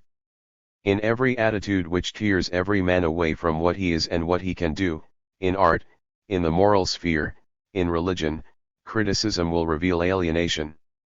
Certain gestures, certain words, certain actions, seem to come from an alien being. In the general, human sense of the term, it is not me, a man, who has spoken, but him, the artificial being, presumptuous, angel or devil, superman or criminal, created within me to stop me from being myself and from following the lines of force whereby action achieves more reality. Appearance and reality intertwine. Appearances graft themselves onto reality, encompassing it, replacing it. For people who have been unable to overcome alienation, the alienated world, social appearances, the theories and abstractions which express these appearances, seems the only reality. Thus any criticism of life which fails to take the clear and distinct notion of human alienation as its starting point will be a criticism not of life, but of this pseudo-reality. Blinkered by alienation, confined to its perspective, such a critique will take as its object the reality of the existing social structure, rejecting it wholesale as it yearns for something else, a spiritual life, the surreal, the superhuman, an ideal or metaphysical world. This kind of criticism will therefore move more and more towards alienation, reinforcing it in the process. Genuine criticism, by contrast, will expose an unreality in the reality of the bourgeoisie, a system of phenomena which have already been refuted by life and thought, a group of appearances which seem real but which consciousness has overcome or is in the process of overcoming. Genuine criticism will then reveal the human reality beneath this general unreality, the human world which takes shape within us and around us, in what we see, what we do, in humble objects and, apparently, humble and profound feelings. A human world which has been torn away from us, disassociated and dispersed by alienation, but which still constitutes the irreducible core of appearances. The notion of alienation is destined to become the central notion of philosophy, seen as criticism of life and the foundation for a concrete humanism, as well as of literature, seen as the expression of life in movement. It is a key notion. It replaces outmoded ideological centers of interest by a new interest in individual and social man. It enables us to discover how man, every man, gives into illusions in which he thinks he can discover and possess his own self, and the self-inflicted anguish which ensues, or how he struggles to bring to light his core of human reality. It enables us to follow this struggle through history, to see how appearances fade or become strengthened, and how truly human reality seeks to go beyond appearances and discover a reality other than the one we live and yet which will still be that reality, brought to light at last in all its truth, and reinstated as the keystone of the very edifice beneath which it has been entombed. The drama of human alienation is much more profound and enthralling than any of the phony cosmic dramas or divine scenarios which man is supposed to act out in this world. The drama of alienation is dialectical. Through the manifold forms of his labor, man has made himself real by realizing a human world. He is inseparable from this other self, his creation, his mirror, his statue, more, his body. The totality of objects and human products taken together form an integral part of human reality. On this level, objects are not simply means or implements. By producing them, men are working to create the human. They think they are molding an object, a series of objects, and it is man himself they are creating. But in this dialectical relation of man to himself, the relation between the human world and human consciousness, a new element emerges to confuse the situation and halt its development. As he strives to control nature and create his world, man conjures himself up a new nature. Certain of man's products function in relation to human reality like some impenetrable nature, undominated, oppressing his consciousness and will from without. Of course, this can only be an appearance. Products of human activity cannot have the same characteristics as brute, material things. And yet this appearance too is a reality. Commodities, money, capital, the state, legal, economic and political institutions, ideologies, all function as though they were realities external to man. In a sense, they are realities, with their own laws. And yet, they are purely human products. Thus the human being develops through this other self, half fact, half fiction, which becomes intimately involved with the human world in its process of formation. Analysis must therefore distinguish between the real human world on the one hand, the totality of human works and their reciprocal action upon man, and, on the other, the unreality of alienation. But this unreality appears to be infinitely more real than anything authentically human. And this appearance contributes to alienation. It becomes real, and as a result a great abstract idea or a certain form of the state seems infinitely more important than a humble, everyday feeling or a work born of man's hands. Thus the real is taken for the unreal, and vice versa. Moreover, this illusion has a real, solid basis, for it is not a theoretical illusion, it is a practical illusion, with its basis in everyday life and in the way everyday life is organized. This real and this unreal are not speculative categories but categories of life, of practical activity, historical and even tragic categories. If the human is the fundamental reality of history, the inhuman is reduced to an appearance, a manifestation of man's becoming. And yet how well we know the terrible reality of the inhuman. Only a concrete dialectic which demonstrates the unity of essence and appearance, of the real and the unreal, a unity in the process of becoming, in which the two poles merge and act one upon the other, is capable of giving a meaning to the human and the inhuman in history. Man attains his own reality, creates himself through, within, and by means of his opposite, his alienation, the inhuman. It is through the inhuman that he has slowly built the human world. This humble, everyday, human world has been taken as a crude facade for certain sublime realities. We know today that these higher realities were simply the manifestation, the appearance, of man's attempt to create his own reality in everyday life, but possessing the monstrous power, peculiar to alienation, of absorbing human reality, of crushing it and throwing it off center, so to speak. Now it has reached its moment of highest intensity. The conflict between what is apparent and what is real is about to be resolved through a progress in consciousness and activity. Alienation, now made conscious, and thus rejected as mere appearance and superseded, will give way to an authentic human reality, stripped of its facade, and liberated. F. Critique of freedom. Central theme: man's power over nature and over his own nature. What does freedom consist in?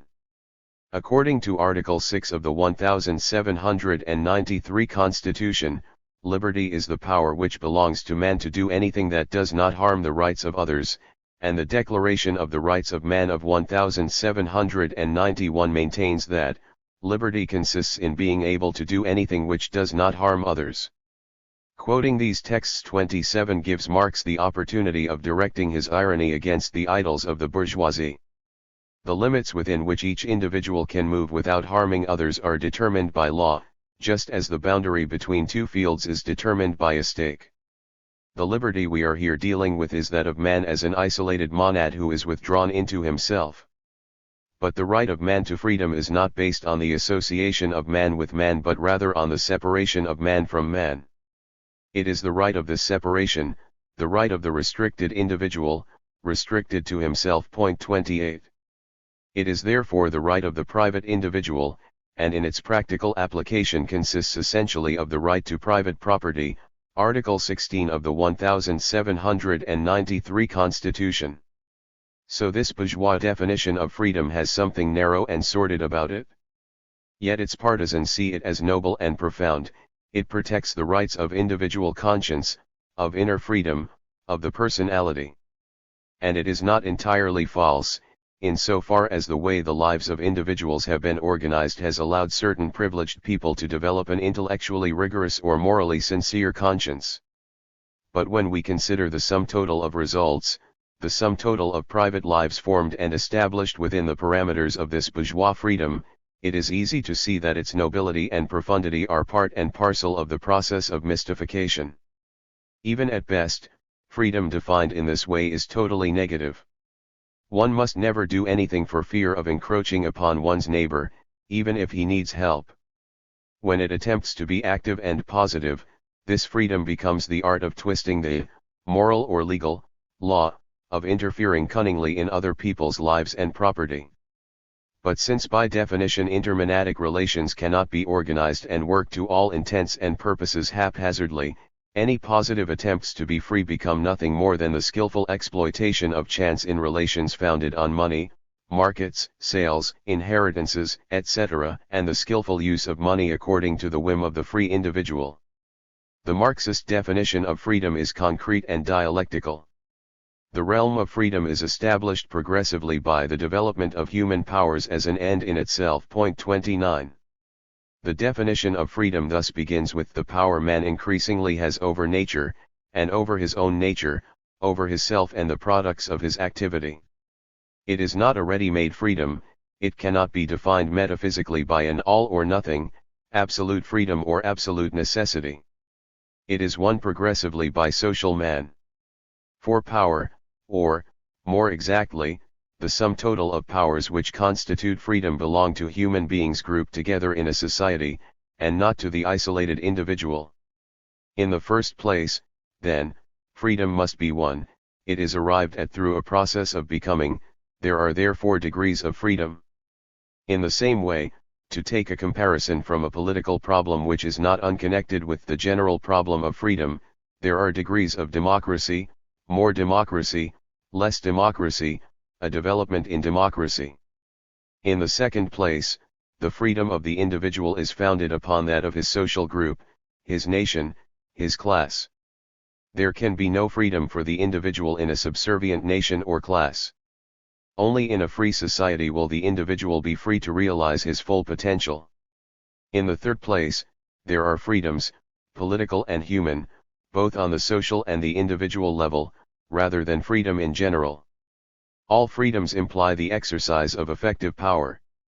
Freedom of expression, effective participation in the running of the social whole, these are political freedoms.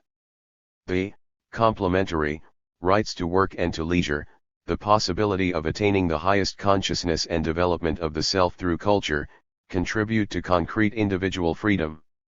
All power is liberating. Thus, to take a very simple example, someone who can swim or run is attaining a higher level of freedom. He is free in relation to a material environment which he controls instead of being controlled by it. Spiritually and materially, the free individual is a totality of powers, i.e. of concrete possibilities. Freedom reduced to so-called freedom of opinion, or to the open-ended possibilities of adventure or flight of fancy, is one of the illusions of the private consciousness, mystifications accepted by the subject who has been separated from the natural and human object. Nevertheless, the notion of freedom in general retains a meaning. Dialectically it even takes on a new meaning, higher and more profound. It designates the unity of the different aspects of freedom, of the various freedoms. There can be no concrete freedom for the individual without social, economic, and political freedoms. The power which will liberate is not the power which certain men have wielded over other human beings, but the power which man, considered as a whole, wields over nature. There is no metaphysical dilemma of the order, either absolute determinism, or else absolute freedom. All or nothing. The universe is not an indifferent, immovable mass, an immediately available world which unfolds according to inexorable laws. Such a vision, which deprives man of the world, has a name which situates it in the history of thought and which demonstrates how much and by what means we have superseded it. It is called mechanism. This vision served a purpose by lending support to science, as a transitional stage, at the very moment when action founded upon science was demonstrating how erroneous an interpretation it was. The laws of nature do not forbid effective action, they are its foundation. If we get rid of mechanism, we get rid of the inevitability of destiny. The way opens up for the conquest of the world. The world is man's future. So long as man did not understand the laws of nature and history, they weighed him down. Because he did not understand them, they inevitably seemed to be governed by a mysterious, oppressive, blind necessity. Knowledge and action extend the dominated sector of nature and man, taking this necessity over and transforming it into powers, i.e. freedoms. Man dominates nature and his own social nature by understanding them. Necessity is blind only in so far as it is not understood. In the realm of necessity, human needs became degraded. They represented the sad necessities of everyday life. People had to eat, drink, find clothes, and so they had to work. But people whose only reason for working is to keep body and soul together have neither the time nor the inclination for anything else. So they just keep on working, and their lives are spent just staying alive. This, in a nutshell, has been the philosophy of everyday life, and it still is. And yet, every human need, conceived of as the relation between a human being and the world, can become a power, in other words a freedom, a source of joy or happiness. But needs have to be rescued from the realm of blind necessity, or at least its ascendancy must be progressively reduced. Man appropriates his integral essence in an integral way. As a total man 30, this essence is not a metaphysical essence, but a set of needs and organs which become social, human, rational, as a result of the power of social man over nature, and over his own nature. Whether we are concerned with the eye or genitals, with rational consciousness or physical activity, it is always a question of the appropriation of human reality of the approach to the object. 31 And this is what the confirmation of human reality 32 consists in. On the one hand, man's essence is factual, his body, his biological reality. But on the other hand, seen as practical activity which appropriates these biological realities and transforms them into freedoms and powers, the essence of the human cannot be defined as a ready-made nature. It creates itself, through action, through knowledge, and through social becoming. One particular aspect of art demonstrates this transformation well. In a painting, the human eye has found its appropriate object.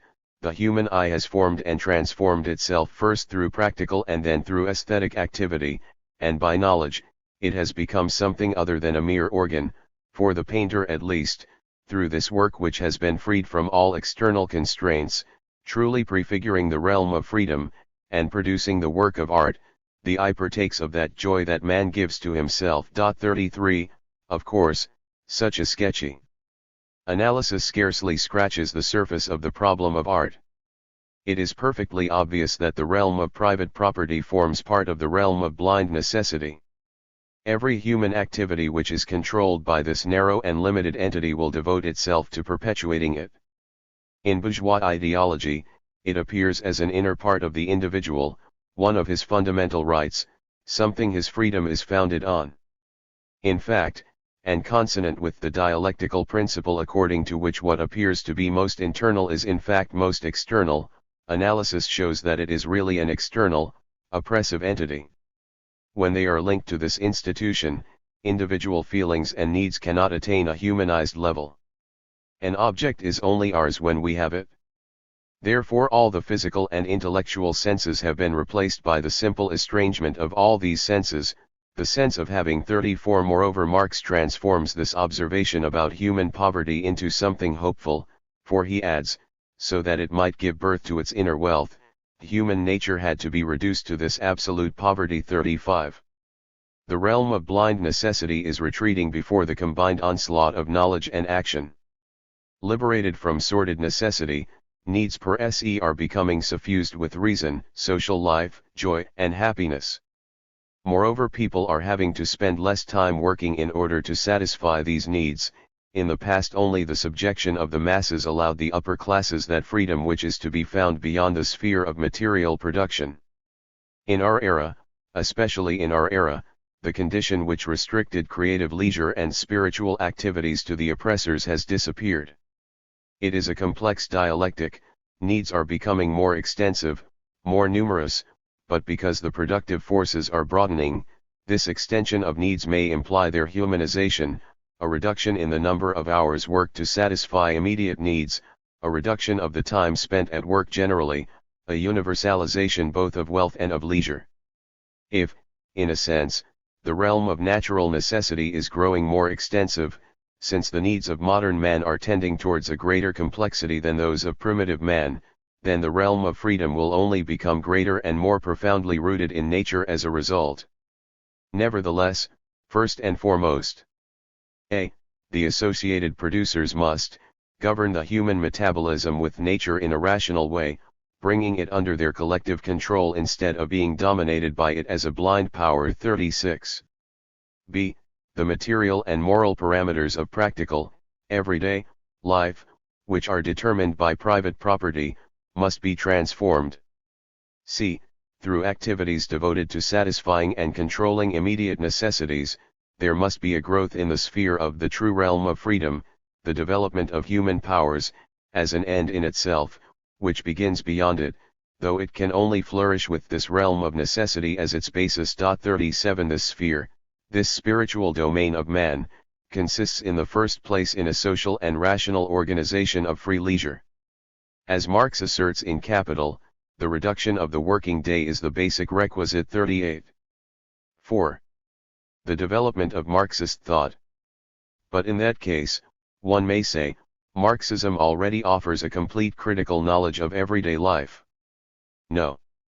The significance of the work of Marx and Engels is still far from being clearly elucidated. Two obstacles have hindered a deeper elaboration of Marxist thought. Some take Marx's and Engels' texts literally, seeing each text in isolation, without link, without unity, rather than attempting to grasp and extend the evolution of the thought they contain. In this way certain Marxists have lost sight of its dynamic, living character. Although they are conversant with the texts, such theoreticians have become bogged down in literal exegeses which add nothing to Marxist thought, even though they are preferable, admittedly, to the flights of fancy of people who write or talk about Marxism without knowing anything about it. This is a doctrine about thought in movement and about movement in things, and they immobilize it. They are thus incapable of reconstructing the work of Marx and Engels in the integrality of its meaning. On the other hand, attempts to develop Marxism freely have too often involved deliberate modifications of its most solidly established foundations. The genuine line of development of Marxist thought avoids both these dead ends, literal dogmatism and the allegedly free revision of first principles. Dialectical materialism develops as a method of thinking which is neither empty nor formally separable from its object, an academic and scholastic way of conceiving method. Instead it elaborates both itself and its content at the same time. Before Marxist humanism could be fully reinstated, there were some fairly widespread errors which had to be refuted. Marx and Engels began their work with philosophical research, then moved on to economics and political action. Some, philosophers rather than economists, have concentrated exclusively upon the philosophical works. Conversely, others see Marx's economic works as eclipsing his philosophical works. In fact, for a long time there was a widely held but fallacious theory that Marx's economics and politics had eliminated his philosophy. The fact that economic science and political action had superseded speculative philosophy fostered the false conclusion that Marx had abandoned any conception of the philosophical world. This narrow, one-sided position was based on a traditional mistranslation. In the economic and political works of Marx and Engels, philosophy appears aufgehoben. 1 But there is no verb in French which translates this Hegelian term exactly. It means at the same time to abolish something, as it was, and to raise it to a higher level. From the first French translator of Hegel, Vera, onwards, the dialectical term aufheben has been repeatedly translated and traduced by the word supprimer. The word depasser, which is used nowadays, while nearer in meaning, still falls short of rendering the double movement Hegel's verb signifies. It fails to show clearly that the reality which has been aufgehoben, the dialectical moment which has been superseded as such, takes on in the process of being superseded a new reality, higher, more profound.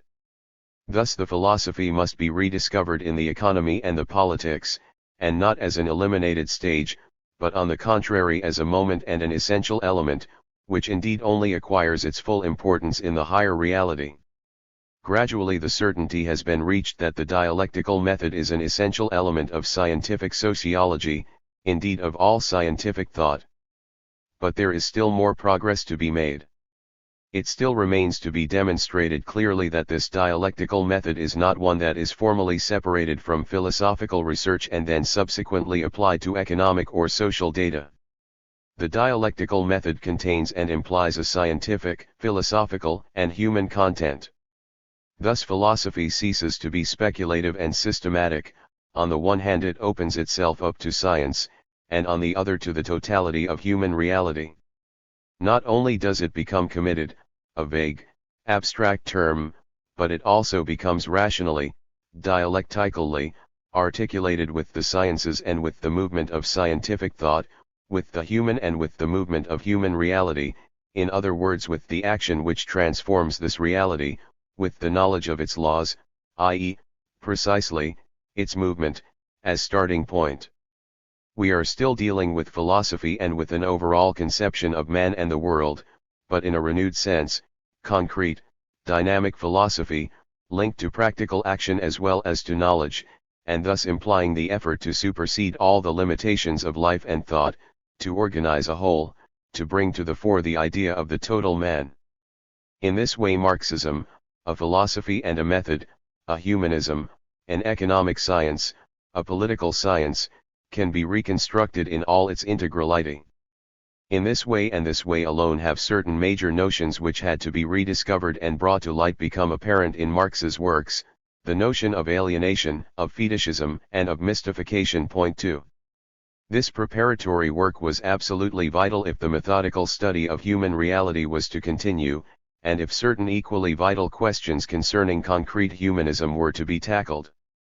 The first principles and fundamental ideas which enable us to formulate and resolve these problems effectively are implicit in the work of Marx and Engels, provided this work is taken as a whole and understood in terms of its basic tendency.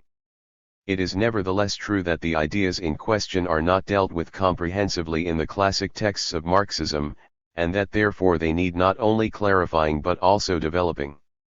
Thus Marxism develops as a living whole, in economic, political, and also philosophical research, without, however, ever emerging either as an orthodoxy or scholasticism or, alternatively, as a shapeless eclecticism.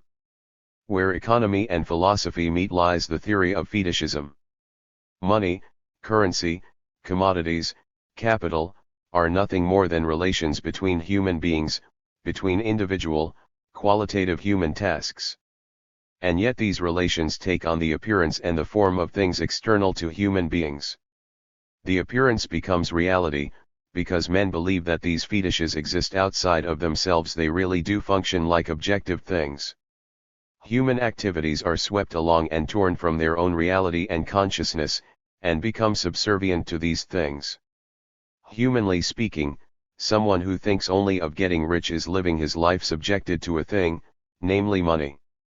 But more than this, the proletarian, whose life is used as a means for the accumulation of capital, is thrown to the mercy of an external power. On the one hand, therefore, the economist observes facts, using induction and deduction, i.e. the procedures proper to the experimental sciences. He establishes laws to explain these facts, the law of value, of prices, of money, etc. The dialectical analysis of reality enables him to grasp the moments and the stages, the contradictions, the movement of this economic and social reality. It appears to be, and in one sense is, a reality independent of human consciousness and human will, developing according to a natural and objective process. But in another sense, nothing else exists but human consciousness and human will. Only, they are alienated, and alienated not merely in the domain of ideas or intuitions, but also in the domain of practical life. The theory of economic fetishism is fundamental because it enables us to understand the shift from human activities, individual, qualitative tasks, to economic things. It also enables us to understand why economic and social truth is not immediate, how and why all the questions in this domain are veiled with a social mystery, namely, because economic things, fetishes, envelop and disguise the human relations which constitute them. When we handle money we forget, we no longer realize, that it is merely crystallized labor, and that it represents human labor and nothing else. A deadly illusion endows it with an external existence. The theory of fetishism demonstrates the economic, everyday basis of the philosophical theories of mystification and alienation. We say of goods that are sold, that they are alienated. We say of someone enslaved, that he has alienated his freedom. In its most extreme sense, the word designates the situation of people who have become estranged from themselves through mental illness. More generally, at certain stages of its development, human activity spawns relations which masquerade as things. Now these things and the way they function are beyond the grasp of action or consciousness, and permit interpretations, bizarre hypotheses, and pseudo-explanations which are as remote from reality and truth as they could possibly be, ideologies. And that is precisely what human alienation consists in: man torn from his self, from nature, from his own nature, from his consciousness, dragged down and dehumanized by his own social products. This explains how there can be such a thing as a social mystery. Society becomes a mechanism and an organism which ceases to be comprehensible to the very people who participate in it and who maintain it through their labor. Men are what they do, and think according to what they are. And yet they are ignorant of what they do and what they are. Their own works and their own reality are beyond their grasp. Man has been unable to avoid this alienation. It has imposed itself in everyday life, in social relations more complex than the immediate relations of kinship and primitive economy. Man has developed and has raised himself above the animal and biological condition of his lowly beginnings via socio-economic fetishism and self-alienation. No other way has been open to him. The human has been formed through dehumanization, dialectically. The division between the human and itself was, and remains, as deep, as tragic, as necessary as the division between man and nature. The one is the corollary of the other. Man, a being of nature, forever united inseparably with nature, struggles against it. He dominates it and imagines he can separate himself from it, through abstraction, through self-consciousness, something only attained by painful effort. Thus it is through the theological and metaphysical alienation which has allowed man to believe himself outside of nature and the world, through idealism itself, that we have successfully dominated nature. It is in contradiction and painful division, in the struggle against nature and against his own self, that man becomes what he can become. Now the time of rediscovered, recognized unity is beginning, but at a higher level. Once more man recognizes himself as a being in nature, but now possessed of power and a consciousness which the immense and painful effort has afforded. Division, alienation, fetishism, mystification, deprivation, the formation of the total man, these philosophical ideas make up an organic, living whole. Man, his thought, and his reality have developed dialectically. Dialectical method, the expression of all real processes, controls, organizes and illuminates this complex of ideas and confers on it the rigor of concrete logic. Moreover, fetishism is equally a scientific theory, resulting from an analysis of data, from a series of inductions and deductions in the domain of economic science. Thus Marxism cannot be reduced to being simply a prize to conscience of the world. When Marxists maintain that they are philosophers as well, what they mean is that they are not only philosophers, but something more, intellectuals on the one hand, men of action on the other. And this is where they part company with those philosophers who perpetuate the old tradition of metaphysical speculation. Marxism cannot be compared to a description of the modern world, to a phenomenology of economic essences. Without the work of the natural and social sciences, without the demystifying influence of action, consciousness, the philosophers would come to an abrupt halt and become ensnared in alienation and mystification. Consciousness cannot free itself from existing illusions by its own strength alone.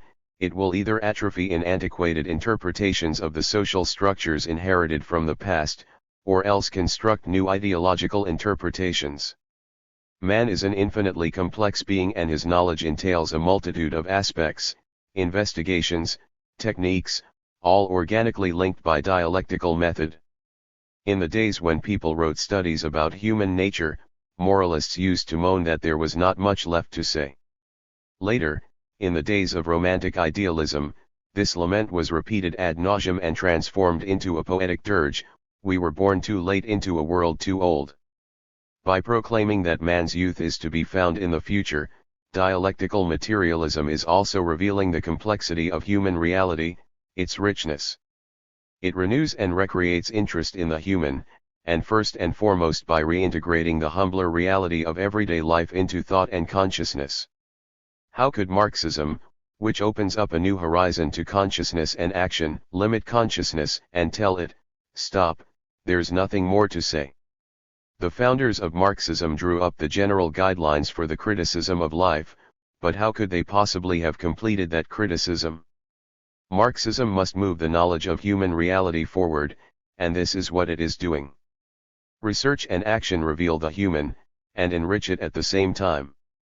Each new stage reveals new aspects of life, which we find increasingly complex, increasingly rich in the spiritual sense of the word.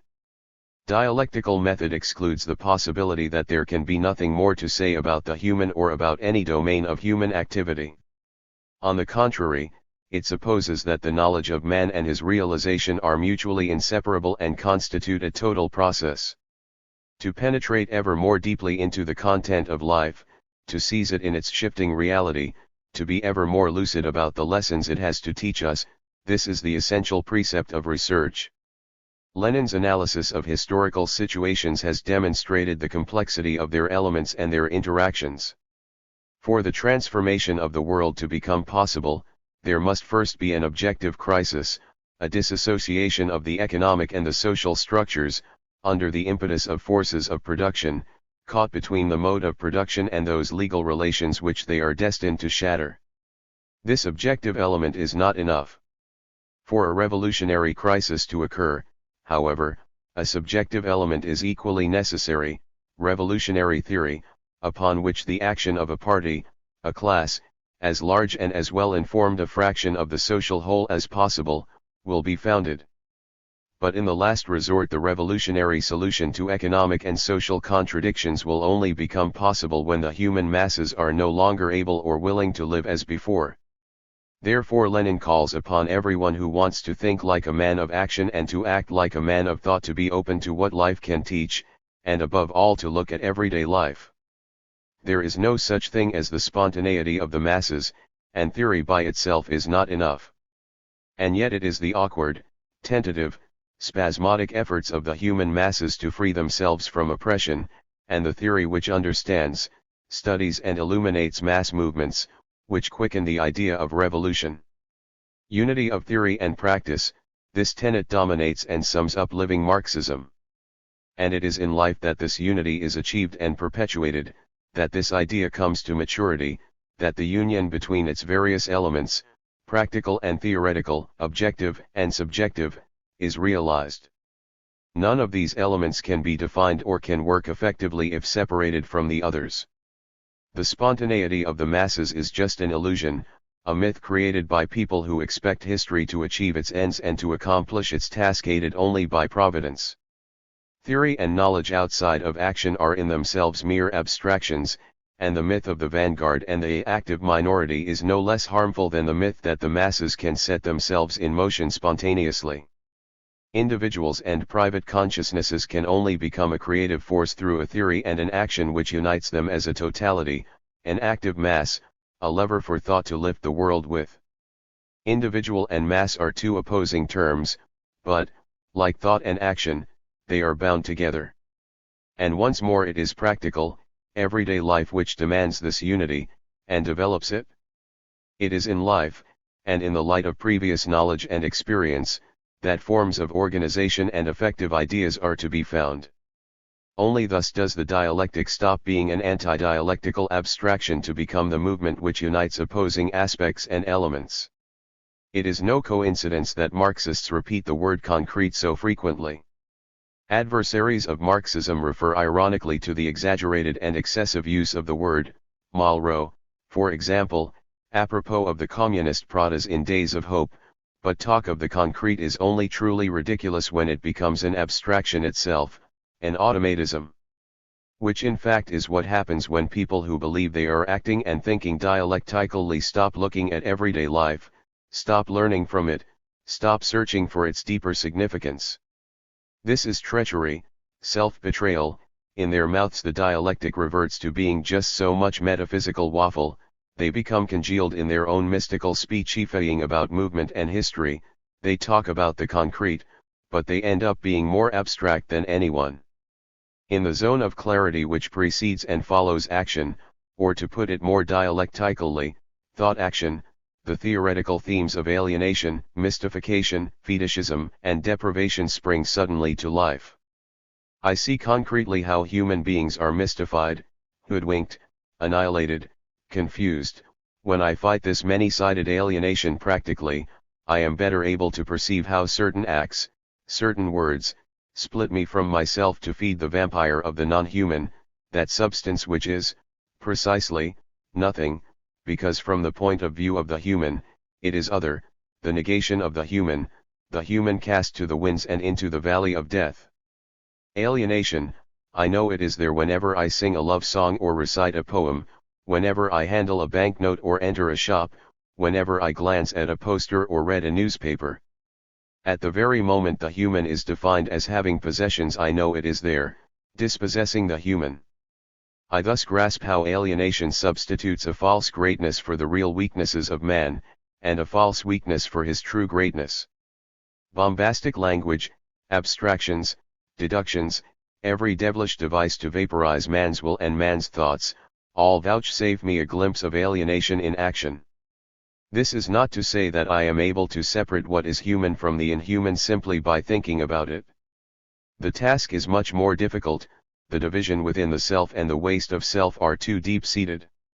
If I have learned to think or to love, it is in and through the words, gestures, expressions, and songs of 30 centuries of human alienation. How can I come to grips with myself, or how can we retrieve ourselves once more?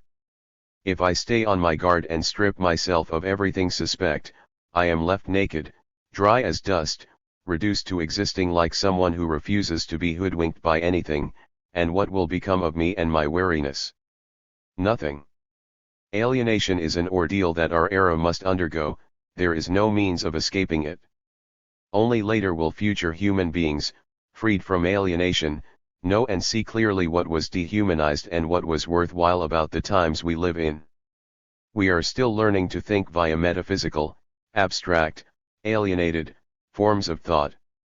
The danger of dogmatic, speculative, systematic, and abstract attitudes lies ever in wait for us. How long will it take to create a dialectical consciousness? As long as our consciousness still feels it necessary to rise above its own self, in the metaphysical way, in order to think dialectically. It is impossible to fix a date, it may need generations before the dialectic can penetrate life by means of a regenerated culture. And as for love, which for nearly all of us oscillates between coarse biological need and the fine abstractions of passion's rhetoric, what is there to say? And so our entire life is caught up in alienation, and will only be restored to itself slowly, through an immense effort of thought, consciousness, and action, creation. The word commitment, commitment to the world, committed thought, etc., has had its day. As a philosophical slogan, it had a certain meaning. The abstract intellectual, moving about in unreality, felt the need to commit himself to life, to action. He ended up with action for action's sake, commitment for the sake of commitment. As great a folly as art for art's sake, or thought for thought's sake, a new alienation, the ludicrous situation of the thinker who wants to commit himself and suddenly realizes that he was already committed in the first place. Today it is much more a question of becoming decommitted from a singularly ambiguous, confused and equivocal era, from a many-faceted alienation. We need to gain control. Committed people are up to their eyes in the mire, the nauseating quagmire of the time they live in, and they will never pull themselves free, never reclaim that time, and eventually will even cease understanding it. They are still grappling with the hoary problem of the intellectual who decides to leave his ivory tower. How many times have we heard that old tale? This intellectual gets involved with life, wanders through the world, and discovers that thought is not everything. So, making an extra effort, he flirts with action, going on about commitment amid applause and self-congratulation, but deep within him there is an unresolved contradiction. He wants to remain available while appearing to be committed. So he cheats, goes into reverse, starts play-acting. 1 step forward and 2 steps back. Most of the important intellectuals of the interwar years were actors in this hackneyed old drama. But there were some who, less arrogantly and without cheating, really did become committed, and who nowadays are faced with the opposite problem, to decommit themselves, not from action, not from militant thought, but from all the limited and immediate ways the times we live in are perceived, then, taking the lessons of action into account, to take control of our era by grasping it in its totality. Action and action alone can guide critical thinking, because it detects deception, and because it is deception which deflects us from action. Many people might be tempted to see this guiding role in the investigation of life and human reality as falling to literature, for literature's importance is today much exaggerated. but literature itself needs to be confronted with life, to be thought out and criticized in the name of human reality, and enriched by action. Only the establishment of action's unassailable primacy, though it will certainly contribute much to literature, can assign its real place, which is neither first nor last. Literature does not deserve to be held in excessively high esteem, but nor does it deserve the fate of being degraded by resentful, disappointed people. The idolatry of literature can only end in disappointment. Whatever its function may be, testimony or aesthetic pleasure, or something else again, it has only one. It is puerile to expect the practice of literature, taken in itself, to throw any decisive light on life and human reality. Literature cannot bring us salvation, because it needs to be saved itself. Immobilized in the clichés of poetic Byzantinism or the Roman noir, it too needs new men who will state simply and without bias what was hateful or disgusting about our era, what was good, joyful, and sturdy, and by what means human beings managed to go on loving life and hoping for the future. Action and action alone can bring this healthiness and this elementary equilibrium, this ability to grasp life in its varied aspects, without being deliberately gloomy or abstractly optimistic. Action alone can supersede the aesthetic or theoretic attitudes which allow people to see in the real only what they want to see, degradation, humiliation, stupidity, or conversely joy and greatness left, right and center, either looking at life on the black side or through rose-tinted glasses. Action as defined by Marxism, the transformation of the world by a political party which strives to guide the great human masses and carry them along in its path, has as its aim a new type of human being. This new man thinks, but on the level of the real, on an equal footing with the real. He thus has no need to come out of his own thoughts in order to belong to reality and commit himself. Neither anguished like the self-centered intellectual, nor self-satisfied like the bourgeois, he can avoid this old dilemma, anguish or thoughtless self-satisfaction, because what he loves about the real today and about life at the present moment are the possibilities they offer, and not simply the fait accompli which can be easily grasped and which can only disappoint. Once he sees human beings as moving towards the future, and once he loves this movement, then this new man can leave the old attitudes of sentimental humanism and callous contempt behind. He can be demanding without being inhuman, because he wants man to show his full potential at long last.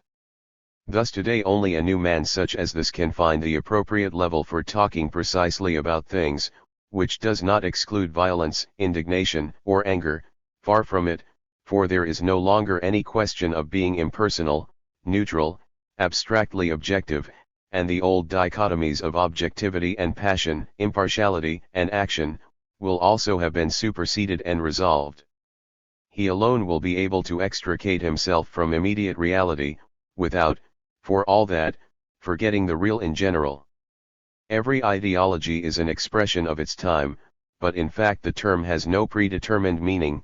In hindsight, a critically minded reader will realize that a novel, a play, or a book of poetry was an expression of its times, one possible expression among others. There can be all manner of spaces and distances, transpositions and metamorphoses, standing between reality and the ways reality is expressed, so much so that very differing works of art can equally and quite justifiably be regarded as expressing the same moment in time, Balzac and Stendhal, for example.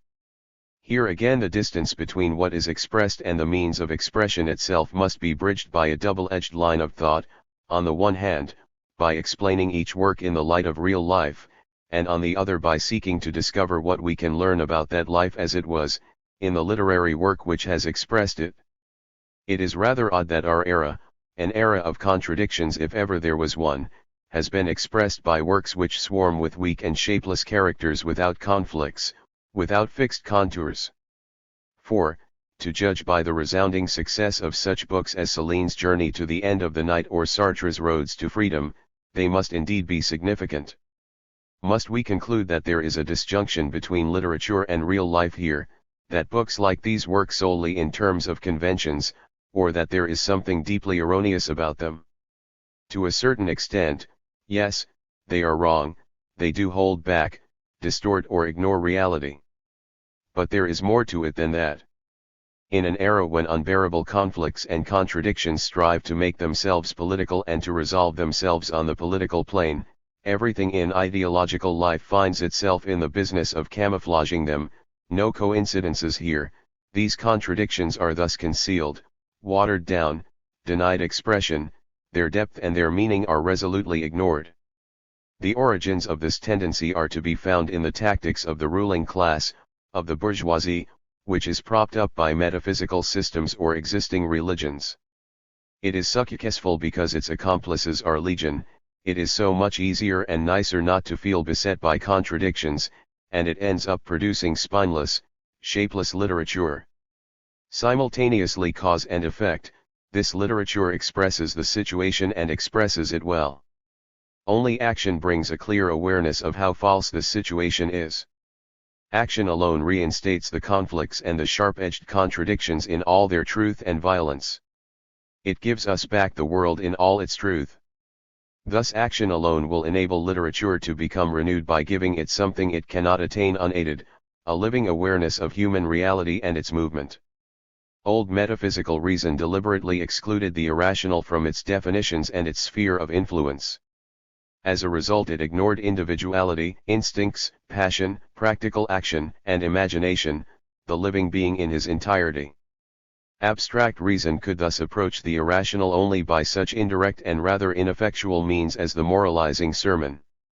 It was always possible, of course, to suppress the irrational, by repressing it, and to condemn it from on high in the name of metaphysical truth.